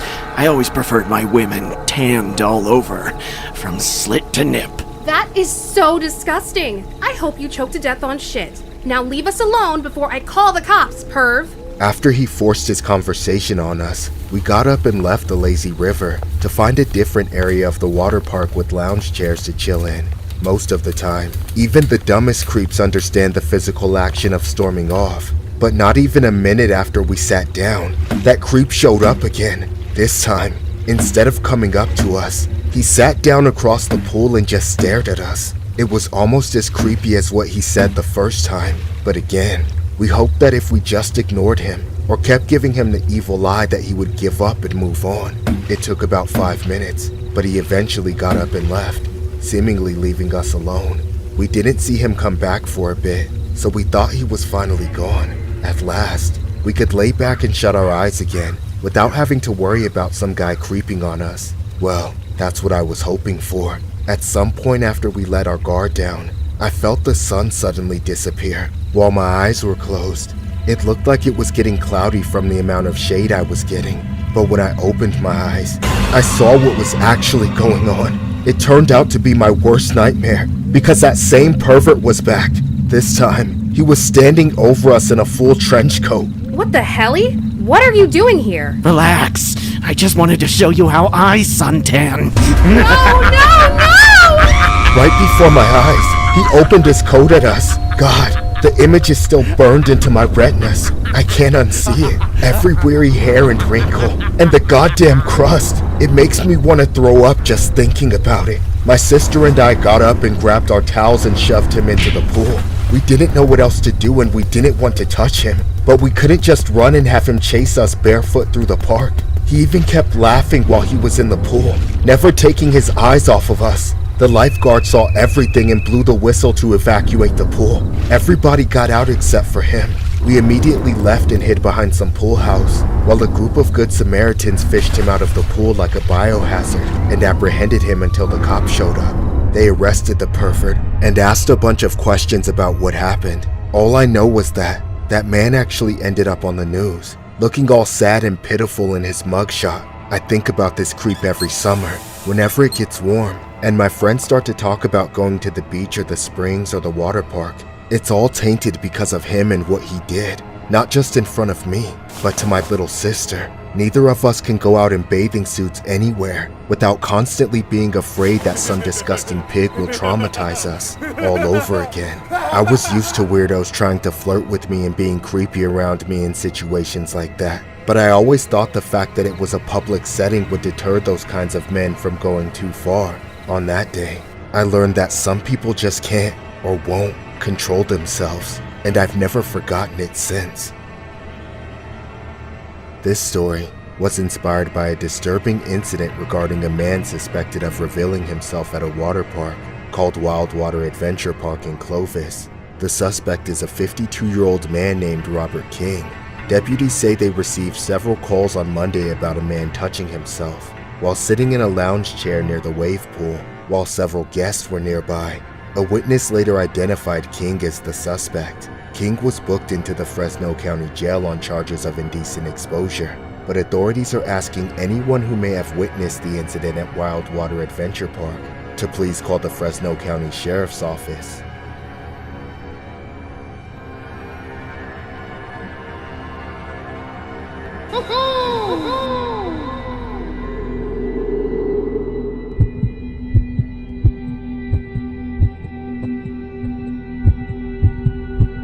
The worst part of living alone is never really knowing if you're actually alone. It ruins my sleep. When I'm in bed, I always hear noises coming from downstairs even though I know logically that nobody else is in the house. It sounds like someone's strolling around in my kitchen, sometimes even creeping up the stairs. I'm terrified every single night. One of the only things that seems to help me is an old childhood treat: milk and cookies. My favorite kind of cookies are the Pillsbury Doughboy ones. I just pop them in the oven, and then a few minutes later, bam, a dozen delicious fresh-baked cookies. I like to have a couple to help me relax before bed. I like to make about 2 batches a night, eating the first one downstairs, then taking the second one up to set on my nightstand. Whenever I think I hear something or get a wave of anxiety about someone being in the house, I sit up and have a Pillsbury dough cookie dunked in milk. It's the only thing that has kept me sane. However, one night, after tossing and turning after eating cookies in my sleep, I remember hearing odd noises coming from downstairs. It definitely sounded like someone or something was down there.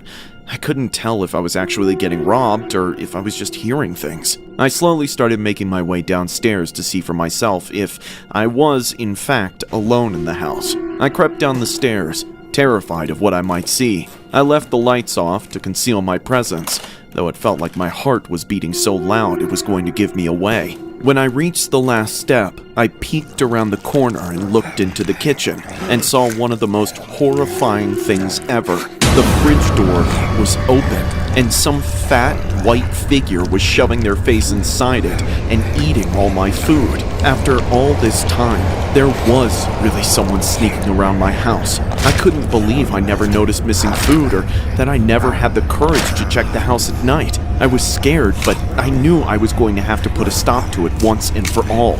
I grabbed the nearest weapon I could find on the kitchen counter and armed myself with it, just in case things got ugly. Hey! What are you doing in my house? Relax! I belong here! Oh my god, it's really you. I must be seeing shit. I'm not shit! I'm the Pillsbury Doughboy! I can't believe this shit. Your cookies have helped my anxiety so much. That's how I roll. You must be my biggest fan. How adorable! I saw you bend over my fridge and, well, I could see your donuts. Anyway, why are you eating all my food, Mr. Doughboy? Don't believe everything you see, weirdo! What kind of deal is this? I spend all my money on your cookies just so you can eat the rest of my food? You need to get the hell out of my house and never come back. You can't kick me out. I belong here. Do you get it? No, I don't. Now get out of my house or I'm calling the cops. Do not piss me off. Stay back. Don't come any closer. There's nowhere to run. Get away from me. Why? I just want to go back to my room. Do you want to play? I'm very confused. Do, re, mi, fa, sol, la, ti, do. Stay away from me. Please, don't hurt me. I don't want to hurt you. I just want to roll you to your grave. I bet you won't laugh when I poke you this time.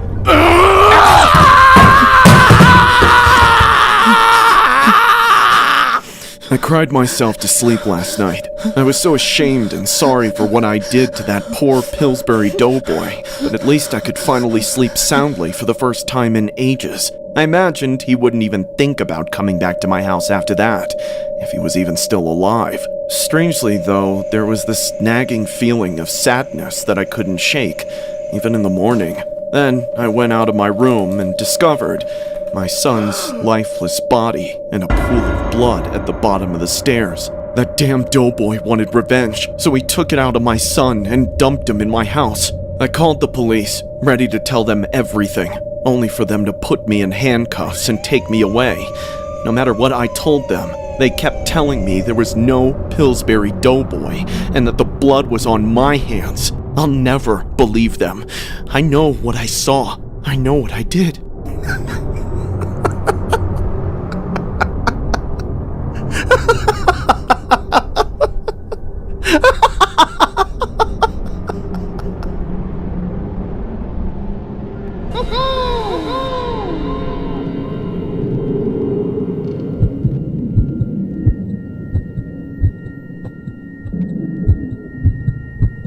My next-door neighbor makes my skin crawl.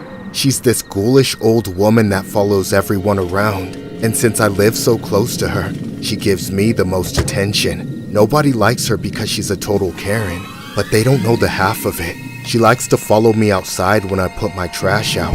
She even goes through my garbage, ensuring all the bags are tied properly and the recycling is sorted. The only reason everyone lets her get away with what she does is that she's super old. So I guess we're all just waiting for her to drop dead. Unfortunately, that day can't come soon enough. Ever since her husband passed away, which was probably the happiest day of that poor bastard's life, she thinks she's the neighborhood's hot new cougar. My bedroom windows just so happen to face her house, so I see her a lot when I'm going in and out of my room. I've tried to ignore her as she's not technically committing any crimes, but she just gives me these weird stares every time I pass through. I know she's just a retired old woman with nothing to do in her life, but I wish she would find something else to occupy herself that wasn't me. However, as time kept passing, things only got worse. I came to realize that she was basically always watching me, so I made sure she knew I was aware by making direct eye contact with her for a few seconds. This was a mistake. She took it as a sign to take it even further. These days, she tends to sit there with a whole plate of cookies, slowly eating every single one of them and watching me like a perv. One night, everything finally boiled over with her. I was sitting in my living room, trying to watch TV, but mostly just avoiding her line of sight, when there was a knock at the door. It was late enough that I instinctively knew it was my neighbor. I didn't know what she wanted, but I knew it wasn't going to be good, so I quickly turned off the TV to kill the light. I sat there for a few seconds before there was another knock, and then that horrid voice of hers came through the front window. I looked over and saw her staring at me. She was showing off all her rotten teeth and holding a plate full of cookies. Then she made a gesture at me to open the door. Lord knows I didn't want to, but I knew it was the only way to get her to leave. When I opened the door, she thrusted a plate of cookies at me. She said she made them from scratch, but they were unmistakably store-bought Pillsbury Doughboy cookies. Regardless, she wanted to share them with her neighbors as some kind of olive branch. I accepted them, wondering why the old hag was being nice all of a sudden. But then what happened next threw that out the window. Thanks! I'll return the plate tomorrow. Anyways, have a good night. Wait! Aren't you forgetting something? No. What is it? Come now, you have to try one. Oh, I'm actually good for now. I just ate dinner, so I'm kinda getting ready for bed now. I'll be sure to try one in the morning, though. But how else will I know if I did a good job? Don't make me wait until morning. My old heart can't handle that much anxiety. All right. Just a bite. That's fine. Just one bite is all it takes. Against my better judgment, I took a cookie and ate a decently sized bite to avoid being rude. For the most part, it was okay, but there was a weird, kind of bitter aftertaste. Still, it was good enough for me to fake a positive reaction and get her off my doorstep. Once she was finally gone, I left the rest of the cookies out on the counter and went to bed. I knew she'd be watching me, and I didn't want her to think I was lying earlier. I saw her staring at me across the way, smiling like always, but this time, for some reason, raising 2 thumbs up at me. I didn't know what she meant by that, so I shrugged it off and got in bed. I was able to sleep, but a few hours later, I woke up with the worst stomach pain of my life. My whole body was convulsing, sending an unstoppable surge of vomit out of me. I tried to roll off the bed and get to the bathroom for what I knew was coming next, but I physically couldn't bring myself to even crawl. All I was able to do was reach up and grab my phone off my bedside table and call 911. By the time the paramedics found me, I felt like a towel that had been wrung out by a bodybuilder, with all the fluids in my body completely expelled. I was taken to the hospital and treated, where I of course survived, and got to find out the culprit of my suffering. Rat poison! I told the police the test batch of cookies my neighbor gave me, and sure enough, there was enough rat poison in them to kill a room full of people. If I'd had just one whole cookie, I probably would have died while that wretched woman watched. I'm more than glad she was arrested and finally removed from my life. This story was inspired by a disturbing incident regarding a 72-year-old woman who was arrested for mailing a package of Pillsbury Doughboy cookies laced with mouse poison and laxative to a Stillwater resident. Stillwater police charged Joanne O. Jones of Slingerlands with second-degree reckless endangerment, a misdemeanor, for allegedly sending the tainted cookies in March. A lengthy investigation revealed the woman sent the snack. The recipient of the package did not consume the cookies and contacted police. Jones recently surrendered to police. She was released pending a future town court appearance.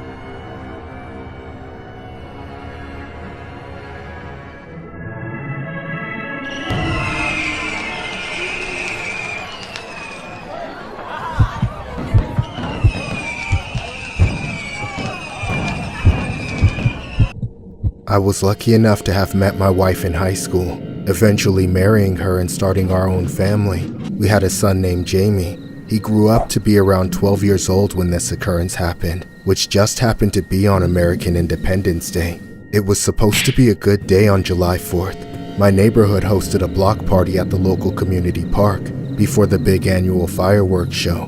When we got there, the place was already packed. There were flags waving, large groups of families dispersed everywhere, and some people out with their lawn chairs waiting for the fireworks show to start. There were food trucks along the sidewalks. That's when my wife asked if I could grab some food from the food trucks.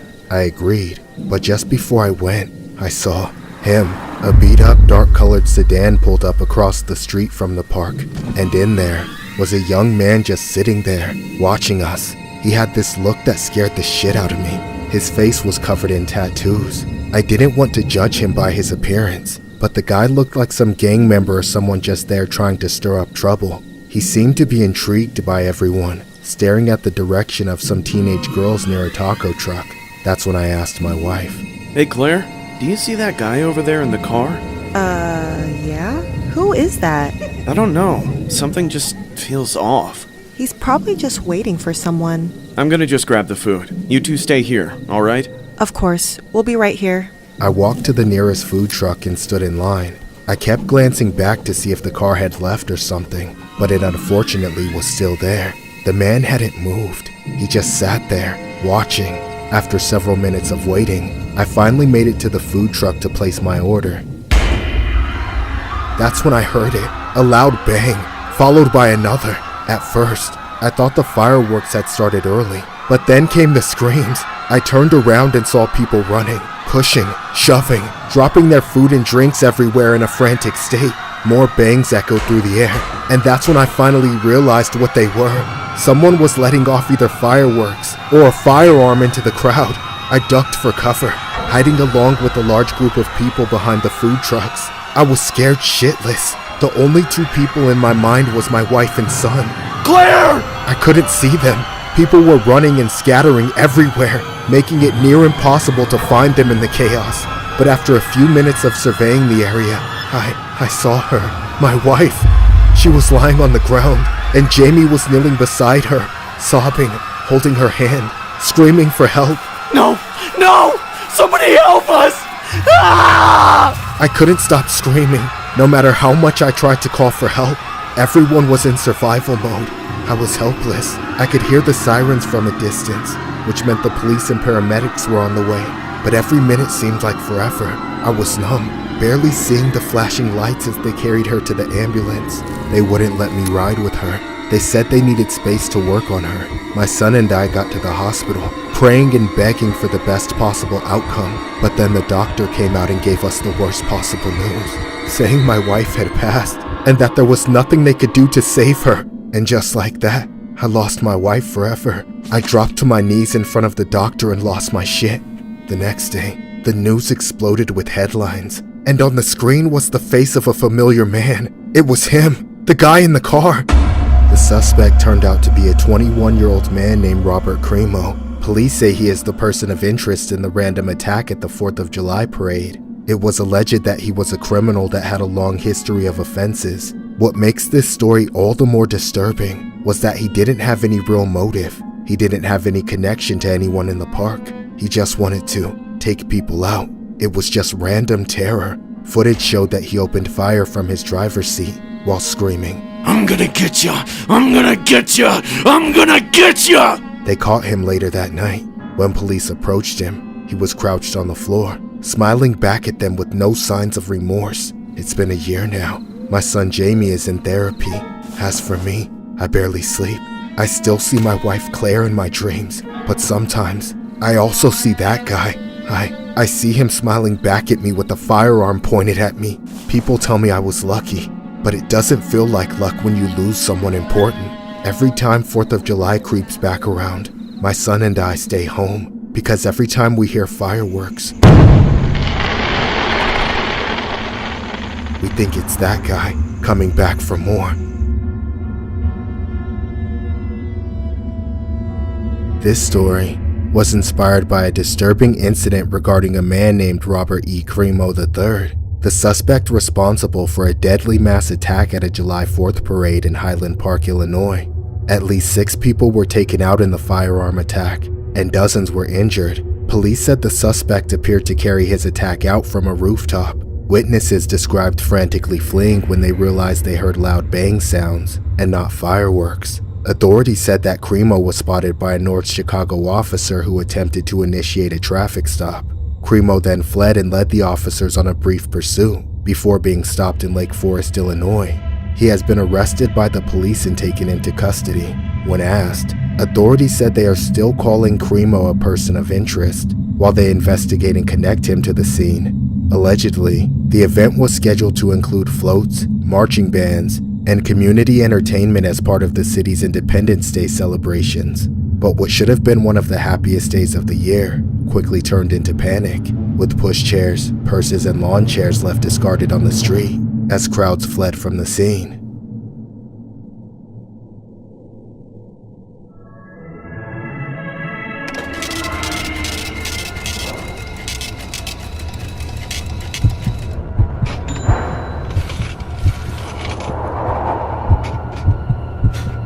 Working the evening shifts at Walmart has probably been the worst job I've ever had.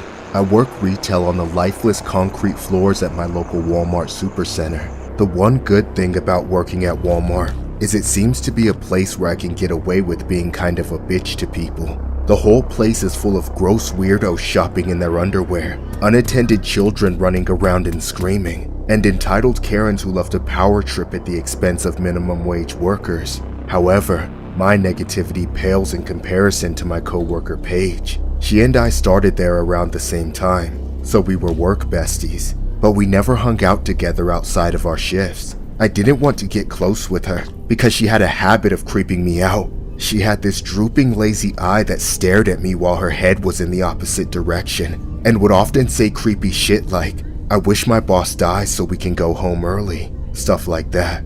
Aside from that, I actually didn't mind her. She didn't take shit from anyone. She'd lash out at customers, co-workers, and even managers. Despite getting written up several times and verbally threatened to get fired by our managers, Paige managed to stick around for a while. To her credit, she didn't cause problems. It's just that she had a really short fuse. But something really disturbing happened recently. Paige caught me talking shit about her behind her back. I never expected to be at the receiving end of one of her blow-ups, but I finally understood why nobody liked her. She screamed right in my face some of the nastiest stuff anyone's ever said to me. "You lowlife, whale-looking bitch! If I ever hear you talking shit about me again, you're gonna lose more than just your job. You got that?" We both got suspended for a week, and when we came back, I saw bandages around her wrist. I always knew she had some mental problems, but I never realized they were that serious. I felt terrible for my part in what she did,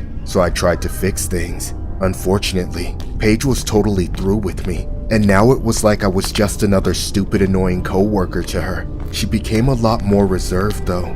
I thought she had finally started to work on things, but then one night, all of the stuff she was bottling up came out. I was stocking shelves when I heard Paige talking with another customer in the other aisle. It sounded like a bitter old lady, and Paige seemed to be in a worse mood than usual. Before I knew it, she exploded. I ran over to get it under control, literally having to hold her back from hitting that woman. "You're dead, bitch! I'm gonna rip your dentures out and staple them to your other lips!" Paige, stop! What the hell are you doing? "I'm gonna kill this dried up slut!" Paige, stop it! Checkout is over there, ma'am. Hey, let's get out of here. "You're first on the list! You know that? You're gonna be first!" I took Paige screaming and swinging into the storage area, where I did my best to calm her down. It was the first time I'd spoken with her since we had gotten back from our suspensions a few weeks ago. Getting a good look at her for the first time in a while, I realized she had truly gone off the deep end. My effort to connect with her led me to an even more terrifying conclusion. Paige, what's wrong with you? What's with all this stuff about a list? You know, it's my list for my plan. What are you planning? I don't know. Can I trust you? Yes, of course you can trust me. Just tell me what this list is. It's my list of all the people that I want to kill. Are you serious? Yeah, I've been dreaming about coming here and killing every single person that's ever pissed me off. I want to watch them collapse like little dolls when I take them out, one by one. But for some, I want to see beg for mercy while they bleed out beneath my feet. Wouldn't that be nice? Tomorrow's my day off, you know. I think I'll stop by. I think I'll call in sick tomorrow then, just in case I'm on this list of yours. Great idea! Just make sure you don't snitch. I wouldn't want to make another list, you know. That night, I left work and went straight home, making sure I wasn't being followed. Paige left me with no choice. I doubted that she could actually take out every single one of us, but I knew deep down she was going to try something. Someone was going to get hurt, whether it was her or countless others. I didn't bother reporting her to the general manager. I just called the police. Paige was arrested before she had a chance to come to the store. It's been a few weeks now, and I still feel shitty about the whole thing. Paige hasn't been released from jail either. I just hope they see how sick she is so that she can get the help she needs. This story was inspired by a downright disturbing incident regarding a Walmart employee who allegedly threatened to take out her co-workers after experiencing haunting dreams for months. The woman was 20-year-old Keelan Paige Pasco. A co-worker of Pasco reported that the woman told her a detailed plan about how she would kill dozens of other employees. The Arizona woman allegedly planned to carry out a mass casualty event at her workplace, according to the court documents. The Walmart employee allegedly had an extensive hit list of 40 co-workers that she wanted to take out. The police noted that the co-workers said Pasco's alleged date of attack would have been March 2nd of 2025, as she had the day off.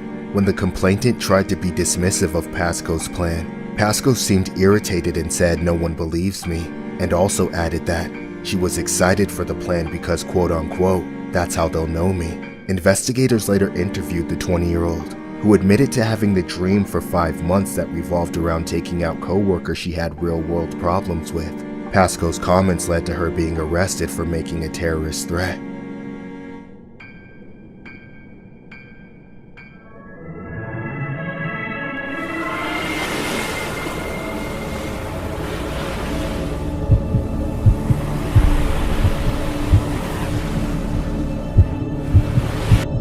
I'm in the middle of a waking nightmare right now, all because of a trip my family took to the water park last summer. My daughter had been waiting all year for it, and she was especially excited for the brand new slide that had just been opened. The only problem we faced whenever we went to the water park is that we are both on the bigger side. The overweight genes just run in the family, and our daughter is the most overweight for her age out of all of us. My daughter's size also affects her ability to swim, so I brought her a custom flotation device that goes around her waist to keep her safe.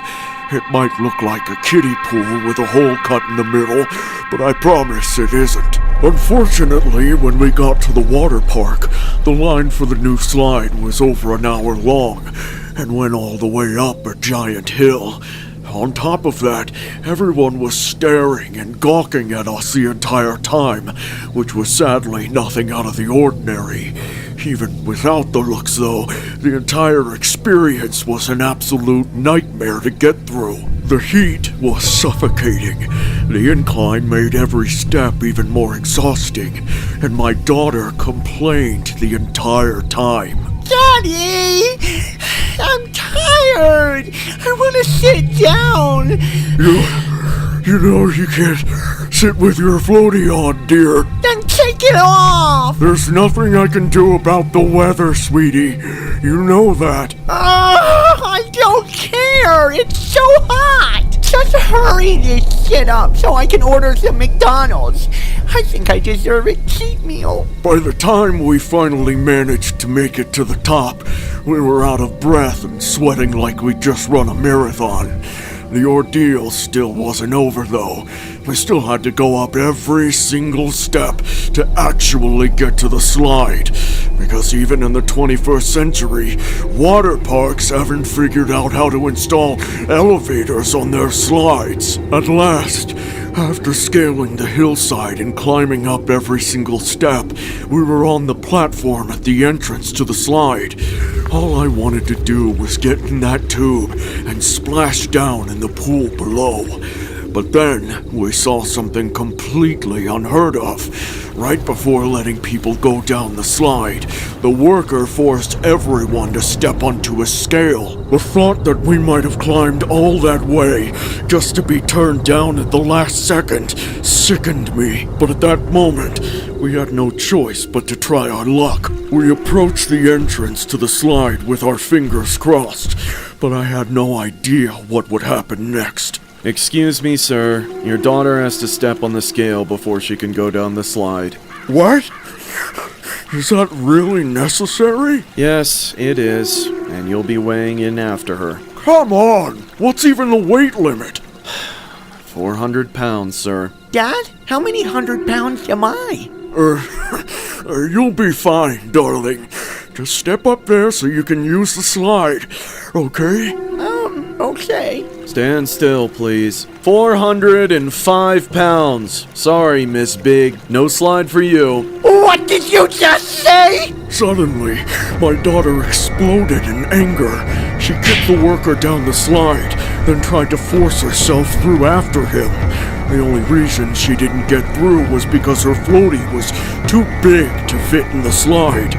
When she got stuck, she started screaming and shaking the slide with her bare hands. Everyone could feel the structure swaying back and forth as people started to panic and rush down the steps. So with my options slim, I got behind my daughter and tried to push her through.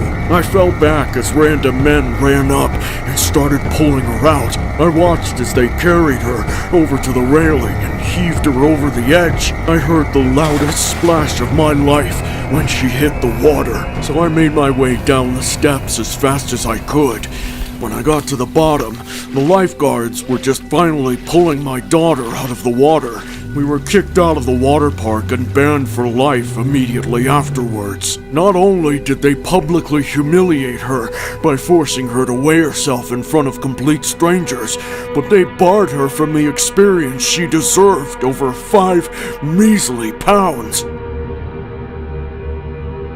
This story was inspired by a bizarre incident regarding a man who claims a local water park publicly humiliated his daughter because of her weight. Andrew Batten said that he visited the Raging Rivers Water Park with his family, where his daughter was looking forward to riding a new ride called the Mississippi Monster Slide. When the team got to the top of the hill to ride the attraction, a worker asked her to hop on a scale in front of strangers because it had a weight limit of 200 pounds. Batten said, "The guy looked at us and to my daughter and saying, 'You need to step on the scale.' She steps on the scale and she's 205, meaning she wasn't allowed on. The incident left his daughter distraught.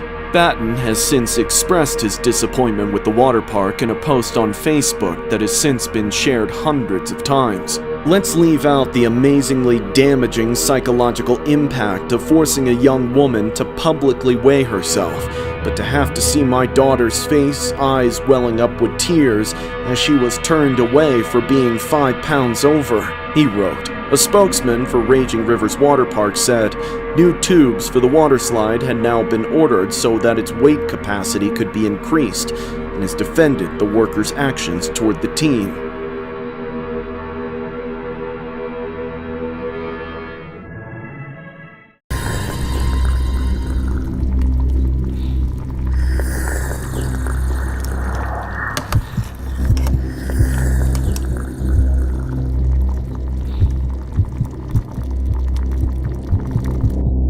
I love boba tea so much.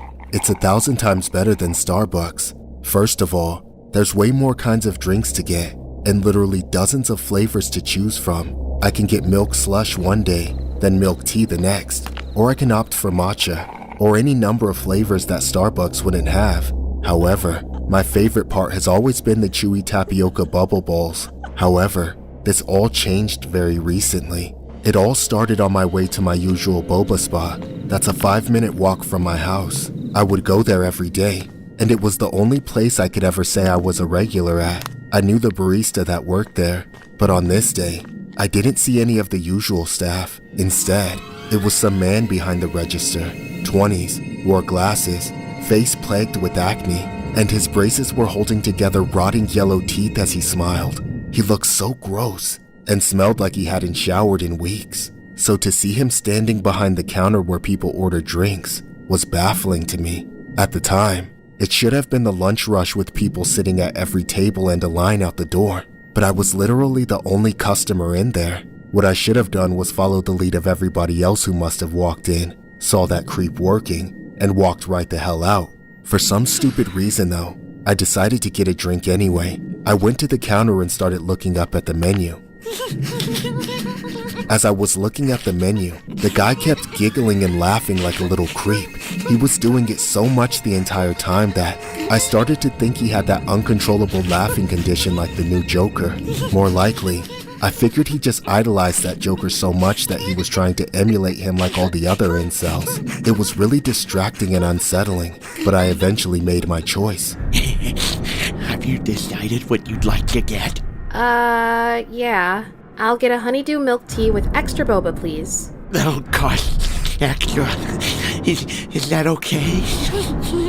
Yes, that should be fine. And what flavor was that again? Honeydew. Oh, Well, are you sure you wouldn't like the coffee flavor? No, I'm pretty sure I want honeydew. Thanks. What about the cocoa bean added? Huh? What even is that? It's a personal special. It takes a whole day to make. Sometimes faster if I drink an extra cup of coffee.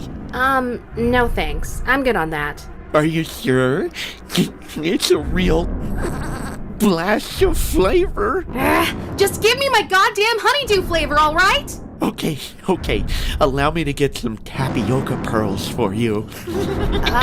Sure. Once I paid without tipping him, of course, I sat down and waited a few minutes while he disappeared into the back room to make my drink. It took him longer than the regular baristas, and they would usually do it in front for me, but I was fine with not having to look at him. Finally, he came out and handed me my drink, still giggling like a total weirdo. I immediately noticed the cup looked awful, like it had expired ingredients or something, but I decided I would just take it and get out of there. Just as I was turning to leave though, I noticed that there was a full container of boba right there on the counter. I was even more suspicious of him then, but I didn't want to sit there and press him about it. I just left the shop and started walking back home. I felt so excited to have my drink after having to deal with that creep. So I stabbed the straw through the plastic film right away. Then I put the straw up to my lips and started to drink it. I wasn't even after the taste. I just wanted to chew on those delicious little tapioca pearls. But the second I bit into one, I knew it was horribly wrong.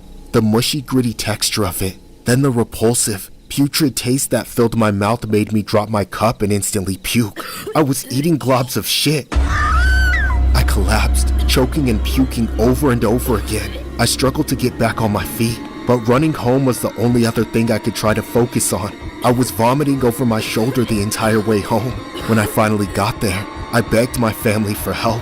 I could hardly get any words out, but they finally helped me clean out my mouth as best as we possibly could. Once I could finally compose myself and tell my family what happened, we called the cops and had them arrest that creep who took a shit in my boba. Ever since then, I've been traumatized by the mere thought of eating boba. It used to be my favorite thing in the whole world, but now it makes me sick to my stomach just talking about it. With therapy, hopefully I can recover, but to this day, it's like I still can't get the taste of shit out of my mouth. This story was inspired by a disturbing incident regarding a 19-year-old barista who was now in custody and facing charges after he defecated in a boba. The 19-year-old barista is now facing charges after questioning. The suspect allegedly told police that he served the boba tea with feces because he was quote-unquote bored. He is now facing jail time, being charged with tampering with food and reckless endangerment.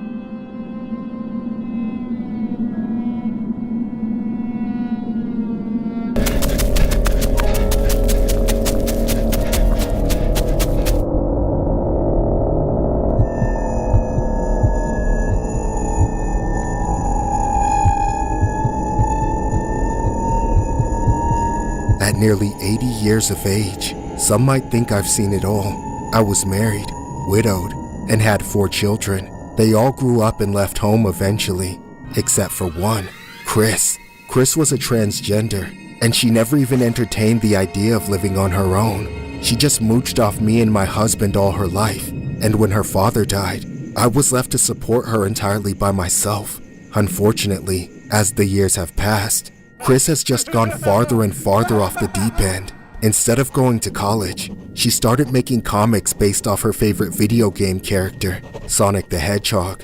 I never understood any of it. There was something very odd about the art. Chris would draw these creatures interbreeding with others, spawning disturbing mutants. Despite her passion for it, her drawing ability never progressed beyond that of the average kindergartner. She claims to be famous on the internet for her work, but I've never seen her bring a dime of actual income into this house. If she was making any money, it's being spent on those stupid Sonic the Hedgehog toys. Over the years, it's only gotten worse. As I've become increasingly less mobile, I'm too weak to take care of the house, and it's turned into a nightmare. Entire rooms have filled with garbage I physically can't get rid of. Roaches, rats, mice, and mold grow and crawl over every surface. There's so much rotting food and feces everywhere that The air has gone from having a putrid stench to being a biohazard to breathe in for the past year. It's been making me so sick that I need to have an oxygen tank with me at all times. Even with the oxygen mask though, I'm too weak to do much more than lay in bed all the time, unless I had to get up to use the bathroom. All the while, Chris runs around the house, spouting nonsense about these made-up fantasy characters, dressing up as them, and recently, developing the most sickening habit that I won't forget until the day I die.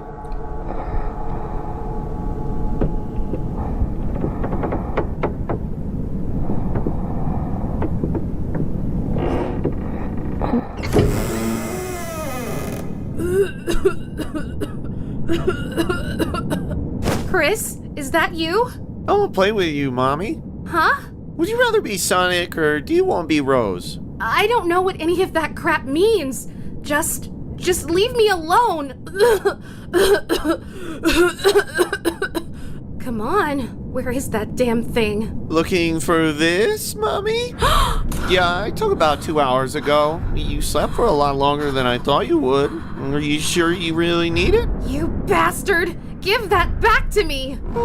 Only if you agree to play with me. Piss off, Chris! That doesn't sound too good, Mommy. Screw you!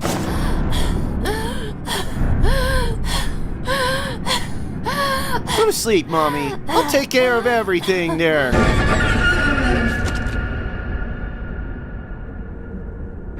Wakey, wakey! There she is! As you can see there, I'm so glad you're awake. Now we can play together!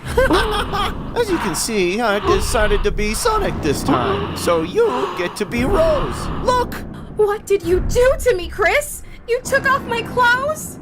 Careful, Mom. Don't overdo it. I figured you'd try to run there, so I took some precautions to keep you from accidentally hurting yourself. Huh?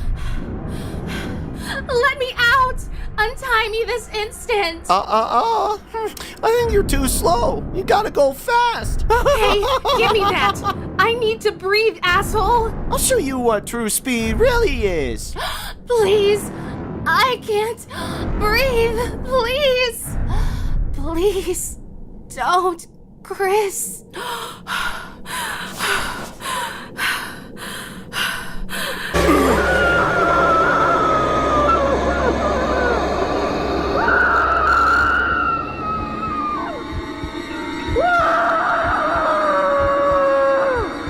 That was the first time that Chris made me play with her, but it wasn't the last. I am now living the last years of my life in the worst nightmare I could ever imagine.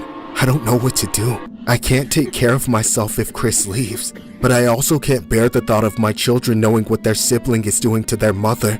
All I know is I can't go on like this for much longer.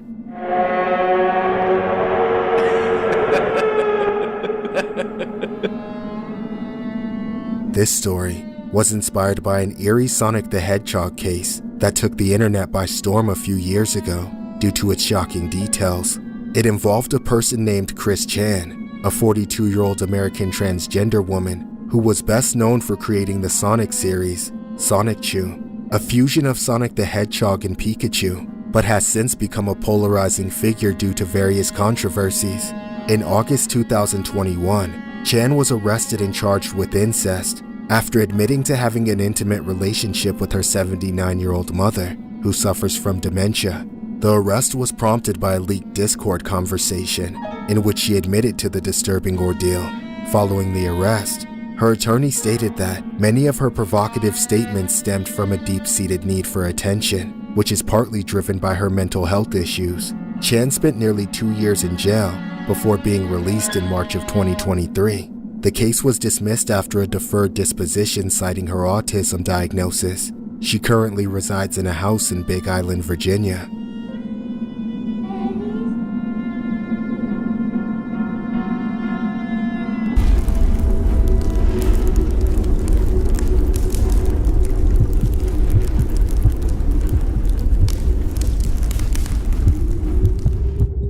This happened years ago when I used to live with my mom. I was an only child to a single mother. My mom was always either working or sleeping, so I barely saw her. That meant I had to take care of myself most of the time. Aside from that, I left the house whenever I felt like it. and if I skipped school, I was usually with my friend Leo ding-dong ditching, stealing from convenience stores, or chilling at this abandoned house not too far away from the school. The house was just a dusty, decaying place that had boarded up windows, and happened to be a great place for us to hang out at. One day, Leo and I skipped school. That's when he took out some candles along with an Ouija board, and said he wanted us to play with it. Neither of us even bothered to read the instructions before we started messing around with it like we'd seen in the movies. All we did was ask it some stupid questions. I remember jokingly asking it if Leo's sister was going to Haktua me off, and it said yes. I was sure that would cause Leo to get fed up with the whole Ouija board gimmick, but he didn't seem fazed at all. I guess he already knew his sister was for the streets, but more so, I realized he was genuinely interested in the Ouija board. I noticed he never threw the Ouija board out either. He just kept it in the abandoned house for us to use next time around. One night, I was feeling lazy, so I never met up with Leo. I had been playing video games for hours, almost until 3 in the morning. And that's when I got a call from him. I ignored it, as well as the next few calls. I didn't want whatever he was planning. I only gave in when he FaceTimed me, not wanting to get on his bad side. That's when he said he was at the abandoned house, and that he wanted me to come play the Ouija board with him. He wanted to see what it would be like to use it at night. I told him there was no way I was leaving the house because I was already getting ready for bed. Then I ended the call. I then shut my TV off and went to sleep. Little did I know, I didn't have a choice.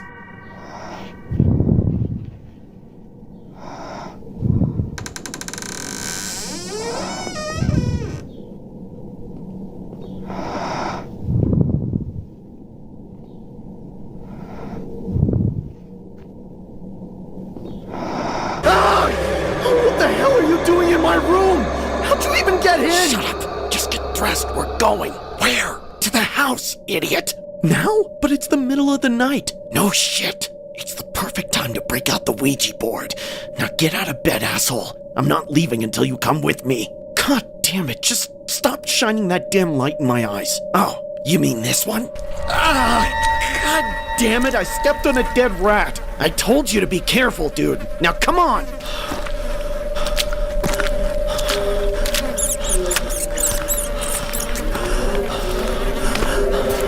I hate coming here at night.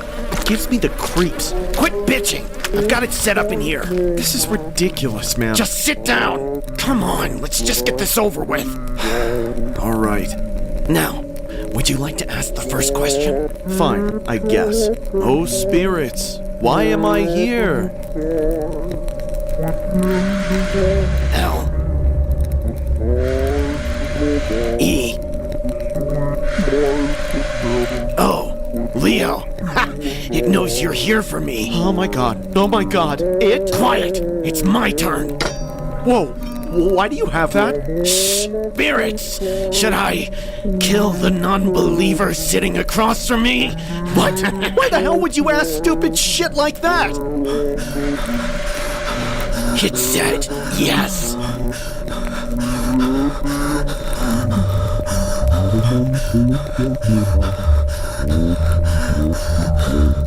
Leo?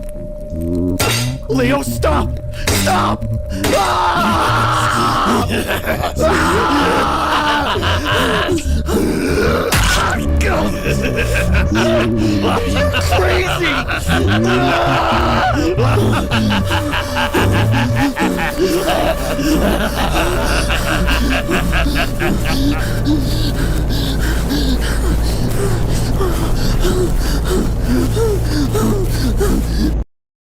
I ran all the way home and woke my mother up to tell her what had happened. She called 911, and I went to the hospital while the cops went after Leo. They found him still in the abandoned house, clutching the knife and chanting over the bloody Ouija board like a psycho. Since then, Leo's been spending some time in the psych ward. Nobody has any idea when, or if he'll ever be out. I still can't believe what that thing did to him. I keep having nightmares reliving that night. Needless to say, we aren't friends anymore, and I haven't touched an Ouija board since. This story was inspired by a downright creepy Ouija board incident that happened in 2012. A teenage male from Weslaco, Texas, stabbed his longtime friend in the abdomen after playing with an Ouija board. The friend miraculously survived after a few harrowing days in intensive care. When asked why he did it, the teen said, "The Ouija board made me do it." At the time, Weslaco police spokesman JP Rodriguez said he actually believed what the Ouija board advised him to do. The teen suspect, whose name was not released, pled insanity.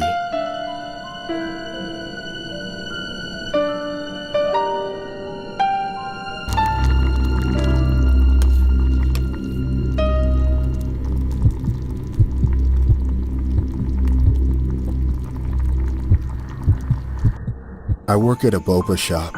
I work the closing shift from 3 p.m. to midnight.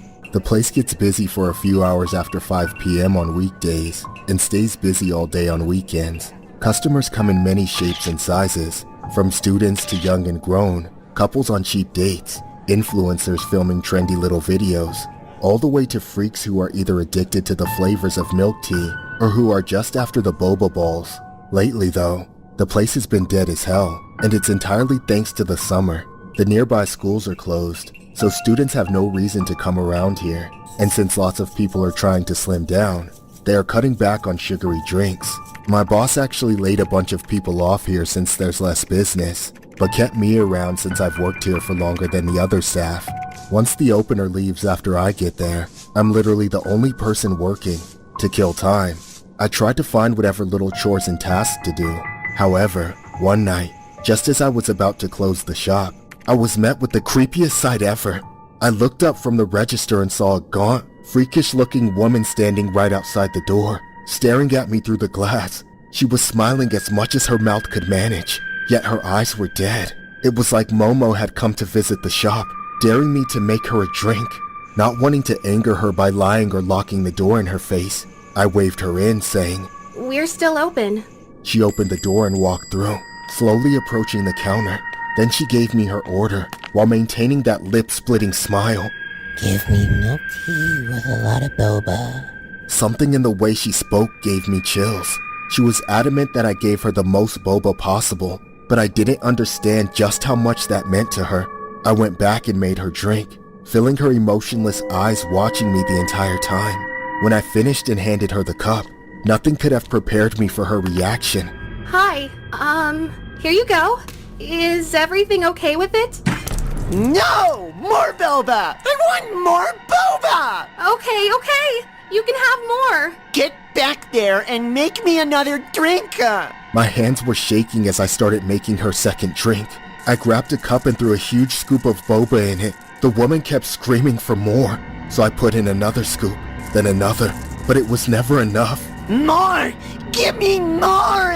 Eventually, the cup was full all the way to the top, but it was still too little. I had to push down and press the pearls together to make more room. The cup was filled to capacity, not leaving any room for ice or any ounce of liquid.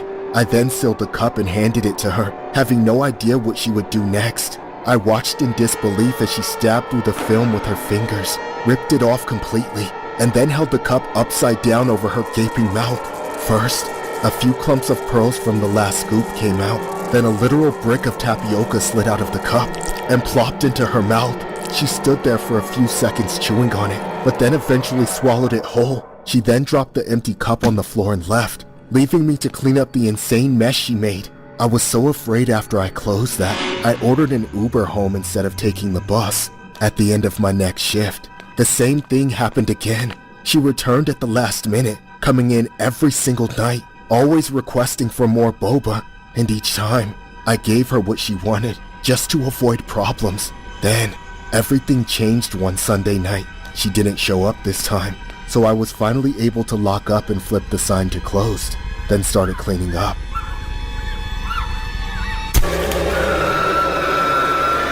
Then out of nowhere, she came back.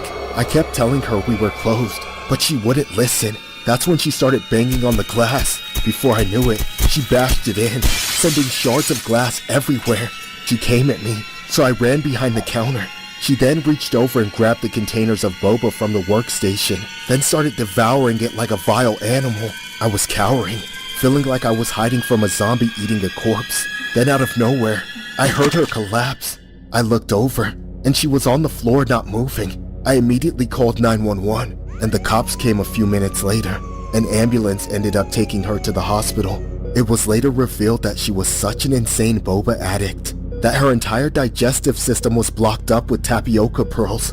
Our regulars sometimes complain that the boba makes them constipated, but this woman was on a whole other level. I hope that woman never comes back. If I ever see her face again, I think I'll lose it. This story was inspired by a disturbing incident regarding a young female named Zhu Li, who was treated at a hospital after consuming too much of the popular sweet drink, also known as pearl milk tea or boba tea. The drink, originally from Taiwan, typically contains dozens of starchy pearl-like tapioca balls, which are notoriously difficult to digest. The constipated teen was taken to the hospital after complaining of severe stomach pain and told the doctor she hadn't been able to poo for 5 days. Dr. Zhang Lui ordered scans of the girl's stomach, which revealed vast quantities of undigested tapioca pearls bulging up her entire digestive system. The medic estimated there had to be hundreds of the starchy spheres, which are the key ingredient to the famous boba drink. The girl, who only admitted to having 1 cup of the boba tea recently, was prescribed with laxatives to help flush them out. Dr. Zhang said she must have been hiding the true number of pearl milk tea she had. So many undigested tapioca balls can't all be from just 1 cup. She must have had quite a few over a short period. A chief of the hospital's emergency department also chimed in saying, "Bubble tea pearls are made using tapioca, which is already not easy to digest. Some companies add thickness such as gelatin to make the balls more al dente. Drinking too much bubble tea can easily lead to gastrointestinal dysfunction."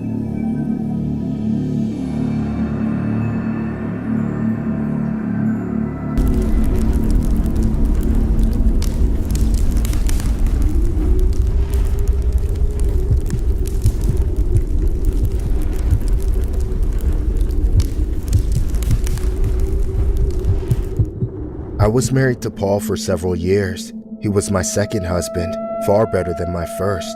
He was loyal and also had a kid of his own, which was his 20-year-old daughter Sarah. I moved into his house, and the 3 of us lived together quite happily, and even had a dog named Arlo. Everything was great, but that all changed one night when the 3 of us went to see a movie. We saw a cheesy horror flick about an Ouija board. It was scary, but I didn't think it was that good. Paul, however, was oddly enamored by the concept. All I knew is that a few days later, Paul came home with an Ouija board.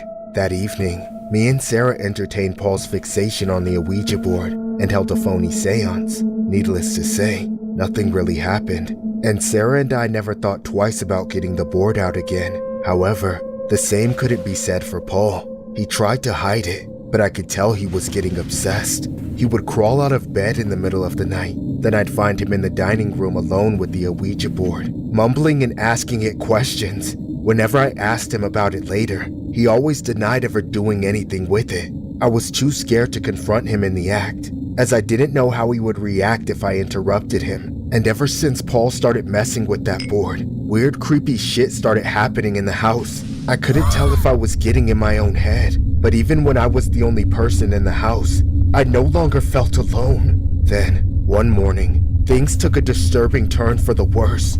Our dog Arlo suddenly went missing. Paul said he must have ran away, but that didn't feel like something Arlo would ever do. We went looking for him all day, calling animal shelters and posting on Facebook to see if anyone had found him, but we didn't have any luck. That night, the pressure that had been building between Paul and I finally blew up in our faces. God, I can't do this anymore. We've been looking for hours. What? There's still daylight left. Are you just gonna give up? I knew you didn't care about Arlo. You let him out, didn't you? I did not. I love him just as much as you do. I'm just tired. I bet you were sick of taking care of him, so you pawned him off to someone else. How much money did you get for my dog, huh? Shut up! I didn't sell him. Maybe it had something to do with you using that damn Ouija board. That's right. I've seen you up all night summoning evil shit into the house. You've been spying on me? You bitch! After our fight, Paul took the Ouija board and locked himself in the bedroom, leaving me to sleep on the couch. Luckily, Sarah slept in the living room with me. I think with everything that was happening, she didn't feel safe enough to sleep alone either. It stormed and poured all night. Then in the morning, we went outside to find the rainwater had flooded the street in front of our house. Apparently, one of the drains had gotten clogged, but when workers from the city showed up to clear it, they found something that still sends chills down my spine. They found Arlo's dead body in there. It didn't take long to connect it back to Paul. He said the spirits from the Ouija board told him he had to take the dog out the night before. Then he hid the body in the storm drain. Paul was arrested and went to jail. Afterwards, I felt sick to my stomach. I wanted to get rid of that goddamn Ouija board. It took a few weeks, but eventually, the curiosity got the better of us. Sarah and I took out and held the same kind of seance as before. We asked it questions about Paul and Arlo, but nothing made sense until we asked it about ourselves and what we should do in this situation. The board's answer was very simple. D-I-E. Naturally, we felt the most logical response would be to burn the demonic piece of junk to ash, so we prepared up the fireplace, doused it in lighter fluid, and set it ablaze among the pile of firewood. Sarah and I were still sleeping in the living room then, so we turned in for the night as we watched the board slowly burn. Sometime later, I woke up to the smell of smoke. That's when I opened my eyes, only to find that Sarah and I were both standing up in front of the fireplace, staring at the Ouija board, while the entire house was burning down around us. We both screamed at each other in terror. It was the last and only thing we were able to do before we passed out from the smoke. Later on, I woke up in the hospital. We both miraculously survived, but we had lost our house and everything in it. Not only that, but the police didn't believe us, and now they're charging us with arson. I don't know what kind of black magic that infernal board is imbued with, but it destroyed my entire family. This is downright one of the most disturbing Ouija board stories on the internet today. This incident allegedly happened in 2014, when Paul Carroll was trying to summon the dead using an Ouija board. However, in the aftermath of playing the game, he believed he accidentally put an evil spirit into the family dog. As a result from this, Carroll then took out the dog and dumped its remains in an outside drain, resulting in a backup. When workers were brought in to address the issue, they discovered the dog's body, and an investigation led back to Carroll, who pleaded guilty. A week later, the Ouija board apparently told Carroll's wife and stepdaughter that they were going to die, concluding it was preordained. They allegedly got possessed and set their house ablaze. Both survived, but they were later arrested and convicted on arson charges.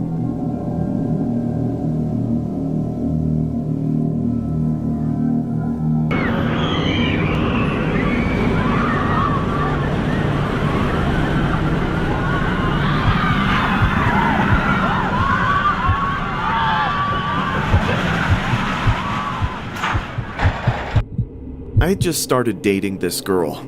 She was a bit of an adrenaline junkie, so she suggested we have a date at Six Flags one summer day. For the record, I've never liked theme parks, fairs, carnivals, or anything of that sort. They've always terrified me. Everything just goes way too fast and way too high.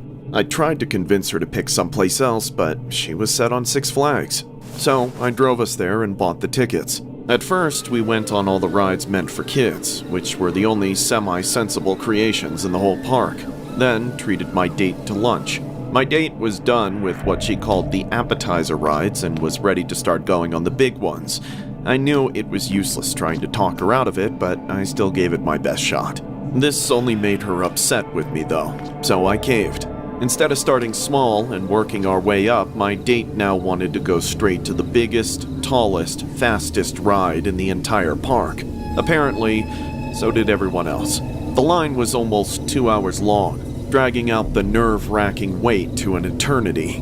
My anxiety at the start was already through the roof, but with every single step, it just got worse and worse.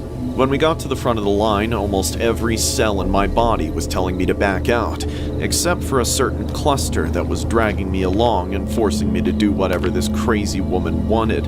We went to the back of the coaster, but I told my date to sit in the cart in front of me. She was a little confused, but I didn't want to tell her it was in case I threw up in the middle of the ride, so I wouldn't throw up on her or anyone else. A few seconds later, a park employee started coming around and checking the restraints, and I knew it was too late to back out now.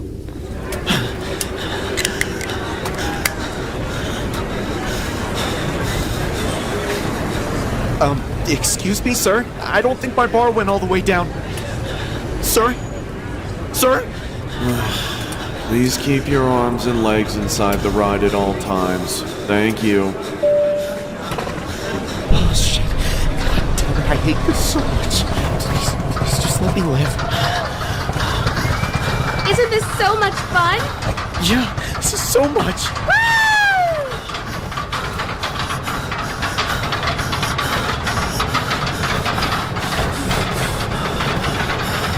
I think I'm gonna throw up. Huh? What the hell? Stop the ride! Stop the ride! Why? What's wrong? Look at this shit! It's broken! Why? What's wrong? What the hell am I supposed to do? I don't know. Just try to hold on tight. Hold on, bitch! I'm gonna die! You don't have to be mean. Hey, wait a second. I'm sorry. I didn't mean to call you that. I'm just scared. Oh, shit. Oh, shit. Help! Somebody help me! Ah! Help! Somebody help me! Ah! Ah! Help! Somebody help me! Ah! Help! Somebody help me! Ah! Ah! No! I was unconscious for several days, but out of spite to all the death traps that people call roller coasters, I miraculously survived. I sustained severe injuries that took years to recover from, and after the whole ordeal, that bitch who made me get on the ride left me, and I haven't heard from her since. I ended up suing the park and won with an open and shut case, but if I could go back in time and choose between winning $3 million in a lawsuit and not plummeting to almost certain death, I know that I'd rather not live through that again. This story was inspired by a horrific Six Flags incident that happened on May 16 of 1999. 37-year-old Michael Dalweeby from Olean, New York, was unable to close his lap bar properly and was ejected, falling approximately 9 feet from the ride of the steel roller coaster, as the ride went over a camelback hill, resulting in him suffering serious injuries. The victim sued the park and the ride manufacturer for negligence and was awarded $2.85 million following a court case.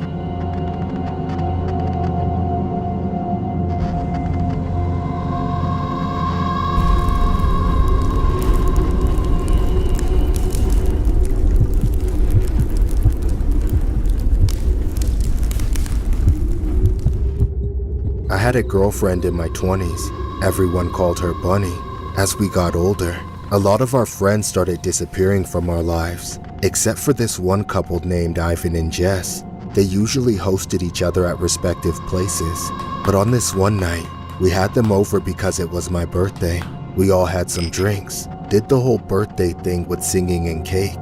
Then it was time to open the gifts. Bunny's gift to me was a pair of promise rings, but unfortunately, that ended up being overshadowed by the gift that our new friends brought. It was an Ouija board. As soon as I tore off the wrapping paper and realized what I was holding, it felt like I'd been given a box of radioactive waste. Suddenly, all three of them were insisting that we play with it that night. I tried to explain how these things weren't meant to be played with, but it just backfired and made them even more interested in it. If it weren't for Bunny asking me to, I would never have touched the thing. We turned off all the lights in the house and gathered around the Ouija board at the dining table. Seeing only by candlelight, we put our hands together on the planchette. Then Bunny asked the first question. She asked the board to tell us what to do. Then, it suddenly started moving. My stomach filled with dread as the planchette slid back and forth across the board, as if an unseen hand was guiding us. When it came to the rest, the board had spelled the word carnival. A moment later, someone blurted out the question, Where? Without missing a beat, the thing began to move again, spelling out Virginia, which was only 3 states away from us. But it was just a body in the mix as the questions kept flying, and the answers kept getting worse and worse. Bunny asked where we would get the money to make the trip. The board told us to rob and kill. Who? A biker. When? Tonight? Or what? Death? As the last question was asked and answered, I made a panicked attempt to talk everyone back to their senses. But by then, it was too late. Guys, we have to stop. This is crazy. Dude, we all heard what it said. We have to do it. What? Take out a random stranger and run away to some carnival in Virginia? We're not murderers. Damn it, if we don't kill for it, then it will kill us. Don't you get it? No, this is all wrong. I need to get out of here. Babe, wait. Bunny, no. Didn't you say we'd see the world together? Maybe this is how we do it. I said we'd leave when you turned 18. Not now. Stop being such a wimp and grow some hair on your nuts. You act like a minor. I don't know. It's just, this is really serious stuff, guys. Don't worry about it. We're all gonna do it together. We got this. Okay, babe? In the end, I could never say no to her. We decided to camp out on the side of a remote stretch of road not too far from a grimy biker bar. Then we waited for a straggler, the last drunk leaving the parking lot after trying to sober up. As we saw the lone biker swerving down the road, we got out of the car and started waving our hands in the middle of the road. The guy took the bait and stopped for us, asking if we needed help with our car. Before anyone even pretended to answer, we rushed him. Ivan and I tackled him off of his bike. Then the girls duct taped his mouth shut as we held him down. We taped his arms and legs together. Then we stuffed him in the trunk of the car. We dragged his motorcycle into a ditch, hoping people would think he crashed, and got lost in the woods. Then we drove for almost an hour until we found a good place to park the car and take him into the woods where nobody would see us. We carried him until we discovered a deep hidden lake. We laid him on the shore, took everything he had, and then it was time. All four of us gripped the knife together, like how we did the planchette for the Ouija board. Then we drove it down into his heart. We dumped his body in the water, never expecting anyone to find him until we were long gone. We drove back to our friend's house in silence. Then I took Bunny home. Minute by minute, the reality of what we had done set in. By morning, all of us were petrified. Days went by. Nobody talked to each other. Nobody made plans to run away. It was only a matter of time before the cops finally came knocking. By then, we were all sick with panic and regret. None of us could keep our story straight. Once the cops told us they tracked our cell phones and connected their location to the dead bikers, we all started turning on each other, trying to throw one another under the bus to save ourselves. But it didn't work. We were all convicted for that man's untimely demise in the end. If it hadn't been for the Ouija board, Bunny and I might have had the fairy tale ending we dreamed of. But instead, we got stuck with the nightmare. This story was inspired by a horrific Ouija board incident that happened in 1983. A young woman named Bunny Dixon told her 25-year-old boyfriend, Anthony Hall, and another young couple that the four of them had been instructed by an Ouija board to leave their home in Florida and join a carnival in Virginia, and to also get the money to fund their trip by robbing and taking out a motorist, which they did. The victim was 25-year-old Knock Van Dang. Ultimately, the two couples turned against each other, which led to their arrest. All four were tried and convicted for their involvement in the slaying.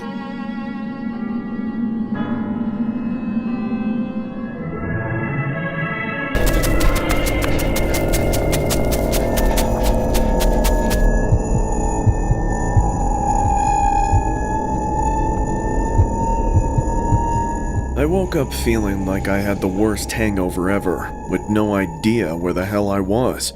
It looked like my bedroom, but I was so disoriented that I couldn't recognize it. I could barely see anything either, and the floor I was lying on felt cold as hell, like metal. Trying to make sense of things, I looked around, thinking I was alone at first. But that is until I saw someone, or something, standing from a distance watching me in the dark. I called out to them, causing them to start moving. Hey, who are you? What the hell is going on right now? Whatever this person was just stood there in one spot. But then I realized we were nothing alike, because they weren't even human. They were a hedgehog, and not just any hedgehog. Sonic the Hedgehog. I couldn't believe my eyes. This had to be a dream, or I'd gone completely insane. Either way, I became less afraid of it, because I was the biggest fan of Sonic the Hedgehog. Finally getting to my feet, the first thing I did was slowly walk over to it. I was excited, but at the same time shitting bricks, as I couldn't comprehend if this was real life or my imagination. When I stood in front of him, he didn't quite look like the Sonic I grew up with. He looked more deranged and eerie, like he was from an entirely different game than what I grew up playing. Again, he just stood still, not moving at all. All he did was smile at me menacingly with his creepy-ass teeth and scan me up and down with his nightmarish eyes. It was like someone knocked me unconscious and put a Sonic the Hedgehog animatronic in my room, trying to torment me for their sick pleasure. I figured I had enough, so that's when I slowly raised my finger up towards Sonic's chest. I then tapped on it. He didn't move or say anything. Ah! What the hell? Out of nowhere, Sonic extended his arms and pressed his hands against my shoulders. That's when I said, "Hey, Sonic. Big fan. You have quite the grip, Sonic. Do you have any idea what's going on right now?" Every world has its end. I know that's kind of sad, but that's why we gotta live life to the fullest in the time we have. Yeah, you're definitely right about that, Sonic. If the world chooses to become my enemy, I will fight like I always have. Well, you know I'm not your enemy, right? I have to ask you something. Yeah? What is it? Do you think you're faster than me? Fast? Well, no. Nobody's faster than you, Sonic. Do you want to find out? I guess? Sure. I'll show you what true speed really is. Okay. How are you gonna show me how fast you are, Sonic? Suddenly, more Sonic the Hedgehog characters appeared around me. As I took everything in, Sonic started explaining to me what was about to happen. I'll tell you what, we can race, but I have a much better idea. What is it? I want you to run away from me as fast as you can. Like hide and seek? Or no, I mean as far away from me as possible. Like leave my house? Exactly. The farther you are from me, the safer you'll be. Let me explain. I want you to run and hide from me, because if I get you, I'll rip your head off. What? I want you to race for your life. No, please don't kill me. Don't worry, you get a head start, and then maybe I'll get your head. Oh shit! What the hell did I get myself into? This can't be real. It can't 10, be. 9, 8, 7. Gotta go fast. 6, 5, 4. You're too slow. 3, 2, 1. Ready or not, here I come.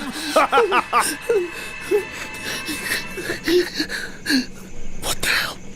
Where is he? Was I just hallucinating? I'm here! Ah! Get the hell away from me! Somebody help me! Get this hedgehog away from me and back in the game! Help! Ah! What the hell is going on? Ah!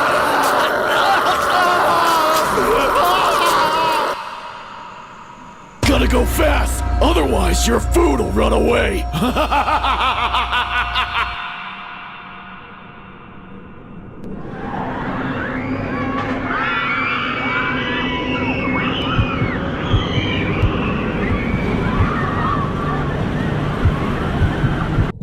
I went to Six Flags with my entire high school friend group right after we graduated.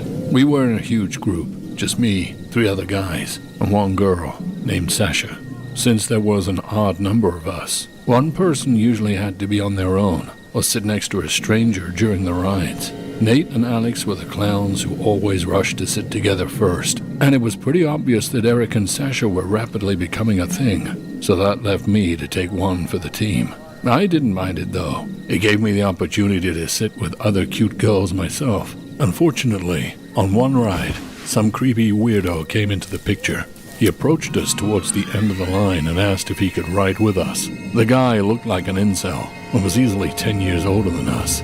Despite my hesitation, Nate and Alex's dumbasses welcomed him into our group, saying I finally had a ride buddy. It was obvious they were trying to poke fun at me, but I tried to not let it ruin my day. Now that everyone was paired up, Nobody bothered talking to me in line anymore, leaving me alone with the weirdo. What made things awkward was how I had to casually break the silence and make small talk with the guy. He constantly had this weird look on his face and kept glancing over at Sasha even when I was talking right to him. I quickly realized he'd only joined our group because of her. The guy would whisper how hot she was, asking if she had a boyfriend, if she was 18 yet, all that kind of creepy shit. So, that girl hanging with you guys, you think I got a chance? No, that's Eric's girl. What's her at?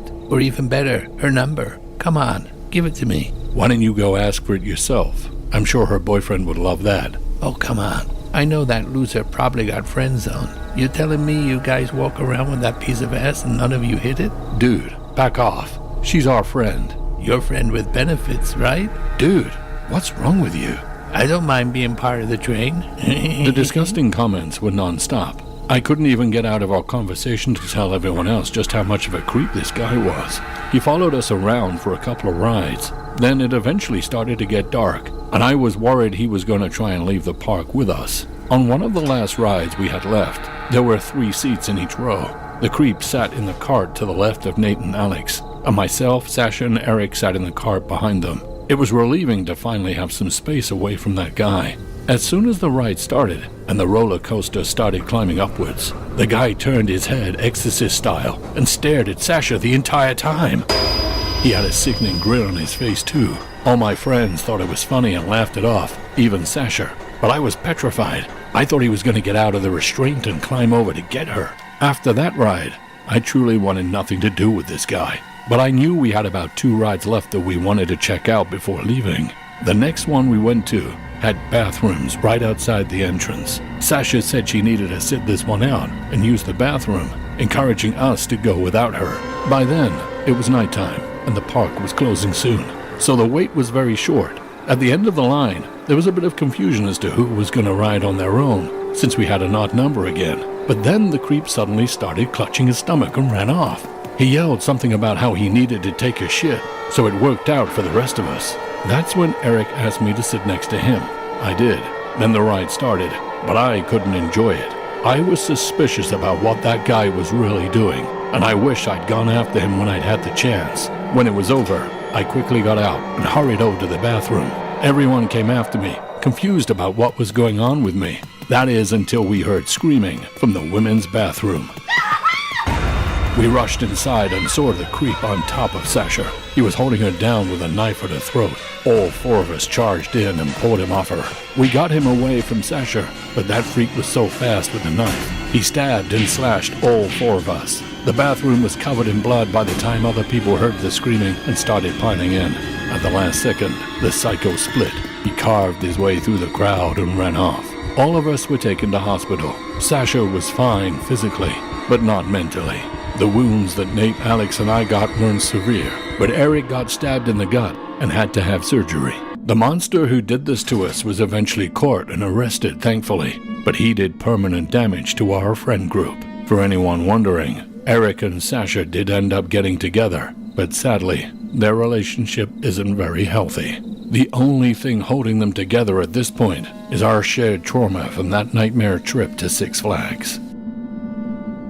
This story was inspired by a disturbing Six Flags incident that happened on July the 8th, 1997. 4 young men were stabbed at a Six Flags park after coming to the aid of a female friend of theirs who had been physically harassed by another parkgoer named Rashid Kareem Friday. When her 4 companions came to her defense, an altercation ensued, and Friday stabbed all 4 males.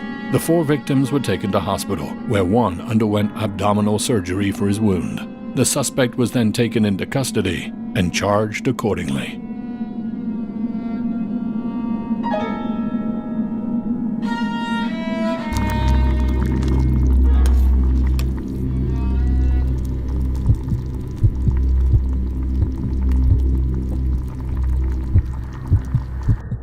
I had a wife, kids, and a decent paying job. My wife was a nurse and worked nights, so I barely saw her. I'd get home from work around 6 p.m. and she'd leave at 7:30. Even though I didn't see much of her, we were still happy together. Well, I guess that's not entirely true. I've been secretly having an affair with my wife's cousin Lila. She started hanging around us to help with the kids, and after a while, I started to get close to her. Eventually, I couldn't control myself. She was younger, fitter, crazier, hotter, and she just happened to be around a lot more than my wife. She'd never had kids of her own, so being with her was like being a teenager again. She'd come over while my wife was working and the kids were asleep, and we'd sleep together. Being a part of the younger generation, Lila was a big fan of boba tea. She'd always come over with a drink for each of us, but before we even touched them, she'd rip my clothes off and we'd go at it. After one round, we'd recharge with the boba, then we'd go again. We would screw around like a rabbit all night, every night. Lila would even come visit me at work and bring me boba. That boba stuff was like her love language. The affair went on for years, and my wife never suspected a thing as far as I know. But I always wondered when everything would come crashing down on me. One night, while we were sitting in the late night cafe, having our second boba teas, Lila finally sprang the dreaded question on me. Baby, don't you want to be with me permanently? I mean, I would, but what about my wife? God, I'm so sick of that bitch. Who does she think she is that she can keep getting in between us? Lila, she's the mother of my children. Then put a baby in me too. Shut up. We can't talk like this. We have to stay a secret. Isn't it enough to ride me 4 times a day? No, I want you 10 times, 20 times, more than the bobas in your bubble tea. Hey, let go of me. Never! I'll never let you go. Not until that bitch is gone. You belong to me now. I'm tired of being a side piece. That's... That's what? What do you have to say? Hey, shopkeeper, can we use your bathroom? That's what I thought. I knew there was nothing I could do to satisfy Lila's obsession with me. I was all she ever thought or cared about, to the point that she despised my wife. Her own cousin. I was powerless to put a stop to our affair. As much as I refused to admit it, I was having the time of my life. That night, after we got banned from the boba shop for quote-unquote defiling their bathroom, as the owner put it, we did our usual routine. We defiled a cheap motel room, then we both went home separately. However, I couldn't shake the feeling that something was different about Lila. I wasn't sure if it was because of the freakout she had at the boba shop, but there was something about that encounter that gave me a sinking feeling in my stomach that I couldn't explain. When I woke up the next morning, my wife was already asleep in bed, and I knew she would be until she had to clock in for work. I had work myself, and felt too badly about the previous night to wake her up to say goodbye or, "I love you." I just let her sleep. At work, Lila came to visit as usual. After she rang me out in the supply closet, she left in a hurry. I wasn't sure why. She usually stuck around for a while, but I figured she had some errands to run. I didn't think anything about it. Then, I got a call that evening at 9 p.m. It was earth-shattering. My wife was dead. They said she had taken a drink that was gifted by some patients, then collapsed halfway through drinking it. Even though she was already in a hospital, they couldn't save her because she'd ingested a massive amount of poison. When they told me the type of drink she had was boba tea, I instantly knew who was responsible. Lila. I started to freak out. A million thoughts were running through my head in that moment. I had no time to process any amount of grief because the kids were already asleep, and Lila would be at my house in less than 2 hours. Panicking, I got in my car and drove to the nearest police station to tell them. I had an evil little voice in my head telling me to keep quiet and take the opportunity Lila was giving me to live my life with her permanently attached to me. A life of non-stop, unrestricted pleasure. But I had to think of my kids. I knew it would only be a matter of time before she saw them as obstacles and took them out too. With the information I gave to the police, Lila was arrested, yet it feels like far too late. I will live with this guilt forever. When my kids grow up to understand what I had to do with their mother's death, they'll never forgive me, and they never should. This story was inspired by a horrific incident regarding a Thai Bin woman who was sentenced to death for taking out a nurse with cyanide-laced bubble tea meant for a colleague of the victim.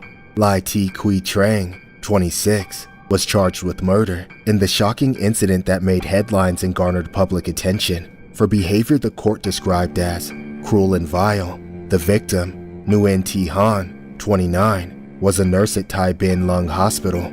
According to the indictment, the suspect Trang and the husband of her cousin identified as Dam Ha Yen, had been involved in a love affair since January of 2019, even after the man allegedly wanted to stop in October the same year. Trang subsequently outlined a plan to take out her cousin due to jealousy. That's when she ordered 1 liter of cyanide online. On December 2nd of 2019, she poured just enough cyanide into 4 of 6 cups of bubble tea. Trang had the tea delivered to the hospital where her cousin worked. Disguised as thank you gifts from patients, bubble tea is a popular drink in Vietnam, especially among the youth.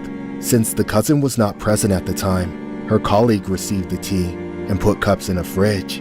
The next morning, one of the nurses named Han drank one of the 4 poison cups and passed away instantly. 2 of her colleagues followed suit, luckily choosing the unlaced cups. Trang was arrested on December 30th after police got an autopsy from the victim's remains.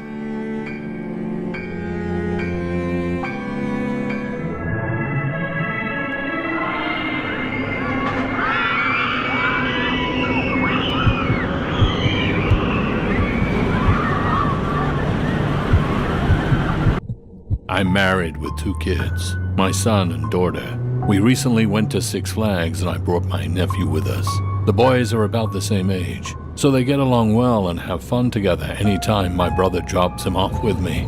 It was everyone's first time except for my nephew. My wife and I always get nauseous when we go on roller coasters, so we never went as a family. But my brother said his kid loved riding them, so we thought my son might too. We were told the very start of the summer is the best time to go, and that seemed to be the case. The weather was warm but not too hot. There was a decent amount of people without it being too crowded, and in general, the wait times weren't outrageous. We mostly let my nephew show our son the ropes, since we didn't know the first thing about which rides were worth it and which ones were a bust. Surprisingly, my son didn't seem to inherit the dizziness genes, as he was having a blast. My daughter was a little too young for it all, though, so my wife stayed with her and showed her the other stuff the park had to offer, while I followed the boys and made sure they got on and off the ride safely.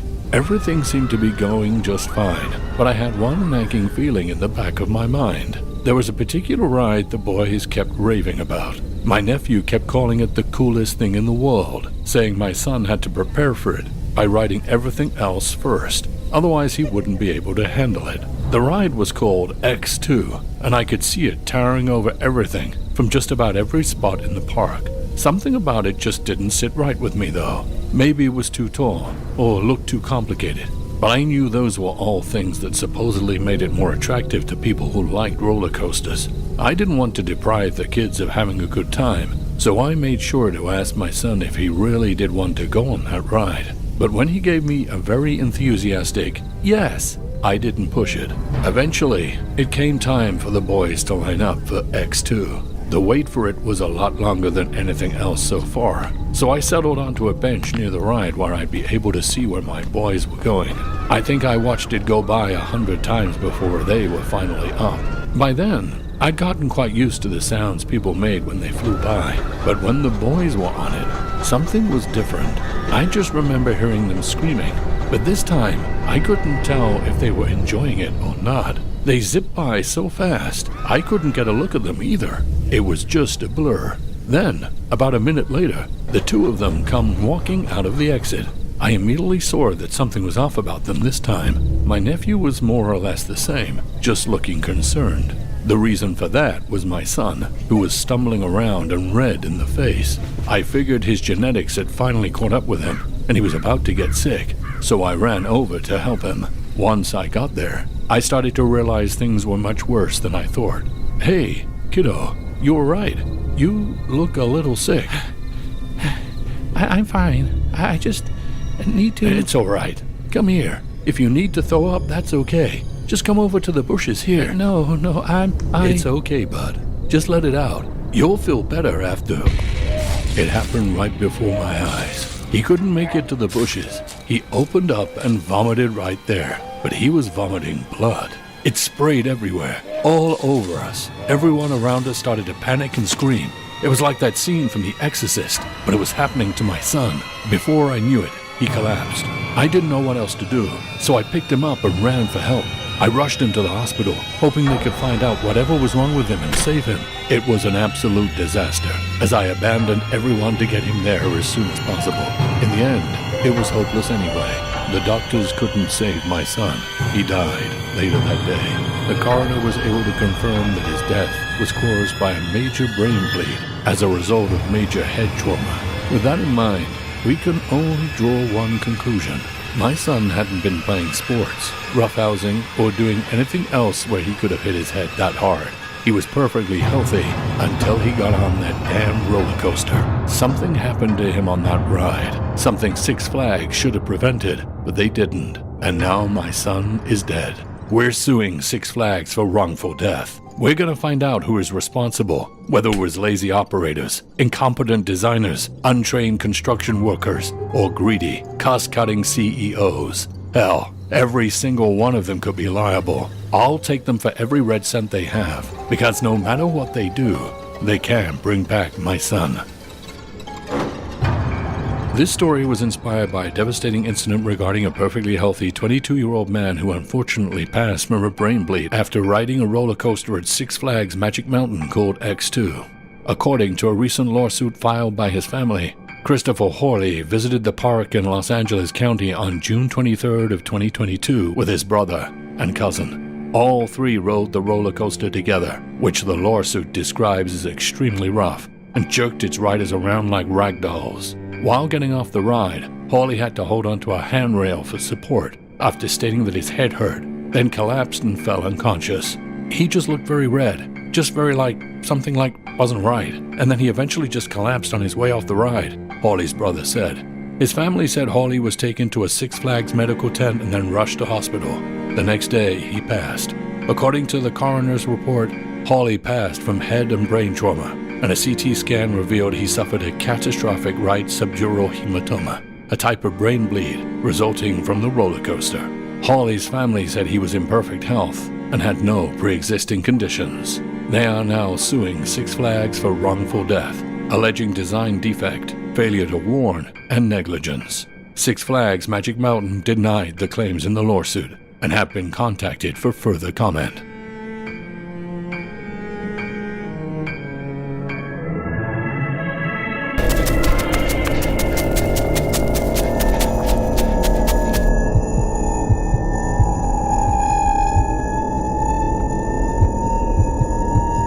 I've been a bank teller for years.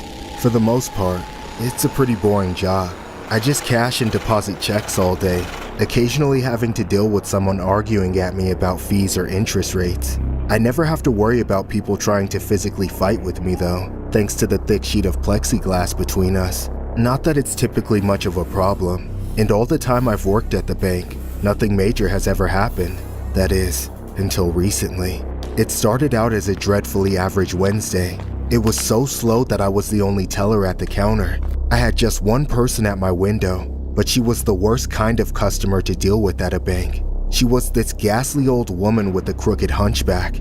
She could barely hear anything I said, and complained about every possible little thing, while taking ages to do anything herself. Then, as I sighed and looked over her shoulder in frustration, I saw a man enter the bank, wearing a hoodie and a brightly colored mask. I couldn't tell what was on the mask, but my heart immediately sank, as I knew it was not a good sign. I tried to stay calm as I kept my eye on him. To my surprise, he actually got in line behind the old lady. From there, I could tell that his mask was supposed to be Sonic the Hedgehog. I was vaguely aware that some Sonic fans can be a bit overzealous, so I was hoping he was just one of those maladjusted Sonic fanatics who didn't know when to put the cosplay away. He was either that or something much worse. Of course, the old woman had no idea that someone had gotten in line behind her, so she kept yammering on about something totally inconsequential. I continued to watch the masked man as she rambled, noticing that he was fidgeting constantly and tightly holding his arms inside his jacket. He was anxious about something, but I was just hoping it was his account balance. For her own safety, I tried to interrupt the old woman to tell her that she should get out of line and speak to a manager, but she just wouldn't shut up. She kept talking over me no matter how much I raised my voice. Despite my efforts, the woman remained completely oblivious. As I watched the man behind her grow more agitated by the second, I had my hand on the silent alarm just below the counter, ready to go, when the masked man suddenly lunged forward and threw the woman to the side.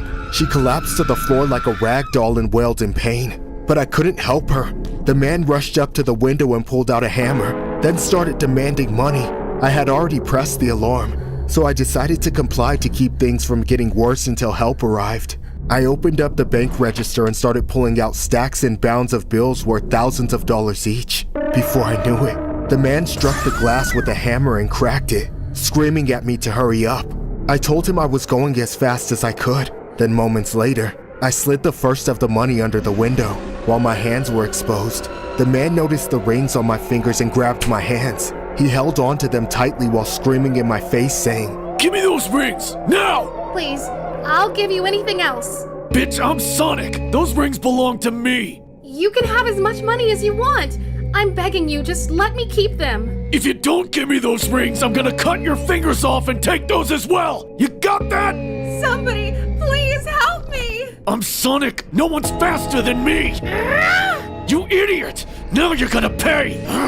"If you don't give me those rings, I'll smash this old hag's skull in." Please, just do what he says. He's going to kill me. "Shut up, bitch!" Okay, you can have them. Just don't hurt anyone. Tears were streaming down my face as I took the rings off and slid them under the window. The man grabbed them and threw them in his bag, then didn't waste a second to start demanding more money. I cried as I handed over the rest of it, until his bag was full and he finally left. A few minutes later, the police arrived, but they were too late to catch the thief. The old woman was taken to the hospital and survived. As for the money, I loaded that asshole up with nothing but dye packs, so as soon as he was off the block, the packs exploded and stained all the money, making it worthless. Unfortunately, he still made off with my precious irreplaceable rings. He either kept them or sold them, but I'll probably never know. Since his face was concealed behind that mask of Sonic the Hedgehog, the police were never able to find them, so there's no real hope of tracking down my rings anymore.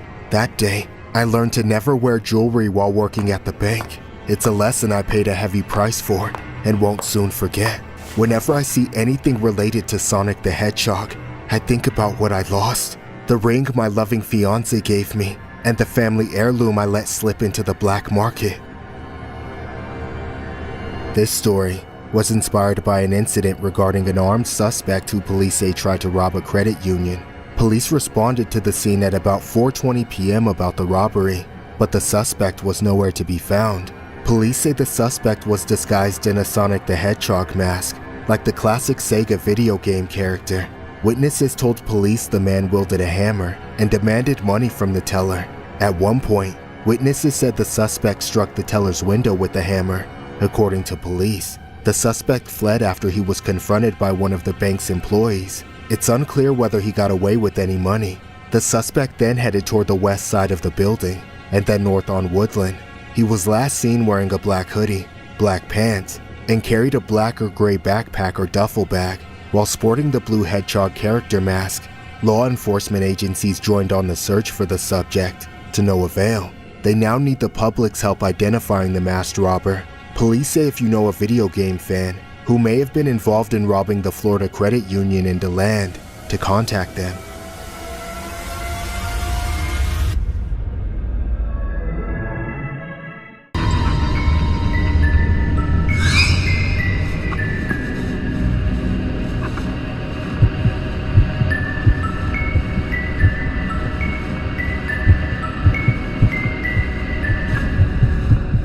For the past year, I'd been hearing all the hype surrounding Labubu dolls.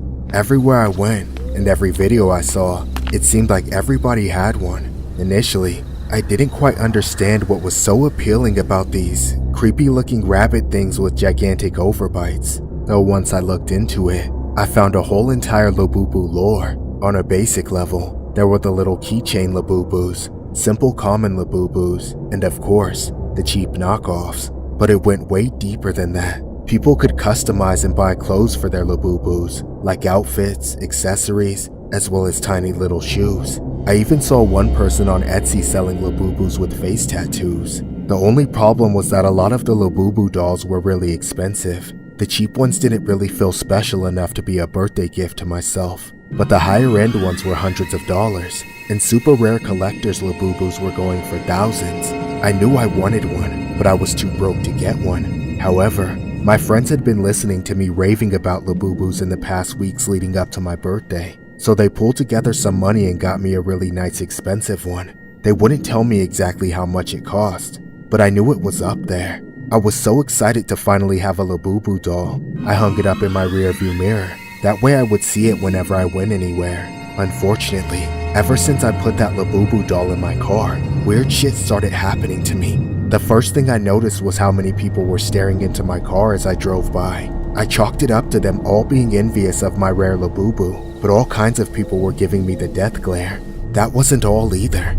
I considered myself a safe and somewhat lucky driver, but whenever I was on the highway, people kept drifting into my lane, forcing me to slam on the brakes or dangerously swerve out of the way. It got so bad that I became too paranoid to go anywhere except the places I absolutely had to. Of course, I still had to drive to work, and it was a harrowing experience every time, because I felt like I was dodging death every single mile.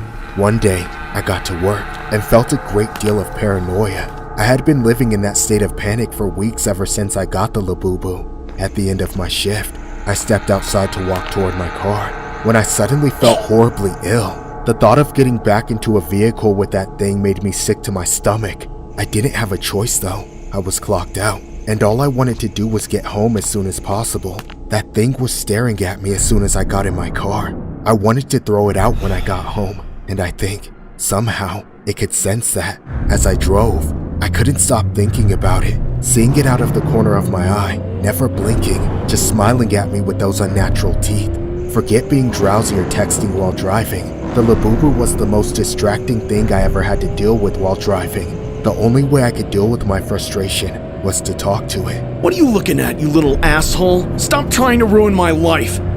Just look away, damn it! You're not gonna convince me to keep you. When we get home, you're going in the trash. The outside one. You got that? Ah! Hey, what the hell? How are you doing that with your face? Without warning, the Labubu started moving on its own. It was rocking back and forth like crazy. I kept trying to hold it in place with one hand to keep it out of my face, but it was fighting me. I started to panic, almost losing control of my car. I was in the far left lane, speeding to get home, so there was nowhere for me to pull over. I nearly crashed trying to do it, but I made my way over to the right lane and took the first exit. With the Labubu still thrashing under my mirror, I stopped and ripped it off. Then I opened the window and threw it outside. There! Now stay gone, you little shit! I was so distracted that I didn't realize I had stopped in the middle of an intersection. When I saw those lights about to hit me, my life flashed before my eyes. I thought I was dead, and all because of a damn Labubu doll. Luckily, I survived, but I woke up in the hospital with just about every bone in my body broken, and the doctors telling me I'd been in a coma for weeks. They said it was a miracle I even made it. While I was recovering, I was stuck watching a lot of videos on TikTok. That's when I saw a video that made everything come flooding back. It was a video someone had taken of my car in broad daylight, only I wasn't in it. It was parked outside my apartment, and you could clearly see inside through the windows was my Labubu doll, hanging from the rearview mirror, swaying back and forth with nobody touching it. Most people in the comments were saying it was fake, some kind of trick or AI-generated garbage, but I know it's real. I saw it happen with my own eyes, and it nearly killed me. Labubu dolls have recently taken the world by storm, with everyone wanting to own one. They are these plush toys that look like elves with exaggerated facial expressions, of which the central figure is Labubu, a monster with sharp teeth, large ears, and a scruffy appearance. However, many have their conspiracies behind the dolls and claim that they are linked to demonic entities. Like in a viral TikTok video posted by a user filming a parked car from a distance. In the footage, a Labubu doll can be seen hanging on a rearview mirror of a vehicle, like how an air freshener would. However, it seems to move alone, swinging rapidly. What makes the clip eerie was how the user claims no one was in the car, which can be seen in the video. The video has since been posted on TikTok with the caption, "I've been saying Labubus are evil." It's difficult to fully know if the video is legit or not, but it's nonetheless unsettling as hell.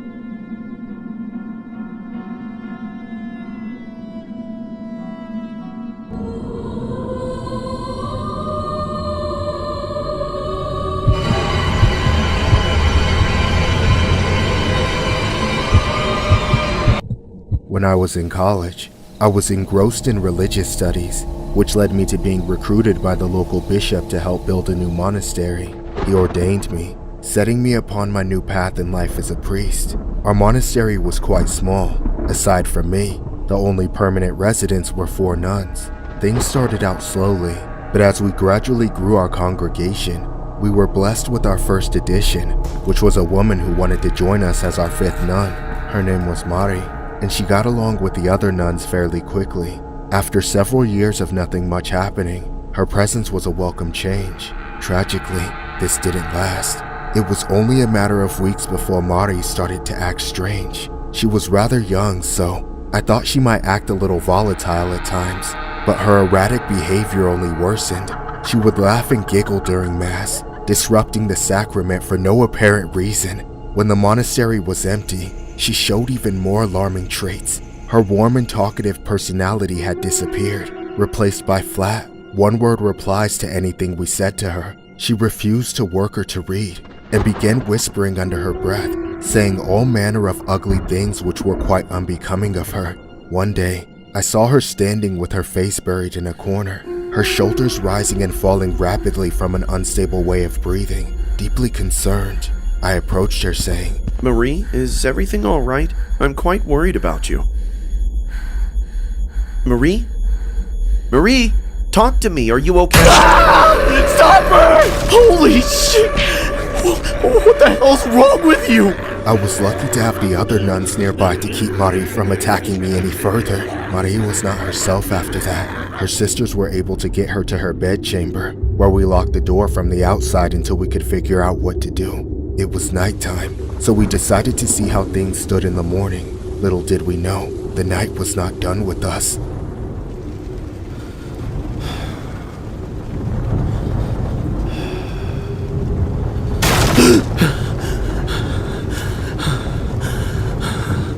Hello? Who's there? Marie? What on earth?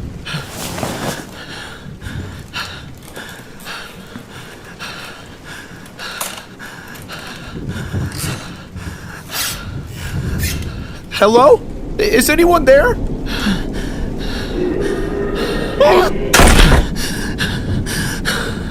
It's nothing. It's nothing. I'm just gonna go back to bed. Ah! Marie, what are you doing?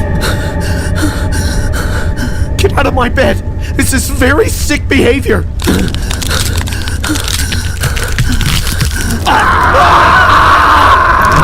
Let me out of here! Grab her! What is happening? Father, we need to perform an exorcism immediately. A what? Grab your Bible now! Okay. I'd never performed an exorcism before. Up until that moment, I thought it was all just myths and nightmares, but I was forced to realize that it was all very real. We first restrained her to my bed, and that's when I started reading the gospel. In an attempt to rip the demon from Marie's body, it was not enough. We had no choice but to resort to even more drastic measures, as Marie's true self slipped in and out of her body, begging us to help me. We dragged her from my bedchambers and chained her to the cross above the altar. We anointed her body with holy oil, repeating the scripture endlessly. We closed the monastery so I could focus solely on saving Marie. For 3 days, we kept her body hydrated with holy water as we worked to exorcise the demon. It seemed hopeless, but then, on the 3rd day, Marie's body finally ceased its thrashing and screaming. At last, she was calm. Concerned at that moment for her physical well-being after all she'd been through, we called her an ambulance. We thought she was safe after that, but somehow, in the hands of the doctors at the hospital, she died. Myself and the 4 nuns who performed the exorcism were held responsible and sentenced to prison. All the while, Marie's family still believes in us, as we know the truth.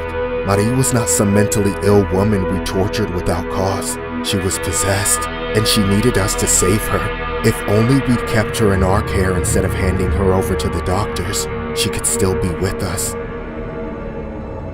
This story was inspired by the downright disturbing exorcism known as the Tanasu exorcism, which was a case in which Maricia Erina Cornisi an allegedly mentally ill nun at the Romanian Orthodox Church in Vaslui County, Romania, was ruled to be taken out during an exorcism in 2005, led by Father Daniel Petri Correginu and 4 Orthodox Christian nuns who were a part of the Order of the Holy Trinity.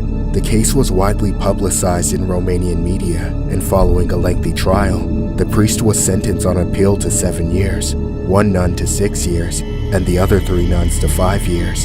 However, many of the Tănasu's residents, including Cornisi's brother, believed her to have suffered from demonic possession. The coroner, Dan Gheorghiu, maintained that the nun's cause of death was due to an overdose of adrenaline given in the ambulance.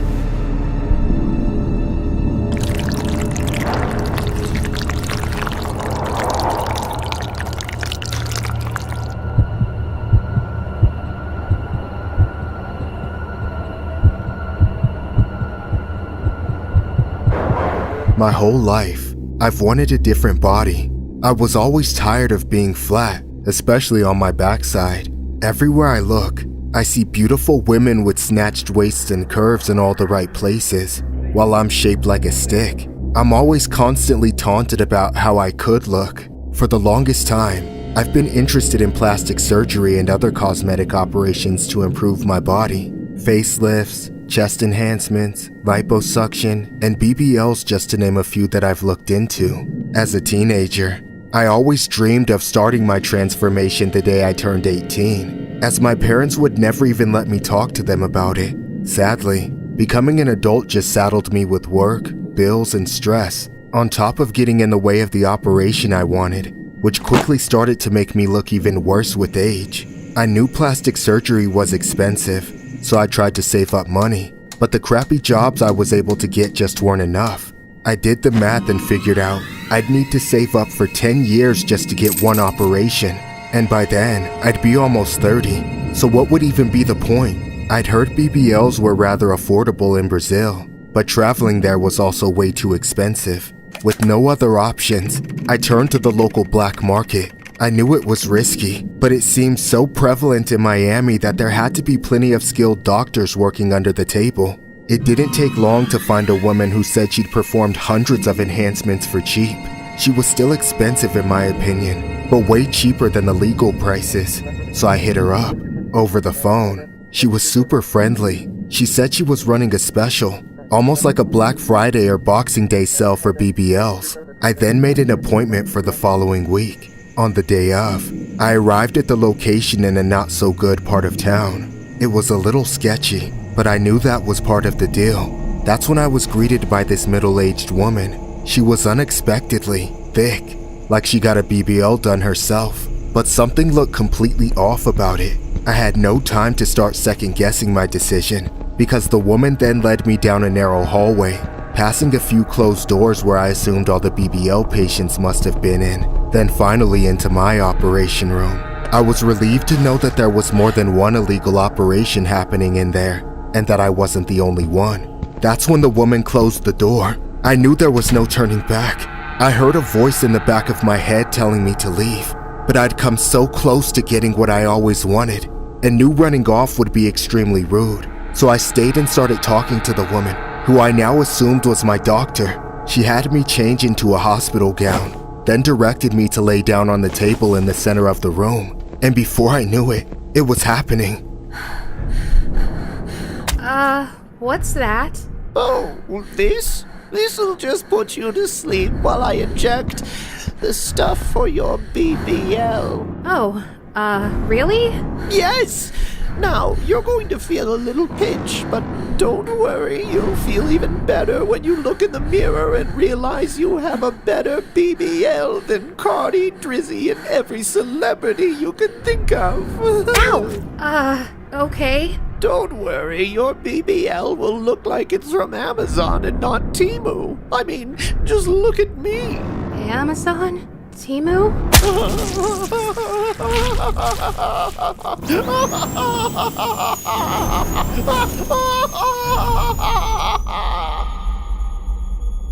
Wakey, wakey!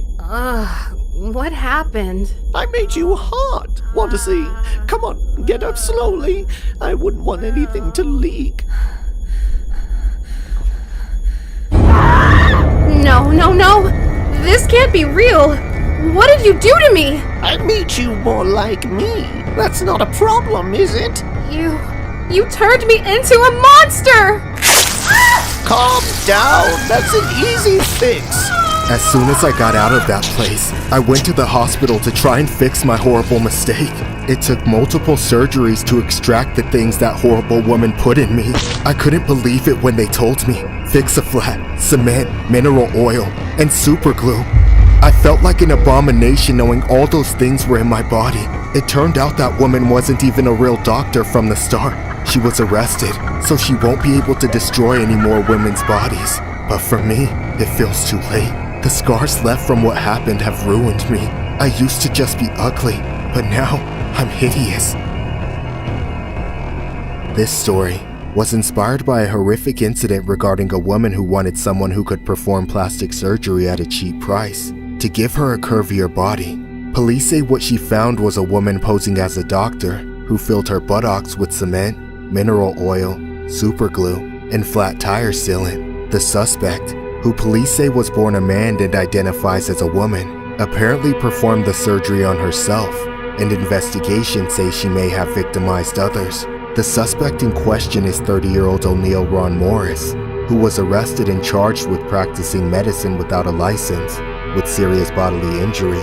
Police photos show Morris as a small-framed woman with bee-stung pouty lips, arched eyebrows, oversized tube earrings, and a large backside. She was released from jail on bond.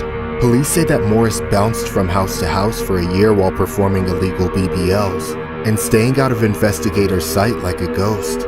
The victim, who was not being named due to medical privacy laws, paid $700 for a series of injections in May 2010. She was referred to Morris by a friend. Morris injected some type of tube in several sites around her bottom, pumping it full of a toxic concoction. Morris reassured the woman when the pain became too intense, police said. Police said Morris told the woman, "Oh, don't worry, you'll be fine. We just keep injecting you with stuff and it all works itself out." Police said the victim was reluctant to come forward. She quickly went to 2 South Florida hospitals due to severe abdominal pain and infected sores on her buttocks, accompanied by flu-like symptoms, but she left each time, too embarrassed to tell the doctors what she'd done. Her mother eventually took her to a hospital, where alarmed doctors pressed her for information. They alerted the Department of Health. The doctors knew no licensed physician in his right mind would ever do this. The victim is still recovering from the surgery and says it's too painful to work. She also has racked up numerous medical bills. Authorities believe there are other victims who may be too embarrassed to come forward. Morris was readily introduced to our victim as someone who could help her improve her shape, so we believe she's done this to other people, police said.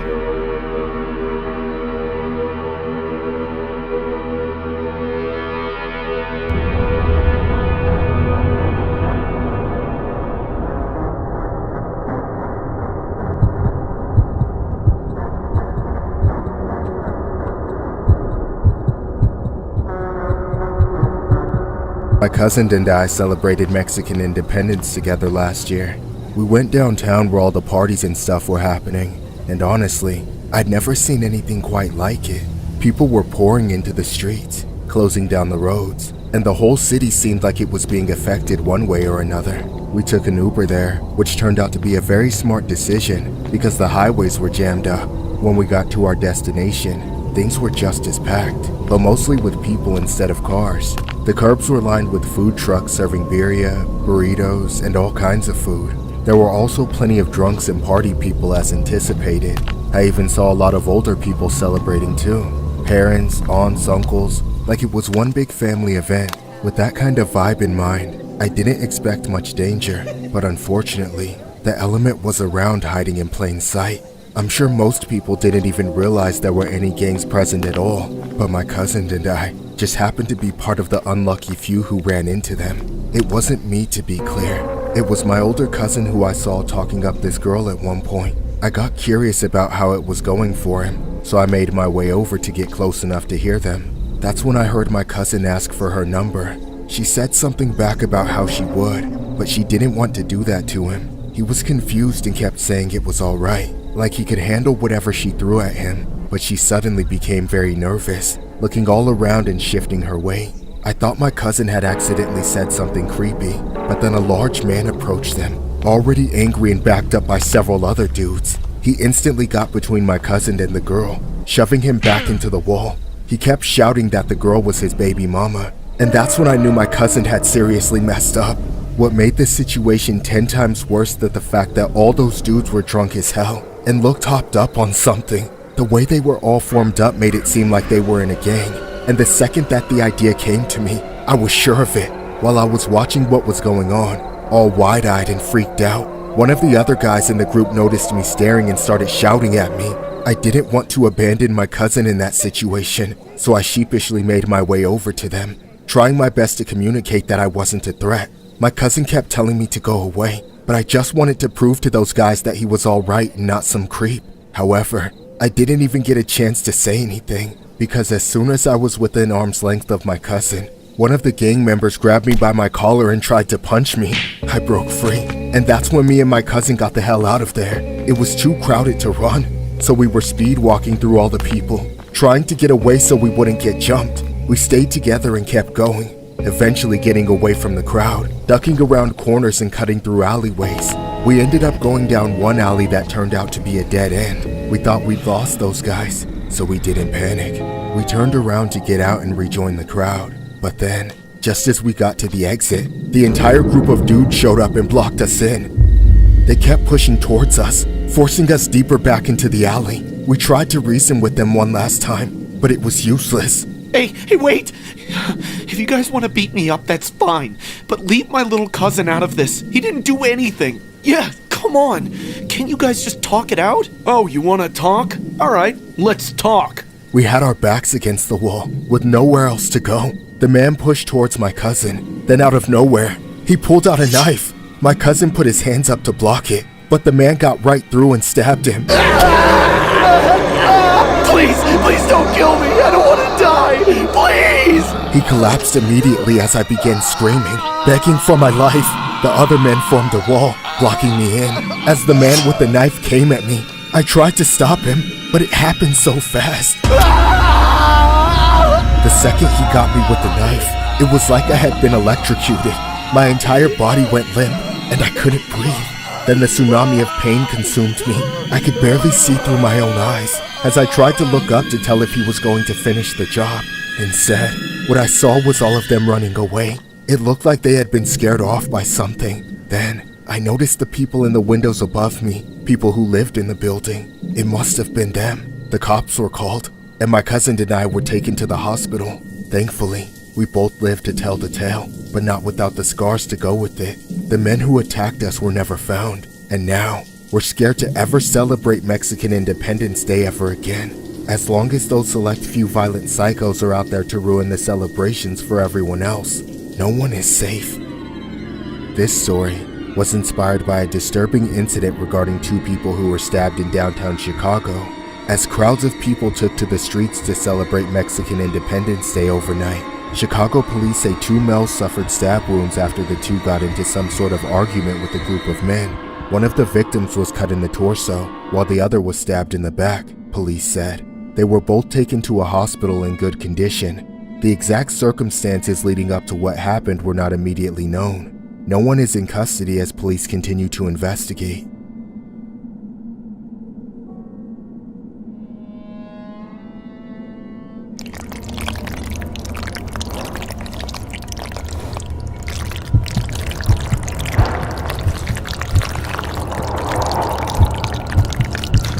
For a while, I kept seeing all these ladies posting up with the most unbelievable figures, having no idea how they managed to get that way. When I eventually heard they were all getting something called a BBL, I knew I had to get me one. Without leaving the country, the best place to get a BBL was apparently Miami. Nobody prepared me for how expensive it was, though. The lowest prices I saw from well-known surgeons were in the tens of thousands of dollars. I didn't have that kind of money, so I searched high and low for the best deal I could get. Eventually, I found a guy who was advertising BBLs out of his house. I wasn't too sure about it not being done in a legit doctor's office, but the price was hard to beat, so I took a chance on it. However, as the Uber I took from the airport dropped me off, I landed at a sketchy-ass house. That's when I kept having second thoughts. Ah, man, this can't be right. Well, damn. I can't just be standing out here in the open. I better get inside for now.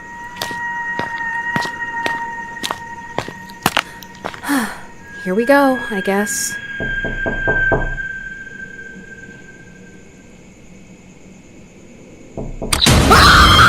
Are you here for the BBL? Yeah, I was, but I'm not sure I want to go through with it. But you're already here, aren't you? I was, but I changed my mind.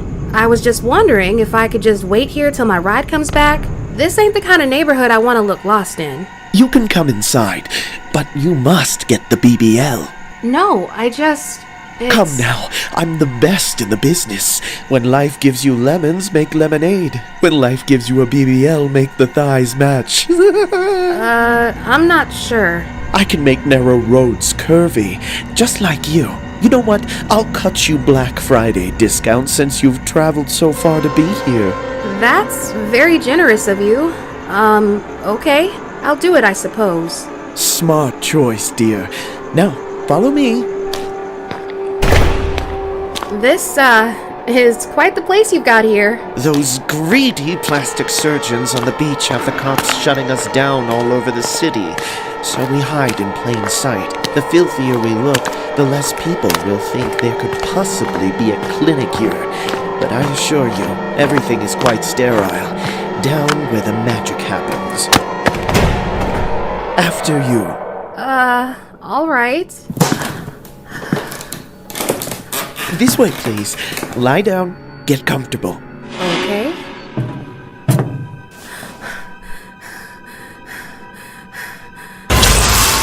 Hey, what the hell is that? Hey, what the hell are you doing? Relax. It's standard procedure. No! Let me go! I don't want to do this anymore! I said relax! Hey, what is that? No, please! You psycho! Put that damn thing down! You just reminded me. I forgot the damn filling again. The filling? What filling? The filling for the BBL, darling. Did you think I was just going to convince your body to grow extra tissue? You're going to be made of plastic after I get back. No, no, no! Help! Somebody help me! Please, help!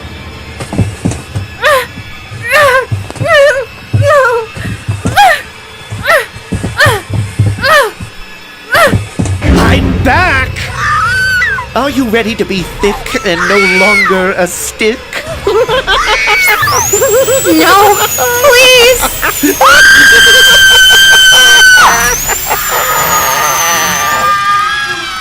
My mind couldn't comprehend the nightmare. Everything just went black until I opened my eyes again. I was at home in my room, with my mother at my bedside. I couldn't see my body.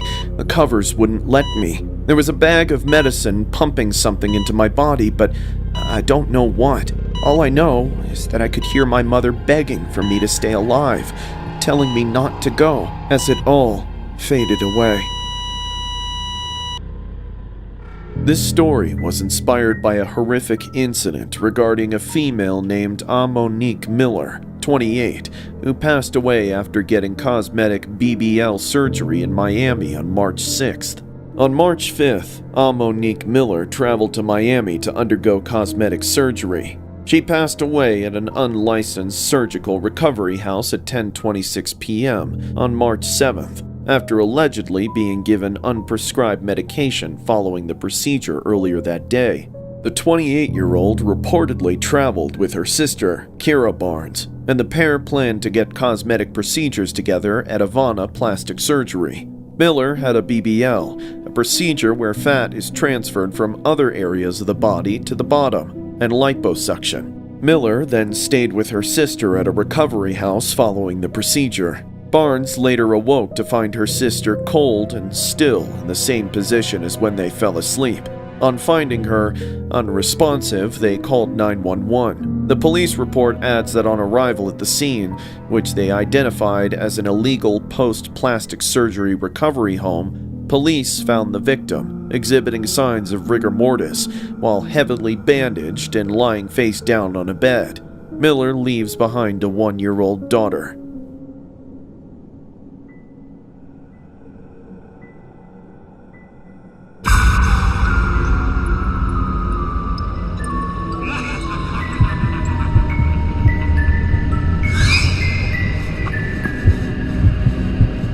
It might be too soon for me to talk about this, even anonymously, but I need to get it off my chest. Recently, I was hanging with a few buddies of mine. The 3 of them aren't the best people, and they've definitely been a bad influence throughout my life. That evening, we talked about a ton of different things, but there was one topic I never expected the guys to even think about: dolls. Not just any dolls, but the Labubu dolls that have been recently going viral.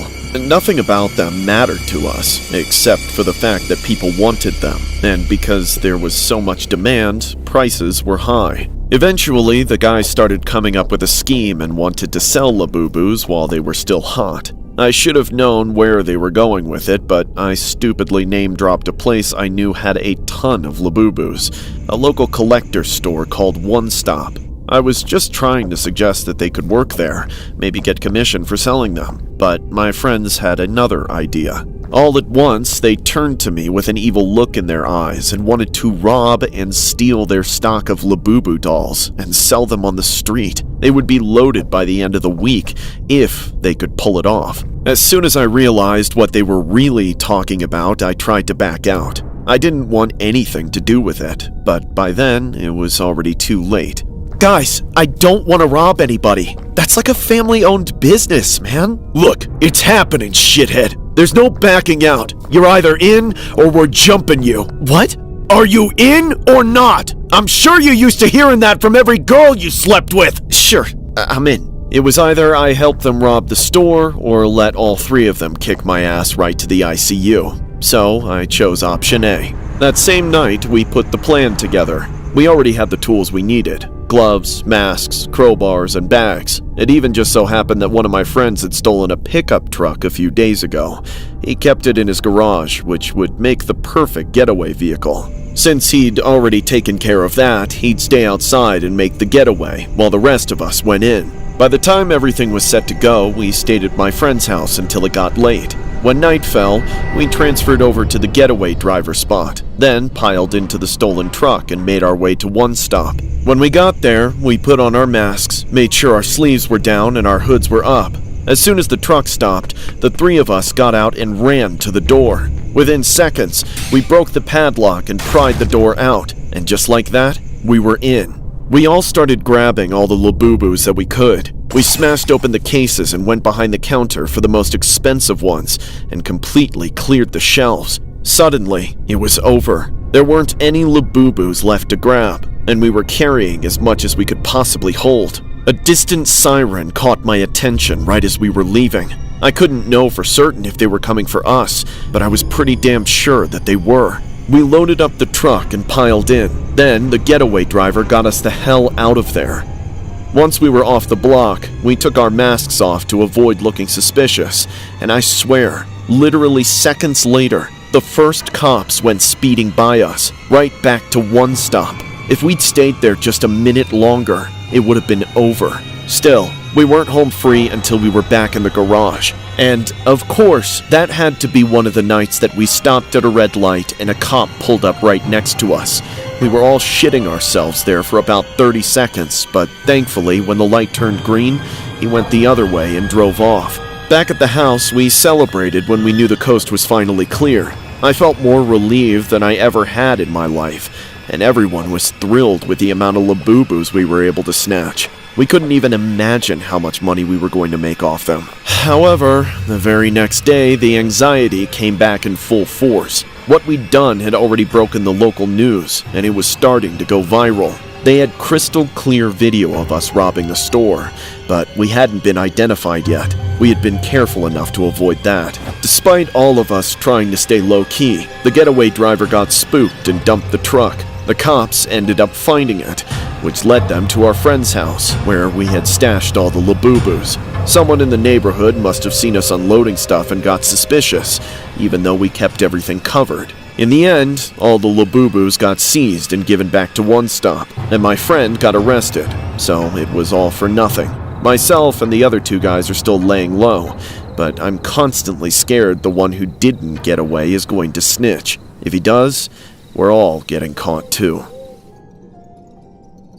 This story was inspired by a viral Labubu robbery that was caught on camera.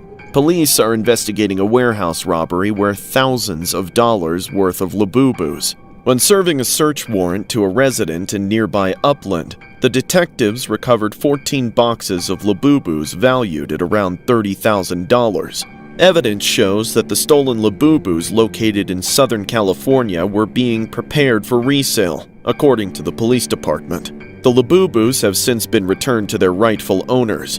The Labubus were stolen from a warehouse over several days, according to police. During the investigation, when police served the search warrant, a suspect attempted to flee the scene but surrendered. Police did not identify the suspects in their press release. The recovery came after another location, One Stop Sales, a store in La Puente, California, shared footage of thieves stealing around $7,000 worth of Labubus from the store. The vehicle used in the crime was a stolen Toyota Tacoma, which was recovered shortly afterward.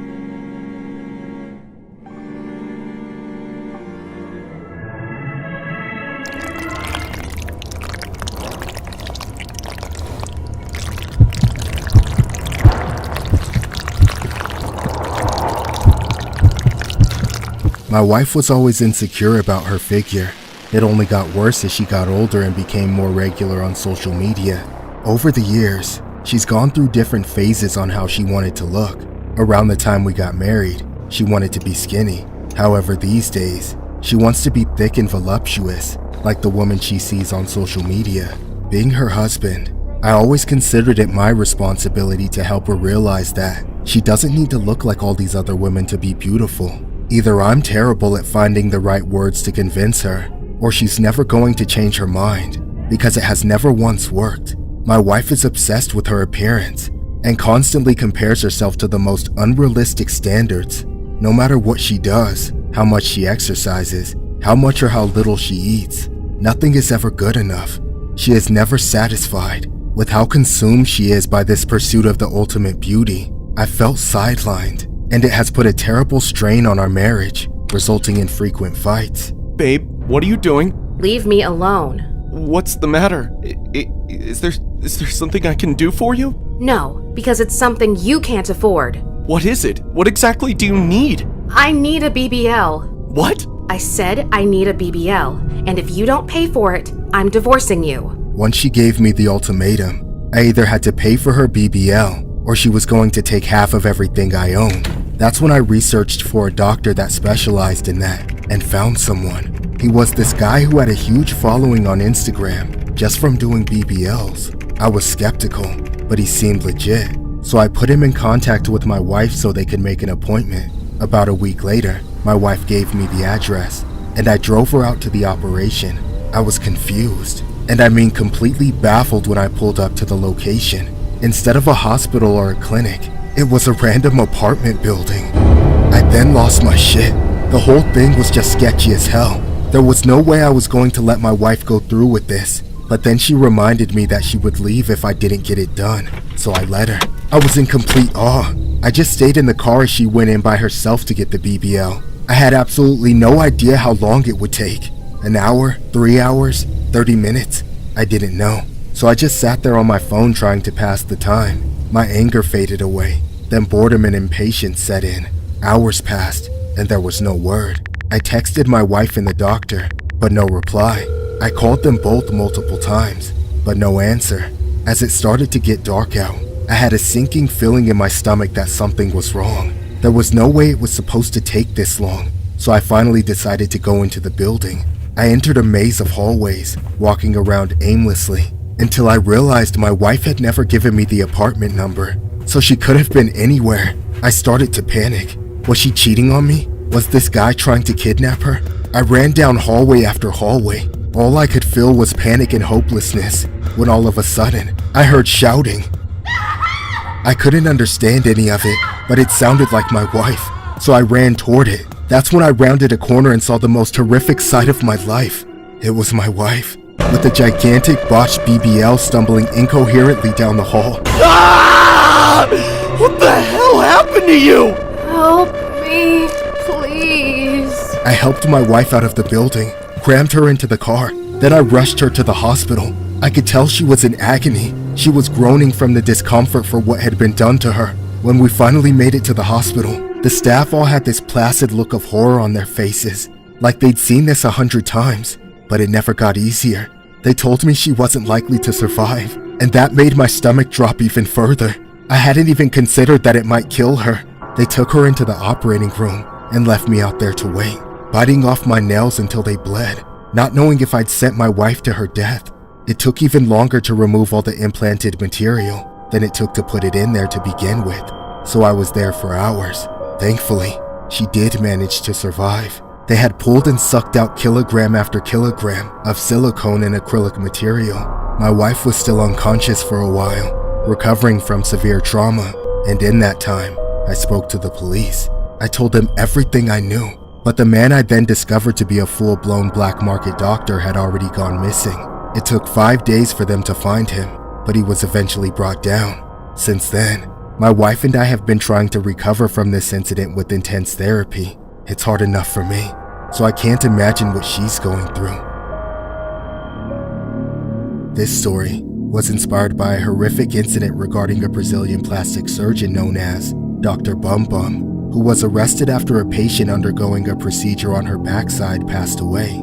Dr. Bum Bum, whose real name is Dennis Cesar Barrios Furtado, enjoys a huge fan base on social media in Brazil.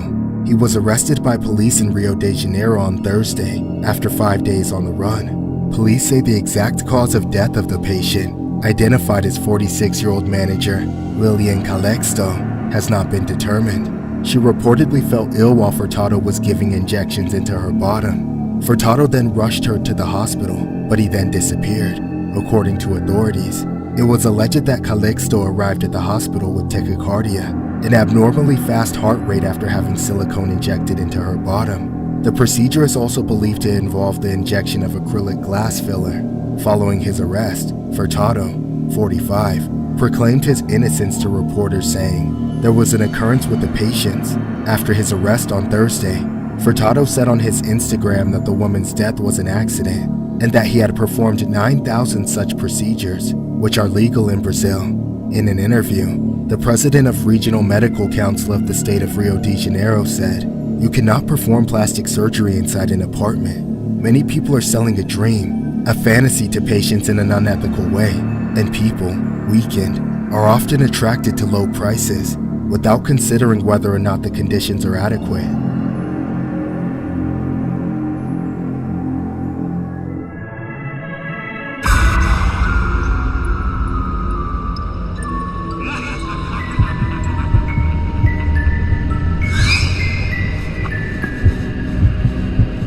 When I was younger, I always used to collect plushies and soft little dolls, and as I got older, I still carry those same traits. Since I live alone, I like to decorate them around my apartment to populate the space. That way I don't feel so lonely. Naturally, when the Labubu craze came around, I fell victim to the hype. I went down the rabbit hole and saw so many Labubu videos that I was learning the lore behind all the different members of the Labubu tribe. I did hear some rumors about them as well, but I've never believed in any of that. To be honest though, I felt kind of obligated to get a Labubu more than I actually wanted to have one. I didn't want to miss out, and I figured they might grow on me, so I ended up getting one. Unfortunately, as soon as I unboxed my Labubu, something didn't feel right. It might sound weird, but I ascribed my dolls and plushies vibes and feelings. Whatever it was, I couldn't see. The new Labubu was making them very uncomfortable, like they didn't want to be around her. To make everyone happy, I put everybody but Labubu and my Chillis plushie in the living room, then the rest stayed in my bedroom. I thought that sometimes dolls can be like cats. and need time to acclimate to each other, so I hoped things would resolve themselves after a few days. Of course, I wouldn't bother saying anything of this if that were the truth. No matter how I arranged everybody, there was an undeniable tension. It wasn't just them feeling it anymore either. It was affecting me too.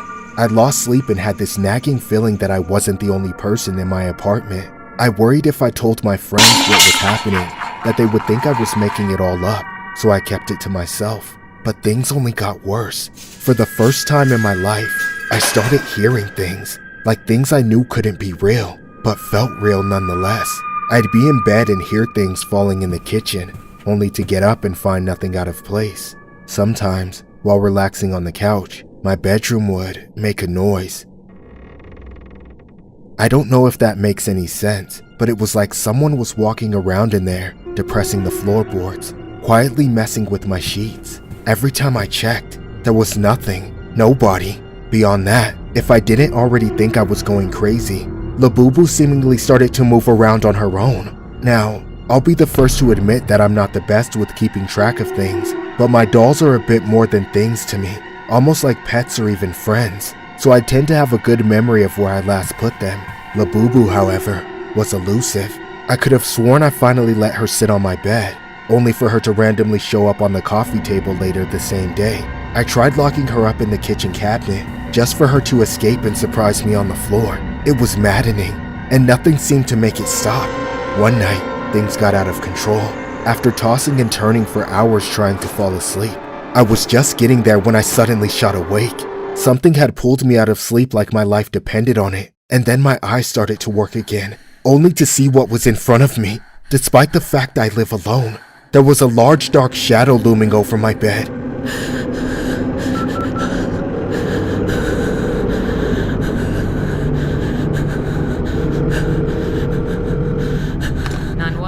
What's your emergency? Hello? Police? There's someone in my bedroom. I don't know who, but... You know me. What? Who are you? Who's there?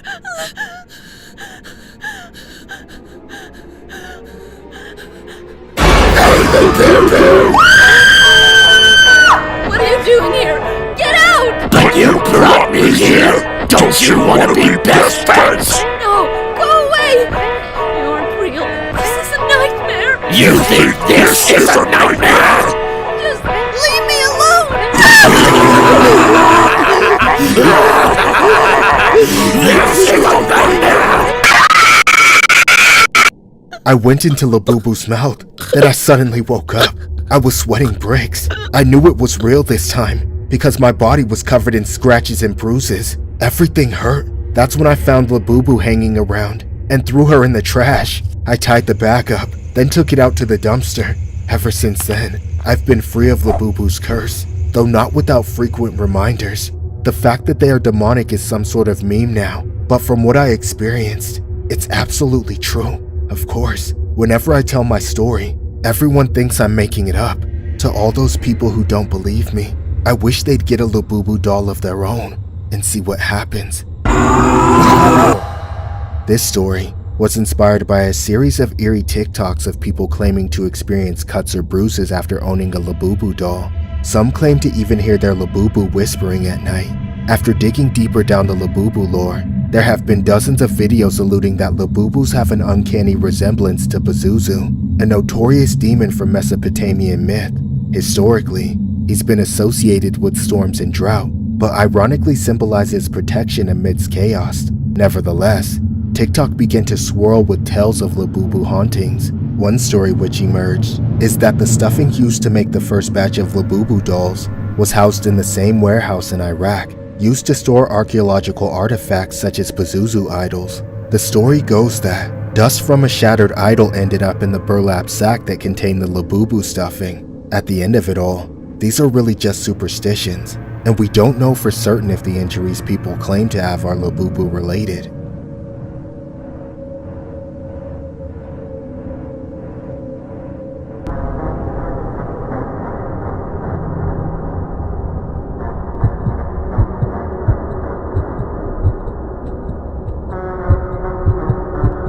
I live in Mexico City, and every year, We celebrate Independence Day with a huge festival in Plaza Garibaldi, near the center of town. I hadn't been to the plaza in years though, as it had started to become overrun with tourists.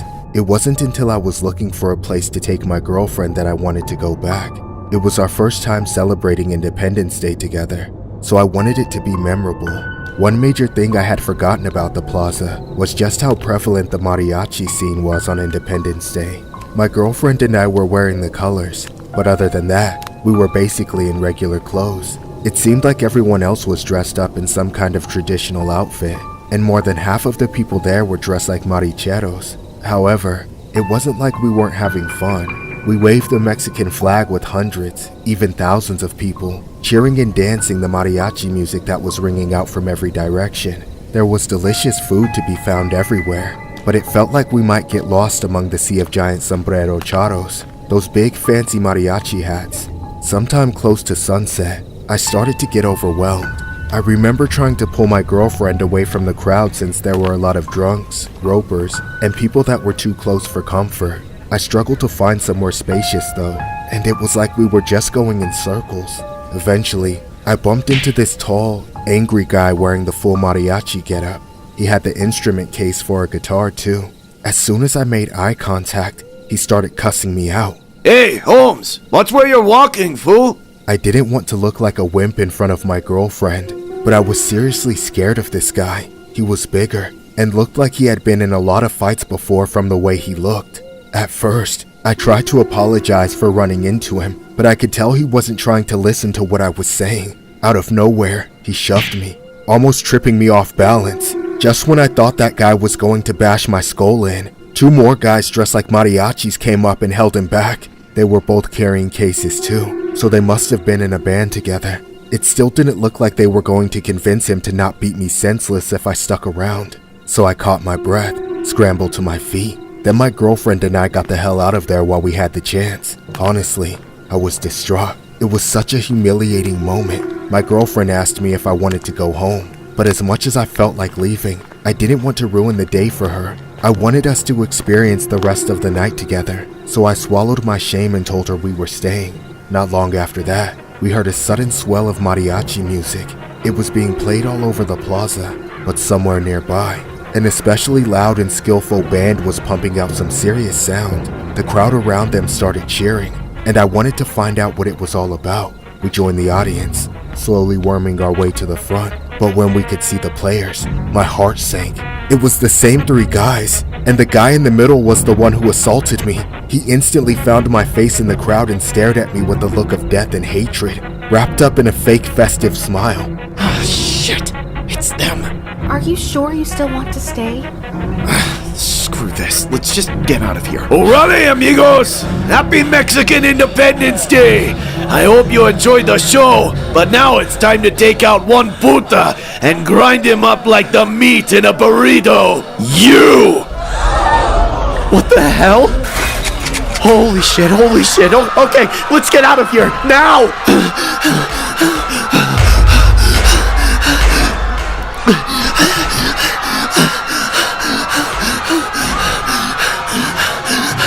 Wait, babe, where are you? No! By the time I stopped and looked around, the band was already finished, and they were speeding off on motorcycles. This whole time, I'd been running for my life, thinking my girlfriend was right by my side, but she wasn't. I started to run back, the only one racing in the opposite direction of everyone else. When I finally came out on the other side of the crowd, I was surrounded by an empty plaza, looking at a pile of dozens of bodies lying on the ground in a pool of blood, still seeping towards my feet. And there, right where I'd left her, my girlfriend was among them. I'd left her to die. She and 3 other people were taken out that day, and many more were injured. If I could go back in time, I would have thrown myself in front of her instead of running like a coward. But it doesn't matter. The men responsible were never caught, and every year, on Independence Day, I relived this tragedy over and over again. This story was inspired by a deadly incident that happened on Mexican Independence Day. Allegedly, 3 men dressed as mariachi musicians opened fire during the Independence Day celebrations in Mexico City, taking out 4 people. The ordeal happened at Plaza Garibaldi, an iconic square in the capital where mariachi bands serenade tourists. 9 people were wounded in the attack, including at least 1 foreigner.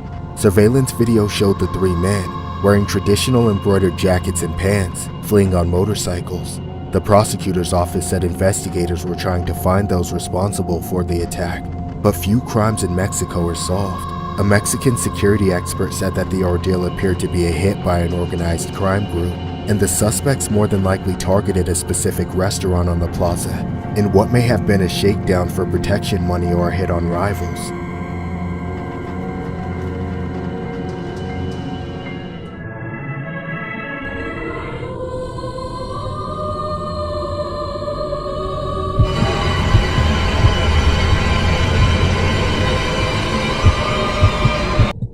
My daughter Clara was always a little different from other girls her age. She was very quiet and didn't have many friends. Most kids she brought over only came over once or twice before she said they didn't want to be friends with her anymore. And she never got invited to anyone else's home. She didn't want to watch TV or listen to the radio like her peers. She only liked to read. I was too busy to ever pay close attention to what she was reading, but I wish I had. When Clara was a teenager, her behavior became even stranger. She became more gone and didn't seem to be interested in much of anything. Even her reading habits changed. Instead of having a different book in her hand every time I checked on her, there was only one, an old leather-bound Bible. Honestly, I thought it was good for her. While most of my friends were worried about their teenage daughters getting pregnant or running away, I was proud to say that my daughter was well-behaved and a devout Christian. Those were the good old days, before everything fell apart. It started one night when I was having trouble sleeping, and then I noticed Clara was standing in my room. The lights were off, but I could see her in the doorway. She wasn't moving at all. I called her name quietly, asking what she was doing. When she didn't respond, I spoke louder, but it still didn't faze her. I got up out of bed and walked over to her, trying to figure out what was going on. Now standing right in front of her, I turned on the lights without warning and told her to go back to her room because it was past her bedtime. After that, I was sure she had been sleepwalking, but this was not a one-time event. Every night after that, I would wake up or open my eyes to see her standing in my doorway, staring at me in the darkness while I was trying to sleep. I never once noticed her walking to my room though. It was like she just teleported there. For the first week or so, I got up and turned the lights on to get her to wake up and go back to bed. But eventually, I got used to it and let her stay there. I knew it was creepy as hell, but I just didn't feel like getting out of bed every night. Then, things took a much more drastic turn for the worst. One night, I was in a deep sleep as usual. I remember tossing and turning on my bed, trying to find a comfortable position to settle in. I couldn't tell if Clara was in the doorway or not, but I assumed she was, like how she'd been for almost a month. I then shot up from my bed, only to realize I was alone. However, my door was wide open. That's when I got out of bed and started making my way down the dark hallway towards her room. When I opened her door, I remember seeing her levitating above her bed. She was at least 4 feet in the air. She then got up on the ceiling, not hanging or climbing, but like gravity had reversed for her. She then started crawling on her hands and knees in random circles.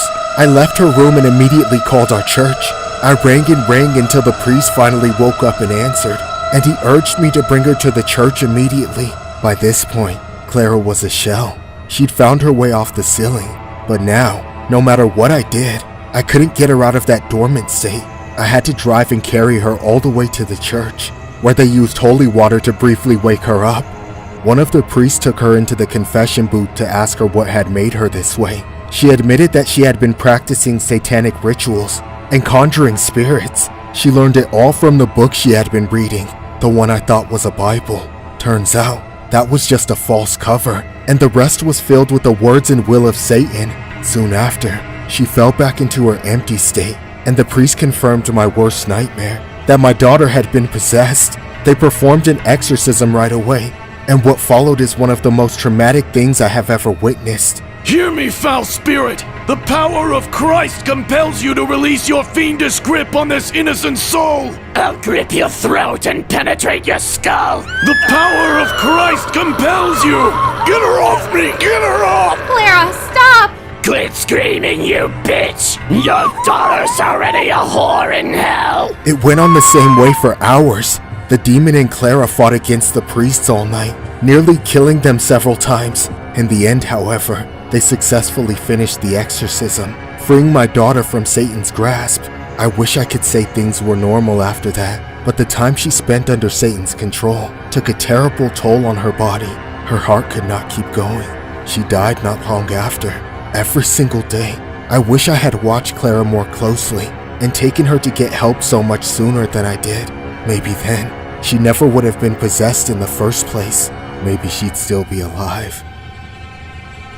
This story was inspired by a disturbing incident regarding a female named Clara Germana Seely, who was a South African Christian woman in 1906, who was said to be possessed by a demon. It was believed that she had been possessed when she was a 16-year-old schoolgirl at St. Michael's Mission in Natal, South Africa. The girl was an orphan of African origin and was baptized as an infant.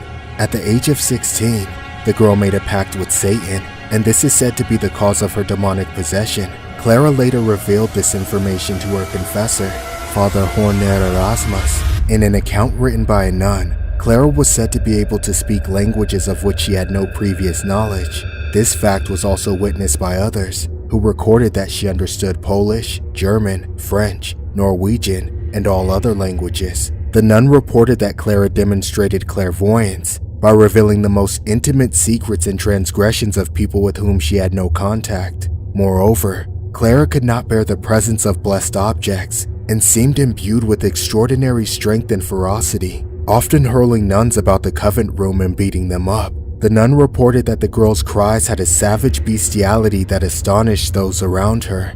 The girl, according to some, was said to have levitated 5 feet in the air, sometimes vertically and sometimes horizontally. And when sprinkled with holy water, the girl is reported to have come out of this state of her satanic possession. According to a Lutheran pastoral handbook, one possessing these symptoms is an indication that the individual is truly possessed, rather than suffering from a mental illness. Consequently, 2 Roman Catholic priests, Reverend Mansuetti and Reverend Erasmus, were appointed to perform an exorcism on Clara. This deliverance lasted for 2 days. At the end of the exorcism, it was said that the demon was forced out and the girl was healed.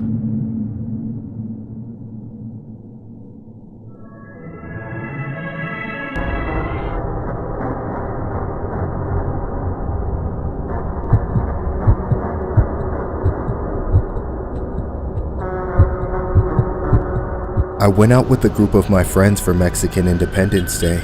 We live in Chicago, so we didn't expect there to be a major celebration for it, but we were pleasantly surprised to hear there was a huge gathering in the streets around the South Loop. There were 4 of us, one guy driving, another guy in the passenger seat helping him find his way through the crowds, then me and my buddy Chris in the back seat. We were pre-drunk from a bottle of tequila, and even though it's technically illegal, we took the open bottle with us so we could keep drinking once we got there. We expected that being the guys with the bottle would attract a lot of friends, and it absolutely did. Chicks were coming up to us, asking for shots, shaking ass for it, and dudes were more than happy to trade hits of their joints for a sip. It was a blast. Mexican flags were flying everywhere, and we took over the streets like the cops couldn't even touch us. We didn't want it to end. We even opened a second secret bottle of tequila just to keep it going. Of course, nothing can last forever. We were all stumbling around and slurring our words as we finished the second bottle. Even our designated driver was hammered. However, the celebration was still going strong, so it was difficult to get out of the crowd and find our way back to the car. We eventually did, and our driver wanted nothing to do with driving, since he didn't want to run the risk of getting into trouble, but we peer pressured him into doing so. Man, I wish we'd waited just a bit longer, or maybe just gotten an Uber, because as soon as the car started moving, the problem started. We were sandwiched between 2 trucks that were way taller than my friend's car, so we were totally blind backing out of there. All he could do was try to go as slowly as possible, so that whoever was coming would have plenty of time to react. We thought that was the nice thing to do, but apparently other people disagreed. Just as I thought we were in the clear, we heard a huge thud from the back of the car.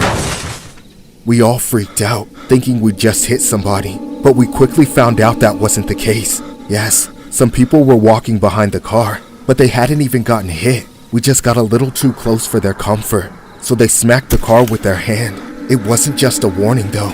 It was the beginning of a huge confrontation. As our driver slammed on the brakes, Chris got out to talk to the guy. If he'd been sober, he would have known that was a bad idea. But we were all shit-faced. Chris and the guy started shouting at each other immediately, so I got out to help him. My blood ran cold when I saw the guys Chris was up against. There were 3 of them, which meant we technically outnumbered them with our whole group. But these guys were hard, like real mean sons of bitches. They all had these tattoos and matching bandanas, so I knew they were in a gang. But this didn't seem to register for Chris. He was stepping to them like he would do to any random punk. I tried to get his attention and tell him to back off, but when I grabbed his shoulder, he basically just dragged me right into his boat. He kept saying, "This is my homeboy! He's gonna F you up!"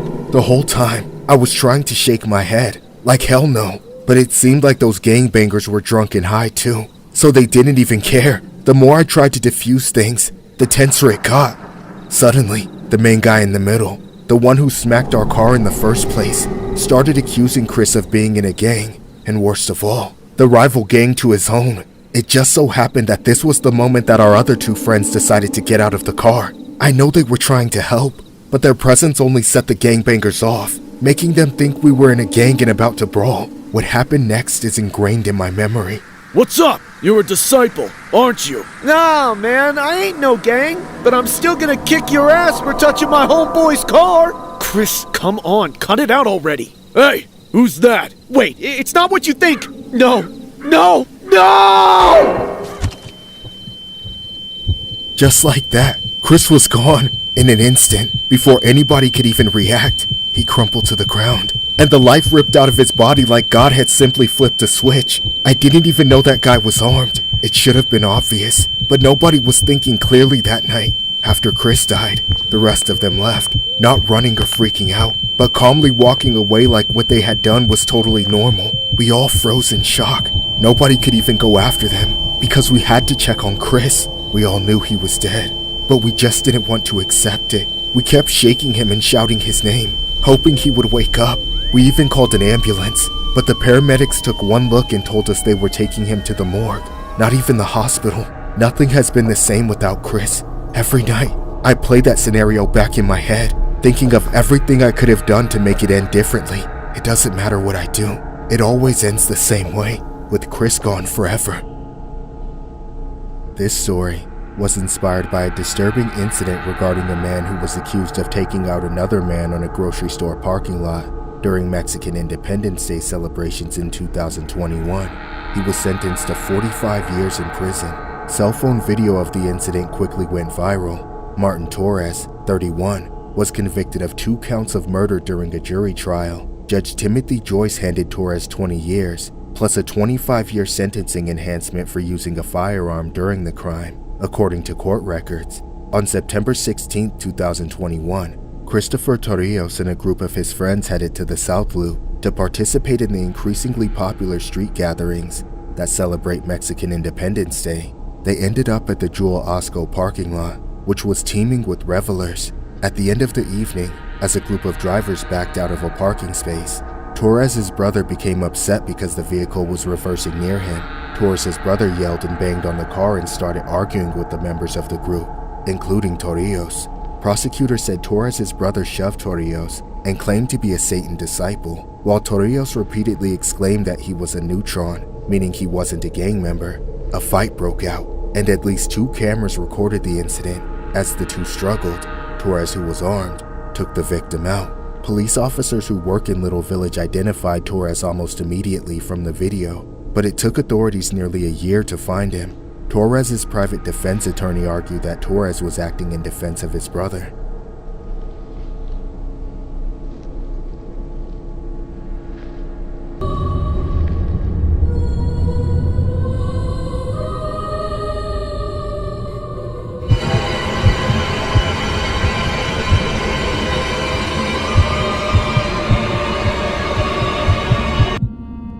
I've been a nun for many years now. I live and work with all my sisters in the convent. We eat our meals together, work together, and even sleep in the same large room together. We pray as one as well. When there are chores to do, they are always done in pairs.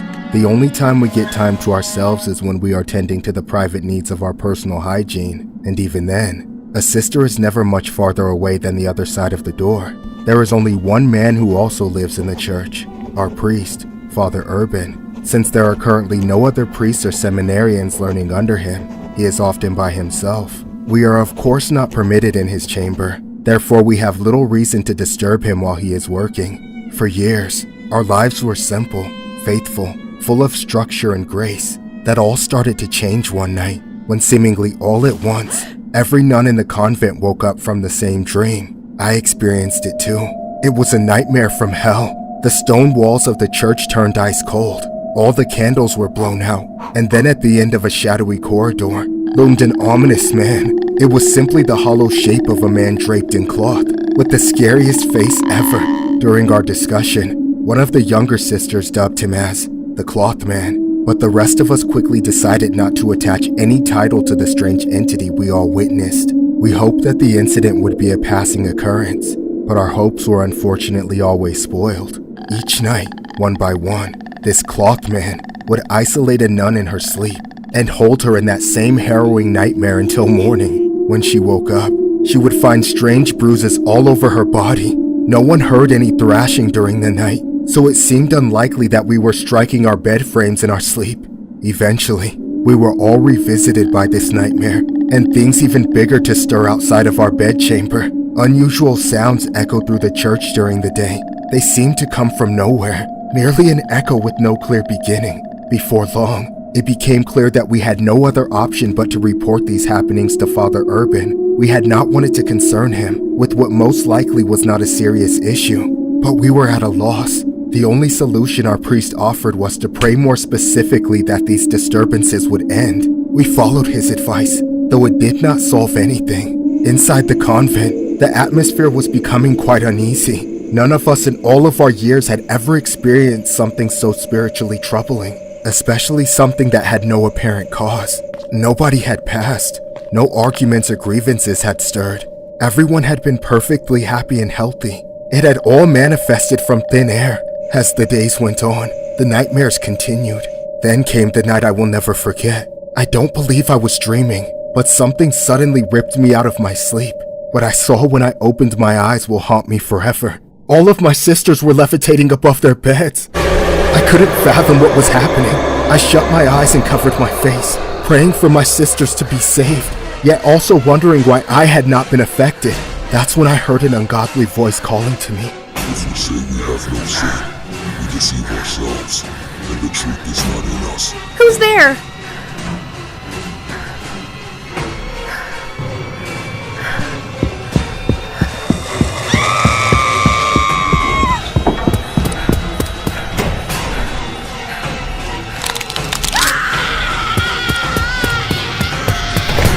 Oh my gosh! What the hell is going on? I need a priest now!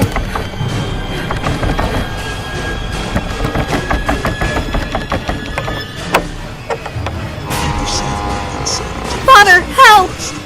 It is not me. The Father Urban?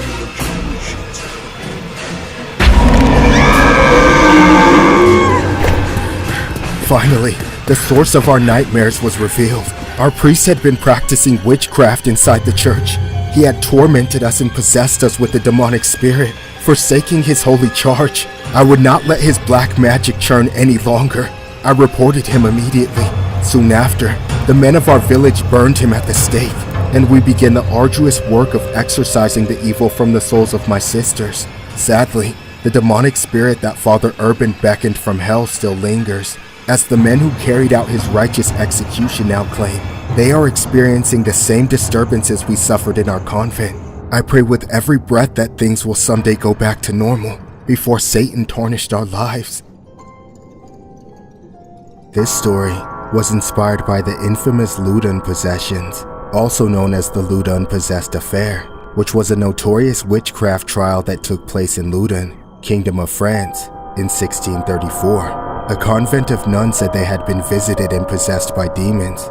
Following an investigation by the Catholic Church, a local priest named Urbain Grandier was accused of summoning the evil spirits. He was eventually convicted of the crimes of sorcery and ultimately burned at the stake. The convent housed 16 young nuns, and most of them came from noble and rich families. It was during this period of turmoil that the group of nuns started seeing apparitions.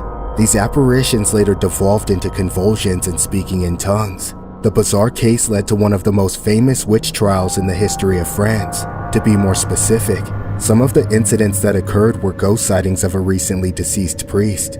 A black orb was seen floating around the convent, skeletons wandering through the halls, the nuns being touched, punched, and pushed by invisible forces, having the urge to laugh uncontrollably, waking up to bloody wounds. Writings from the time claim that the nuns would bend over backwards and walk with their hands grabbed to their heels. They would reportedly whip their heads front to back, and their tongues would dart out of their mouths, black and covered in pimples. They spoke crudely and exposed themselves and encouraged lewd behavior from those around them. The nuns would also beat their chests and utter horrible and loud screams. The situation eventually got so out of hand that priests were called in to perform exorcisms. This was also done in public and attracted large crowds of tourists, some coming from as far as England. Through these exorcisms, the priests were able to ascertain the names of the demons responsible for inflicting terror on the nuns. The case contains similar themes to other witchcraft trials that occurred throughout Western Europe in the 17th century.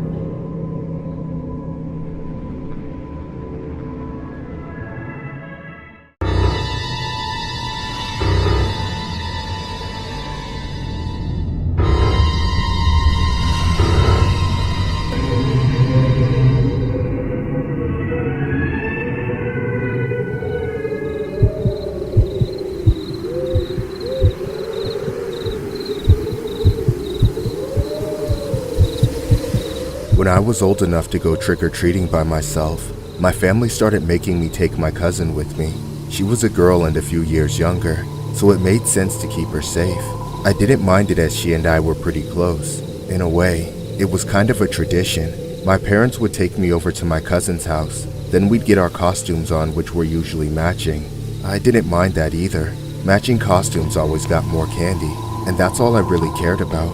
One year, I dressed as Chucky, and my cousin was the bride of Chucky. We started around sunset, first going around the block to hit our neighbors' houses. Then we began to walk to the wealthier area where the bigger houses were. It was almost a mile of solid trick-or-treating between her house and that area, so by the time we arrived, we milked that area for everything it had, not turning back until people were turning off their porch lights. Then, it was time for the long walk back home. At this point, our bags were full, and it became quite dark.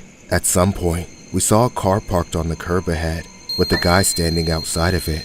The trunk was open, and he was pulling fistfuls of candy out of it, shoving them into the faces of trick-or-treaters who were walking by him, but they wouldn't take anything.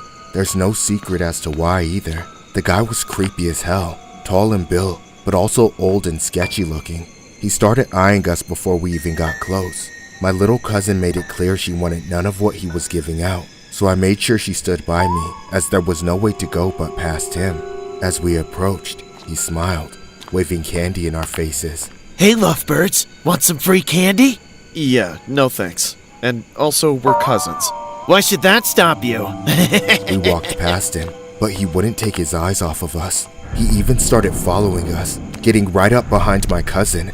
I could tell she was freaking out on the inside and trying to keep it together, so I stepped in before he went any further. Come on, have a kiss. Back off, what's your problem? My problem is I've got a boatload of candy and nobody wants to take any.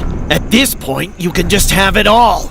I just want one little thing in return. Leave us alone or I'm calling the cops. Go on, run home like the little pussy you are. About 30 feet from his car, the man stopped following us, but we kept walking away as fast as we could.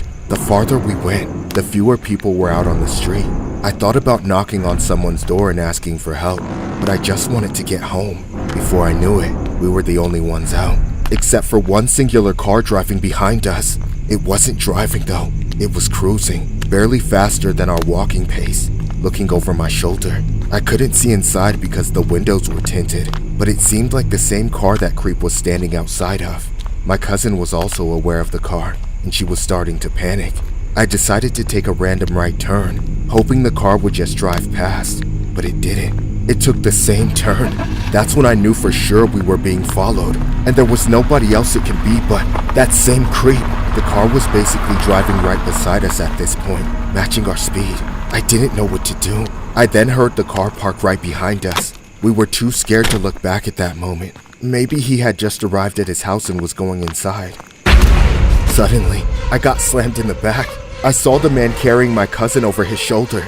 I went into fight or flight and ran over to do whatever I could to stop him. Help me! Stop him, please! Let her go! Let her go! Somebody help me! Get lost, kid! It happened so fast. By the time I caught up, he was already opening the back seat and throwing her inside the car.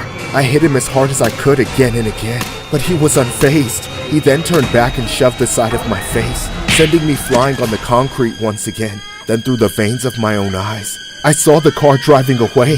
There wasn't even a license plate for me to try and read. As I came to, I looked around in disbelief. I was surrounded by a horde of spilled candy, alone on the empty street, and my little cousin had vanished. I freaked out, crying and screaming for help. I banged on doors until somebody answered and called the cops for me. The police came, then our parents, then the whole damn neighborhood. Everybody went looking for my cousin. There was an entire manhunt, and yet they never found a trace of my cousin or the man that kidnapped her. It's been years since that night, and my cousin has been missing ever since. Whether she's still alive or not, I can't imagine how much she suffered. Every Halloween, I have nightmares reliving the entire thing over and over. People always tell me I did everything I could, but it still feels impossible not to blame myself for what happened. This story was inspired by several Halloween Reddit posts that involved the attempted kidnapping of trick-or-treaters, trick-or-treating from someone's trunk of their vehicle. The term is called trunk kidnapping, which refers to being forced into a car's trunk. The term is also known as trunk-or-treating, a Halloween alternative where candy is given out from the car's trunk. This is a common Halloween tradition where children go to decorated cars in a parking lot and get candy from the trunk, instead of the traditional trick-or-treating from door to door. Some believe it is considered a safe alternative to trick-or-treating because it avoids the street crime and danger. However, others argue that trunk-or-treating is far more dangerous due to the trick-or-treaters being more susceptible to being forced into a car's trunk and ultimately kidnapped.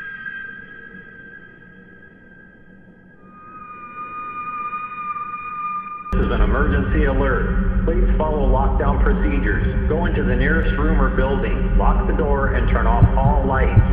Wait for the all clear from school officials or local authorities. Lockdown. Lockdown. First and foremost, I want to say that I can't stand bullies, or bullying in general. I don't say all this because I was bullied, or because I saw some anti-bullying PSA. I say it because bullying led to one of the scariest moments of my life. When I was in high school, I was just an average dude, so I just kind of blended in with the rest of the kids. However, that wasn't the case for this guy named Larry. Larry got picked on all the time by everyone, from the mean girls to the jocks, basically everyone at the school. Larry was known as the quiet loner with no friends. He had the look of a typical nerdy shut-in, thick framed glasses, the braces, the hairstyle. Just about everything about him made him an easy target for the bullies. All in all, the guy was harmless, which is why he was easily the most bullied kid in school. Year after year, it only seemed to get worse.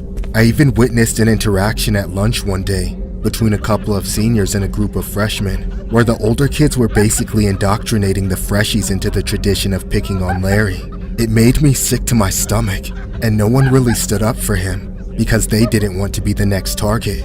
But it was around that time that I finally started sticking up for Larry. It severely damaged my reputation, but I didn't care. I could tell it was making life just a little bit easier for Larry, so I kept doing it. I managed to get people to lay off of him in the 2 classes we had together that year, but I knew that people were probably being even nastier when I wasn't around. That's just how vicious my school was at the time. One day, I decided to ditch my friends and sit with Larry during lunch for once. He had sat alone every single day for years, and I wanted to change that. For the next 15 minutes or so, we talked about random things, basically whatever Larry wanted to talk about. It was mostly about his physics homework and comic book stuff, but it felt like I was getting to know him on a basic level that nobody had ever even bothered to do. There was something I wanted to ask him about from the very beginning though. I waited for what seemed like the right moment, but when I mentioned it, he started talking and acting strange as hell. So, Larry, how's everyone been treating you lately? I'm sick of them. Every last one of them. I see. Well, what if some of them became your friends? Are you my friend? Yeah, of course I am. Friends are supposed to share their secrets with each other, right? Yeah, sure. You promise you won't tell anyone, right? Yeah, I won't tell anyone. Alright. Here, look in my bag. I only saw it for a second before Larry zipped his bag back up, but it was unmistakable. Larry had possession of a firearm. I couldn't believe what I was seeing. My blood ran cold, but I tried to act like it wasn't a huge deal, just so I could ask him the questions I needed to. With every answer, I became more terrified of Larry. He said he was planning to use it soon, not at a range against targets, but at school, on the students, and anyone who tried to get in his way. He said all this while remaining perfectly calm, like he'd been considering it for a long time. I knew this was likely not the first day he had brought it to school either. When the bell finally rang, ending the lunch break, I told Larry I'd see him later. That's when I got up and walked away, trying to keep my composure. Our next classes were in opposite directions, so I thankfully didn't have to walk with him. I kept my cool and walked normally until I was around the corner and out of his line of sight. Then I ran like hell to the office. Part of me still felt bad about doing it, but I immediately snitched on Larry, knowing I realistically had no other choice. Not even a minute later, the lockdown alarm was activated. Everybody was still getting out of lunch when the lockdown was called, so I watched it from the office as everyone started screaming and running, trying to find the nearest room to hide in. The cops that arrived shortly after searched the school for Larry, but he was nowhere to be found.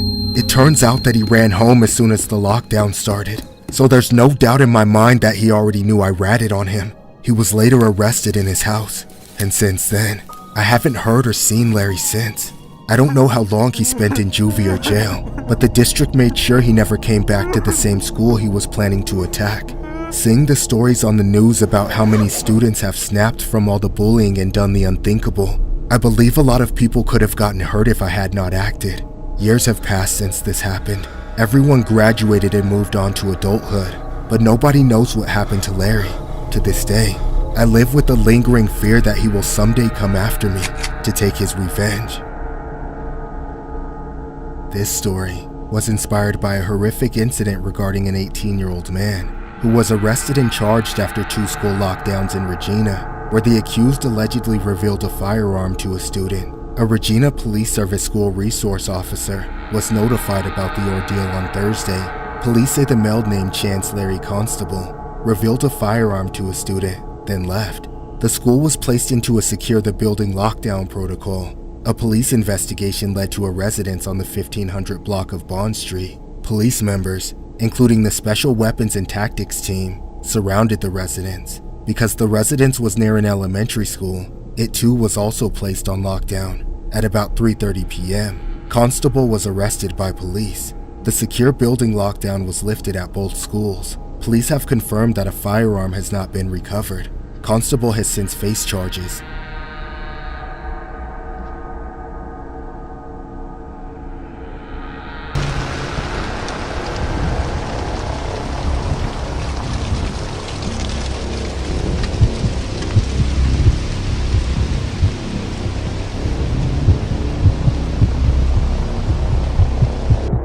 This happened around the middle of fall a few years ago.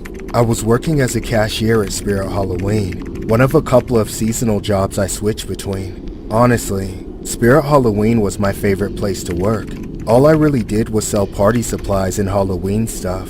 For the most part, the job itself was easy. It's a lot less demanding than working at some place like Walmart or Target, but every job has its bad parts. And for Spirit Halloween, it's the people. Not all of them. Just some of them, like annoying little kids who run around and mess with everything like we're a library of toys, or the smart-ass guy who thinks it's funny to put on a mask and jump out at people with fake knives in their hands. Worst of all, it's the thieves. When I first started working there, I didn't expect shoplifting to be much of a problem. Like any big store, we have a no-chase policy for liability reasons, but as employees, we're still held accountable for loss of inventory to a degree. so we keep an eye out for suspicious customers. It's better to confront them before they try to leave, and give them a chance to surrender their stolen items before calling the police on them. One night, I was working at the register by myself, while my only other coworker on shift was cleaning and stocking. We were both fairly busy with our respective tasks. With mine though, there's lots of little moments of downtime, like waiting for customers to pay and standing there while the system processes. During those little moments, I was keeping an eye out on the other customers walking around. At some point, close to the end of the night, these two girls walked in together. I didn't want to judge based off looks alone, but they seemed like high schoolers. They had backpacks and were on their phones making or watching TikToks. Typically, kids that age have no money and no regard for consequences, so I suspected they might try and steal makeup or something similar. They were being loud and laughing obnoxiously as well, which was its own reason to keep watch of them. It didn't take long for them to catch me surveilling them, and they gave me some nasty stink eye for it, even talking shit just loud enough for me to hear. Look at this bitch profiling us. What a loser. I bet she got this job by using her tongue. At that moment, I was too busy to care much more than that as they walked into the rest of the store. I let them go about their business for a while. I decided to casually follow the direction they went in, and it didn't take long to find them. They weren't even trying to hide what they were doing either. They were blatantly stuffing merchandise into their backpacks. I rushed up and confronted them saying, Excuse me? I just saw you put those things in your bags. Chill out, lady. We were gonna buy them, we just didn't want to use the baskets. You don't think I've heard that excuse 1,000 times? Just hand over what you took and I won't call the police. We didn't take anything, so leave us alone, nut licker. Get that shit out of your backpack, now. Make us, bitch! The girl I was talking to started to run away, and admittedly, what I did next was a stupid mistake. But my emotions got the best of me. I reached out and grabbed her arm, pulling her back so she couldn't get away. Suddenly, the other girl grabbed me from behind and body slammed me. When I hit the ground, the wind got knocked out of me. I then started trying to get back up. The second I was able to get onto my knees, I looked up and saw her holding a bottle of pepper spray in my face. The next thing I knew, my eyes were blasted. I went blind immediately. Then the heat and fire engulfed my face, even my entire body. I couldn't breathe, and I was gagging uncontrollably. I panicked, screaming and flailing, trying to grab onto something and pull myself up. I slammed into the shelves, knocking things onto the ground, and tripped onto the floor myself a few more times, before I finally heard the voice of my coworker. They held on to me and helped me calm down, then led me to the bathroom to rinse out my eyes and mouth. They even called the ambulance for me, and I was taken to the hospital. There were many more minutes of pure agony before I felt like I could see or breathe anywhere close to normal, and the pain persisted for hours afterward. But I did turn out okay. Of course, by then, those girls had long since fled from the store, though it didn't take long for the cops to track them down and arrest them at their houses. The legal proceedings afterward were complicated by the actions I took, which were against policy, and their lawyers even argued that the assault was justified as self-defense because of them. Thankfully, they did get justice, but it's not like they were put away for very long. Now, whenever fall comes around, I remember this incident. Every time I have to clock in for Spirit Halloween, I'm afraid I'll see them again. 2 women have been arrested after an attack on a worker at a North London, Ontario store. Police began investigating after an employee was pepper sprayed. Police and an ambulance responded to a Spirit Halloween at about 9:40 p.m. Wednesday night, after an employee was allegedly attacked. Police say 2 women entered the business, where they were then observed concealing items in bags, and were subsequently asked to leave the store. An argument broke out, and one of the employees was attacked with pepper spray. Police were contacted, and the 2 women fled the store. Fortunately, the victims did not sustain serious injuries, police said. Both women were later arrested at their residences. As a result of the investigation, both women were released from custody and are due in the London court at a later date. The victim says there have been 7 different incidents over the past 3 months in which employees of the store have been physically attacked.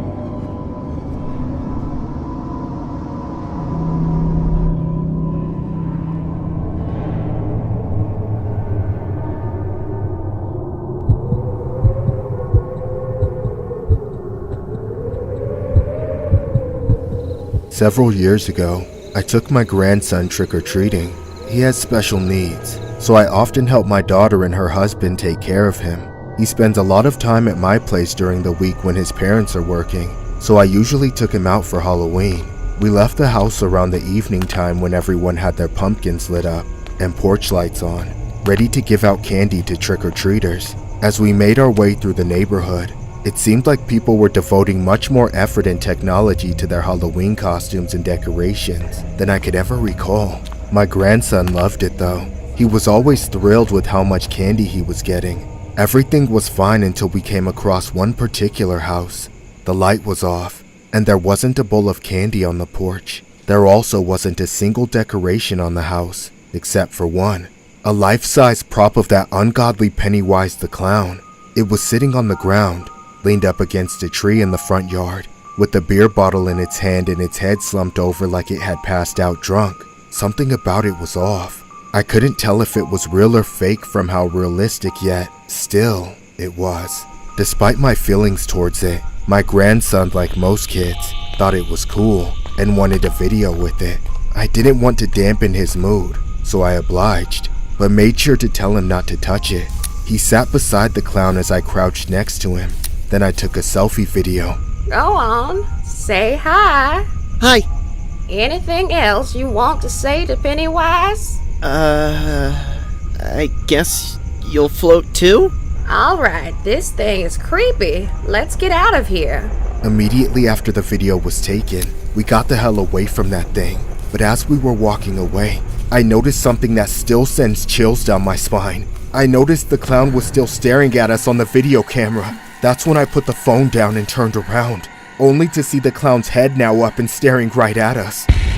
Its eyes were very much human, and I knew then that it was never a prop, but a costume with a person inside. Before my grandson could catch on, I picked up the pace and got us walking away as fast as I could without making him concerned. Once we'd gone past a few houses, I glanced over my shoulder again and saw the clown now standing on the sidewalk in front of that same house. Suddenly, the entire neighborhood started shutting down all around us. People were running out of candy and turning off their porch lights everywhere.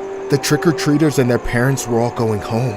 It was getting dark as hell, and that clown was walking behind us, keeping his distance just a few blocks away. I was freaking out, but I had to keep my cool. I told my grandson that trick-or-treating was over and that we had to get home. We power walked through the neighborhood, turning at corners and weaving through yards, just trying to get away from the clown.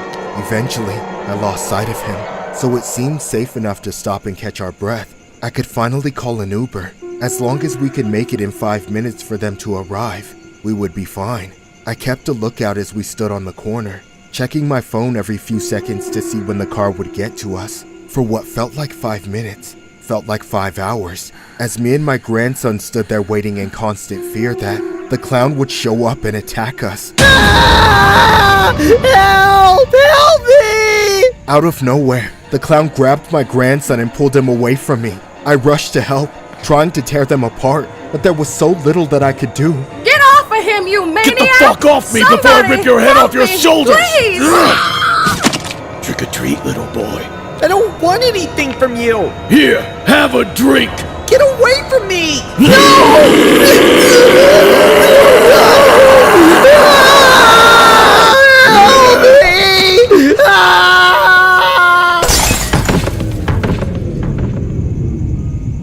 For a moment, I thought I'd broken something in the fall, but I was okay.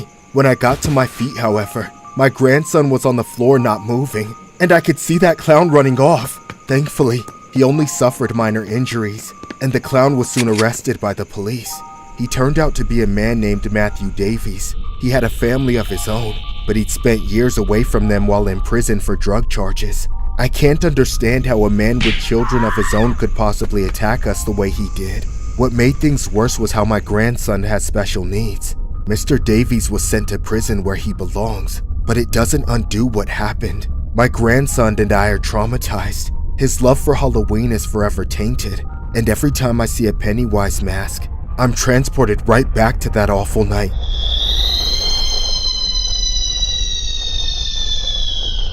This story was inspired by a very creepy incident regarding a 41-year-old Stockton man who was placed under arrest for a Halloween night attack on a family of trick-or-treaters that sent a man to the hospital. Stockton police say a man named Matthew Davies was wearing a Pennywise clown mask as he carried out the attack. Mary Elis was there as Davies allegedly began harassing her special needs grandson. Davies then attacked her son, breaking a bottle over his head. Davies was featured on CBS News in 2013 with his own family. The report aired before Davies was convicted of violating drug laws in Stockton. He served several years in federal prison. Illis says she can't fathom why Davies, a father himself, would try to scare her grandson on Halloween. I don't understand why he wouldn't stop when we begged him to stop. He was scaring our grandson that has special needs. A self-professed family man, out of prison after a federal drug conviction, has now been booked into jail accused of a violent crime. Stockton police say they tracked Davies down using witness statements. He bailed out of jail Friday afternoon following his arrest in the morning. He is facing a felony charge of assault with a deadly weapon.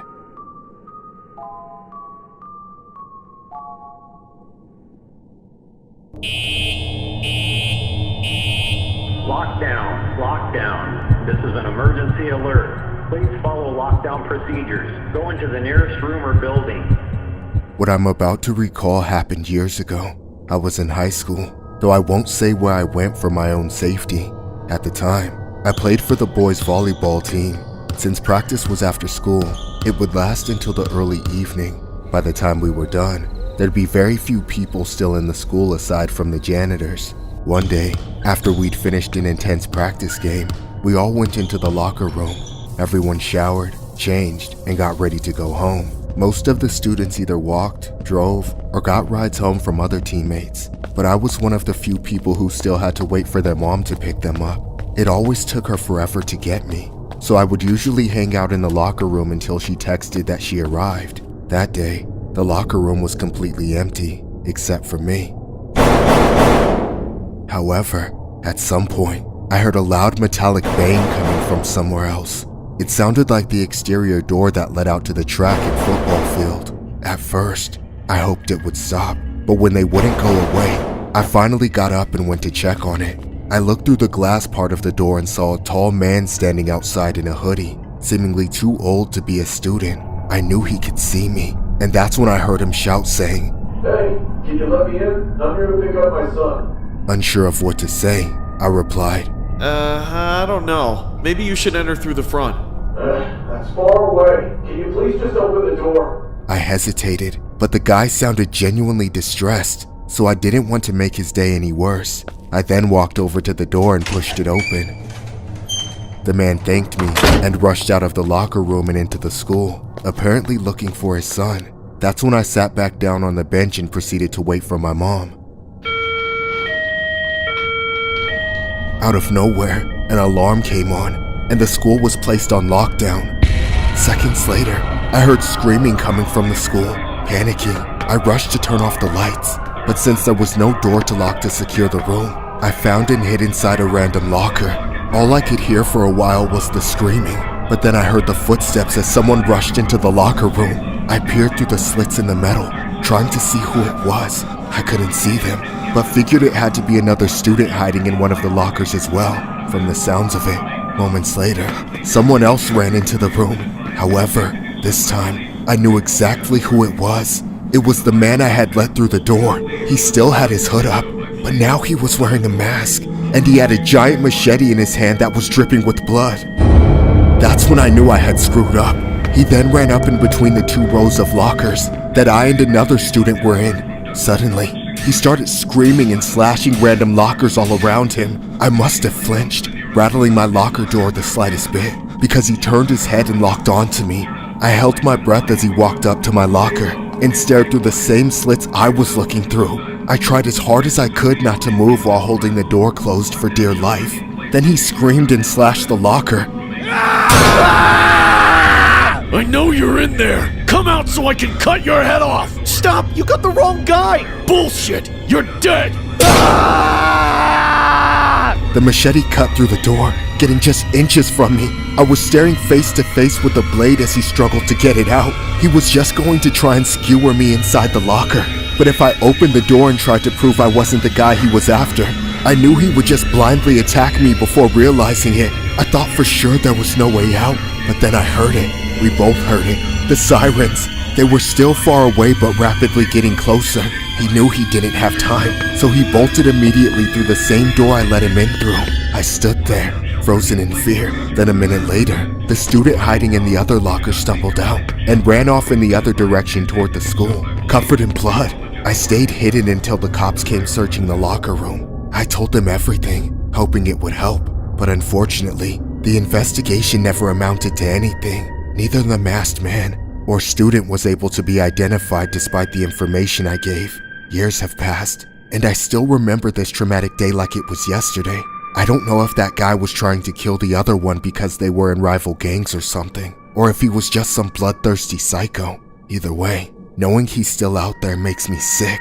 I feel incredibly stupid and guilty for opening that door for him, as I know I probably could have prevented the attack altogether had I left him out there. I just know things could have been a lot worse if he had a firearm instead of a machete. Things could have gone so much worse. This story was inspired by a disturbing school lockdown incident regarding a student who was injured after a masked suspect was reportedly seen carrying a machete in a Toronto neighborhood on a Monday afternoon. Toronto police say they were initially called to the area around 3:30 p.m. Paramedics say that one victim was taken to the hospital with serious, but not life-threatening injuries. It is not immediately clear how those injuries were sustained. Officers say a second victim has not been located. The school was placed on lockdown, but at around 5 p.m., it was lifted. The school said several staff and students had already left the school beforehand. However, for those who were in the building, the lockdown procedure included locking all exterior room doors and keeping students and staff inside their classrooms and other secured areas. Police say the suspect is approximately 5'4", with a thin build and black dreads. He was last seen wearing all black clothing, a black toque, white gloves, a white horror movie mask, a white backpack, and white running shoes with yellow accents. Police say that he was carrying a machete in his right hand. Police are asking people to stay out of the area as officers investigate.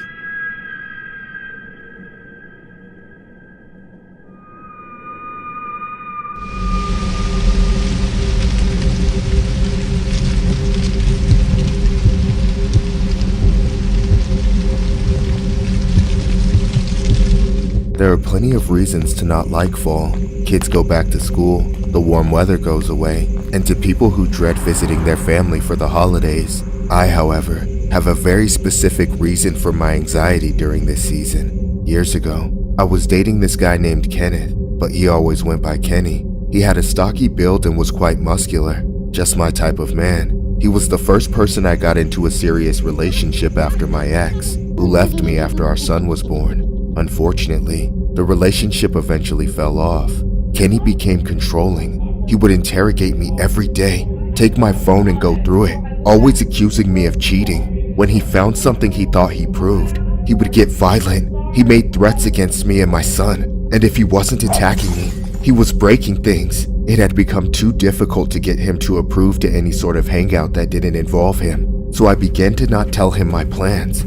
One day, when I got off work, I went straight to meet up with a friend of mine for her birthday. My son was staying over at my mom's place for the night, and Kenny was supposed to be working late, so I didn't think he'd even find out. After a few hours, I eventually got home, and when I opened the door, Kenny was standing on the other side of the door waiting for me. Bitch, where have you been? I was just at a friend's birthday, I swear! Suddenly, Kenny grabbed me and threw me inside. I panicked and ran into the bedroom. I started packing a bag for myself so I could stay with my mom. But then Kenny came in. He threw me onto the bed and tried to pin me down. I fought back, kicking and clawing like a wild animal, and was able to get out from under him. I was able to get out of the house and immediately drove to my mother's house.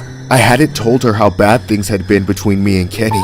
That night, I sat there sobbing, confessing to my mother about the encounter I had with Kenny earlier, and all the bad shit he has done to me over the years. At that point, all we could do was call the police. I was reluctant because I was afraid of what Kenny might do, but ultimately did it. After an hour or so, Kenny got kicked out of my house, and I filed a restraining order against him. I also blocked his number as well as all his social media accounts. and even changed the locks, officially ending our relationship by all means. We were separated for a few weeks, but this was not the end. One night, I was watching TV with my son when I got a random text. It was an unknown number, but I knew it was Kenny. The first few words in the message confirmed it too. It read, "It's gonna take more than that to stop me, bitch." He was clearly trying to get back and get revenge. It just infuriated me that it had only been a matter of weeks, and he was already violating the restraining order. At first, I ignored the text, but a few seconds later, it started to ring. I was just trying to spend time with my kid and move on, and there was this asshole trying to ruin my life again. I couldn't believe I'd gotten involved with someone like him, but it was so much worse than I thought.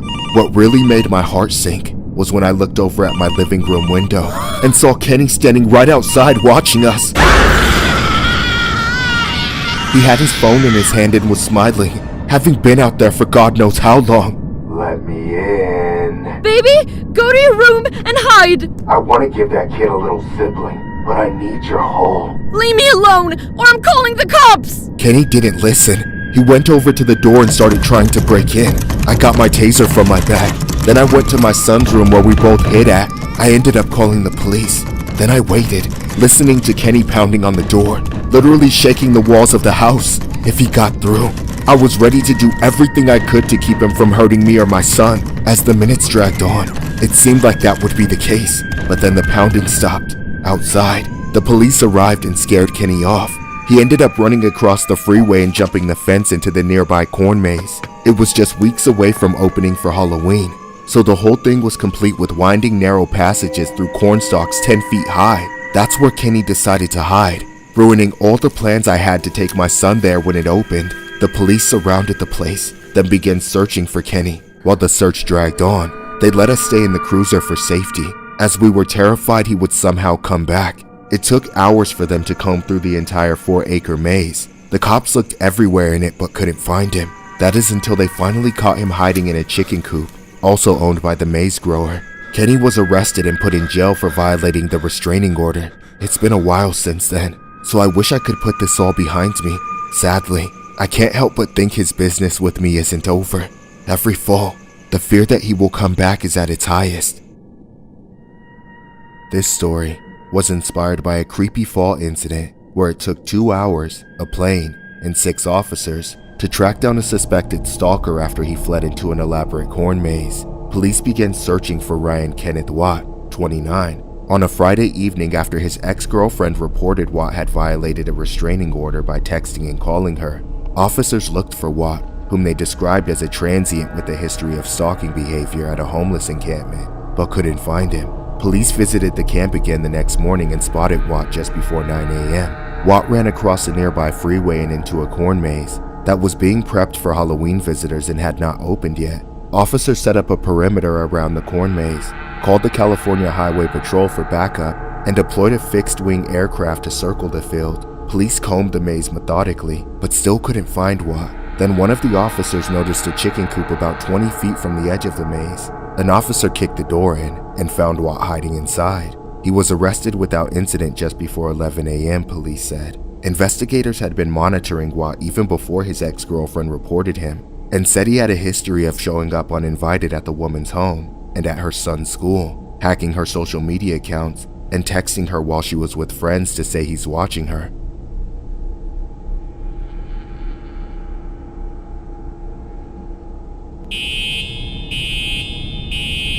Lockdown, lockdown. This is an emergency alert. Please follow lockdown procedures. Go into the nearest room or building. This happened at my school right after spring break. Nobody was happy about being back. Unlike everyone else, I had 7 classes every day. However, on the first day back, my stomach wasn't feeling the best from all the junk food I ate over the break. So after lunch, I got to my class and notified my teacher that I was going to use the washroom. I made sure to use the washroom downstairs as it was usually emptier. Plus, it wasn't used as often as the top floor one, so it was best whenever someone wanted to take a dump without being noticed. Thankfully, when I got there, nobody was camping outside of it. So I hurried into the first stall, dropped my pants, and nearly didn't even make it to the toilet seat before liquid shit started spraying out of my ass. Oh, There was a good 15 seconds of nothing but sputtering and groaning, so I was glad nobody was in the other stalls. Once it was over, I started cleaning myself up. While I was doing that, I noticed some writing on the washroom stall. It said, "Do not come to school on 3/23. That was in 2 days. It felt eerie because of everything that had been happening in schools lately, with kids snapping and doing the unthinkable. When I came out of the stall, I poked my head into the other ones to see if it was part of some other bunch of graffiti that had happened in the washroom, but that seemed to be the only thing written in there. I didn't have time to think much more about it, as I had to rush back upstairs to my class before anyone got too suspicious. The next day, though, the exact same thing happened at the start of 6th period. Mr. Brown, I need to go to the washroom." "Again? Please, it's an emergency." "Be respectful, everyone. You can go, but if this is gonna keep happening, you should probably stay at home." "Yeah. Oh. I wonder who laced his lunch with laxatives." It felt just as urgent in the classroom, so I had to go all the way down to the first floor to do my business. I then got in, and just as I was about to enter a stall, I went to the one I went to the day before to see if the writing was still there. But it was gone, probably cleaned up by the janitor overnight. This time, I went all the way down to the big stall so I wouldn't feel as cramped. I locked the door, sat down, got ready to go. Then, all of a sudden, the lights shut off. It got dark as hell in an instant. That's when I heard someone coming into the washroom just before the lights went out, and the footsteps slowly walking over the tile. I was freaked out, knowing there couldn't be a good reason for someone to enter a washroom after turning off the lights. I had no clue if they knew I was in there, so I kept quiet. I listened to them go into the stall. Then, I heard what sounded like them popping the cap off a marker, followed by writing. Once the writing stopped, I could hear them get out of the stall, then leave the washroom. I didn't like having to do it in the dark, though, so I used my phone flashlight to see what was happening. I finished up. Then I left the stall and turned the lights back on. This time I didn't go back to class right away. I stopped to check all the stalls for whatever that person had written. I found it in the very same stall that had the message the day before. There was a new message. It said, "I'm going to blank up the school." My heart almost stopped. I didn't want to be a rat, but I decided I had to report it just to save lives in the worst case scenario. I went straight to the front office and told them what I saw. I didn't think they'd lock down the whole school, but they did. I was losing my mind in the office, thinking non-stop whether I'd made the right decision or ruined some kid's life for no reason. There were cops swarming all over the school, and the lockdown lasted for hours. They even told their parents about it. Eventually, the cops checked everywhere, interrogated me, and made their report declaring the school safe. However, I was still terrified the entire next day, because the first message had said the attack would happen on 3/23, which was that Wednesday. There were cops guarding the school because of it, but nothing ever happened, though the identity of the person who made the threats was never discovered either. To this day, I have no idea if my stomachache saved my school from catastrophe, or if it all was supposed to be a joke that I took too seriously. Maybe if I could have seen the person who wrote it, it would be clearer, but it still freaks me out that they were in the washroom with me, lurking in the dark. Police and high school administration are still searching for the student who wrote a threat on a bathroom wall, causing an entire high school to go into lockdown on March 24. According to police, the threat written was, "Gonna shoot the school per 6B sick ready." Despite the sentence not making total sense grammatically, it is clear what is trying to be conveyed. The threat was found written on the wall of the first floor boys' bathroom at the high school around 12:30 p.m. Students immediately notified the school administration, who identified the message and notified police, who were on the scene due to an unrelated fire alarm. As a result, the school was put into a controlled lockdown per protocol for about 20 minutes with police present. Parents were notified of the situation via email. The lockdown was lifted after police found the threat to be unfounded and the school was declared safe. School officials said this may have been a copycat incident, with a similar incident that had happened a few days before this one, where several students said they heard someone write in the bathroom, "Do not come to school on 3/23, which translates to March 23rd. The two incidents were eerily similar, but police are unsure if they were necessarily connected. The person that wrote the alleged threats is still unknown.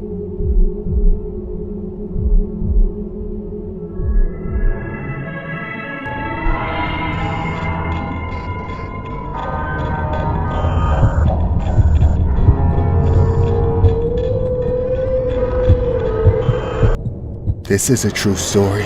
I was desperate, broke, and homeless. I'd been out on the street for a few days, looking for some place that would take me in or someone who would give me work. That's when I saw a flyer tumbling down the street, and out of sheer luck, it was an ad for a job. Supposedly, this rich guy living in a big old house needed someone to clean it. I was never much of a cleaner, but I was willing to do just about anything at that point. It took me a day's worth of begging to scrape up enough cash for a bus ticket, making me afraid I'd end up stranded if it didn't work out. The bus dropped me off. Eventually, I found the house. It was 3 stories tall, across the street from a pharmacy and a few abandoned businesses, but other than that, there was nothing else around. It had taken me so long to get there that the sun was already setting. Not wanting to be out on the street at night, I ignored the sinking feeling in my gut and knocked on the door. After a few seconds, it was opened by a man with a long mustache and protruding cheekbones, wearing a 3-piece suit and a bowler hat. Despite how rich his house and outfit made him seem, he had a musty smell about him. I couldn't place what it was from, but I didn't want to ruin my opportunity by being awkward, so I stated my business. Good evening, sir. I'm sorry to disturb you, but I'm here to inquire about the cleaning job. Yes. Is the position still open? I could always use the help around here. Come inside. Great. Just one thing. Is there a room where I can stay as well? Please, allow me to show you where you shall rest. With the promise of a bed as well as employment, I couldn't stop myself from entering the house. I knew something was off about it, but I didn't care. I needed it. I stepped through the door into the foyer, where nothing seemed to be too out of place, just a bit dark and dusty. Suddenly, the door slammed shut behind me. All the lights got snuffed out in an instant. I couldn't see a thing as I heard the door lock, then the man's footsteps as he ran into the house. I immediately started shouting at him to cut it out and turn on the lights, but my voice just echoed by itself. I was on my own. As my heart was pounding in my chest, I found my way back to the front door and tried to open it, only for it to be jammed. No matter which way I tried to turn the lock, pull the handle, or ram my way through, it wouldn't budge. I turned around again, taking my phone and turning on the flashlight, now determined to find some other way out before that guy could continue his sick joke any longer. There had to be some window or side door that I could get through. I just had to find it before it was too late. I began walking through the house quickly, wanting to get out before my battery died, which would only take a few minutes. There seemed to be room after room, all connected like a maze with no sense behind it. Each room had been trashed or bloodied in one way or another, with some rooms smelling like a rotting corpse, and others, fresh blood. The severity of the hellscape I was trapped in became more apparent, more nightmarish with every step. Then, I saw the first booby trap, an axe hanging upside down from the ceiling of a narrow corridor. There was blood on the blade as well as the carpet beneath it, so it must have already been tripped by some other poor bastard who snagged a tripwire and took an axe to the face. Knowing the house was full of traps, I tried to proceed more cautiously, but I couldn't slow my breathing, which was running out of control. I passed by it and felt the flies hitting my face. When I turned around to look through the door, I saw a mangled torso rotting on the center rug, but its limbs had been ripped off and were lying in the corners of the room. The sight of it sent me into a panic. That was going to be me if I didn't get the hell out. I forced myself to keep going, but just around the very next corner, he was waiting for me.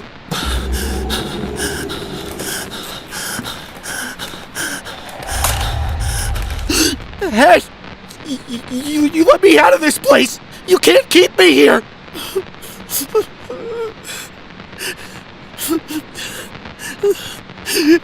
Do you hear me? Let me out of here now!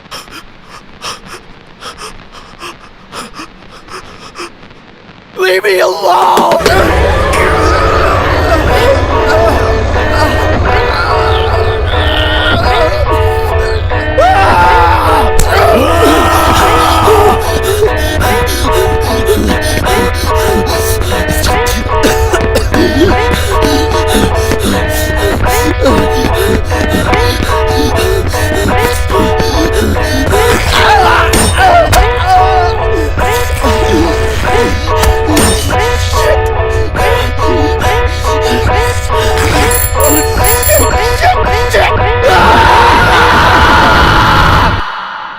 this story was inspired by one of the most notorious serial killers, Herman Webster Mudgett, better known as H.H. Holmes. As it turns out, the story of Saul took its cues from the med student serial killer, who ruthlessly tortured and took out countless victims. Holmes is believed to have taken out somewhere between 20 and 200 people. These victims were primarily women, but included some men. He took out many of his victims in a specially constructed home, which was later nicknamed the Murder Castle. He managed to secure a Chicago pharmacy by defrauding the pharmacist and built a block-long 3-story building on the lot across the street and opened it as a hotel. The bottom floor of the castle contained shops, and the top his personal office, and the middle floor a maze of over 100 windowless rooms. Over a period of 3 years, Holmes selected female victims from among his hotel guests and tortured them in soundproof and escape-proof chambers fitted with gas lines to asphyxiate the woman at any time. Once dead, the victims' bodies went by chute to the basement. The same year, Holmes' castle in Chicago burned down, revealing the carnage therein to the police and firemen. His habit of taking out insurance policies on some of his victims before taking them out may have eventually exposed him regardless. Holmes was ultimately apprehended in 1894 and was hanged for his crimes 2 years later.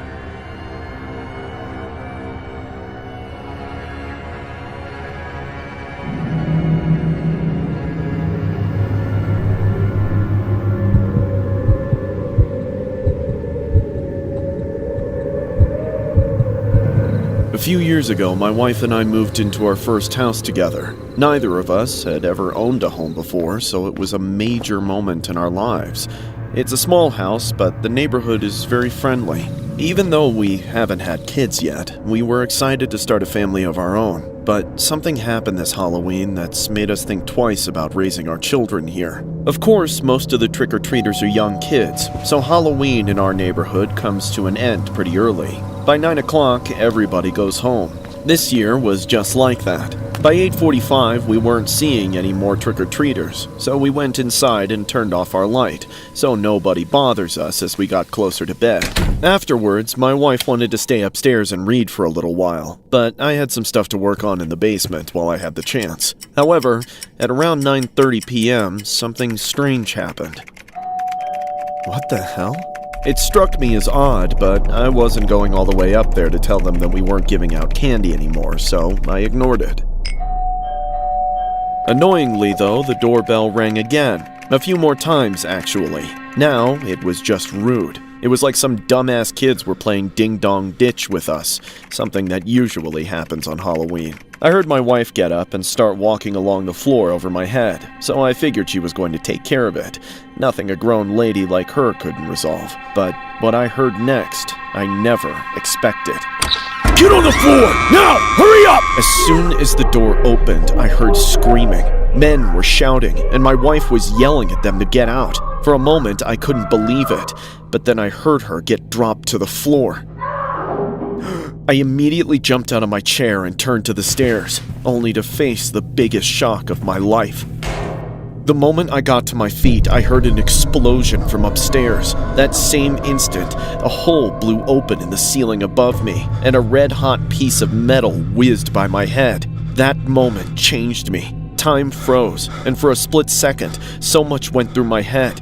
I was looking up at the stairs, thinking, I'm going to die if I go up there, but they'll kill my wife if I don't. I was terrified, almost too scared to move, but I realized it was time to keep the promises I had made, to become the husband, the father I said I would be. I took a deep breath. Then I started making my way up the stairs. I knew I had to jump on them, so I went as fast as I could while not being loud enough that they could hear me coming up. I could still hear fighting coming from the front door. Then I came around the corner and saw them.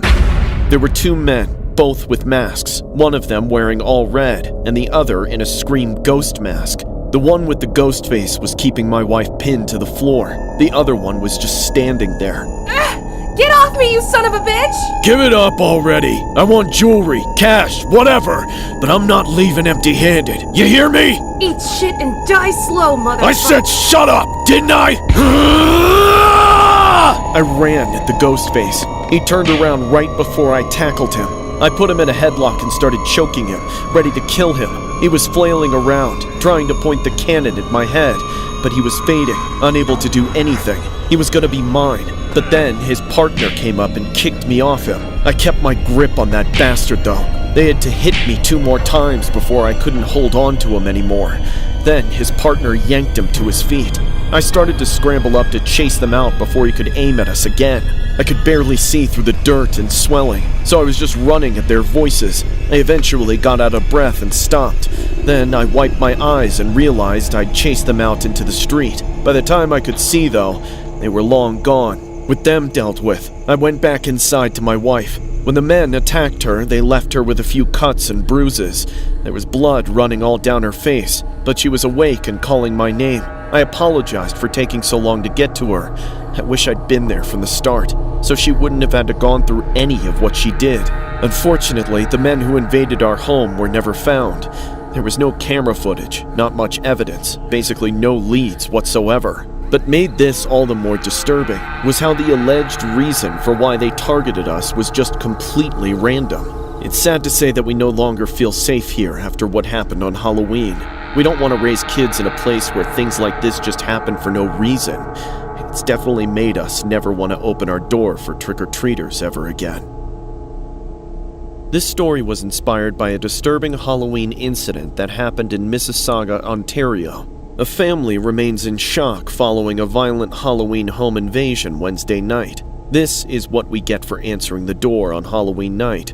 2 to 4 individuals coming in here and attacking my wife, and this tremendous sound goes off. I was in the basement, said Mississauga homeowner Derek, who did not want to release his last name. Derek's wife opened the door last night to have armed thugs barge into their home. She struggled with them and a shot was fired. Derek heard his wife scream, ran upstairs and saw her on the floor. Peel police say the attack was completely random and that there's no reason why the family would have been targeted. Authorities say at least 2 of the suspects were masked. One in dark clothing wearing a mask from the movie Scream, another one in red hoodie with a red mask. Some neighbors say they heard knocks on their doors and thought it was suspicious because trick-or-treating would have been over by then. The doorbell rang around 9:30, said it was too late for trick-or-treaters so we didn't answer the door, said neighbor Marco Kuljak. That's a problem with this investigation. We can't tell people not to open their doors for trick-or-treaters. It's what people do on Halloween, said police.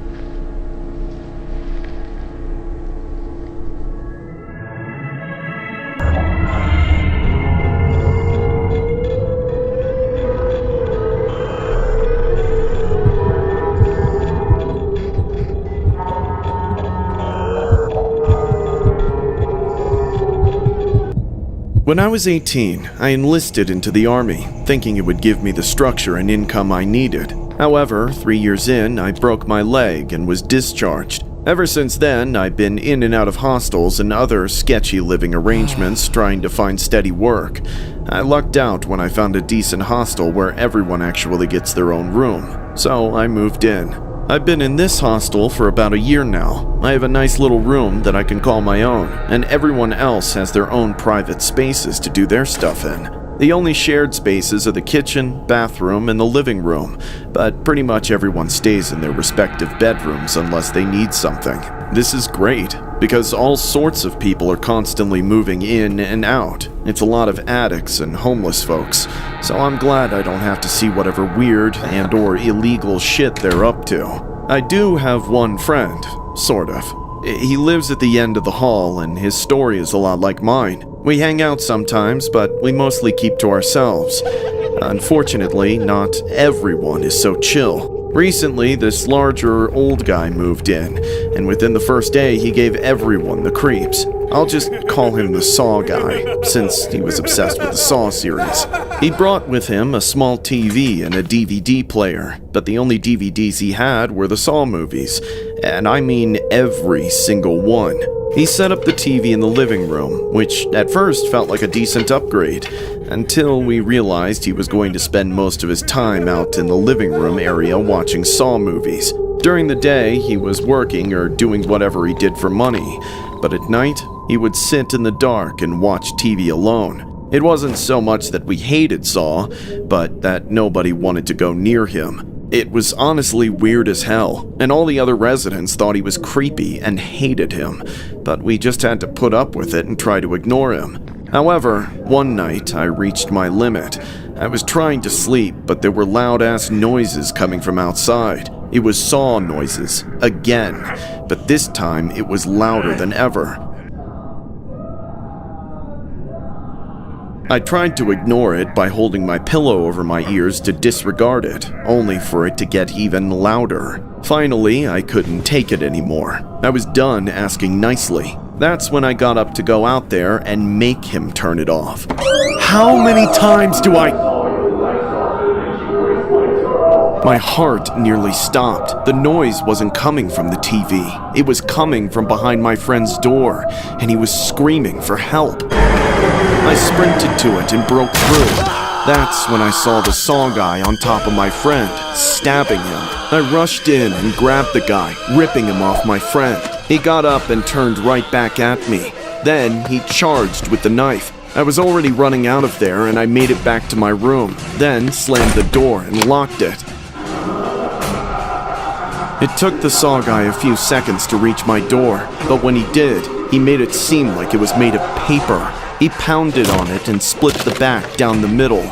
Then he stabbed through it with his knife. I realized I only had a matter of seconds to get out of there. I grabbed my phone and opened my window as far as it could go. I had to throw my phone outside to be able to squeeze myself through, but I got out just in time. When I made it to my feet and looked back, he had just gotten through the door. I knew he wouldn't be able to fit through the window, but I didn't want to give him any time to come around. So I picked up my phone and ran away. After I lost him, I called the police. At the time, I had no clue if my friend was going to make it or not, but tragically, the saw guy went back to finish the job. In the minutes before the police arrived, the psycho forced him down and cut through his spinal cord to paralyze him, just to sit there and watch for a while before finally taking him out. He didn't try to run away after. He let the police arrest him without putting up a fight. That doesn't make him any less of a monster, though.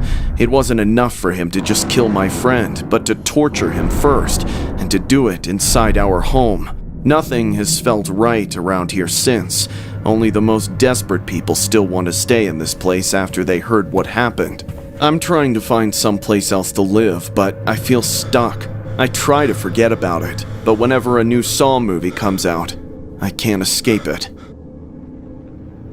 This story was inspired by a horrific incident regarding a notorious inmate dubbed the Saw Killer, who has seen his jail term extended after stabbing a prison guard in the neck. Matthew Tinling is currently serving 2 life sentences. He was first jailed in 2013. Tinling had watched Saw 6 on DVD while living at a homeless hostel in Maida Vale, West London, and had proceeded to break into a neighboring room belonging to former soldier Richard Hamilton and stabbed him 17 times before sawing through his spine. Then, as he stood trial for another vicious knife attack on an inmate in 2016, he laughed in the face of a high court judge and showed utter contempt for the court, telling Mrs. Justice Mulder he had been a very naughty boy before his trial began. The 36-year-old is now said to have had another 7 years added to his sentence, meaning he will be jailed until at least 2062, after slashing a guard with a knife he had hidden in his mouth. The attack reportedly took place at the high-security men's prison back in February 2021. The guard needed 18 stitches after the stabbing.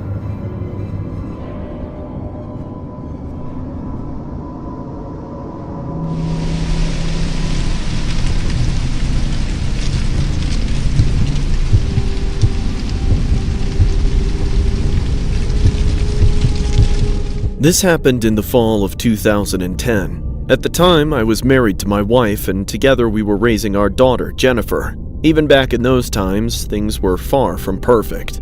Jennifer had been dating this low-life line cook, Daniel. She called him attractive because he was one of the quote-unquote bad boys, but I knew he was no good for her, so I made them break up. And sure, Jennifer was pissed, but my wife and I knew she would eventually get over it. She was still dependent on us until she was through with school, and that's what I wanted her to focus on. Call me a stereotypical Asian father, but I knew what was best for my daughter. For a while, things were going great. Jennifer was getting good grades, and I never had to hear her talk about that Daniel guy anymore. This did not last forever, unfortunately. At some point, she started arriving home from school later than usual. Of course, I became suspicious, and my gut was telling me that she was seeing that piece of shit again. Knowing I would be fed more lies if I confronted her without evidence, I needed to catch them together. So one day, I called out of work. While she was getting ready for school, I snuck into my car and waited for her to leave. Then, I followed her, and just as I suspected, she didn't go anywhere near her school. In a blind rage, I got out of my car and pulled them apart, yelling, "Get your hands off my daughter, you scumbag!" Dad, stop! You can't do this! Shut up! I'll deal with your disgraceful ass when we get home. Don't talk down to her like that, bro! Show some respect! Respect? Bitch, I'm her father, and she's too young for you. I should call the police and have you arrested, pedophile! I then dragged Jennifer into my car and took her where she belonged, to school. I brought her into the front office, only to find out that she was no longer enrolled. Apparently, she hasn't been going to school that entire fall semester. Those stellar report cards she'd been coming home with were all fakes that she forged with Daniel. My head started to spin as I realized she'd been hanging out with him instead of going to school this entire time. My wife nearly fainted when I brought Jennifer home and made her confess. We had no clue what to do at that moment but to lock her inside her room so she could make no further mistakes. For those next few nights, our home was broken. We made sure Jennifer stayed in her room as we discussed our options. What kind of therapy or institution could put our daughter on the right track? One night, my wife and I were watching TV in the living room. The lights were off to hide our faces from each other. We just wanted to watch something nice, to get into a better headspace. Then there was a knock at the door, more a pounding than a knock. We looked over, confused out of our minds. It was almost midnight. Who could be disturbing us at such a late hour? I slowly got up and told my wife to stay put. Knew it had to be that piece of shit Daniel. But then, out of nowhere, the most disturbing, gut-wrenching thing I have ever seen happened before my eyes. The door flew open, and 3 men rushed inside with weapons, screaming and firing randomly. Suddenly, I got hit. I collapsed with the pain of the impact knocking me out of my own body. The next moments were a blur. Get down now! Where's the money at? Show us the money, bitch! Let go! Get out of my house! My wife wasn't even trying to run or fight back. She was in the middle of trying to tell them what they wanted, but in an instant, they killed her right in front of my eyes. Watching her get annihilated hurt more than any bullet ever could. The next thing I saw was all 3 of them working together to force my daughter down and tie her up. Then they started dragging her down the hall. I knew there was nothing I could do to stop them, not while unarmed, wounded, and outnumbered. I felt such shame and guilt for abandoning my daughter to whatever they were going to do to her, but my only option was to escape while they were distracted and get help. So I crawled, gasping for air and bleeding out until I was able to get outside, where a random stranger passing by on the sidewalk helped me to safety and called the police. I didn't know what was going on in the house as the ambulance took me away. At the hospital, they put me in a coma to keep me alive. When I woke up, I snapped out of it and recalled my daughter unbound and speaking in a friendly manner to one of the assailants. That's when I realized that she wasn't a victim. She planned it. She and her worthless boyfriend had orchestrated the entire thing. They hired hitmen to take me and my wife out, just so they could be together. My wife is gone. My daughter is in prison. I have nothing, and every time it becomes fall, that fact is all I can think about. This story was inspired by a notorious, horrific fall incident that happened on the night of November 8th, 2010. A frantic 911 call went out from a family home in Ontario, Canada. The caller, a young woman named Jennifer Pan, told dispatchers that she had been at home with her parents when armed men forced their way into the house and demanded money. Jennifer said that the intruders tied her up, took out her parents, then fled. As Jennifer pleaded with the dispatcher to send help, her father, Hui Han, could be heard in the background, screaming in agony. He miraculously survived the onslaught and needed urgent medical care. Her mother, Bi Han, passed away instantly. Initially, the Pans appeared to be the random victims of a deadly home invasion, a shocking anomaly in their quiet residential neighborhood. But after more details emerged, it became clear that Jennifer knew more about what happened that night than she was letting on. Jennifer later confessed that she enlisted her then-boyfriend Daniel Wong to help her organize a plot to take out her parents. The murder was intended to look like a robbery gone wrong, assisted by 3 hitmen, David Mail Vaganum, Leonard Crawford, and Eric Carty, with Jennifer playing the part of a helpless witness. The motive behind the ordeal was because Jennifer Pan testified that her parents had strict expectations. She and her parents had a particularly strained relationship after she confessed that she had lied about her education and about being in a relationship with Daniel Wong, which caused her to do what she did. Hui Han Pan testified for the prosecution at his daughter's 2014 trial, at which Jennifer was sentenced to life in prison, with the possibility of parole after 25 years. Wong and the other hitmen were convicted as well, and also received life sentences with their possibility of parole after 25 years.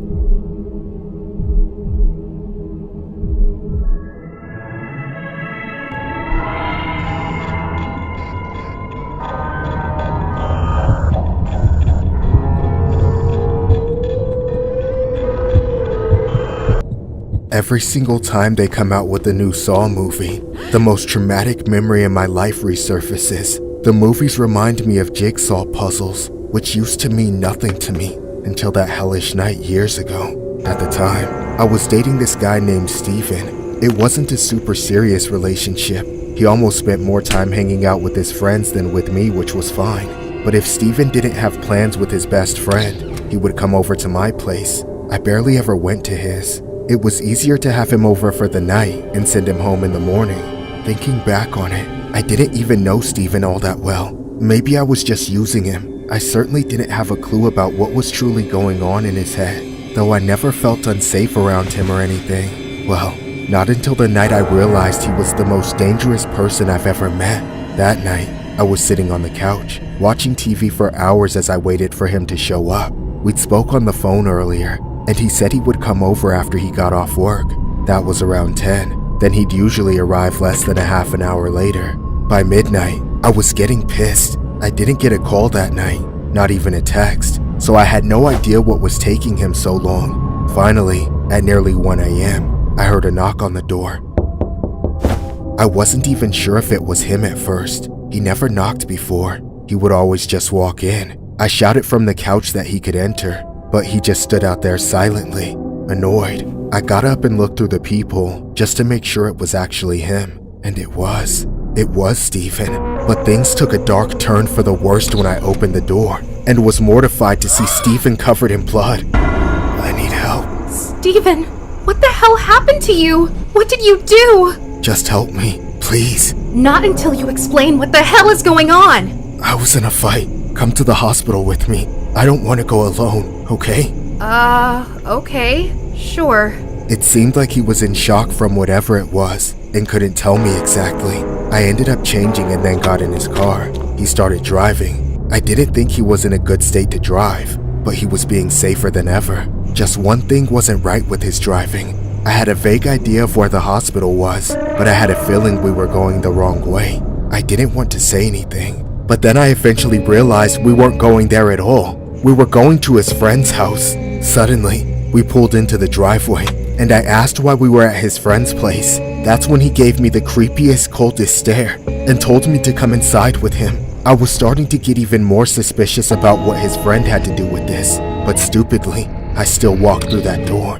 Steven led me through the house, which was completely unlit like nobody was home. At the end of a hallway, he opened a door into a bedroom, then pointed me through. Once I was inside, he turned on the lights, and what I saw made me want to cry, scream, and throw up. His friend was dead on the floor in front of me. Steven, did you do this? Yes. Why? Grab the saw. What? grabbed the saw. I knew I didn't have a choice anymore. I had to do whatever Stephen told me to do, or I was going to be his next victim.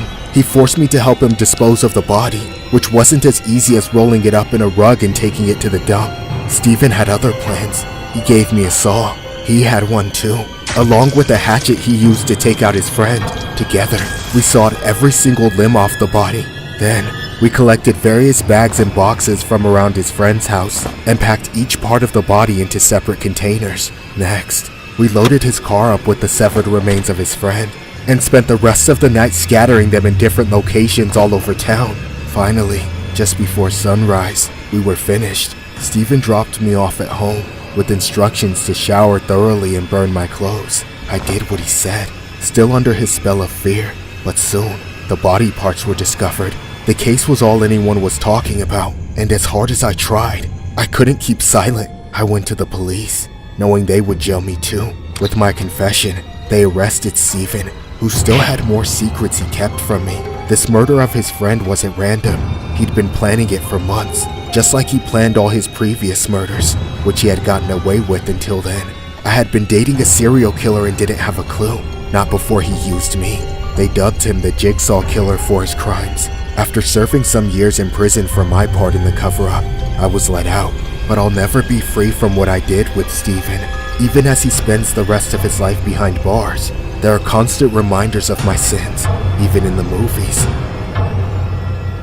A bouncer with links to London's underground has been jailed for life after confessing to taking out and dismembering a man he described as his best friend. In a case that became known as the Jigsaw Man murder trial, Stephen Marshall, 38, also admitted to having butchered the bodies of 4 other men while working as a doorman for a London nightclub ran by gangsters in the 1990s. Police will reopen a number of cold cases involving missing people and body parts found in the past 15 years. Described as both charming and highly volatile, Marshall will serve a minimum of 36 years for taking out Jeffrey Howe and then scattering his body parts across 2 counties before emptying his bank account and selling his possessions. Marshall's 21-year-old girlfriend, Sarah Bush, was sentenced to 3 years and 9 months for helping Marshall cover up the crimes. It was alleged that Marshall had the intention of taking out convicted S offenders in an act of vigilantism, using the names and addresses of convicted offenders retrieved through searching public available offender registries in the US. Marshall was drove to the house of 2 convicted offenders, took them out, and then the unthinkable to himself in Boston, Massachusetts, as police were stopping the bus he was on.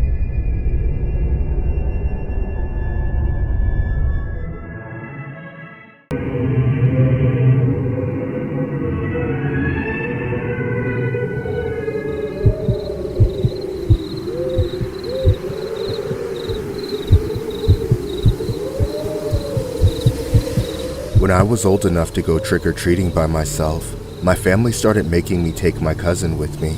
She was a girl and a few years younger, so it made sense to keep her safe. I didn't mind it as she and I were pretty close. In a way, it was kind of a tradition. My parents would take me over to my cousin's house, then we'd get our costumes on, which were usually matching. I didn't mind that either. Matching costumes always got more candy, and that's all I really cared about. One year, I dressed as Chucky, and my cousin was the bride of Chucky.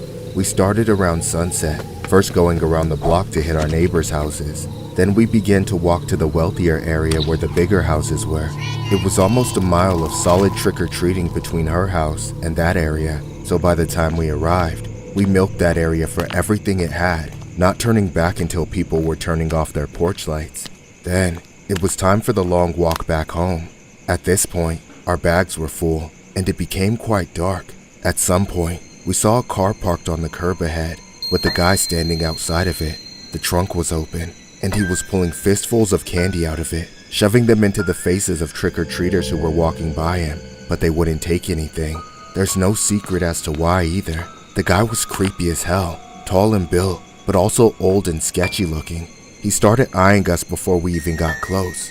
My little cousin made it clear she wanted none of what he was giving out, so I made sure she stood by me, as there was no way to go but past him. As we approached, he smiled, waving candy in our faces. Hey, lovebirds, want some free candy? Yeah, no thanks. And also, we're cousins. Why should that stop you? We walked past him, but he wouldn't take his eyes off of us. He even started following us, getting right up behind my cousin. I could tell she was freaking out on the inside and trying to keep it together, so I stepped in before he went any further. Come on, have a kiss. Back off. What's your problem? My problem is I've got a boatload of candy and nobody wants to take any. At this point, you can just have it all. I just want one little thing in return. Leave us alone or I'm calling the cops. Go on, run home like the little pussy you are. About 30 feet from his car, the man stopped following us, but we kept walking away as fast as we could. The farther we went, the fewer people were out on the street. I thought about knocking on someone's door and asking for help, but I just wanted to get home. Before I knew it, we were the only ones out, except for one singular car driving behind us. It wasn't driving though, it was cruising, barely faster than our walking pace. Looking over my shoulder, I couldn't see inside because the windows were tinted, but it seemed like the same car that creep was standing outside of. My cousin was also aware of the car, and she was starting to panic. I decided to take a random right turn, hoping the car would just drive past, but it didn't. It took the same turn. That's when I knew for sure we were being followed, and there was nobody else it could be but that same creep. The car was basically driving right beside us at this point, matching our speed. I didn't know what to do. I then heard the car park right behind us. We were too scared to look back at that moment. Maybe he had just arrived at his house and was going inside. Suddenly, I got slammed in the back. I saw the man carrying my cousin over his shoulder. I went into fight or flight and ran over to do whatever I could to stop him. Help me! Stop him, please! Let her go! Let her go! Somebody help me! Get lost, kid! It happened so fast. By the time I caught up, he was already opening the back seat and throwing her inside the car. I hit him as hard as I could again and again, but he was unfazed. He then turned back and shoved the side of my face, sending me flying on the concrete once again, then through the veins of my own eyes. I saw the car driving away. There wasn't even a license plate for me to try and read. As I came to, I looked around in disbelief. I was surrounded by a horde of spilled candy, alone on the empty street, and my little cousin had vanished. I freaked out, crying and screaming for help. I banged on doors until somebody answered and called the cops for me. The police came, then our parents, then the whole damn neighborhood. Everybody went looking for my cousin. There was an entire manhunt, and yet they never found a trace of my cousin or the man that kidnapped her. It's been years since that night, and my cousin has been missing ever since. Whether she's still alive or not, I can't imagine how much she suffered. Every Halloween, I have nightmares reliving the entire thing over and over. People always tell me I did everything I could, but it still feels impossible not to blame myself for what happened. This story was inspired by several Halloween Reddit posts that involved the attempted kidnapping of trick-or-treaters, trick-or-treating from someone's trunk of their vehicle. The term is called trunk kidnapping, which refers to being forced into a car's trunk. The term is also known as trunk-or-treating, a Halloween alternative where candy is given out from the car's trunk. This is a common Halloween tradition, where children go to decorated cars in a parking lot and get candy from the trunk, instead of the traditional trick-or-treating from door to door. Some believe it is considered a safe alternative to trick-or-treating because it avoids the street crime and danger. However, others argue that trunk-or-treating is far more dangerous due to the trick-or-treaters being more susceptible to being forced into a car's trunk and ultimately kidnapped.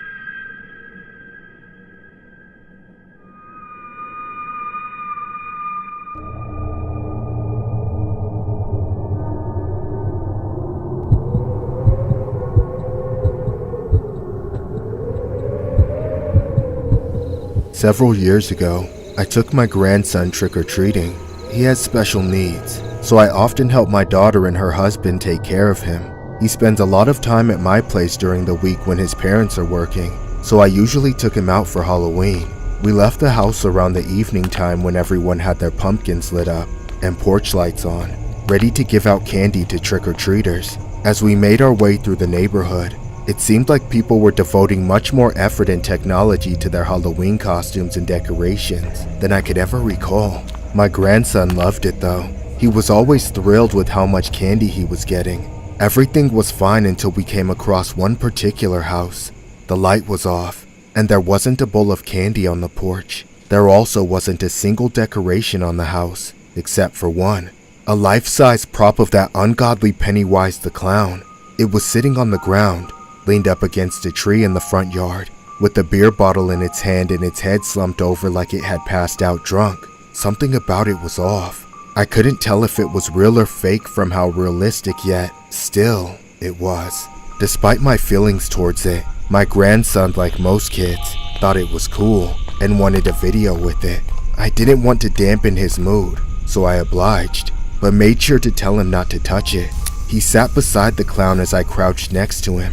Then I took a selfie video. Go on, say hi. Hi.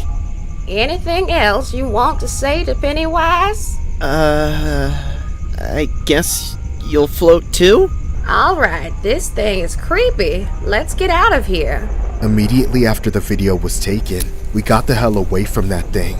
But as we were walking away, I noticed something that still sends chills down my spine. I noticed the clown was still staring at us on the video camera. That's when I put the phone down and turned around, only to see the clown's head now up and staring right at us. Its eyes were very much human, and I knew then that it was never a prop, but a costume with a person inside. Before my grandson could catch on, I picked up the pace and got us walking away as fast as I could without making him concerned. Once we'd gone past a few houses, I glanced over my shoulder again and saw the clown now standing on the sidewalk in front of that same house. Suddenly, the entire neighborhood started shutting down all around us. People were running out of candy and turning off their porch lights everywhere. The trick-or-treaters and their parents were all going home. It was getting dark as hell, and that clown was walking behind us, keeping his distance just a few blocks away. I was freaking out, but I had to keep my cool. I told my grandson that trick-or-treating was over and that we had to get home. We power walked through the neighborhood, turning at corners and weaving through yards, just trying to get away from the clown. Eventually, I lost sight of him, so it seemed safe enough to stop and catch our breath. I could finally call an Uber. As long as we could make it in 5 minutes for them to arrive, we would be fine. I kept a lookout as we stood on the corner, checking my phone every few seconds to see when the car would get to us. For what felt like 5 minutes, felt like 5 hours, as me and my grandson stood there waiting in constant fear that the clown would show up and attack us. Help! Help me! Out of nowhere, the clown grabbed my grandson and pulled him away from me. I rushed to help, trying to tear them apart, but there was so little that I could do. Get off of him, you maniac! Get the fuck off me before I rip your head off your shoulders! Please!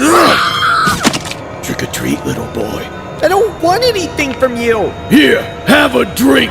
Get away from me! Help me!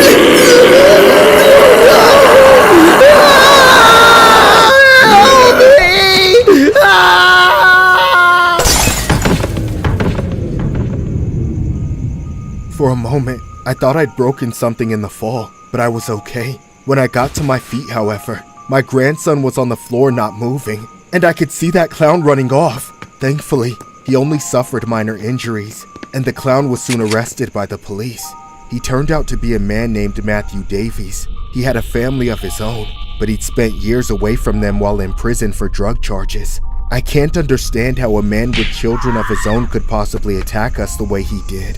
What made things worse was how my grandson has special needs. Mr. Davies was sent to prison where he belongs, but it doesn't undo what happened. My grandson and I are traumatized. His love for Halloween is forever tainted, and every time I see a Pennywise mask, I'm transported right back to that awful night.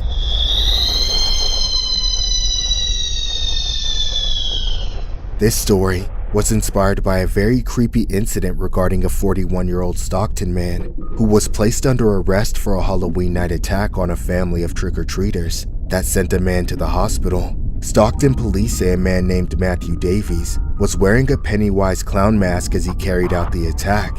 Mary Elis was there as Davies allegedly began harassing her special needs grandson. Davies then attacked her son, breaking a bottle over his head. Davies was featured on CBS News in 2013 with his own family. The report aired before Davies was convicted of violating drug laws in Stockton. He served several years in federal prison. Illis says she can't fathom why Davies, a father himself, would try to scare her grandson on Halloween. I don't understand why he wouldn't stop when we begged him to stop. He was scaring our grandson that has special needs. A self-professed family man, out of prison after a federal drug conviction, has now been booked into jail accused of a violent crime. Stockton police say they tracked Davies down using witness statements. He bailed out of jail Friday afternoon following his arrest in the morning. He is facing a felony charge of assault with a deadly weapon.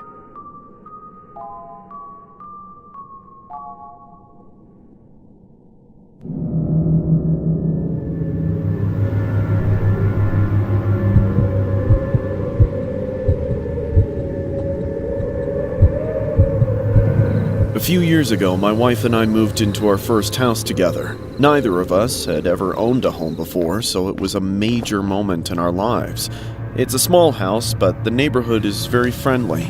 Even though we haven't had kids yet, we were excited to start a family of our own. But something happened this Halloween that's made us think twice about raising our children here. Of course, most of the trick-or-treaters are young kids, so Halloween in our neighborhood comes to an end pretty early. By 9 o'clock, everybody goes home.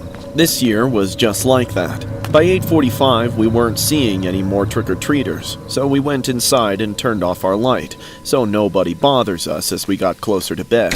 Afterwards, my wife wanted to stay upstairs and read for a little while, but I had some stuff to work on in the basement while I had the chance. However, at around 9:30 p.m., something strange happened. What the hell? It struck me as odd, but I wasn't going all the way up there to tell them that we weren't giving out candy anymore, so I ignored it. Annoyingly, though, the doorbell rang again. A few more times, actually. Now, it was just rude. It was like some dumbass kids were playing ding-dong ditch with us, something that usually happens on Halloween. I heard my wife get up and start walking along the floor over my head, so I figured she was going to take care of it. Nothing a grown lady like her couldn't resolve. But what I heard next, I never expected. Get on the floor! Now! Hurry up! As soon as the door opened, I heard screaming. Men were shouting, and my wife was yelling at them to get out. For a moment, I couldn't believe it, but then I heard her get dropped to the floor.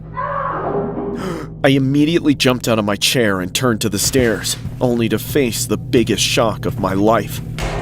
The moment I got to my feet, I heard an explosion from upstairs. That same instant, a hole blew open in the ceiling above me, and a red-hot piece of metal whizzed by my head. That moment changed me. Time froze, and for a split second, so much went through my head.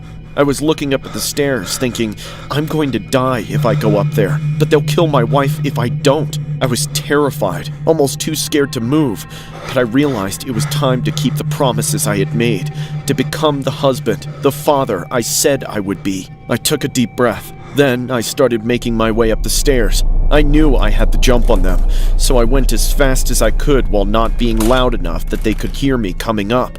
I could still hear fighting coming from the front door. Then I came around the corner and saw them. There were two men, both with masks, one of them wearing all red, and the other in a Scream ghost mask. The one with the ghost face was keeping my wife pinned to the floor. The other one was just standing there. Get off me, you son of a bitch! Give it up already. I want jewelry, cash, whatever, but I'm not leaving empty-handed. You hear me? Eat shit and die slow, motherfucker! I said shut up, didn't I? I ran at the ghost face. He turned around right before I tackled him.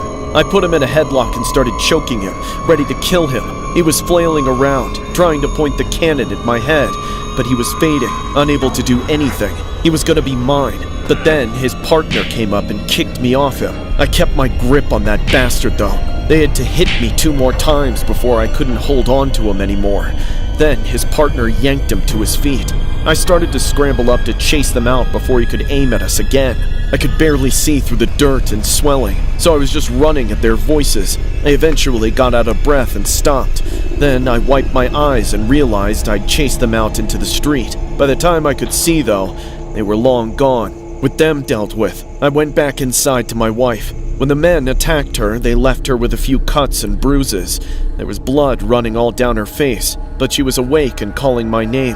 I apologized for taking so long to get to her. I wish I'd been there from the start, so she wouldn't have had to gone through any of what she did. Unfortunately, the men who invaded our home were never found. There was no camera footage, not much evidence, basically no leads whatsoever. But made this all the more disturbing was how the alleged reason for why they targeted us was just completely random. It's sad to say that we no longer feel safe here after what happened on Halloween. We don't want to raise kids in a place where things like this just happen for no reason. It's definitely made us never want to open our door for trick-or-treaters ever again. This story was inspired by a disturbing Halloween incident that happened in Mississauga, Ontario. A family remains in shock following a violent Halloween home invasion Wednesday night. This is what we get for answering the door on Halloween night.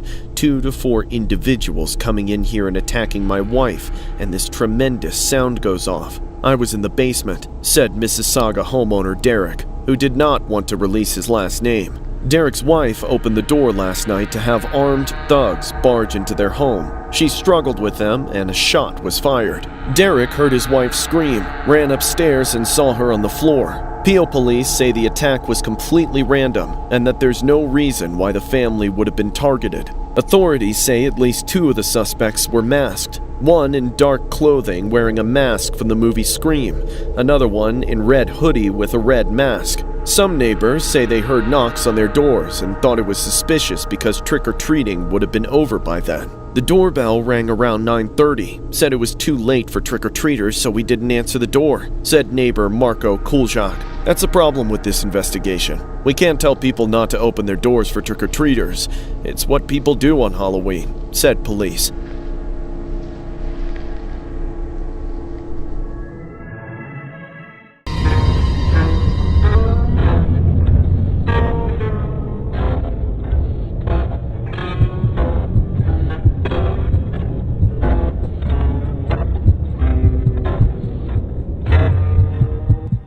I used to live with my mother in a tiny shack at the bottom of the sea.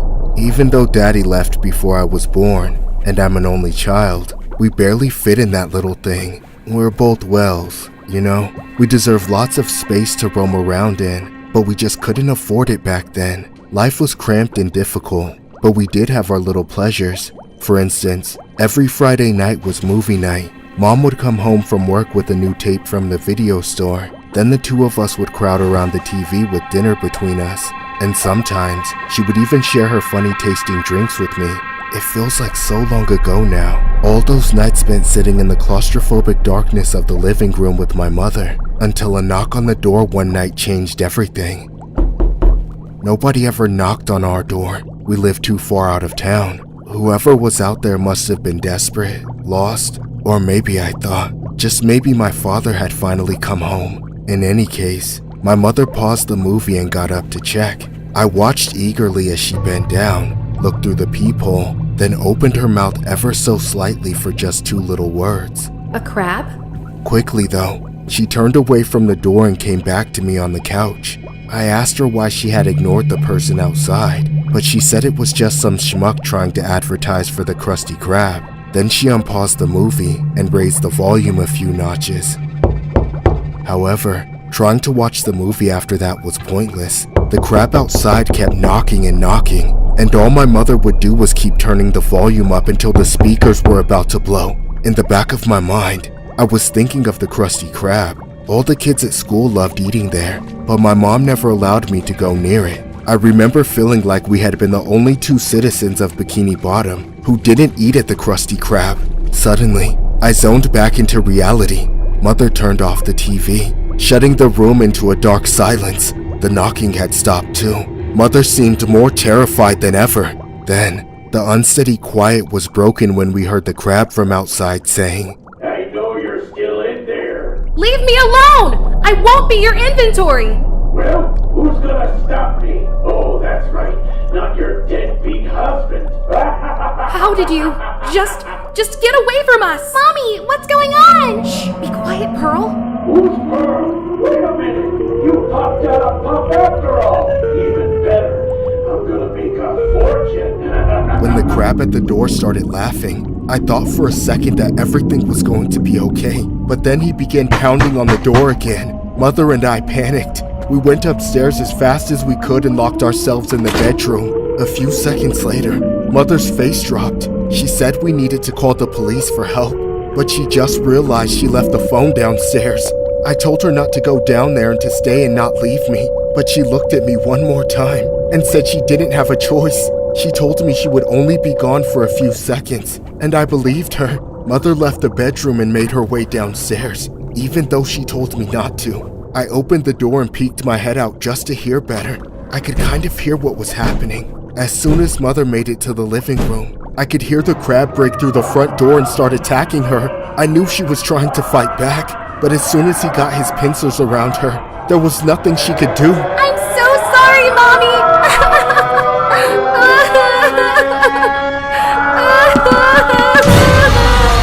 I barely managed to jump back into the room and lock the door. The crab immediately started breaking through, so I grabbed every piece of furniture I could to barricade it, though I knew it was only slowing him down, with nowhere else to go. I opened the window and tried to squeeze through it, but I was too big. I just got myself stuck, and then all I could do was look back and watch my fate unfolding before my eyes. The crab broke through the door, tossed the barricades aside like they were nothing. Then he looked at me and smiled.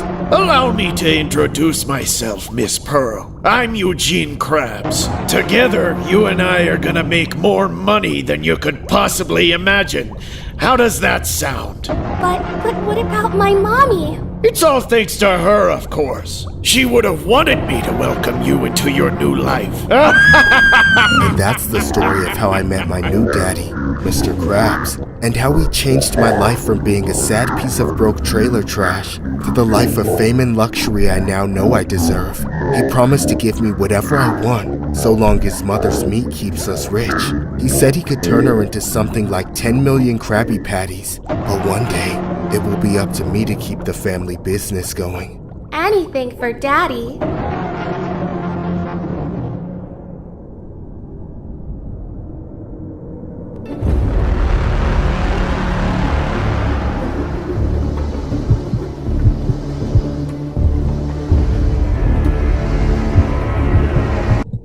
Six, 7. I don't know why everyone keeps saying that or what in the world it's supposed to mean, but to me, it just keeps reminding me the date my life went to shit.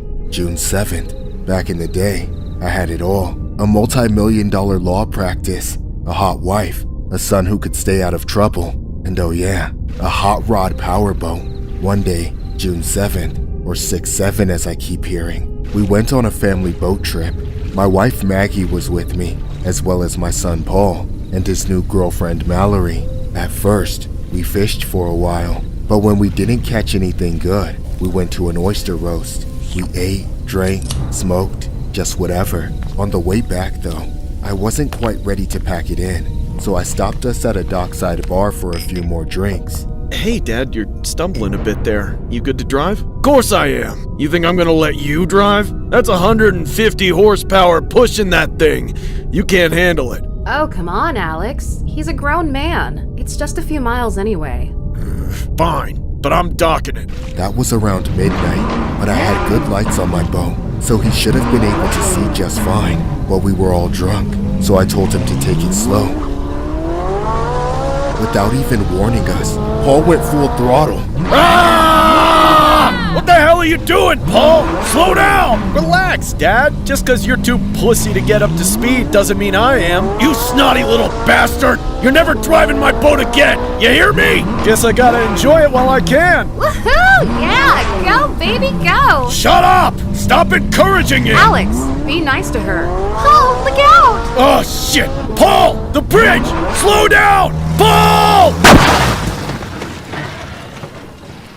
By the time he realized his mistake, it was too late. Paul crashed my boat right into Archer's Creek Bridge. We were all thrown overboard and plunged into the darkness of the river. It was pure chaos. I couldn't see anything, and the impact put this ringing in my ears that made it impossible to hear anyone calling for help. All any of us could do was swim to shore. Miraculously, my wife, my son, and I survived with only minor injuries. Sadly, that poor girl Mallory never surfaced. We searched and searched for her, but she was gone. Days later, they recovered her body 5 miles down the river. My son was blamed for her death and arrested. I never should have let him drive the boat in the first place. I knew he couldn't do it sober, but to make matters worse, he was wasted. After that, my life started falling apart. My wife blamed me for everything that happened. We bailed Paul out of jail and told him we would do everything we could to keep him from going to prison. But he was racked with guilt and just never the same after that. Then, a couple years later, as if God couldn't take anything else from me, I found my wife and son dead. They'd been murdered. It had to be revenge. The family of the girl that died, they must have known I'd keep my son out of prison. So they killed him. But my wife, why did they have to kill her? Was my family not already in ruins? Perhaps they don't care about the details of how their daughter died. They just wanted to blame everyone that had anything to do with it. Anyone who was on that boat. My boat. Which means it won't be long until they come for me. The father of the man who murdered their daughter. My only choice if I want to go on living is to find out who murdered my family. Prove it was them, and stop them before they kill me. That's my only option, right? It's not like someone could have already taken matters into his own hands. Someone else could have exacted revenge from the people who destroyed his life, who ruined everything he worked so hard for.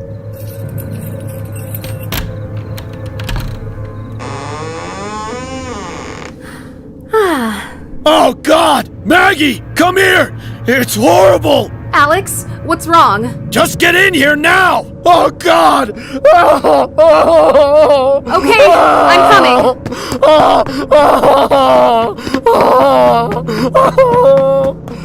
Alex, what's happening? Tell me!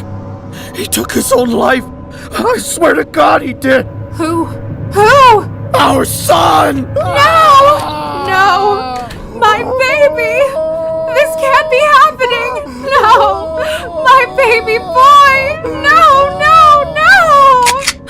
Don't cry. It'll be over soon. Please don't. Just be still. This won't hurt a bit.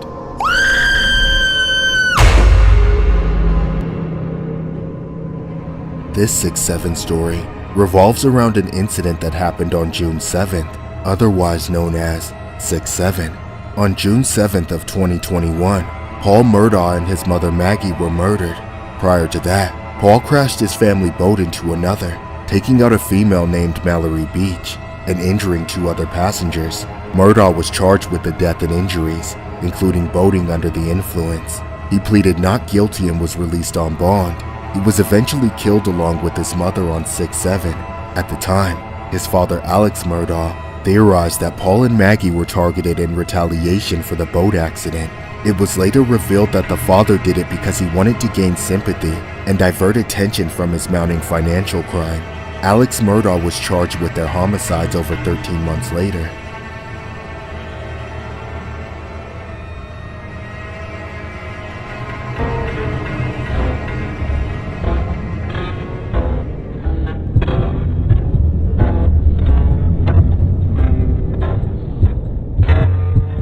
Home sweet home, or so they say. But over here, there's nothing sweet about life inside this anchor. Every single day, I have to act like it's normal. I keep quiet, forced to let all the citizens of Bikini Bottom remain ignorant of the hell I'm living in. Pearl. They all think I'm some kind of rich, spoiled brat sleeping on a bed of roses night after night. But in reality, this place is a dungeon, and the things that happen here would make Davy Jones himself sick to his stomach. My dad, Mr. Krabs, runs every aspect of my life, from the food I eat to the clothes I wear, and much, much more. All the material riches he showers me with come at a cost. For my entire life, I have been the backbone of that greedy invertebrates business, the Krusty Krab. The people of Bikini Bottom seem to always revere Mr. Krabs, under the false impression that he single-handedly runs the restaurant, which feeds the entire city their favorite food in the form of Krabby Patties. Little do they know, I live in constant fear, always in the shadow of that terrible, heartless man. He makes a fortune peddling those patties with the help of that sycophant SpongeBob SquarePants and Squidward Tentacles, the biggest sadists in this side of the continental shelf. The Krabby Patty recipe, this so-called secret formula, is kept under lock and key. Nobody gets to know who Mr. Krabs' supplier is, or where the meat comes from. If they knew, they might not ever want to eat at the Krusty Krab again. Today, I'm finally going to change that. My part in this nightmare must be known. I just hope people will understand that I never wanted any of this. Obviously, the meat must come from somewhere, which is my end of the deal. Whenever the meat supply starts to run low, or more like whenever Mr. Krabs is in the mood, he comes to me in my room. It's always late at night, after everyone else in the city falls asleep, but I can always tell when it's about to happen. These are the darkest nights of my life, but without them, the Krusty Krab business would crumble, so Mr. Krabs never gives me a choice. It's time. No, please. You already did it 3 times this week. Can't you just let me rest? Rest? What is it you think you do all day? Sitting in here? I'm hiding from you. Hiding? You're far too big for that, Pearl. My plump little meat pumper. Stop it! I don't want to hear that sick shit, please! You're supposed to be my father, not this. What? You don't like it when I call you a shell shucker? Ugh, no! A claw kisser? Shut up! How about crab trap? Stop! I can't listen to you anymore! I can't go through with Shut up! You know the routine. No, not again, please!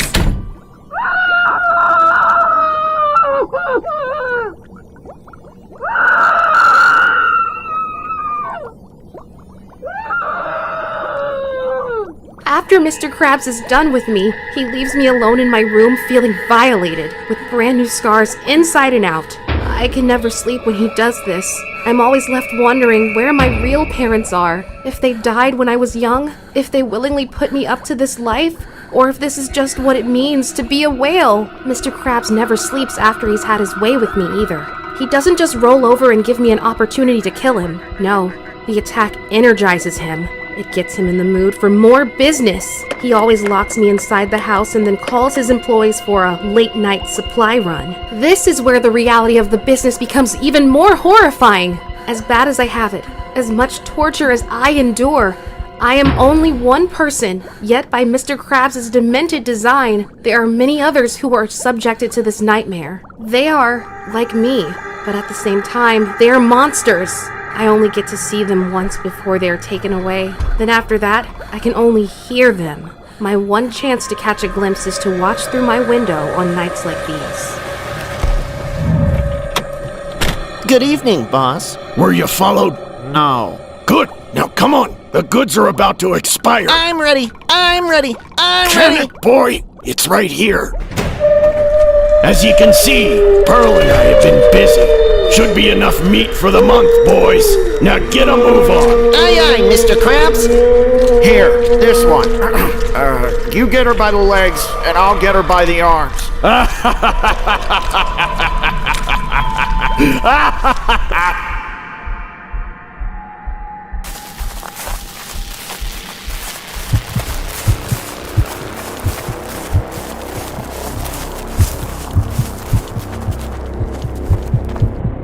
On an evening just days before Halloween, my parents went into town to go shopping. It was just me, my parents, and my little brother.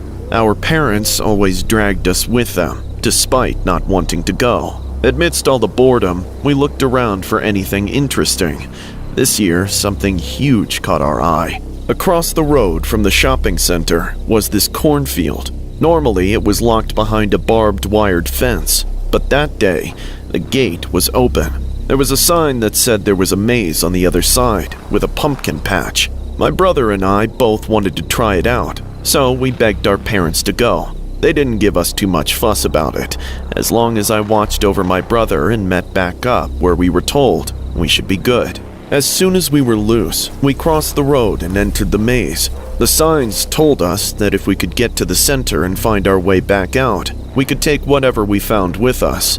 The rules felt a bit odd. No entry fee, no waiver, no hours of operation, just a good old-fashioned honor system. So, me and my brother started making our way through it. I led the way, while my brother followed. I began seeing the odd pumpkin growing out of the ground here and there the farther we progressed. It seemed like the increasing density of pumpkins was a sign that we were getting closer to the center. However, I never once considered that there was anybody else in the maze but us, not until my brother spoke up from behind me. Psst! Hey, do you hear that? All I hear is you yapping. Wait, just stop. What? What is it? Shh, just listen. It's people in the maze. So? It's open to the public. They're probably just trying to beat it like us. Now, let's keep moving before they get too close. I think they already are. You're just being paranoid. Come on. I didn't listen to my little brother when he first told me that there were other people near us. I didn't think it mattered. I thought he was just bringing it up to be annoying, but I was ignoring the sound of true concern in his voice. Despite his worrying, I kept pushing us forward. Soon, I started hearing the same footsteps more often, but I was sure it was only because we were getting closer to the center of the maze, where more people were bound to be. However, it wasn't much later before I could no longer dismiss my little brother's fears. Dude, we have to get out of here. What? Why? We're so close. And so are they. Who? The people that are following us. Oh yeah? And what do they look like? Scarecrows? No, pedophiles. Really? How does someone look like a pedophile? Well, turn around. They're right behind us. Huh? Man, I don't see anyone. Stop making shit up. I'm not. Yeah, you are. You're trying to scare me, but it won't work. When we get home, I'm telling Mom you ran into Victoria's Secret. What if I never get home? Relax, you're gonna be fine. Ah! Oh shit, hey, let go of him! The man came out of the maze and grabbed my brother right in front of me. I only had a moment to act before it was too late. I jumped in and grabbed my brother's hands and started pulling back. He was kicking like crazy, unable to get free. Suddenly, the man lifted my brother into the air and started to disappear back into the stalks. At the last second, I saw his crotch between my brother's feet, so I kicked it as hard as I could. After a few more seconds of desperate struggling, the pain finally hit him and he let go. My brother fell forward on top of me, nearly taking us both flat to the ground. We scrambled to our feet. Then I grabbed his hand, and we both started running. All I knew was to run away, back in the direction we started. Screw the maze. We cut through row after row of corn before we finally ended up outside the field. We hopped over the fence, then ran across the road. The entire shopping center stopped and swarmed us as we were both freaked out and screaming for help hysterically. It didn't take long for our parents to find us, and that's when we confessed to running off into the maze. Our parents called the police immediately. The maze got cordoned off until the men were found. Then, after we made the positive ID on them, they were arrested. And, of course, that they weren't able to hurt my brother. Obviously, though, I've never heard the end of this. I get told every single day to watch out for my brother, to not put him in danger, as if I don't already feel guilty enough about what happened. This story was inspired by a creepy pumpkin patch incident regarding two brothers who ended up in a dangerous situation while playing in a corn maze on a California pumpkin farm. The boys had been having fun in the maze and became separated from their family.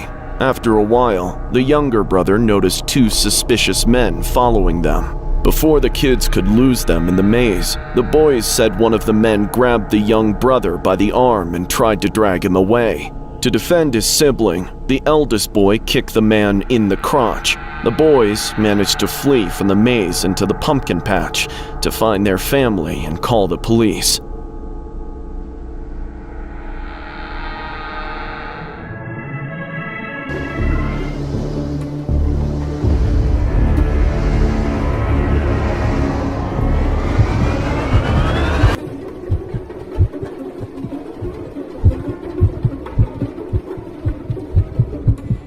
Six, 7. Yes, I'm 6'7". I grew up with my parents, and when they got divorced, I was devastated as hell.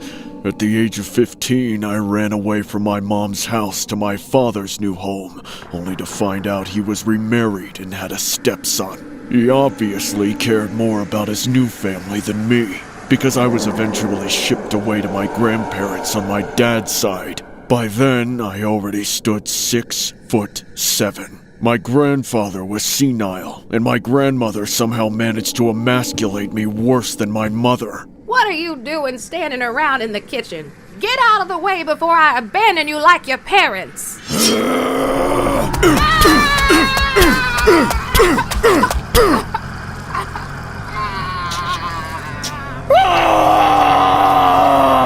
It felt so good taking out those old geezers.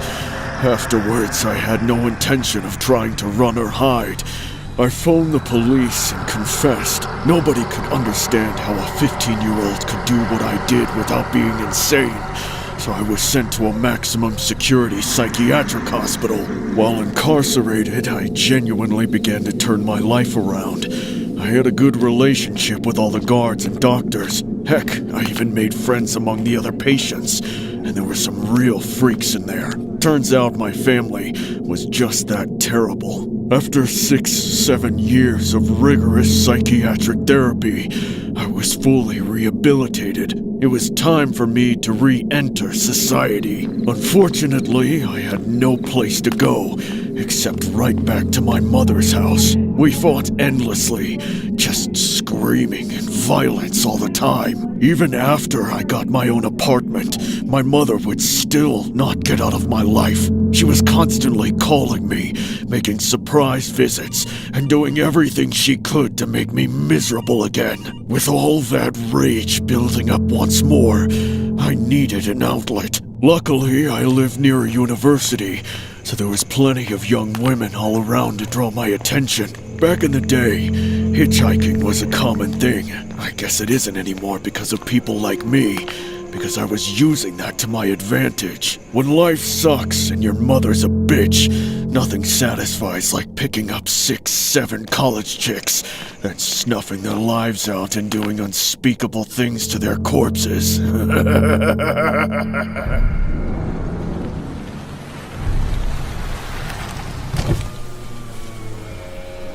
Need a ride?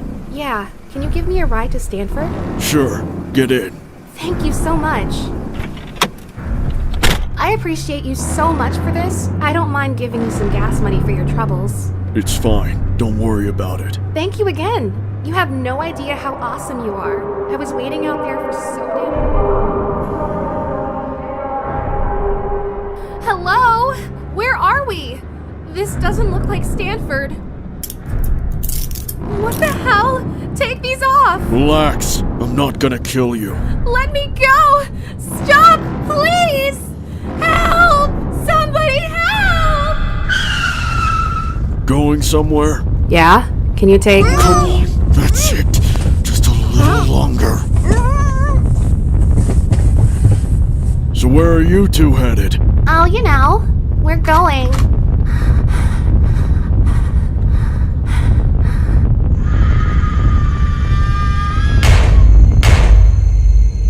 Man, those were the days. Sadly, all good things must come to an end though. And at some point, I had to admit that my heart just wasn't in it anymore. As much as I appreciated the freedom of being able to kill anyone I liked and have my way with their bodies, I honestly preferred my life in the psych ward. There was just one person I had to take care of before confessing to my crimes and going away forever. My mother. Truthfully, it all started with her, so it only felt right that it should end with her. Ed, is that you? Close the damn door. I'm trying to sleep. It's time, Mother. What?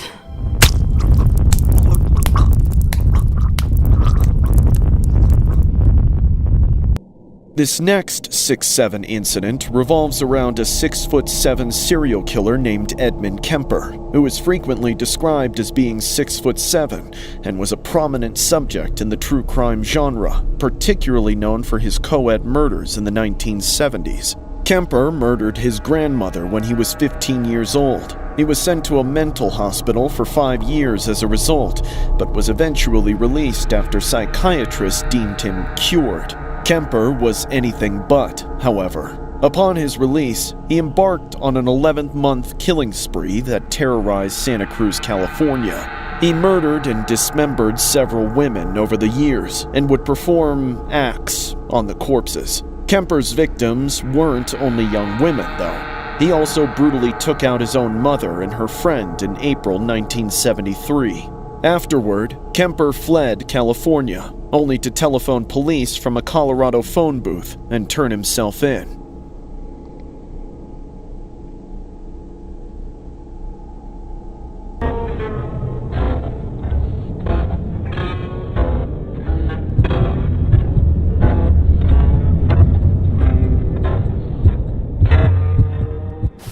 When I ran away from home, I never thought I'd see another whale again. But by fate, I met Moby, the whale who ran the rock bottom underground. He saw the potential I had, so he took me in and made me the queen of his empire. Moby was the king of rock bottom. His black market fence deals kept the gang warfare profitable. If a fiend wanted to buy some stuff, whether it be sludge from the tar pits or concentrated kelp extract, they had to buy from Moby's men. There was only one part of his operation that was lacking. He needed someone to show his hoes how to shut up, take off their bikinis, and give bottom. Moby's customers were tired of the worn-out octopus rubbing tugs and skimpy little guppies. They wanted more bang for their buck, more pushing for the cushion. And I was as plus size as they came. I kept the small girls in line and raked in customer after satisfied customer. Moby didn't mind that I was selling my clam because he knew I was doing it for him. We ruled rock bottom together with dreams of expanding into the impenetrable city of riches and snitches called Bikini Bottom. Oh, those were the days when Moby and I were still in love. We're gonna be yours forever, right, Moby, baby? Of course, baby. I'll never let you go. Never. Of course, all that went out the window when he knocked me up. As soon as he found out, he caught the foul scent of another clam and abandoned the entire city. His empire crumbled right after. All his hoes turned on me. None of the warlords would take me in. They were all too focused, grabbing whatever power they could. I couldn't even sell my clam on my own terms because everybody thought I might have killed Moby. Before long, I became desperate. I couldn't even support myself, let alone a kid. First, I thought about just getting rid of it. Then, I had a better idea. At the very least, the baby could make me some money. But before I could do all that, I had to deliver it all on my own.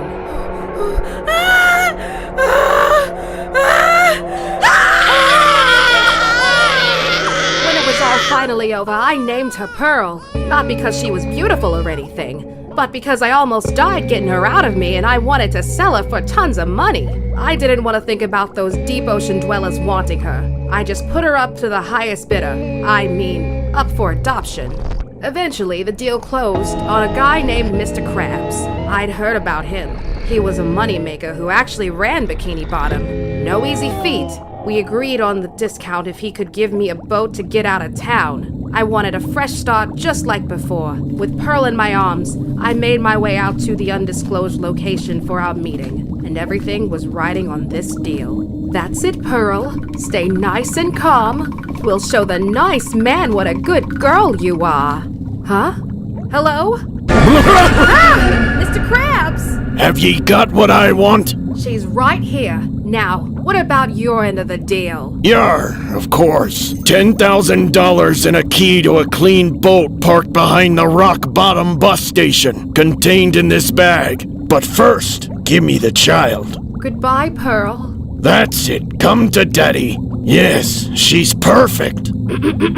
Oh, yes. Here. Hey! If I ever found out ye spoke of this to anyone, it won't matter where ye run. I'll find ye, and I'll grind ye. Understand? Yes, now just give me my money, asshole. Once I got the bag from that freak, I was home free. All I had to do was trek back to the bus station, then get the hell out of town. As I drove away from that nightmare, I started to imagine how I would build my new life without crime, or pimps, or any of that bullshit. But then I crossed the border into Bikini Bottom. That's when I noticed cops hiding behind the welcome sign. They lit me up as soon as I passed. I thought the vehicle was clean, so I pulled over and smiled at them, just to hear that I was driving a stolen boat. It was over. They searched the boat and found everything else they needed. A trunk full of illegal goods, and worst of all, thousands of counterfeit money. I tried to explain what happened to the cops, but they wouldn't listen.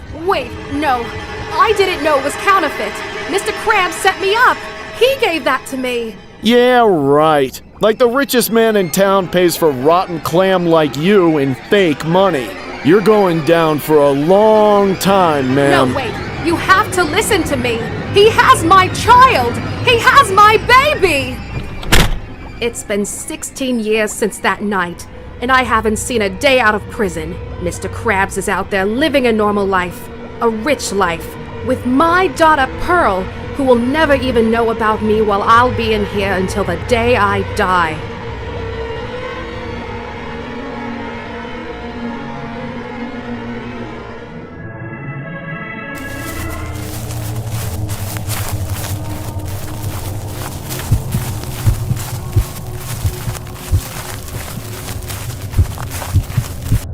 I used to go to my best friend Logan's house often. At the time, it was around fall, just a few days before Halloween. We did our usual thing, like hang out, play video games, surf the internet, eat junk food, and then I would crash at his house. Thankfully, Logan's parents were super chill. They weren't nosy and didn't mind if we stayed up late. But there was one small thing. They went to church every week and would force their overnight guests to attend Mass with them if they were going. Since it was a Saturday, they said we could stay up as late as we wanted to, as long as we made it to church with them the next day on Sunday morning. Unfortunately, after gaming until nearly 4 a.m., me and Logan overslept. We only woke up when Logan's parents got back from church.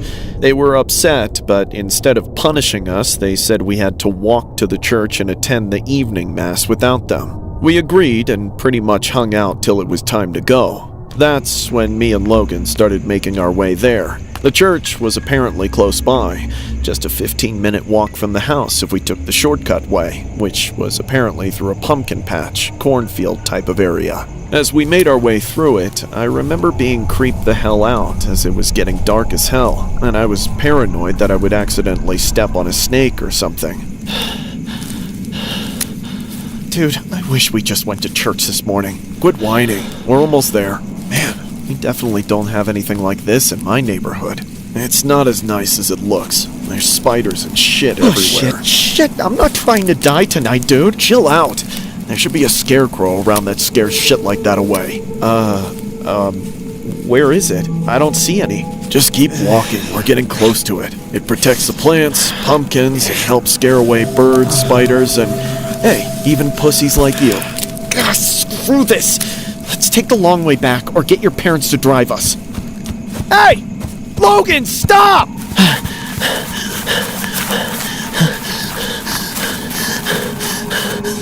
Logan, where are you? Don't leave me stranded here, you piece of shit! Logan!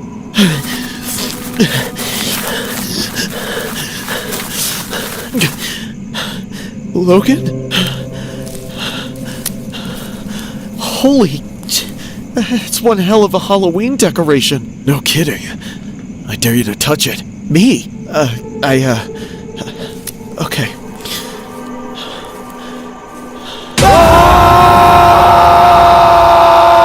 Run, dude, run! Logan! Logan, where are you? Shit! As soon as I realized we'd gotten split up, I tried to find Logan again. The last thing I wanted was for either one of us to get killed because we didn't stick together. I searched for him in that mess of random crops, pumpkins, and 1,000 other things that kept tripping me up. But when I finally found him, I couldn't believe what I was seeing. The scarecrow was lying on the ground, and Logan was kneeling over it, sobbing. My first thought was that he'd beaten it to death or whatever, but then why was he crying? He wouldn't answer when I called his name, so I slowly approached him and looked over his shoulder. That's when I saw it. The pumpkin had come off of the scarecrow's head, revealing clear as day that it wasn't filled with straw or made of pillows. There was a person inside. Not just any person, Logan's father. The blood belonged to Logan's dad, who was now dead before us. Not knowing how else to help Logan, I called the cops. They pieced together what had happened. It was revealed earlier that night, on his way to the store, Logan's dad had been robbed by some gang.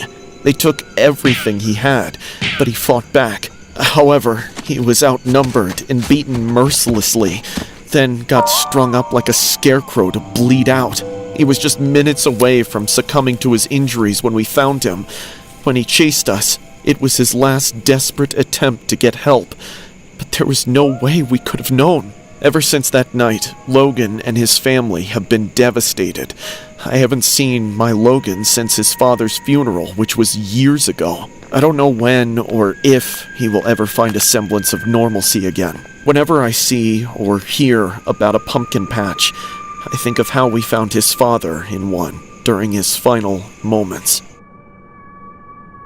This story was inspired by a disturbing incident regarding two friends who were walking through a Pennsylvania cornfield on their way to church one Sunday morning in 1909. While Maud Hofnagel and her friends were walking, she spotted something lying on the ground, which ended up being a scarecrow that had been knocked over.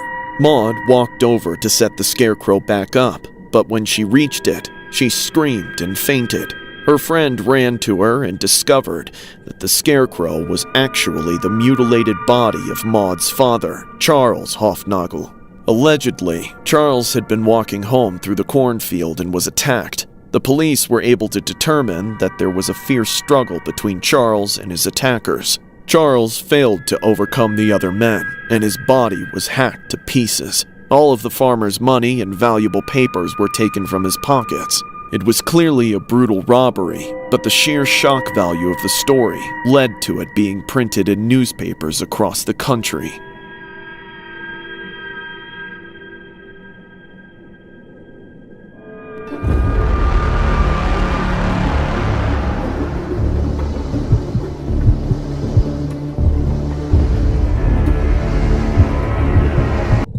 I've tried so hard to get this out of my head, but seeing 6-7 everywhere is forcing me to remember everything. My dad was 67 when it happened.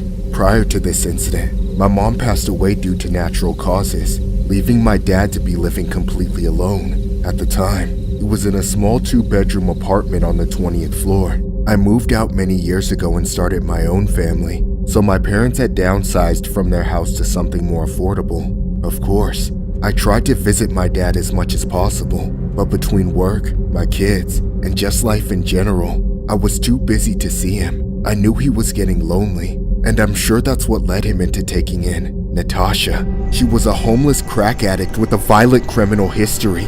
My dad didn't know anything about her past life though. All he saw was a person in need, and him being the way he is, he wanted to help her. From the start, I was against her being anywhere near my father. I'd seen her before lurking around the apartment block, begging for change, offering herself up in exchange for drugs, and making the entire neighborhood look like trash just by her presence. When I met her in person, it was even worse. She didn't have any redeeming qualities, no charming personality, not even a tragic backstory to explain how she ended up where she was. It became clear to me that she had chosen drugs and degeneracy again and again, using whatever means or people necessary, and discarding them when they no longer served a purpose. Not long after hoeing herself out on the streets, she eventually came across her next mark, who happened to be my dad. It's not surprising to me that she spun a web of lies and delusions to convince my dad to take her in. And since my dad was so emotionally vulnerable, it worked. Ever since she started living in my dad's spare room, she caused nothing but chaos and catastrophe.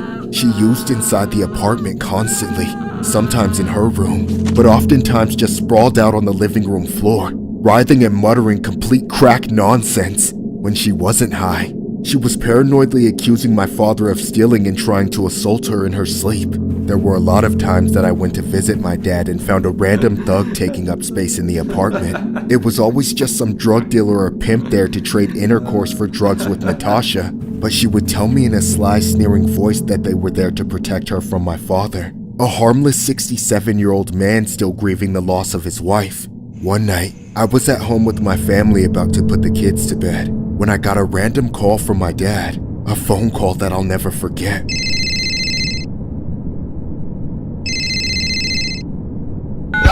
Hello? Dad? Are you there? Dad? What's going on? Dad? Shit! When the call dropped, I had no idea what was happening. I drove there as fast as I could. A million things were running through my head. I never had my dad sound so scared in my life. What could that bitch be possibly doing? As soon as I got to the apartment, I didn't bother knocking. I busted right through the door. When I saw what was happening though, I knew it was already too late. My dad wasn't moving. He was just on the floor, with Natasha on top of him. as she stabbed him again and again and again. I was in shock. I couldn't move. I wanted to kill her. I wanted to run. All I could do was watch. A few seconds later, she finally noticed me. You came for him! I'll kill you too! She came right at me. I put my hand out to grab her wrist with one thought in my hand. Don't let her cut me. She spat at me and tried to bite me, flailing around like crazy. I finally wrenched the blade out of her hand when I buried my nails between her bones. But I still couldn't hold on to her. She shoved me back, then ran off. There was no way in hell I was going to follow her. She'd nearly killed me. And also, my father was still there. I went to him, but he was gone. With the amount of blood, the number of stab wounds, there was just no way. I called 911, hoping despite it all that he could survive. But sadly, the paramedics just confirmed he was dead by the time I got there. The cops located Natasha soon after, in a nearby alleyway, absolutely cracked out of her mind. Today, I am still grieving, still making sure that wretched waste of flesh never sees the light of day again. As I try to move on, so many little things bring the pain rushing back. My father was 67 when he died, and now every time I hear some kids say 6'7", it's like a punch in the face. This next 6'7" story revolves around a 67-year-old widower male who was stabbed to death in an apartment which he had shared with his late wife for almost 2 decades. The suspect, Natasha McCallum, 42, was arrested and charged with second-degree murder after Robert was found with fatal stab wounds inside his 20th floor apartment. Robert's son said he knew McCallum had been living with his father for a few weeks after his father offered to take her in. Apparently, this Natasha girl was homeless and she needed somewhere to go. And the way my dad is, he is very caring and giving and offered her a place to stay. The victim's family was upset to learn that the suspect charged with his murder was eventually out on bail. The family has started a GoFundMe campaign to help cover funeral expenses for Robert.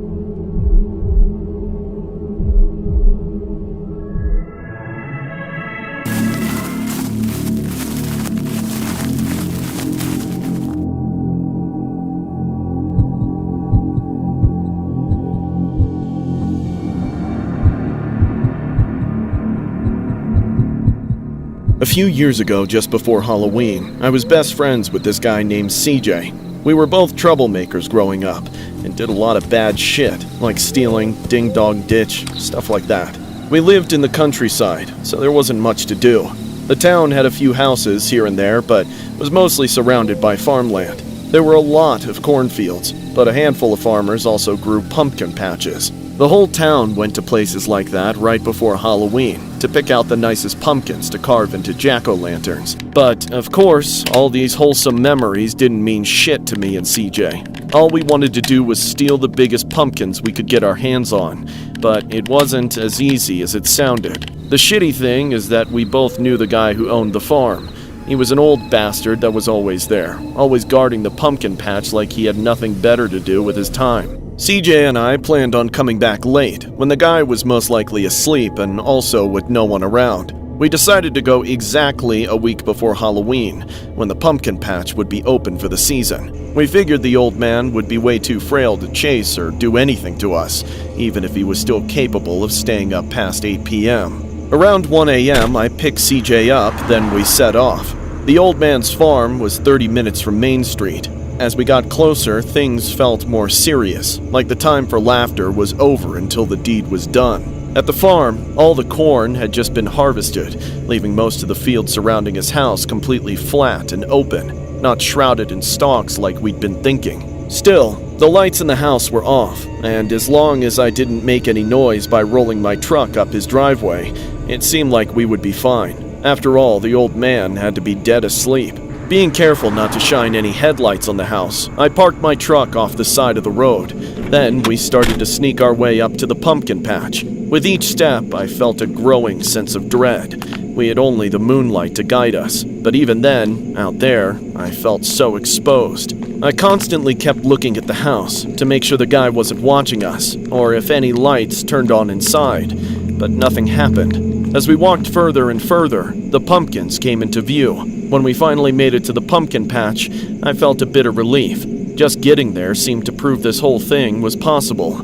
and now we were surrounded by what could end up being hundreds of dollars worth of pumpkins. All that was left to do was start carrying the goods to my truck. But then, CJ took out his phone and turned on the flashlight. Dude, what the hell are you doing? Turn that off! Relax, he's not gonna see us. We got all the way here, didn't we? Yeah, without flashlights. Stop screwing around. How else am I supposed to know the good from the bad ones? They're all good, dumbass. Just turn that light off or I'm leaving. Now! Don't you dare leave me here, chicken shit! Shit! Run! After the first shot, we ran for our lives. We tried to find our way with CJ's flashlight, but it kept leading the shooter right to us. Shot after shot rang out, blowing the pumpkins at our feet to pieces. I thought for sure it was going to be one of our skulls next. But then, out of nowhere, we ran right over a ditch. Both of us tripped and collapsed into the dirt, just a yard or two from where we fell. CJ scrambled to shut off his light. Then we huddled as close to the bottom of the ditch as we could, trying to disappear. We kept an ear out, listening. There were no more shots, but soon there were footsteps. They sounded just like our footsteps, just crunching across the flat, dead corn. They more than likely knew we were close, like they didn't have to wander to find us. Finally, I made a judgment call. If they got any closer, we were both going to end up in jail, or even worse, die.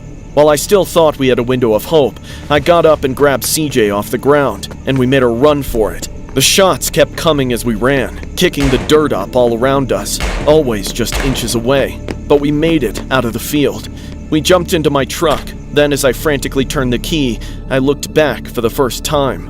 In the middle of the dark, empty field was the old corn farmer standing right there, holding a hunting rifle while looking dead at us. I didn't look for long. I got the car running. Then I spun around and stepped on it all the way home. And that's the story of when CJ and I successfully got away with attempting to steal the old man's pumpkins while literally dodging death. He gave us all the warning we needed. CJ and I remained friends after that night, but we never tried anything so stupid again. Not after we almost died trying to steal pumpkins. This story was inspired by an incident regarding a pumpkin robbery. Farms View Road Stand in New Jersey was robbed of 200 pumpkins, and the thieves were caught in the act by the security cameras. At first, it might not seem like this would be a very profitable crime, but according to the owner of the pumpkin stand, they would have ended up selling for close to $3,000. The owners of the pumpkin stand were so distraught over the loss of the pumpkins that they offered a cash reward to anyone who had information on the suspects. The robbery itself happened in 3 stages. The security camera showed a vehicle approaching the pumpkin farm 3 different times during one night, and a team of individuals jumped out to load up the pumpkins. It was a calculated plan for stealing the pumpkins, and we may never know their motive. Fortunately, if the thieves' intent was to try and shut down the family-owned pumpkin stand, they were unsuccessful.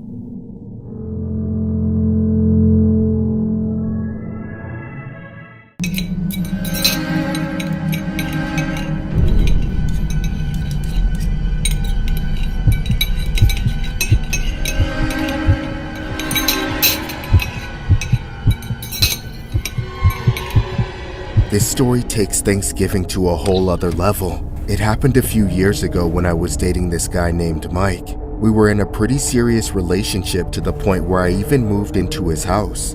He was an alright guy, except he had this unusually weird thing about him. He owned a pet turkey which he kept in his basement. I found it odd as hell, but just went with it. I didn't think it was a big deal seeing as the turkey was harmless and kept away from us and the rest of the house downstairs. Plus, Mike solely took care of the turkey and didn't expect me to help him at all, which I was completely okay with. The day after I officially moved in, I always avoided it.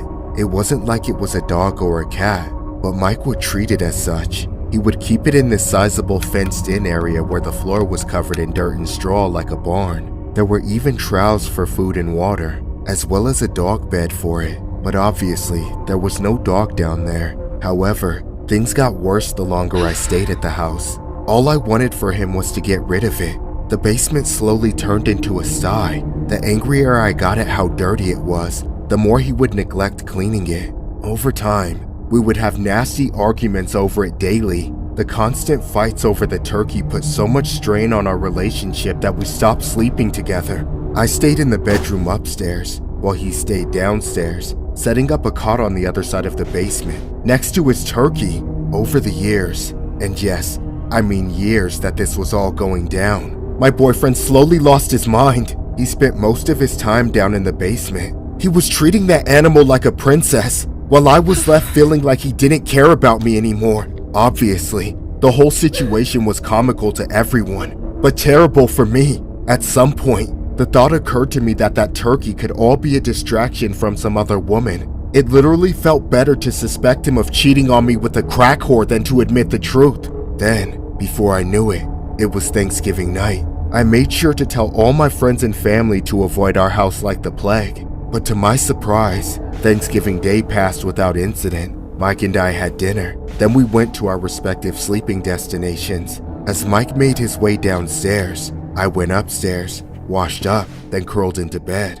About an hour or two into my sleep, I remember being awoken by loud, strange noises coming from downstairs. It sounded like my boyfriend was with another woman. He was shouting and grunting, and there was this crazy high-pitched wailing echoing through the house. Furious, I went to the kitchen, grabbed a knife, then I went to the basement door. I pressed my ear against the door and tried to listen closely. I couldn't really make out who or what exactly was happening down there, but it sounded freakish, like Mike was cheating on me on Thanksgiving. Left with no other choice, I opened the door and started making my way downstairs. What the hell are you doing? If I thought my world turned upside down when I first saw my boyfriend's turkey, my universe completely shattered when I saw what was happening to it. My boyfriend was screwing the goddamn turkey. He had the helpless thing strung up so it couldn't escape as he had his way with it. I'd never seen anything so brutal, so sick.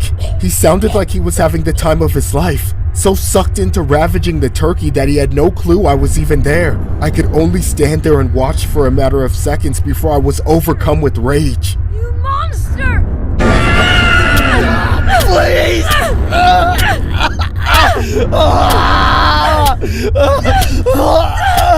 Once it was all over, my boyfriend was writhing in a pool of his own blood.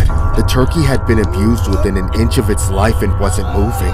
After hating it for so long, I felt terrible for it at that moment. I can't imagine how much it must have suffered. I called the police right after, not expecting either of them to survive. But in a cruel twist of fate, my ex-boyfriend recovered from his injuries and went to jail for animal cruelty, while the turkey succumbed to the psychological trauma and eventually starved itself to death. I eventually turned myself into the police, so I'm serving multiple years in prison. I know what I did was justified, and there's an argument to be made that I should have gotten off scot-free, but at least my sentence was heavily reduced. However, as much as prison sucks, nothing compares to the weight of this memory in my head. I'll never unsee that sight. No matter what happens for the rest of my life, this will go down as the most horrifying Thanksgiving ever. This Thanksgiving story was inspired by a viral image that surfaced on the internet in the early 2000s. It showcases the mugshots of two distraught individuals who appear to be a couple.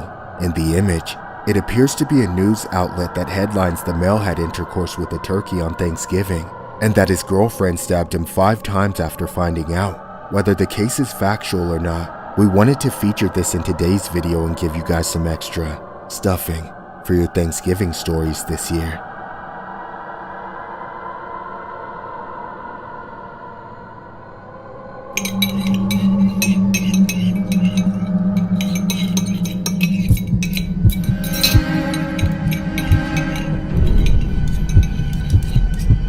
It was the night of Thanksgiving. I've been married, had kids, gotten divorced, retired, and watched all my children grow up and leave home. I didn't want to spend my final years alone, nor did I want to remarry, so I decided to get a roommate. That's when I got back into contact with an old friend, a guy named Frank. In all honesty, Frank and I used to be good friends, but that was probably 30 years before we started living under the same roof. Back in the day, we could complain to each other about work, women, and children, but none of that stuff was a factor in either of our lives anymore. As it turned out, we were both bitter assholes who were impossible to live with. Every single day, there was a new pointless argument over some stupid little shit. We could never compromise or work together on anything. We cooked our food and cleaned up our own messes. I had my side of the fridge and he had his. Our bathrooms were separate. Hell, we even had designated seats in the living room. For Thanksgiving this year, neither of our families wanted us around, which left us stuck together. Food was always our biggest point of contention, so there was an unspoken agreement between Frank and I that I would make and eat my own Thanksgiving dinner and he would worry about his own. By the time I was finished, I was exhausted from both the cooking and the heavy eating. The rest of the turkey needed to come to room temperature before I put it in the fridge anyway, so I left it on the counter and went to my room for a nap, but not before giving Frank an explicit warning. Hey, Frank, I'm laying down for a bit. Don't eat my turkey! Sometime later, I woke up much later than I expected. It was night out, which meant I must have slept for at least 3 hours. I turned on my bedside lamp and tried to get a bearing on things. I hadn't planned on sleeping for so long, so I was a bit disoriented. As I came to, I heard some noises outside my door. It didn't sound like one of Frank's TV shows, as it's usually some war documentary playing at maximum volume while he sleeps on the recliner. This was different. Quieter. Too quiet for Frank to be listening to it, but loud enough for him to be making the sound. With a significant degree of suspicion, I crept up to my door and opened it. The sounds coming down the hallway were clearer now. It was coming from the kitchen, yet there were no lights on anywhere except my room, so there was no way he could have been cooking. Quietly, I shuffled my way down the hall. I knew Frank wouldn't hear me coming, so I knew whatever he was doing, I was about to catch him red-handed. Once I reached the end of the hall, I poked my head around the corner, and sure enough, there he was. My turkey was still sitting on the kitchen counter, and Frank was hunched over it, pulling it apart with his bare hands and eating it like a wild animal. I don't know what came over me in that moment, but I couldn't contain my anger with him anymore. Frank! Frank! Cut that out! I said hands off my turkey, damn it!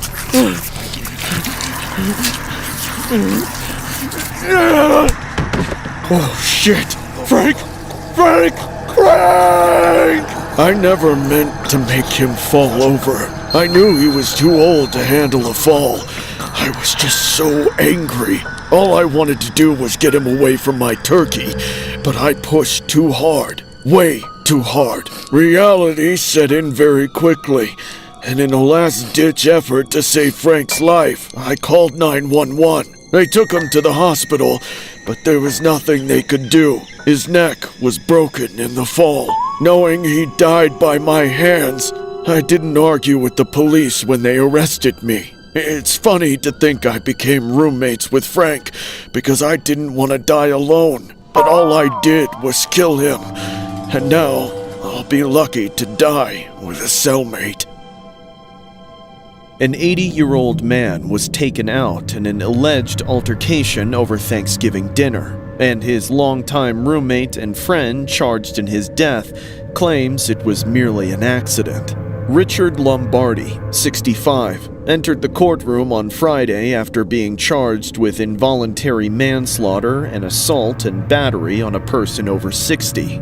Lombardi's roommate, Frank Griswold, was pronounced dead at the hospital on Wednesday night after police say he was pushed to the ground by Lombardi, hitting his head and breaking his neck and nose in the fall. According to court documents, Lombardi said he asked Griswold not to go near the turkey he had made for Thanksgiving dinner. When Griswold went into the kitchen to wash dishes near the turkey, Lombardi grabbed him and pushed him to the side. causing his feet to be tangled underneath him, sending him to the ground. The two men were friends and had been living together since 2001. Lombardi is currently being held without bail.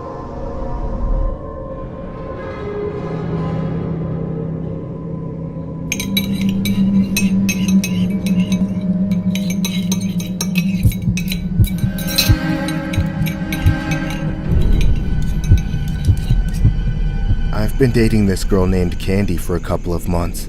We eventually wanted to move in together after some time, suggesting that I move in with her and her parents. That way we could save up and get a place of our own. I was of course nervous as hell considering I never met her parents before. Candy suggested I meet them for Thanksgiving and to pitch the idea to them, so I agreed.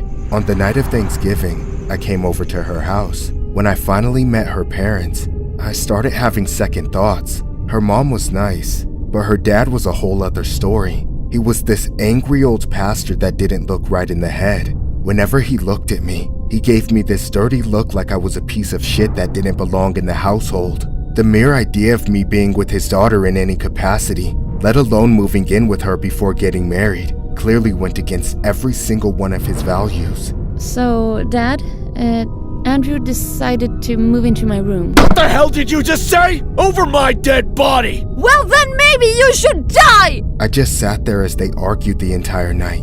By the end of the night, it had been decided. I was moving in. I felt nervous about the whole thing, but Candy said it would be fine. Despite her reassurance, things didn't go great. Her dad didn't want me there. He gave me dirty looks whenever we crossed paths, and he was always talking about how Candy and I should break up. I spent as much time as I could at work, and whenever I got home, I would lock myself in our bedroom. I was always too scared to be out in the living room alone. It wasn't just me he was having problems with either. He was always arguing with his wife and daughter, usually about me. I honestly couldn't understand how he was ever a pastor, because the man had severe anger management problems. But many nights, we could hear him breaking things downstairs, and on several occasions, he even tried to break through our door, knowing how violent he could get. I begged Candy to just move out with me, even if we had to sleep on the floor for a few months, but she was adamant. She and her mother were dead set on proving to her father that he couldn't control them anymore. They would rather play the game of cat and mouse to avoid him than leave. We did it for an entire year, and honestly, it was hell. Finally, Thanksgiving rolled around once again, the anniversary of when everything went wrong. Candy's dad was supposed to be working late at the church for a special Thanksgiving charity event, which meant that at least for one night, we could have a little peace and quiet. We cooked a decent Thanksgiving feast, with plenty of leftovers planned of course, then set the table for 3. As the man of the house for the evening, I carved the turkey, then we finally sat down to eat. At last, it seemed like we could breathe, but then all of a sudden...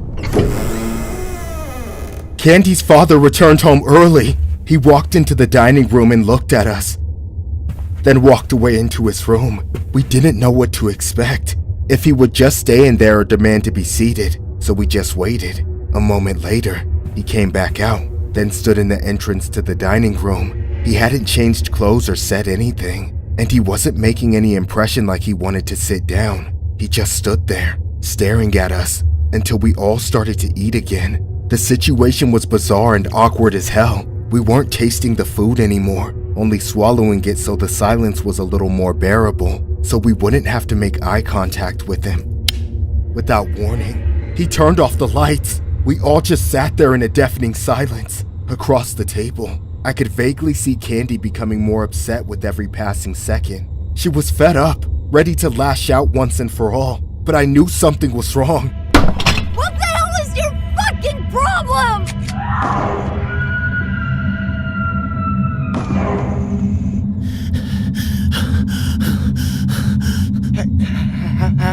Happy Thanksgiving.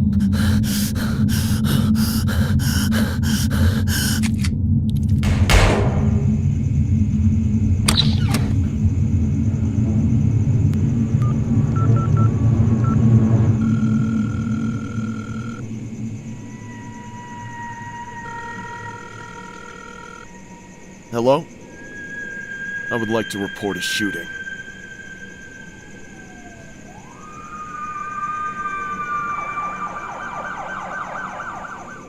A Virginia youth pastor is jailed and being charged in the Thanksgiving night deaths of his wife, stepdaughter, and the stepdaughter's boyfriend. Christopher Gaddis, 58, was charged with 3 counts of first-degree murder and 3 counts of using a firearm. Allegedly, an argument erupted, though the exact details remain unclear.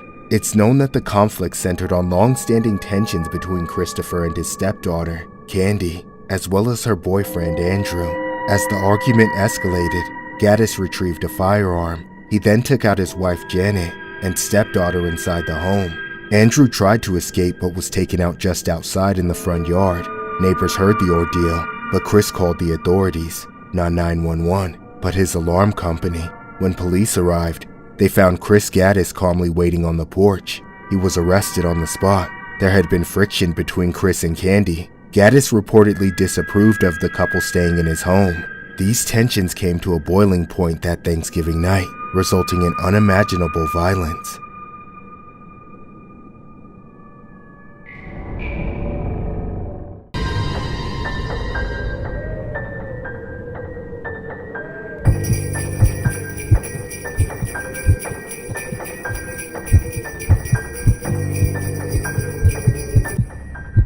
This happened a few years ago on Christmas. At the time, I was just a kid, and as I grew up, I gradually became aware of how messed up my family was.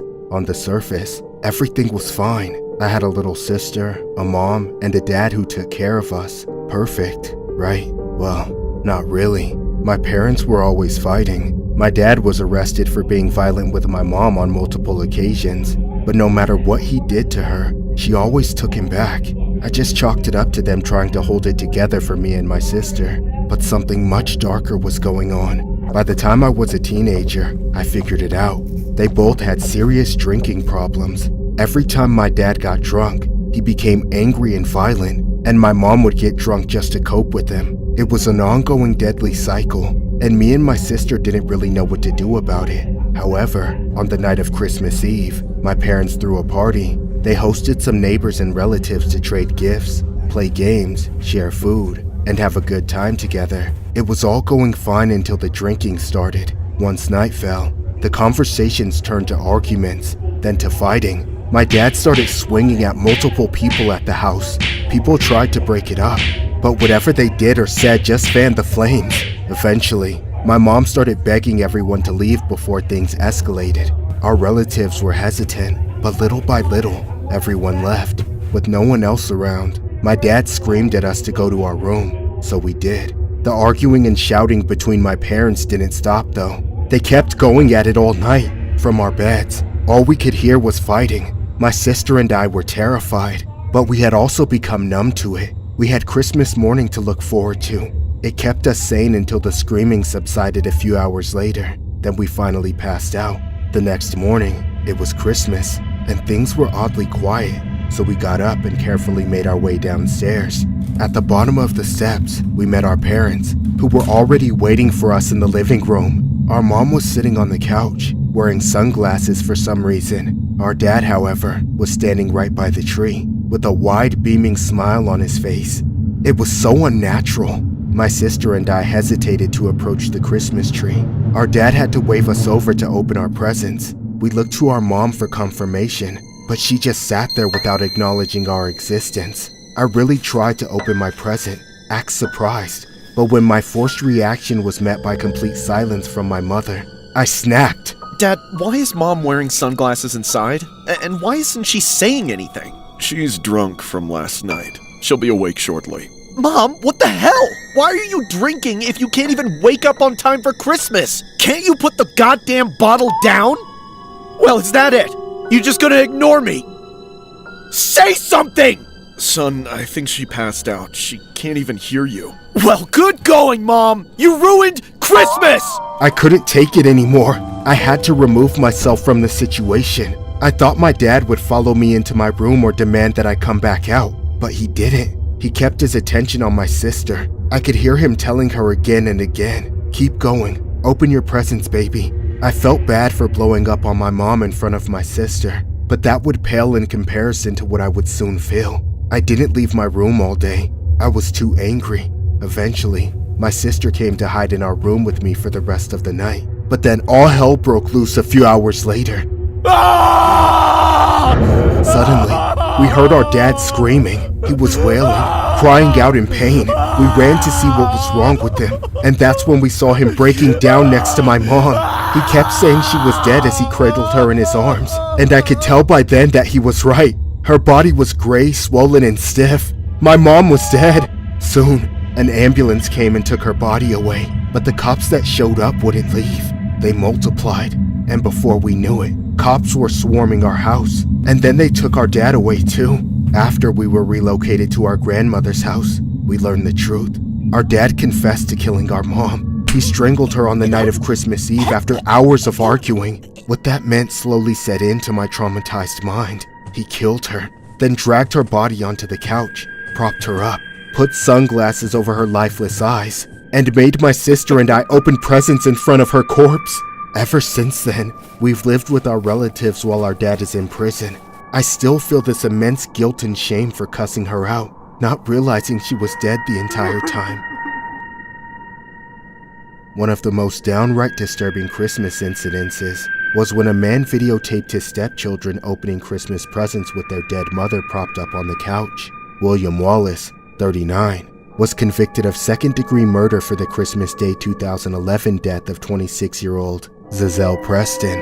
Jurors began deliberating Tuesday and reached a verdict the next morning. The victim's 2 daughters from a prior relationship and the couple's baby were in the apartment at the time their mother passed. Authorities determined Preston died at about 1 a.m., but Wallace propped up her body on the couch while he videotaped the girls opening presents later that morning. Wallace called 911 at around 9:30 a.m. that Christmas morning to report his wife needed medical help, according to police. Wallace has a known history for going to jail in the past because of past physical altercations with the victim. 3 days before the victim's death, she told family members she wanted to leave Wallace, but unfortunately, it was too late.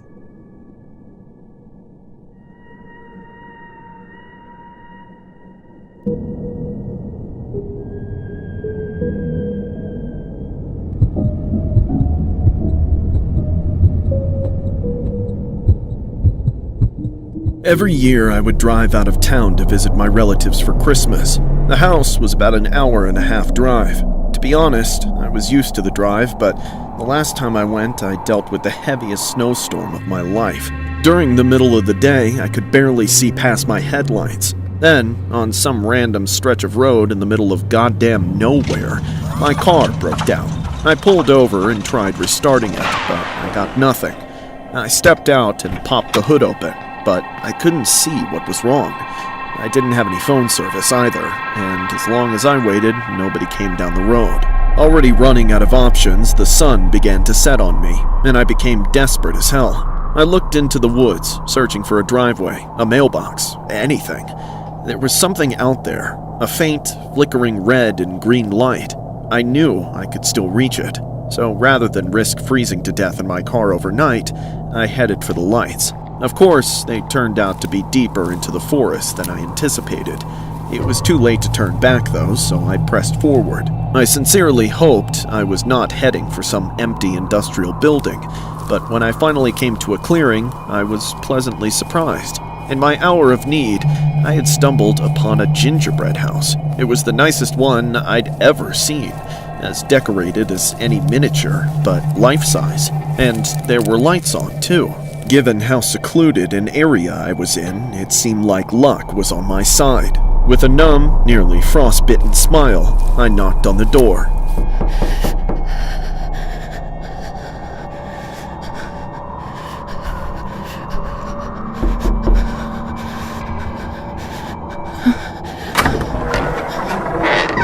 Wow! I can't believe it! What do you want?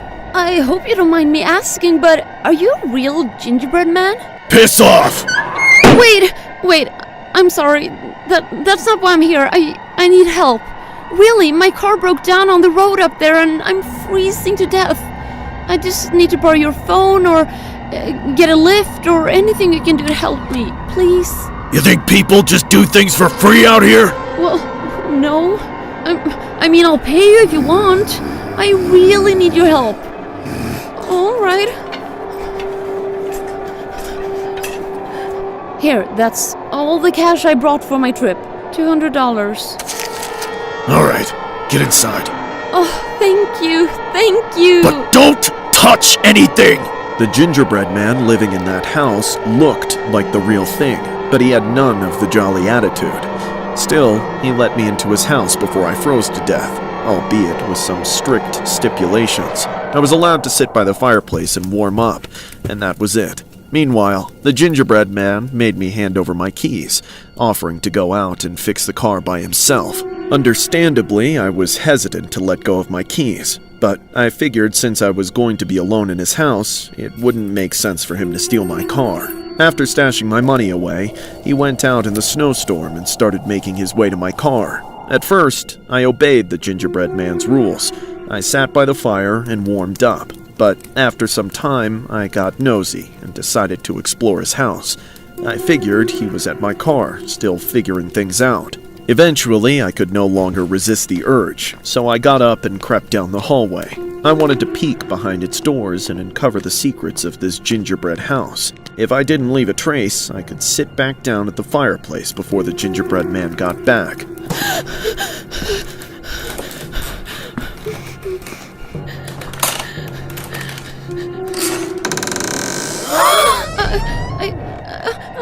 I'm sorry, I didn't... I thought I told you to stay put! Ah!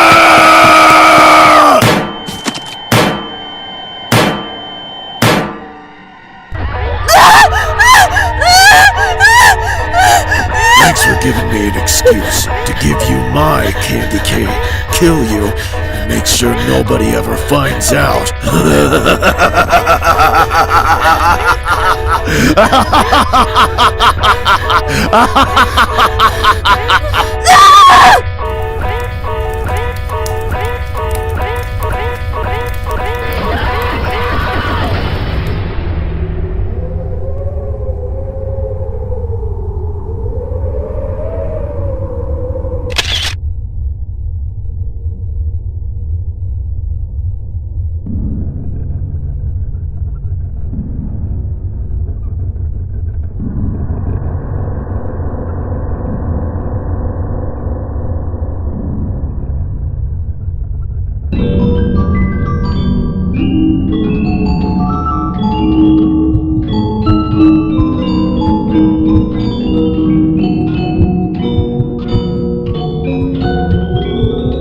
I can't stand Five Nights at Freddy's.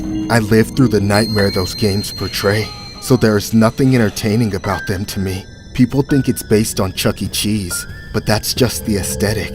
The truth is, Five Nights at Freddy's is based on a horrific true story, and I was unlucky enough to be at the center of it. Many years ago, I was just a little kid, a scared orphaned boy at the mercy of the foster care system. I was brought into a foster home run by an old retired couple. The grandma-grandpa pair already had multiple foster kids in their care. They were nice, but during our very first conversation, I knew there was something off about them. Who are you? Can you tell me your name, mister? I know you're scared, little fella, but I promise you're going to fit right in. Do you like teddy bears? Mm-hmm. Do you want to see one? Okay. All right, then. Why don't you follow me? I thought they were going to give me a new stuffed animal as a welcoming gift, but instead, I was shown their creations. 5 gigantic animal costumes were sitting around the house, each of them some kind of home-sewn amalgamation of different parts. I had no idea if they were supposed to be bears or rabbits, so I just pretended they were a kind of animal I hadn't learned about yet. In fact, I couldn't even look at them. Something about it just creeped me the hell out. I knew I made the right call when I finally got to talk to some other kids. According to them, our foster parents worked hard to create them just so the kids had something cool to look at or play with when walking around the house. Later on, I made friends with a kid I'll just call Sean. We quickly became close as we shared a room and a teacher at school. We did pretty much everything together. I was happy to have a friend as well as a new home, but the longer I lived there, the worse things seemed to get. Gradually, a stench built up in every room and every corner of the house. Nobody could figure out where it was coming from. Beyond our general living conditions, Creepy things were happening more and more. At night, I could hear noises outside my room. They sounded like distant screams somewhere, but I was too scared to leave my room to check. Along with everyone else, I started to lose sleep. I was wide awake every night, trying my hardest not to listen to those horrible noises, but I always failed, leaving me falling asleep all day at school. One day, my friend Sean got sick. I got out of bed and went to get him up so we could get ready together, but he could barely keep his eyes open. I didn't know what was wrong with him. Our foster parents said he was running a fever, so he would have to stay home. I didn't want to go to school alone, but I didn't have a choice. When school was done, I went home. Sadly, the second I walked through the door, both my foster parents were right there waiting for me with awful news. They told me Sean had been taken out of the foster program. He was gone. I didn't even get to say goodbye. Devastated, I went to my room to cry for a while, but it was about to get so much worse than I ever could have imagined. The second I walked into my room, I saw it. There was a new monstrous costume sitting in the middle of the floor, and its eyes, they were human. They were familiar. I'd seen those eyes before just that morning, but now they were hidden behind all these wrong, fake animal parts. I ran right down the stairs and out of that nightmare house before anyone could catch me. The first person I ran into, I begged them to call the cops. Finally, the police searched the house, and my foster parents were arrested when the grisly truth was unearthed. All the costumes in the house were filled with corpses. Those demonic people had been sewing their foster children into these animal suits, cutting and twisting and breaking their bodies, reforming them with brutal amateur surgery into the abominations I was living with. The foster care program was just their scheme to collect more victims. The worst part is what they did to my friend Sean. They made him sick and helpless by overdosing him with medications, then put him through hell to make him fit into that costume, placing him in our room for me to discover like it was some kind of sick joke. But unfortunately for them, my mind hadn't yet been broken. Not completely anyway. I knew Sean was in there, and I wasn't going to stick around to share his fate. The news of this story shocked the small town I lived in, but this all happened before the days of the internet, so it managed to stay our town's darkest secret. That was until someone turned my most traumatic experience into Five Nights at Freddy's and put it on blast for the whole world to see. Thanks to those games, I now face constant reminders of what happened. This FNAF story was inspired by a viral incident involving a couple named Martha and Eugene Grimes, who were known for fostering children and aiding the needy, but were really harboring dark secrets in their Victorian home. A series of disturbing photos showcases the Grimes couple, terrified victims, and horrifying bear costumes, which were allegedly what the Grimes couple used as taxidermy for their victims. It was said that the couple took out dozens of foster children by sewing them into animal costumes. Guests seeking refuge were sedated by the Grimes and forcibly stitched into animal costumes, turned into unwilling performers for a perverse entertainment. The Grimes' grotesque charade continued undetected for 18 years, the truth hidden by the couple's veneer of generosity and community spirit. The horrors were unearthed in 2022 when a former foster child, triggered by the game Five Nights at Freddy's, recalled the trauma, leading to a shocking investigation. As the investigation deepened, authorities uncovered a mass grave on the property's outskirts. Amidst the overgrowth, many victims were found, still grotesquely bound within their costume prisons.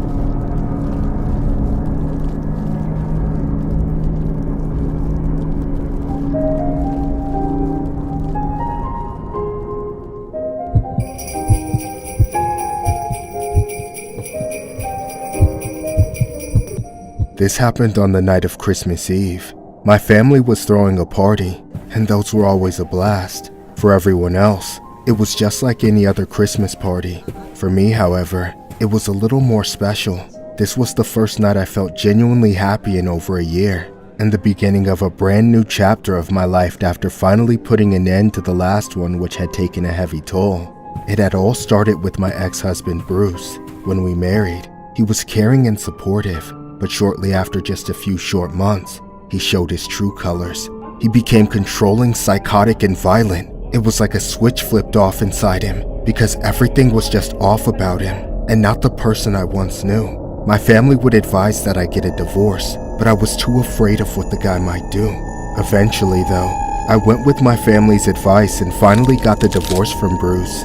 But the second it was finalized, Bruce went off the deep end, and his paranoia transformed into psychosis, showcasing his violent tendencies. You daughter of a bitch! I hate your guts! I wish you never existed!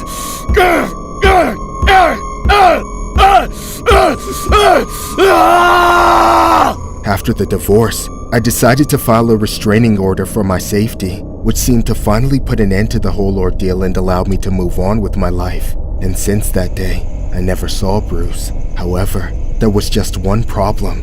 Bruce's brother literally lived right across the street from me.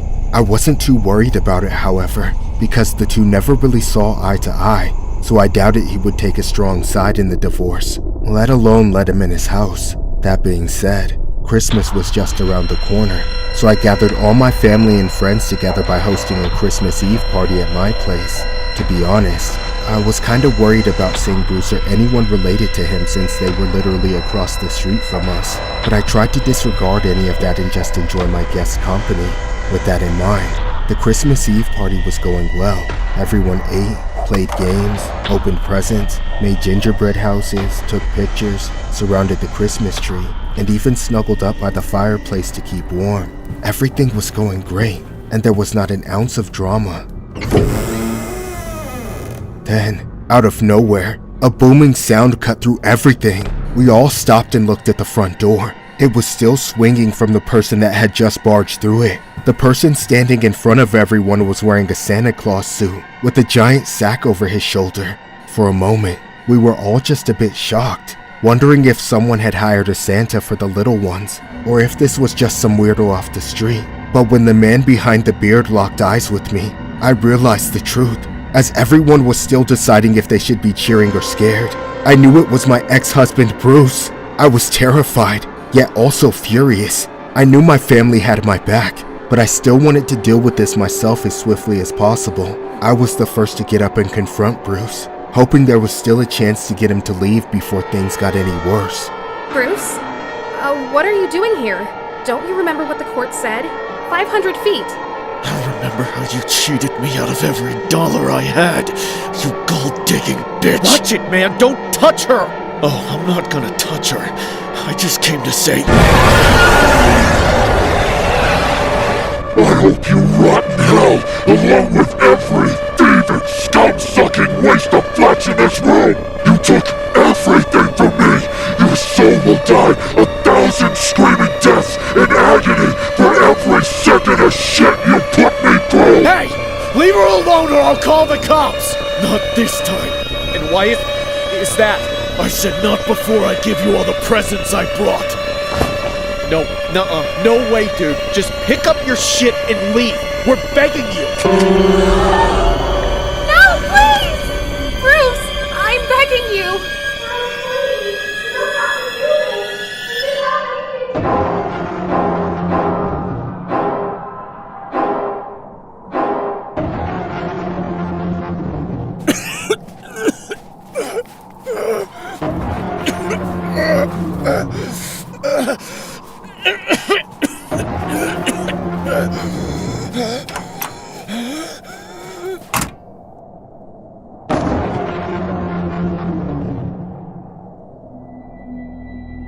The Covina massacre occurred on Christmas Eve 2008, when Bruce Jeffrey Pardon, a disgruntled ex-husband dressed up as Santa Claus, entered a property belonging to his former in-laws in Covina, California, and took out the 9 people before setting the house on fire, and then doing the unthinkable to himself later on at his brother's residence in the early hours of Christmas Day. Police speculated that Pardo's divorce, which had been finalized only 1 week before the killings, was a factor in why Pardo had decided to take out his ex-wife and her relatives.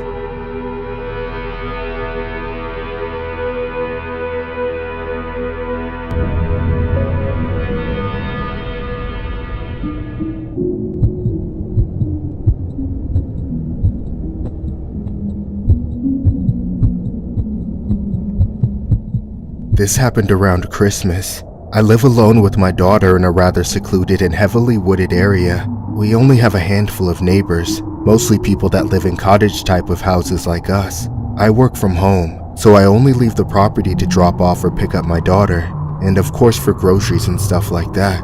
Not much goes on in the area, which is why I allow my daughter to play in the woods with her friends nearby, as long as she comes home before the curfew I set out for her. One evening, however, something went wrong. My daughter wasn't answering my calls or texts. I was worried as hell. After the recent snowfall, I suspected her and her friends were just trying to push their luck with the curfew. I sat out on the front porch, half pissed off and half worried to death, waiting for her to come home. Hey, you're late! I know, Dad. I'm sorry. I just lost track of time. How do you lose track of the sun? Well, actually, we were inside mostly. Inside? Whose house was it? I want to know who to call. It wasn't anyone's house. Then where were you? You're not gonna believe me, but we found a real-life gingerbread house in the woods. What? There was even a gingerbread man living inside it. We asked if we could play in his house and he said we could, but only has his fairies. So, we dressed up as fairies and then played inside for like 3 hours. And during all this time, you didn't think to look at your phone even once? Well, the gingerbread man said fairies aren't supposed to have phones. You're getting too old to be this bad at lying. Just get inside before you freeze to death. Obviously, the whole gingerbread bullcrap seemed a little far-fetched. Over the course of the rest of the night, I pressed her about it, yet she stuck to her guns. Eventually, I just went along with it, but it never sat right with me. I just didn't want it to blow up into a whole thing she would end up hating me forever for. The very next evening, though, when she brought it up again, I was not going to let it slide. Interestingly, she told me about it beforehand as if she was asking for permission to go to this alleged gingerbread house. Even though it was a little later than I usually let her go out, I decided to agree to it, just to see where it led. Once she left, I secretly followed her. At first, she went down the same old path towards the neighbors, but after she met up with her friends, they took an odd turn. It was down a trail that I was not familiar with. It became narrower as the evening turned darker. Then suddenly, the girls stopped. Quickly, I hid behind a tree before they spotted me. When they started talking again, I took a peek, and sure enough, in spite of everything I was thinking, there was an honest-to-God, real-life gingerbread house right there, in the middle of the woods, 10 feet off the ground, but built like something straight out of a fairy tale. I couldn't believe my eyes, but my astonishment was far from over. Standing up under the house, the girls dragged the box into the open. From it, they pulled out cheap fairy costumes and put them on. Then, they started climbing up the ladder to the entrance. I couldn't get a good look at them from the ground, but someone opened the door for them. Then they disappeared inside.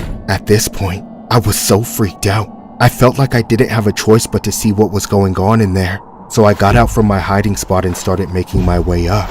As I climbed the ladder, I could hear the girls cheering and shrieking like they were playing, but there was another voice in there, and for the first time, I started to think this gingerbread man might actually be real. However, once I got up on the porch and peered through the window, I saw a very different sight. There was but one tiny room, covered wall to wall in photos of girls just like my own. She and her friends were standing in the center of the room in their fairy outfits, not standing but posing for someone in the corner. And who else could it have been but a fat old man in a dingy gingerbread costume, taking pictures of them. When I realized what had truly been happening the whole time, I lost control and attacked the bastard. You piece of shit! Stop! Stop! It's just pictures! That's bullshit! I'll kill you! Once I exhausted myself beating the brakes off that sick freak, I used my last remaining energy to restrain him until the police arrived. It only took them one look to know what was up. Then they arrested him. He was charged and convicted, but probably for only a fraction of the despicable things he did in that so-called gingerbread house. I'm glad that man's horrible trap is no longer endangering anyone, but I just wish it could have been stopped before my daughter got caught up in it. Till this day, I wish I could have kept her away from ever going in there. A secret gingerbread house deep in the forest sounds like something from a fairy tale, but investigators in Seattle say the one they found was anything but. Now, 56-year-old Daniel Wood faces charges of possession of content of young individuals. An employee for Washington's Natural Resources discovered bedding, food, and a large amount of disturbing explicit content in the treehouse cabin in the Baker Snoqualmie National Forest. This set off a months-long investigation that eventually led to Wood. Forest Service employees had known about the treehouse for about 7 years, but nobody knew exactly who had built it. The last time it had been inspected was nearly 3 years ago. Apparently, it looked like a gingerbread house on the outside. The cabin was dark brown in color and built approximately 8 feet off the ground. There was a porch around the structure, a front door, and windows on the side, as well as a pitched roof and a ladder from the ground to the porch. But when the employee looked inside, he found something startling. On all 4 walls were framed pictures of fairy-like figures, or of what appeared to be younger individuals. The employee took some of the photos to show to law enforcement, and then returned with a detective who then found an envelope that contained more disturbing images, along with an SD card uncovering even more images on it. Eventually, investigators were able to match Wood's DNA to samples collected from a paper cup found in the cabin. Woods was charged accordingly.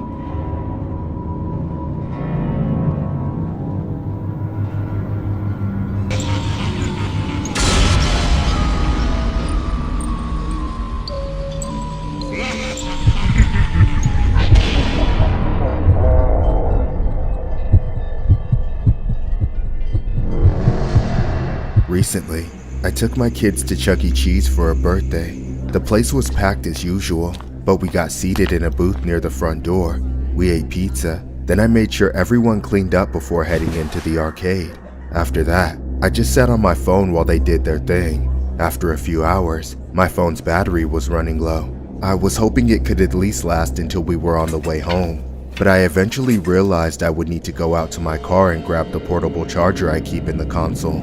That shouldn't be an issue, because my car was parked near the front, but there was a problem, a major one. As I looked through the window out into the parking lot, I saw a tall, menacing man staring back at me. He had thick, bushy hair and was wearing baggy clothes, making him seem even bigger. He didn't have any business being there, because he wasn't smoking a cigarette or looking through his phone, and nobody was with him either. The man was just standing about 6 feet from the glass, staring into the restaurant, but looking specifically at me. We locked eyes, but he didn't look away. I had to look away myself. I tried not to acknowledge him after that. I was just waiting for him to move on at some point, but he didn't. He kept glancing at the window, and every time, his eyes were still fixated on me. I decided to just suck it up and go out there since my phone was about to die. I got out of the booth and stood up. Then I went to the door. When I got there, I noticed something oddly alarming. Through the glass door, the front of the restaurant seemed clear. The man was gone. I couldn't see him walking away anywhere, and no cars had come by to pick him up. The spot he'd been standing in was suddenly just empty. In fact, the entire parking lot had no one in it, just a bunch of cars, and my minivan just a few rows from the front. All I had to do was walk over and grab the charger, then come back to the safety of the restaurant. So, I slowly opened the door and looked all around, not seeing anyone.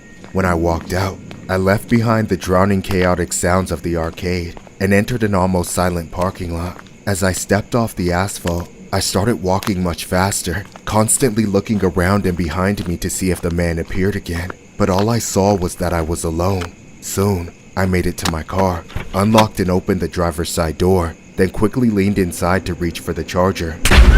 Suddenly, I got pushed all the way in, but when I finally looked back, I froze. The man from outside the window was getting into my car while holding me at gunpoint. Before I could fully comprehend what was happening, he sat down behind the wheel and locked the doors, sticking the firearm in my face the whole time. I was trapped. He ordered me to hand over my keys and purse, so I did. I remember begging him to let me get out and just take my car, but he refused. He said he had plans for me. Then he started the car and began driving away. The whole time, I was looking back at the Chuck E. Cheese, thinking my kids are in there, wondering if I would ever see them again, and if they would still have a mother by the end of the night. I wanted to grab the bastard's firearm, rip it out of his hands and turn it against him, but I was too afraid to try. His fingers never came off the trigger. Eventually, after driving around for a few minutes, he parked behind a closed-down store, out of sight from any other road or building. That's where he went through with his plans. Get in the back seat. No, please, don't make me. Are you deaf? Get in the back seat, now! Please, no!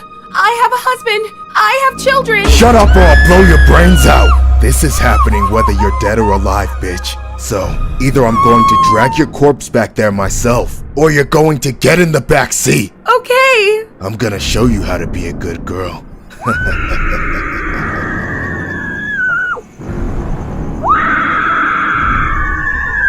When it was over, he ordered me back into the passenger seat. Then he got behind the wheel and started driving again. I didn't know where he was taking me. I figured it was to the hole I'd be living in for the rest of my short life. But instead, he took me where I least expected, back to Chuck E. Cheese. There, he dumped me out onto the curb, then drove off. I immediately found help, but I felt like a zombie. I was so numb to everything by that point. My kids hadn't even noticed I was gone. I still don't know how to explain to them what happened. I might never be able to. Days later, I received perhaps the most bittersweet news of my life. The man that kidnapped me had been killed by police at the end of a pursuit. I felt robbed of an opportunity to look him in the eyes as he received justice. But I must admit, I'm glad to know that he no longer breathes. After what he did to me, in a place I thought was safe enough to bring my kids, I will never be the same. This story was inspired by a disturbing Chuck E. Cheese incident that happened on November 18th. A man police took out in an intersection near South Hill Mall was wanted for allegedly kidnapping a woman from the Chuck E. Cheese parking lot and forcing himself upon her in her car. James Salanoa Jr., 22, was identified as the suspect police took out. Police say the woman did not know Salanoa. According to charging documents, the victim was at the restaurant with her 4 children for a birthday party. After returning to her vehicle to get a charging cord, Salanoa opened the car door and pointed a firearm at her. After robbing her, Salanoa drove them around the area before parking and doing the unthinkable to her. Salanoa then demanded the victim withdraw money from her banking account, but that proved unsuccessful. Eventually, Salanoa drove the victim back to Chuck E. Cheese, and he then fled in a stolen Cadillac Escalade. Police were able to identify Salanoa as the suspect through evidence left at the scene, consulting with the victim through photos taken by a resident in the area from where the Escalade was stolen. Police were eventually able to locate Salanoa at the South Hill Park and Ride. He fled the scene in a vehicle with 2 other people. The chase quickly ended at the intersection when deputies deployed spike strips. Salanoa emerged from his vehicle armed. Deputies then immediately took out Salanoa at the scene.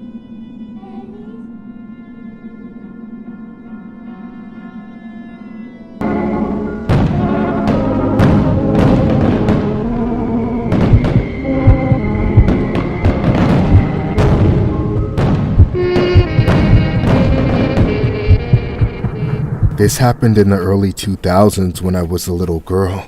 Leading up to New Year's Eve, my parents had just bought a brand new computer and kept it in the living room where I was only allowed to use it under their supervision. Of course, that didn't stop me. Whenever I wanted to play games or surf the internet without my parents breathing down my neck, I would sneak out of my bedroom after they fell asleep.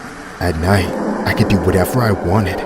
But the one thing I did most was chat with this girl named Christine who I became friends with online. Over time, we became very close, talking almost every night until we called each other best friends. I opened up about how strict my parents were, while she talked about her parents didn't seem to pay any attention to her at all. We discussed a meeting in person many times, but we discovered that we lived nearly 50 miles apart, which was an impossible distance for either of us to cover at that age. Then, one day, close to New Year's Eve, Christine broke some incredible news. She said her older brother had just gotten his license and could drive. This was a big deal because I could finally meet Christine face to face and hang out with her versus chatting online. We eventually hatched a plan. I had always complained that my parents never let me stay up until midnight on New Year's Eve, so Christine said her brother would pick me up at my house right after my parents went to sleep. He would then drive me over to Christine's, where we would watch the fireworks show in her neighborhood. Then he would drive me back to my house before my parents woke up in the morning. I was excited as hell and felt like a rebel for once. I was tired of obeying such strict rules all the time and being told what I could and couldn't do. It felt good trying something new for once. On the night of New Year's Eve, I waited up in bed until 10 p.m. My parents always fell asleep before then. Soon after, I looked out my window and saw the car parked on the street just past my driveway. That was him, Christine's brother, there to pick me up. I snuck out of the house, then went up to the car and tapped on the window. It opened just a crack, and in the darkness, I could barely see his face. He said he was there to pick me up, just like we had planned, so I got in the back seat. Once inside, I started to feel a bit nervous. I still couldn't quite see what he looked like, so I tried to make conversation, hoping it would make things less uncomfortable. So, where's Christine? I don't know. What do you mean? Is she waiting at the house for me? I made her up. What? Christine is a lie. I made her up. What? No! Why? To get to you! Let me out! Let me out! By the time I realized I had walked into a trap, I was already racing away from home at 60 miles per hour. There was no way out, no way for me to get the better of him. I couldn't break through the window or find any sort of weapon. I couldn't even try to choke him without pulling my arms away from his neck like they were made of ribbons. To make matters worse, it was the middle of the night, and all anyone was focused on were parties and fireworks. When he pulled into the driveway of his house, there wasn't a single person on the street I could call for help. As the garage door closed behind us, I felt like I was being buried alive.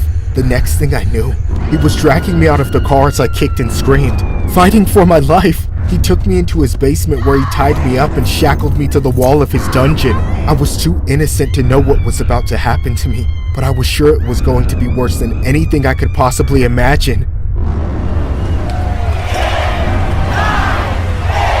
7, 6, 5, 3, 1. Happy New Year! Oh, my dear sweet wife, don't cry. It's time for the real fireworks.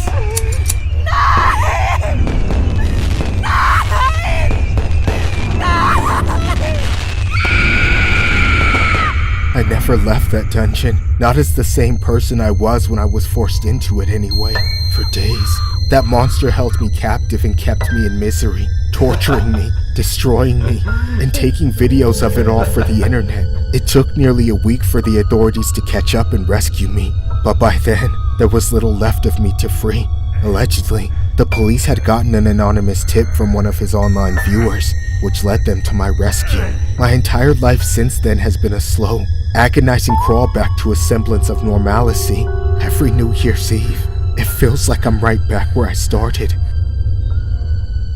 On New Year's Day of 2002, a young female named Alicia Kozakevich disappeared from her suburban Pennsylvania home following a family dinner. Suspicions that Alicia may have been lured by someone she had met while chatting on the internet proved to be true. For 4 days, Alicia had been tortured while she was held captive in the basement by a 38-year-old computer programmer who she met in an online chat room months earlier. The horrific images of Alicia's torment in captivity were posted on the internet by her abductor. Authorities were able to track Alicia from an anonymous tip from one of her abductor's online acquaintances to a townhouse in Virginia where they found her chained to the floor with a locked collar around her neck in what Alicia describes as a dungeon. Allegedly, Alicia originally developed a close online relationship with Christine, whom she believed was a 14-year-old girl with long red hair.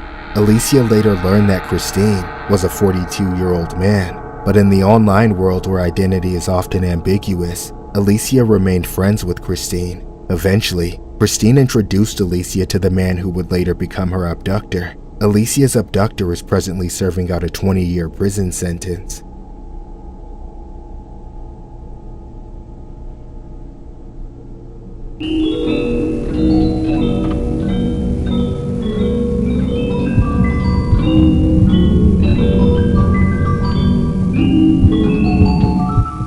My parents left me home alone for the weekend.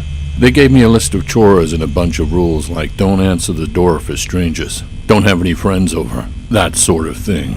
I promised I would do everything they said, but really, I just wanted them to leave. Wouldn't any kid want the house to themselves? Once they were gone, I got to do whatever I wanted. I ate junk food, played video games, and even got to surf the internet on sites I usually wasn't allowed to go on when they were around. Later in the evening, as I was cleaning up and getting ready for bed, I heard a knock at the door. I didn't believe it at first, but I couldn't stand to ignore it. So I snuck downstairs to look through the peephole. I was expecting to see some kids running away from playing ding-dong ditch, but instead, It was a guy in a purple suit. Not having a clue what he wanted, I stayed quiet and out of sight, hoping the guy would just give up and leave. When I put my eye back up to the peephole, I nearly lost my shit, because I saw the man's face pressed right up against it. I know you're home. Open the door, Michael. How the hell do you know my name? The same reason I know you're all alone. Your parents told me. You're lying. Why would they do that? Because they wanted me to deliver to you a gift, Michael. Don't you see? The man then stepped aside, revealing a huge box, big enough for him to fit inside. However, I almost felt convinced this guy was actually a friend of my parents. Despite how frightening it all felt, I ended up opening the door for him. To my surprise, he didn't immediately rush in and attack me like I was worried he would. He just stood there with a huge grin on his face. I then stepped aside to allow the man to push the box inside. After that, he was gone. I immediately closed and locked the door, leaving me alone once again, except for the unknown giant box. Starting from the top, I grabbed a corner of the box and started slowly tearing it down. I uncovered about 2 feet and then I saw it, the face staring back at me. I almost wish it was a human face, but in a way, it was much worse. It was the face of a life-size dummy of Freddy Fazbear. It didn't make sense. I hadn't been to Freddy Fazbear's Pizzeria since I was a kid. Last time I heard about it, the place was getting shut down. And then, it finally dawned on me. My parents must have bought the real Freddy Fazbear at an auction. Thankfully, he was still in the box, just like an action figure. Surely he didn't work anymore, so I just left him like that and went back upstairs to my room. Earlier, I had planned to sleep, but after that whole interaction, I was antsy as hell. I played some video games for a few more hours until I passed out. However, every time I went downstairs to grab something to drink or eat, I saw it in the corner of my eye. To be honest, it was as creepy as hell. I didn't want to look directly at him, but I wanted to make sure he was still there, and that he hadn't moved like the video games. As far as I could tell, he was lifeless. Eventually, I got tired enough to get into bed. Yet, just as I let my guard down, it started. The noises. The last thing I wanted to do was go down there, so I pulled out my phone to check the CCTV cameras my parents had placed all around the house. Camera 1 was front porch, nothing, but camera 2 was the foyer, where Freddy was supposed to be. But there was nothing there anymore. It was just a box, but no Freddy. He was alive and loose in my house. Flipping through the cameras like a madman, I found him moments later, standing still in the kitchen. As I kept changing the view of the cameras, I noticed he was getting closer to me. I begged and prayed that he would not be able to climb the stairs, but then I didn't have to watch to know where he was anymore. As soon as he took the first step, I could hear him. I put down my phone. I couldn't look anymore. There was a camera in the hallway outside my door, but I just couldn't watch. I didn't want to listen either, but second by second, he drew closer, until he finally stopped right outside my bedroom.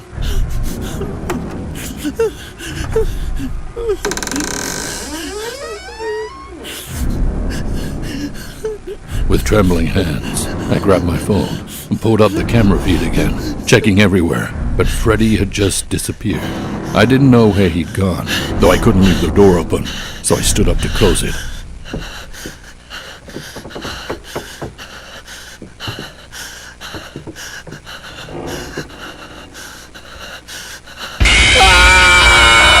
Somebody help me! He's trying to kill me!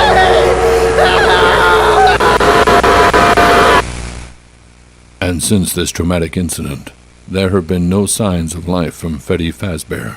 The head of the boy has since gone missing. Police searched all through the house and around the perimeters of the house, but to no avail.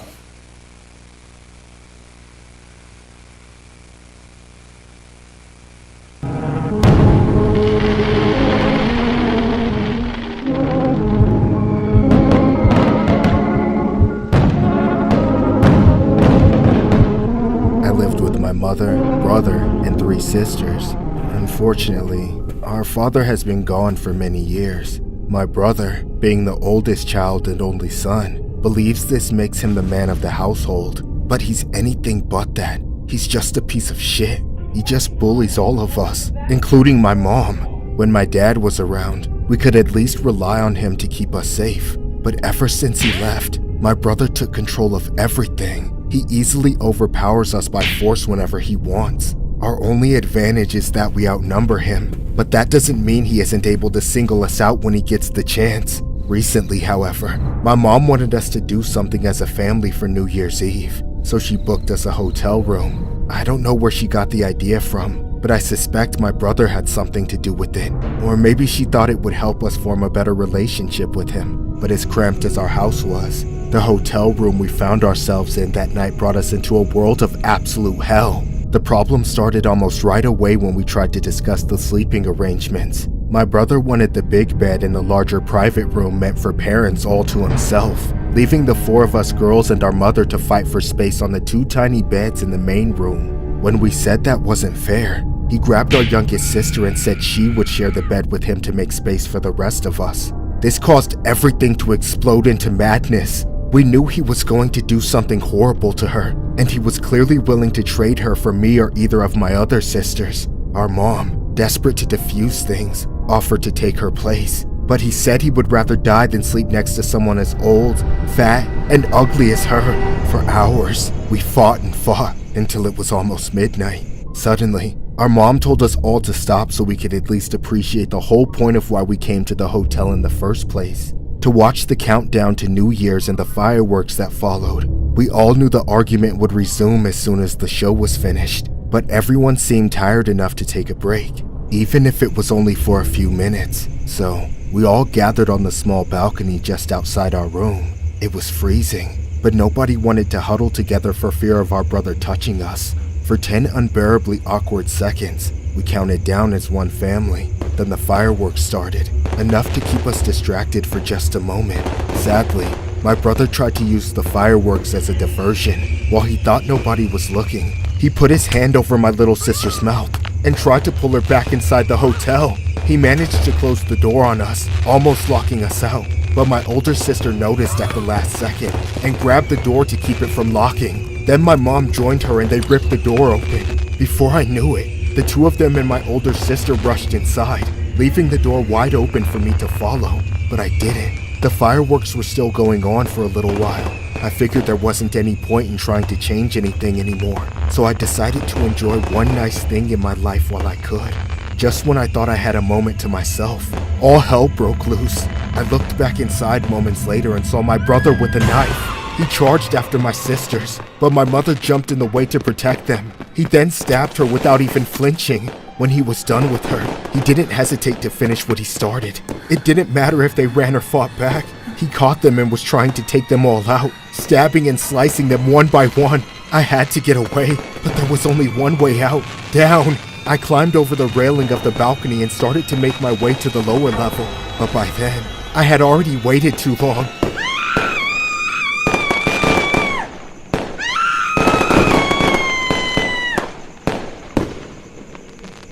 Let's go over this one last time, Mr. Arshad. These bodies, they are your family, correct? My mother and beautiful sisters, yes.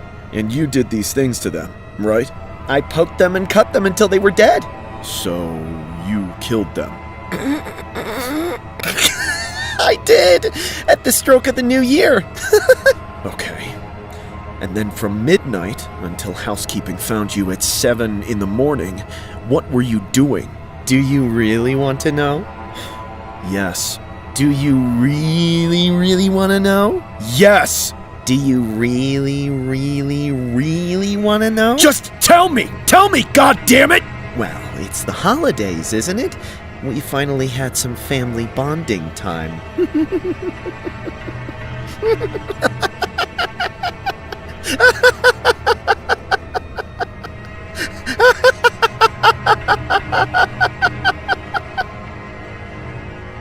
A 24-year-old man has been arrested after the bodies of his mother and 4 sisters were found inside a hotel room on Wednesday, January 1st. Mohammed Arshad was detained after he reportedly admitted to taking out his family amid a New Year's Eve dispute. It was mentioned that Arshad allegedly served his family food and drinks containing an unspecified drug before he took them out with a knife.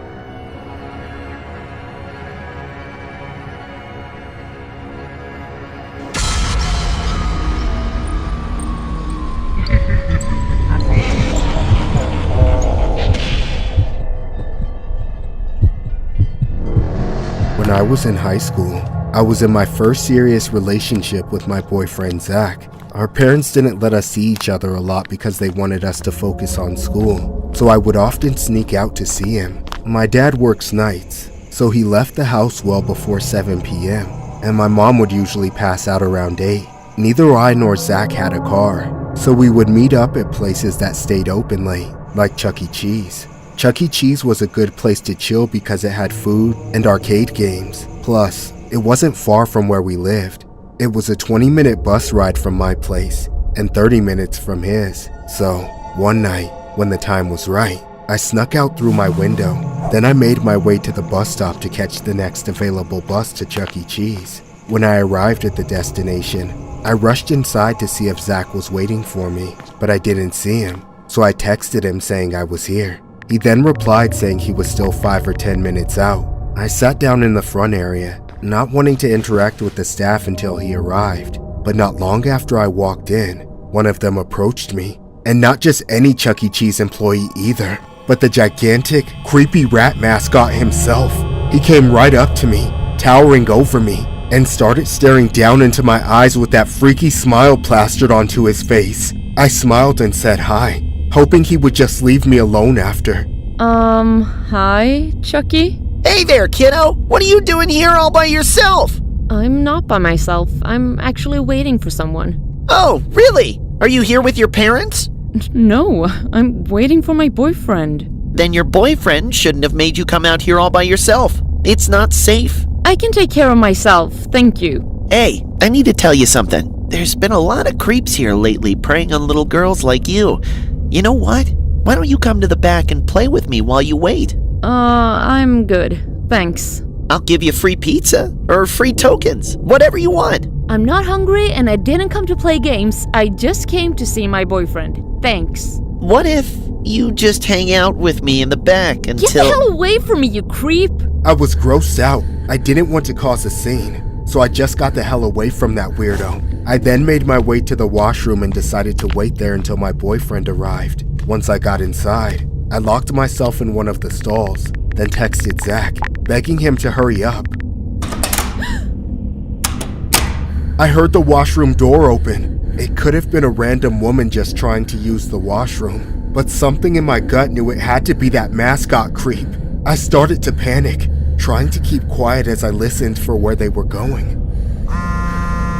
Suddenly, my phone buzzed. It was loud enough that they could hear it, so I opened my phone to call for help, only to see something that actually put me at ease. It was a text from Zach saying he had arrived. Then it was followed right after by a selfie with the same Chuck E. Cheese mascot. I was relieved. Whoever was in the washroom with me must have just been a random woman after all. Relieved, I stood up and opened the stall door, only to see a sight straight out of my nightmares. It was a half-naked man standing right in front of me. For a split second, I stood there in shock as this deranged psycho stared back.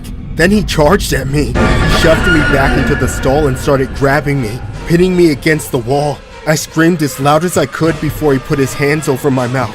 I tried biting off his fingers, kicking him and clawing at his eyes, but nothing I did made a difference. Out of nowhere, a giant set of hands appeared over his shoulders and grabbed him. They ripped him back far enough for me to get free. Then I ran out of the washroom, straight into my boyfriend. A few seconds later, the half-naked man plowed through the washroom door and bolted out of the building. Then, the Chuck E. Cheese mascot came out after him, and I finally realized what was going on. The mascot was genuinely trying to warn me earlier about the creeps lurking around Chuck E. Cheese, but instead, I mistook him for one of them. Despite that, he still saved me, and I think if he wasn't in that bulky suit, the real sicko wouldn't have escaped him. Thankfully, the creep was arrested the next day. There was more fallout afterwards as well. I got put on an even stricter lockdown than ever when my parents found out what happened. That, coupled with the words the mascot told me starting to ring truer by the day, led to Zach and I breaking up. It really was a stupid plan for me. A young girl barely in high school to go out at night alone like that, and I suffered for it. This story was inspired by a creepy incident regarding a man who was arrested after reportedly walking into the woman's restroom at a Chuck E. Cheese in Manassas and started to take off his clothes. According to police, Officers responded to the Chuck E. Cheese on Streamwalk Lane a little before 5 p.m. on Sunday, January 26. For a report about indecent exposure, police discovered that a man, later identified as 24-year-old Zion Marquise McCone, had gone into the woman's bathroom at the Chuck E. Cheese where he proceeded to remove his clothes before an employee intervened. McCone left before police got there. During the investigation, officers identified McCone as the suspect and found that he had previously trespassed at the business. McCone was arrested without incident the next day. He's been charged with indecent exposure, disorderly conduct, and trespassing.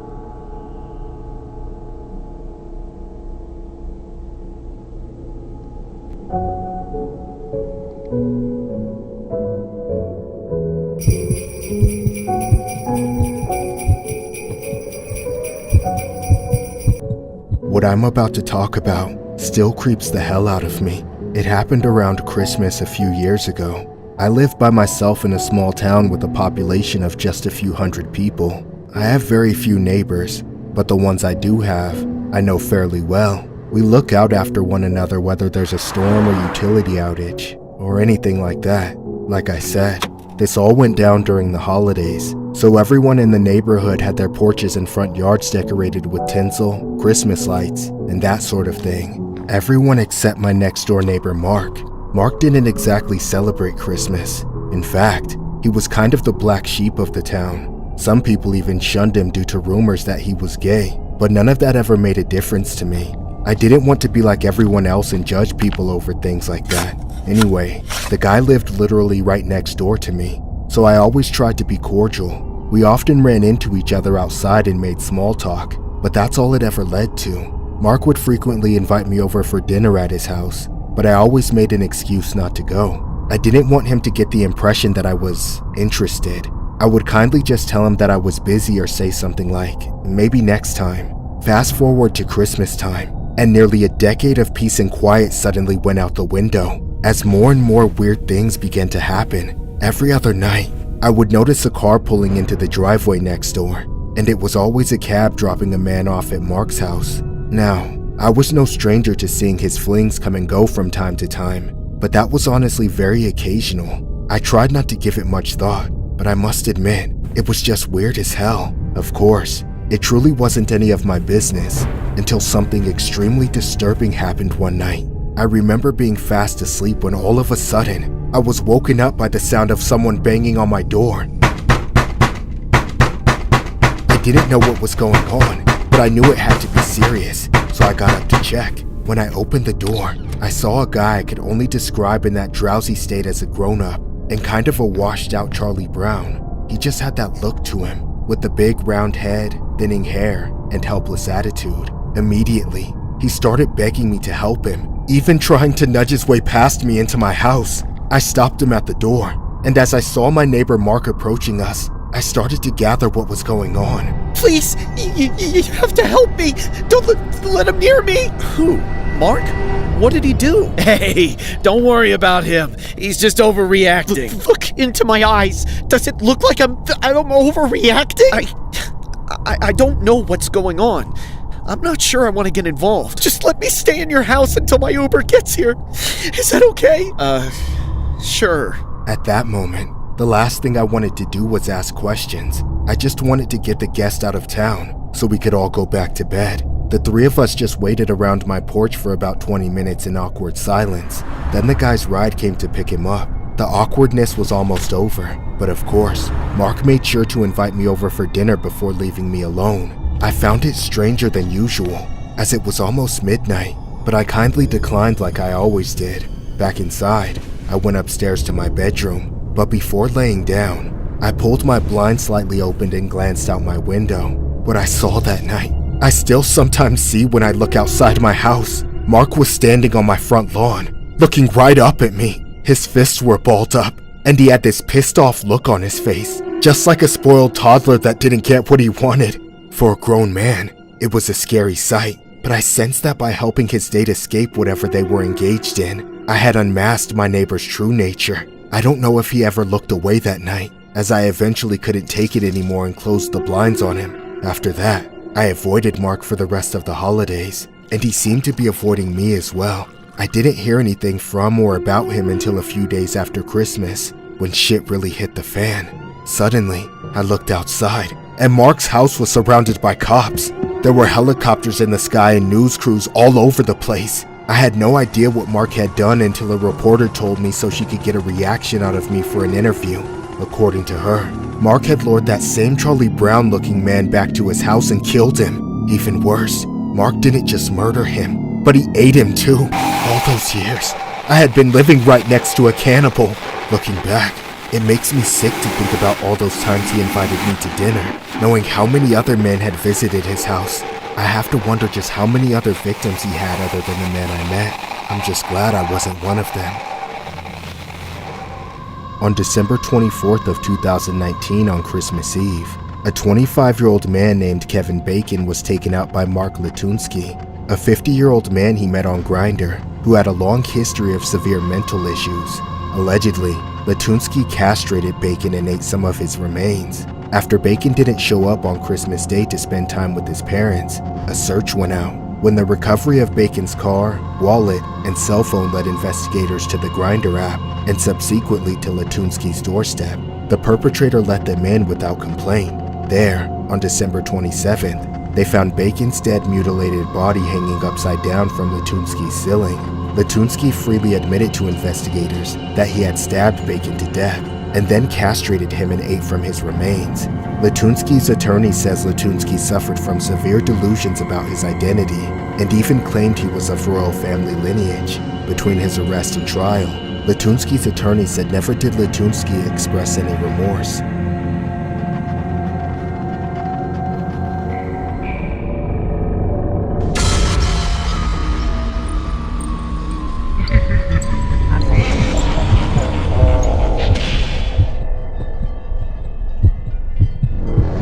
Last year, my son was very clear about wanting to celebrate his birthday at Chuck E. Cheese, so I made it happen.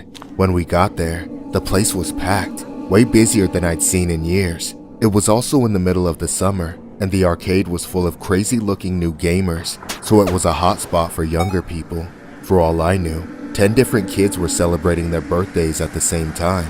There was only one thing I saw that made me regret taking my son there. It caught my attention almost as soon as we arrived. From all the way across the building, there was a huge rat mascot of Chuck E. Cheese. That was the name of the business, but something was very wrong with this one.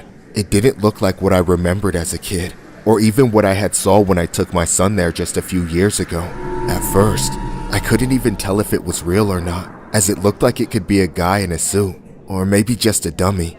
Either way, it was staring dead at us, despite being as far from us as it could possibly be. After I stared at it for a few seconds, it finally raised its hand and waved.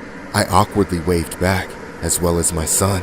He said something about it being an animatronic, so I figured that's what it was. Just a robot set to face the door and wave every few seconds at the people coming in. Finally, we were met by the hostesses and led to a table on the restaurant side. We sat down and ordered some food and drinks. Then I let my son loose into the arcade.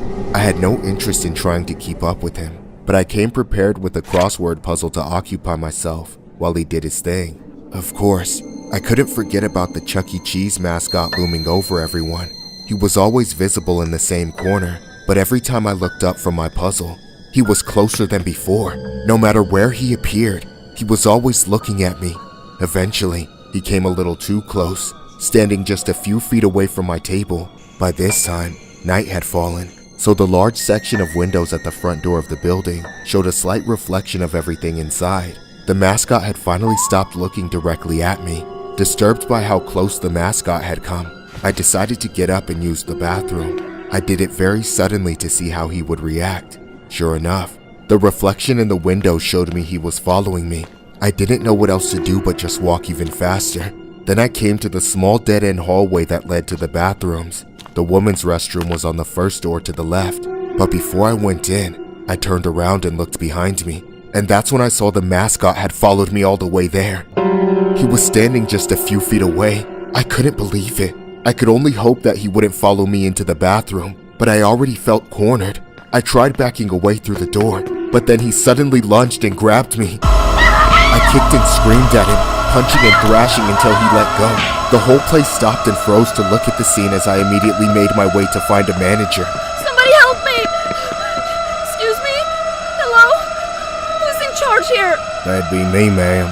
Your mascot just attacked me! He tried following me into the bathroom! Well, did he enter the bathroom? No, but he grabbed me right outside of it! He was probably gonna drag me in there and Ma'am, there are children here. I'm sure it was just a misunderstanding. Right, Germ? You people are disgusting! Where's my son? We're leaving! Ma'am, you still have to pay. I'm not paying after getting fondled by a giant rat! I hope this place burns to the ground! Once I grabbed my son, I stormed out of there. I was madder than hell in the moment, but by the time I got home and cooled off, I decided to just let it go. It didn't seem like the right idea to drag the whole thing out by pressing charges. We carried on with the birthday celebrations at home and forgot about the whole thing. That was until about 2 days later, when I realized my credit card was missing. When I checked the statements and found out it was being used, someone was trying to buy hundreds of dollars worth of shit on my card. I reported it stolen, not thinking it had any connection to what happened at Chuck E. Cheese, until I was informed of the identity of the person who had stolen my card. It was a guy named Jermel, who just so happened to be the same Chuck E. Cheese mascot from my son's birthday. Turns out, it wasn't even the first time that guy had been caught committing credit card fraud, but it made me think differently about what happened at Chuck E. Cheese. The whole time, I'd been thinking he attacked me because he was some kind of pervert trying to cop a feel, but in reality, it was all just a smokescreen to steal my credit card. Thankfully, he got arrested, though at work and in the Chuck E. Cheese mascot suit, which was weird but relieving. Ever since then, I feel like I can't trust anyone anymore, especially at Chuck E. Cheese. This story was inspired by a bizarre incident regarding Florida cops who arrested a Chuck E. Cheese mascot. On Wednesday, officers descended on a Tallahassee Chuck E. Cheese on reports of a stolen credit card, narrowing down the suspected thief to an employee who was inside the costume. Authorities believe Jermel Jones, who was dressed as the Chuck E. Cheese mouse when they arrived, stole a customer's bank card and used it to make fraudulent purchases. According to a police report, the owner of the bank card had used the card during her daughter's birthday party at the location last month. When she noticed some fraudulent charges, she decided to take matters into her own hands. The documents allege she visited one of the locations that showed up in her irregular bank statements and obtained surveillance footage of a man making one of the purchases. She immediately recognized the suspect as an employee at Chuck E. Cheese, the documents say.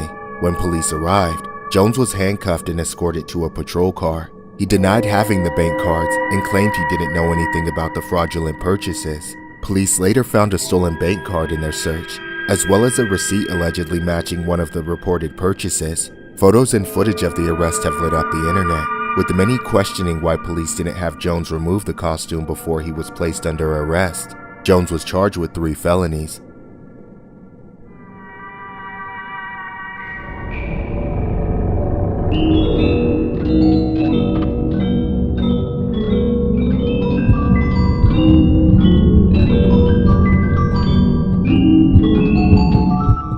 I suffer from PTSD relating to an incident I was involved in decades ago. When I first heard about Five Nights at Freddy's, I didn't realize the lore was so heavily inspired by that very same tragedy. By the time I discovered what the game was all about, I'd already dug too far. It all started back when I first worked at McDonald's. However, for the sake of simplicity, I'll just call it Freddy Fazbear's.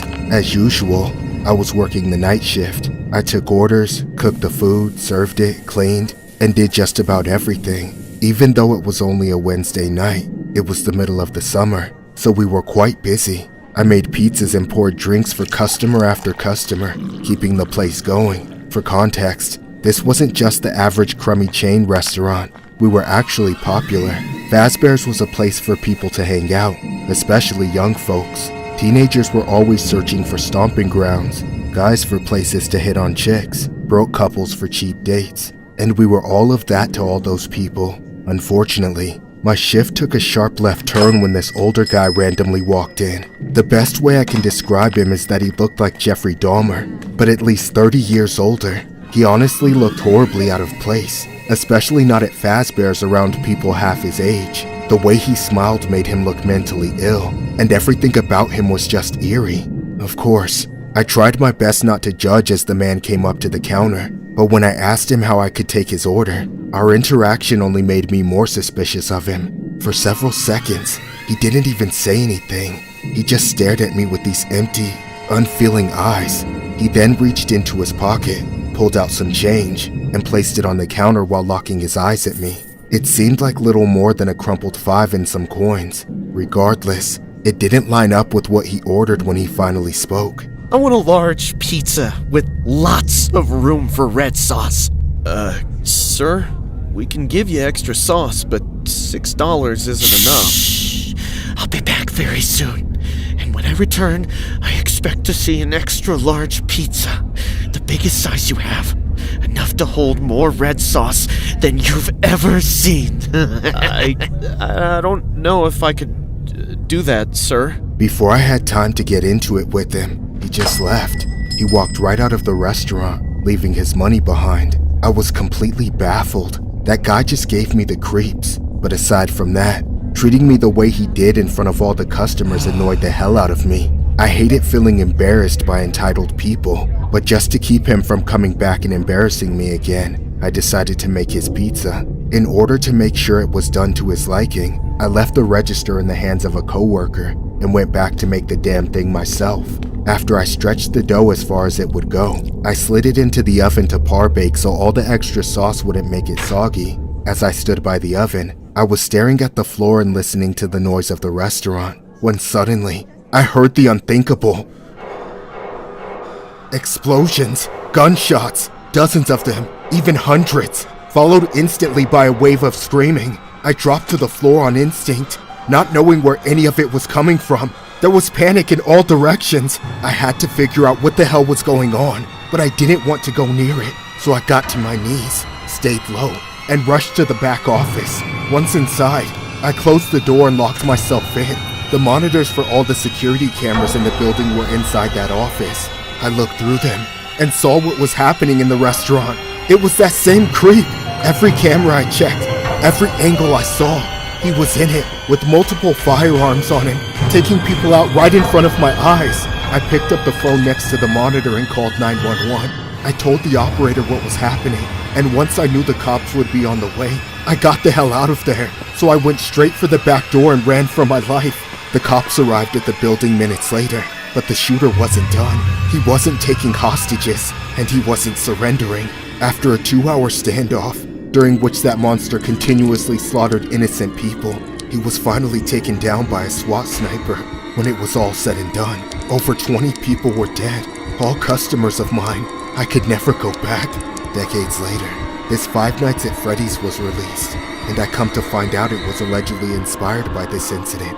It's made my PTSD come back with a vengeance. The pure dread and terror, the guilt and shame of the things I could have done differently. It's all resurfaced because of Five Nights at Freddy's. It's been notoriously known that the FNAF game creator has stated that the game's themes were inspired by tragic events, such as the 1984 San Ysidro McDonald's massacre, which involved a mass shooting. The incident occurred at a McDonald's restaurant in the San Ysidro neighborhood of San Diego, California, on July 18, 1984. The perpetrator was 41-year-old James Huberty, who fatally took out 22 people and wounded 19 others before being taken out by a police sniper, approximately 77 minutes after he had first opened fire. Prior to the tragic event, it was said that James calmly informed his wife that he was going to hunt humans. A few minutes later, he went out and did what he did at the McDonald's restaurant. The tragedy remains the deadliest mass shooting in California till this day.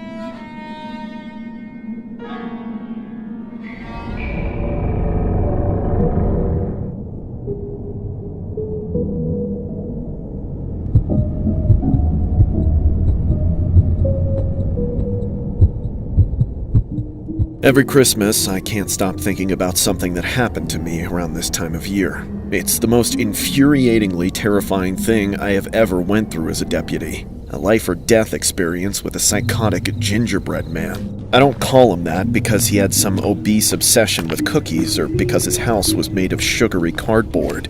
I call him that because of how he taunted us with that damn nursery rhyme.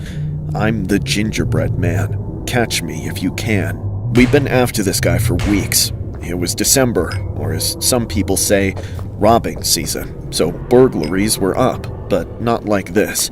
We had a string of devastating home invasions, dozens of families and livelihoods destroyed, terrorized by a burglar who seemed to care more about traumatizing people than stealing their belongings for money. At one point, we thought we had him cornered. We studied his habits, found a vacant home, staged it as the perfect bait. The second he broke into the property, the deputies on watch called us in. Half the force came to surround the house. I parked on the street corner just down the block, near a patch of trees. I listened to the radio as the first deputies charged in, hoping to catch him by surprise. But then, the bastard weaseled out of the house. Seconds after hearing the call-out, I saw the perp fleeing. He was headed for the woods, so I got out of my car and chased after him. I was the closest one to him and the faster runner on the force, so I caught up to him just as he cut in between the trees. I wasn't letting him out of my sight. I knew he'd been running for longer than I had, so I just had to wait for him to get winded. Then, I had a chance. As soon as he started to slow up, I went through my options. I could shoot him, but even after what he'd done, did that make it okay for me to take his life? I could tase him, but if he remained a moving target, my chances of hitting him with a shock were even worse than with a bullet. Finally, when he got within arm's reach, I just grabbed him. I took hold of his elbow as it swung back and I yanked it. He tripped, fell into the snow, and I immediately crashed on top of him. I thought for sure I had him. I thought there was no way he had it in him to keep going. Stop! You're under arrest! I'm the gingerbread man! Catch me if you can! Suddenly, his arm slipped out of my hands, and that's when he started using my face as a punching bag. He attacked me with everything he had, and even whipped me with some tree branches nearby. And then, out of nowhere, the perp charged and immediately landed another hit, and then another, until I staggered backwards, trying to regain my equilibrium. But the next thing I knew, he was on top of me. In an instant, the odds turned against my favor, and now I was struggling to keep him from doing me in for good. His hands went to my holster. I felt him pull at it, trying to get the gun out. I put both hands and everything I had to keep him from taking it. Finally, I heard the shouting and footsteps of the other deputies pursuing us. Back up. The perp heard it too, and he gave up on trying to take my gun. He gave one last smug look before getting off me and running deeper into the forest. Then, a moment later, the others arrived. Someone stopped to help me as the others remained in pursuit. While badly beaten, I was able to get to my feet and rejoin the search effort. After that, the evening continued to devolve. We chased after him, fighting through a maze of trees, and then the storm rolled in.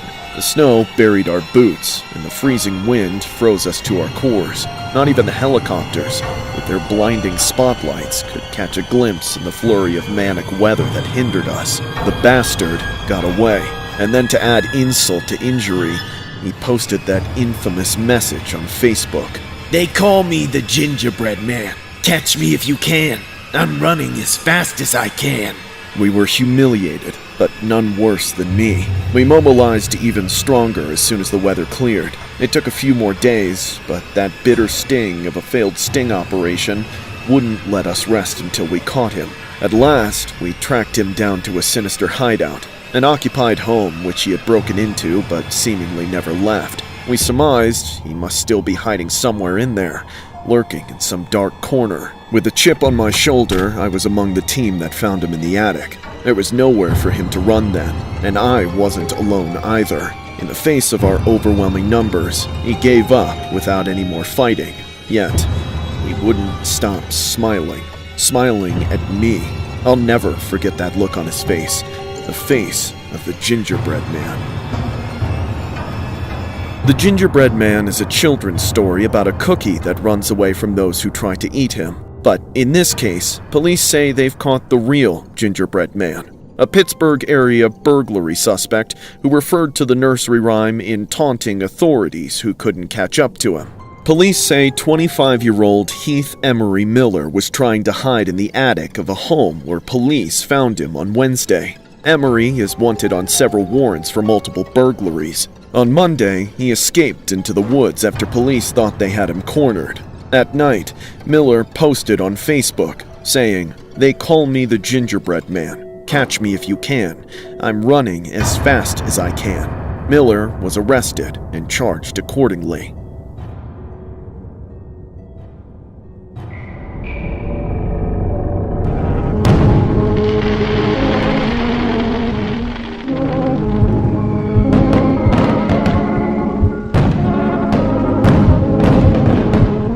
One year ago, I was celebrating the final day of 2024.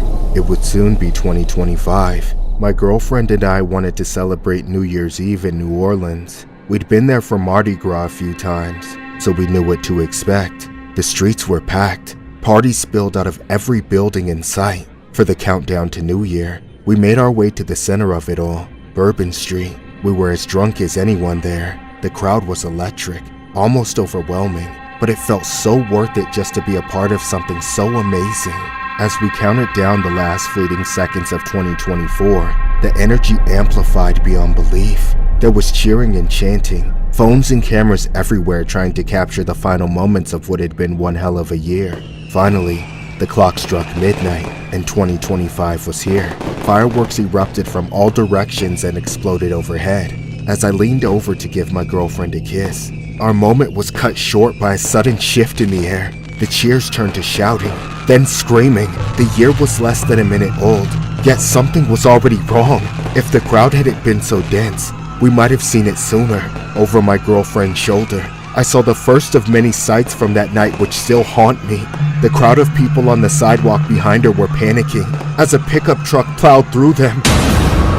Acting on pure instinct, I grabbed my girlfriend and jumped out of the way. We fell through the air as the truck flew past us. I held onto her as tight as I could, but just before I hit the ground, I felt her slip out of my hands. After landing on the ground, I immediately looked back at her, but she wasn't there. Her body was tumbling across the pavement, and that's when I realized the truck had hit her. It continued down the street, running over person after person in a mindless rampage. Then it stopped and began to turn around. It wasn't safe to go back on the street, but I couldn't leave her there. I had to get her out of the way before the truck came back to hit her again. I scrambled to my feet and ran to her, but the closer I got, the more I could see the extent of what had been done. Her clothes and skin were shredded. Her arms and legs slumped like a rag doll. Her face was looking up, right at me.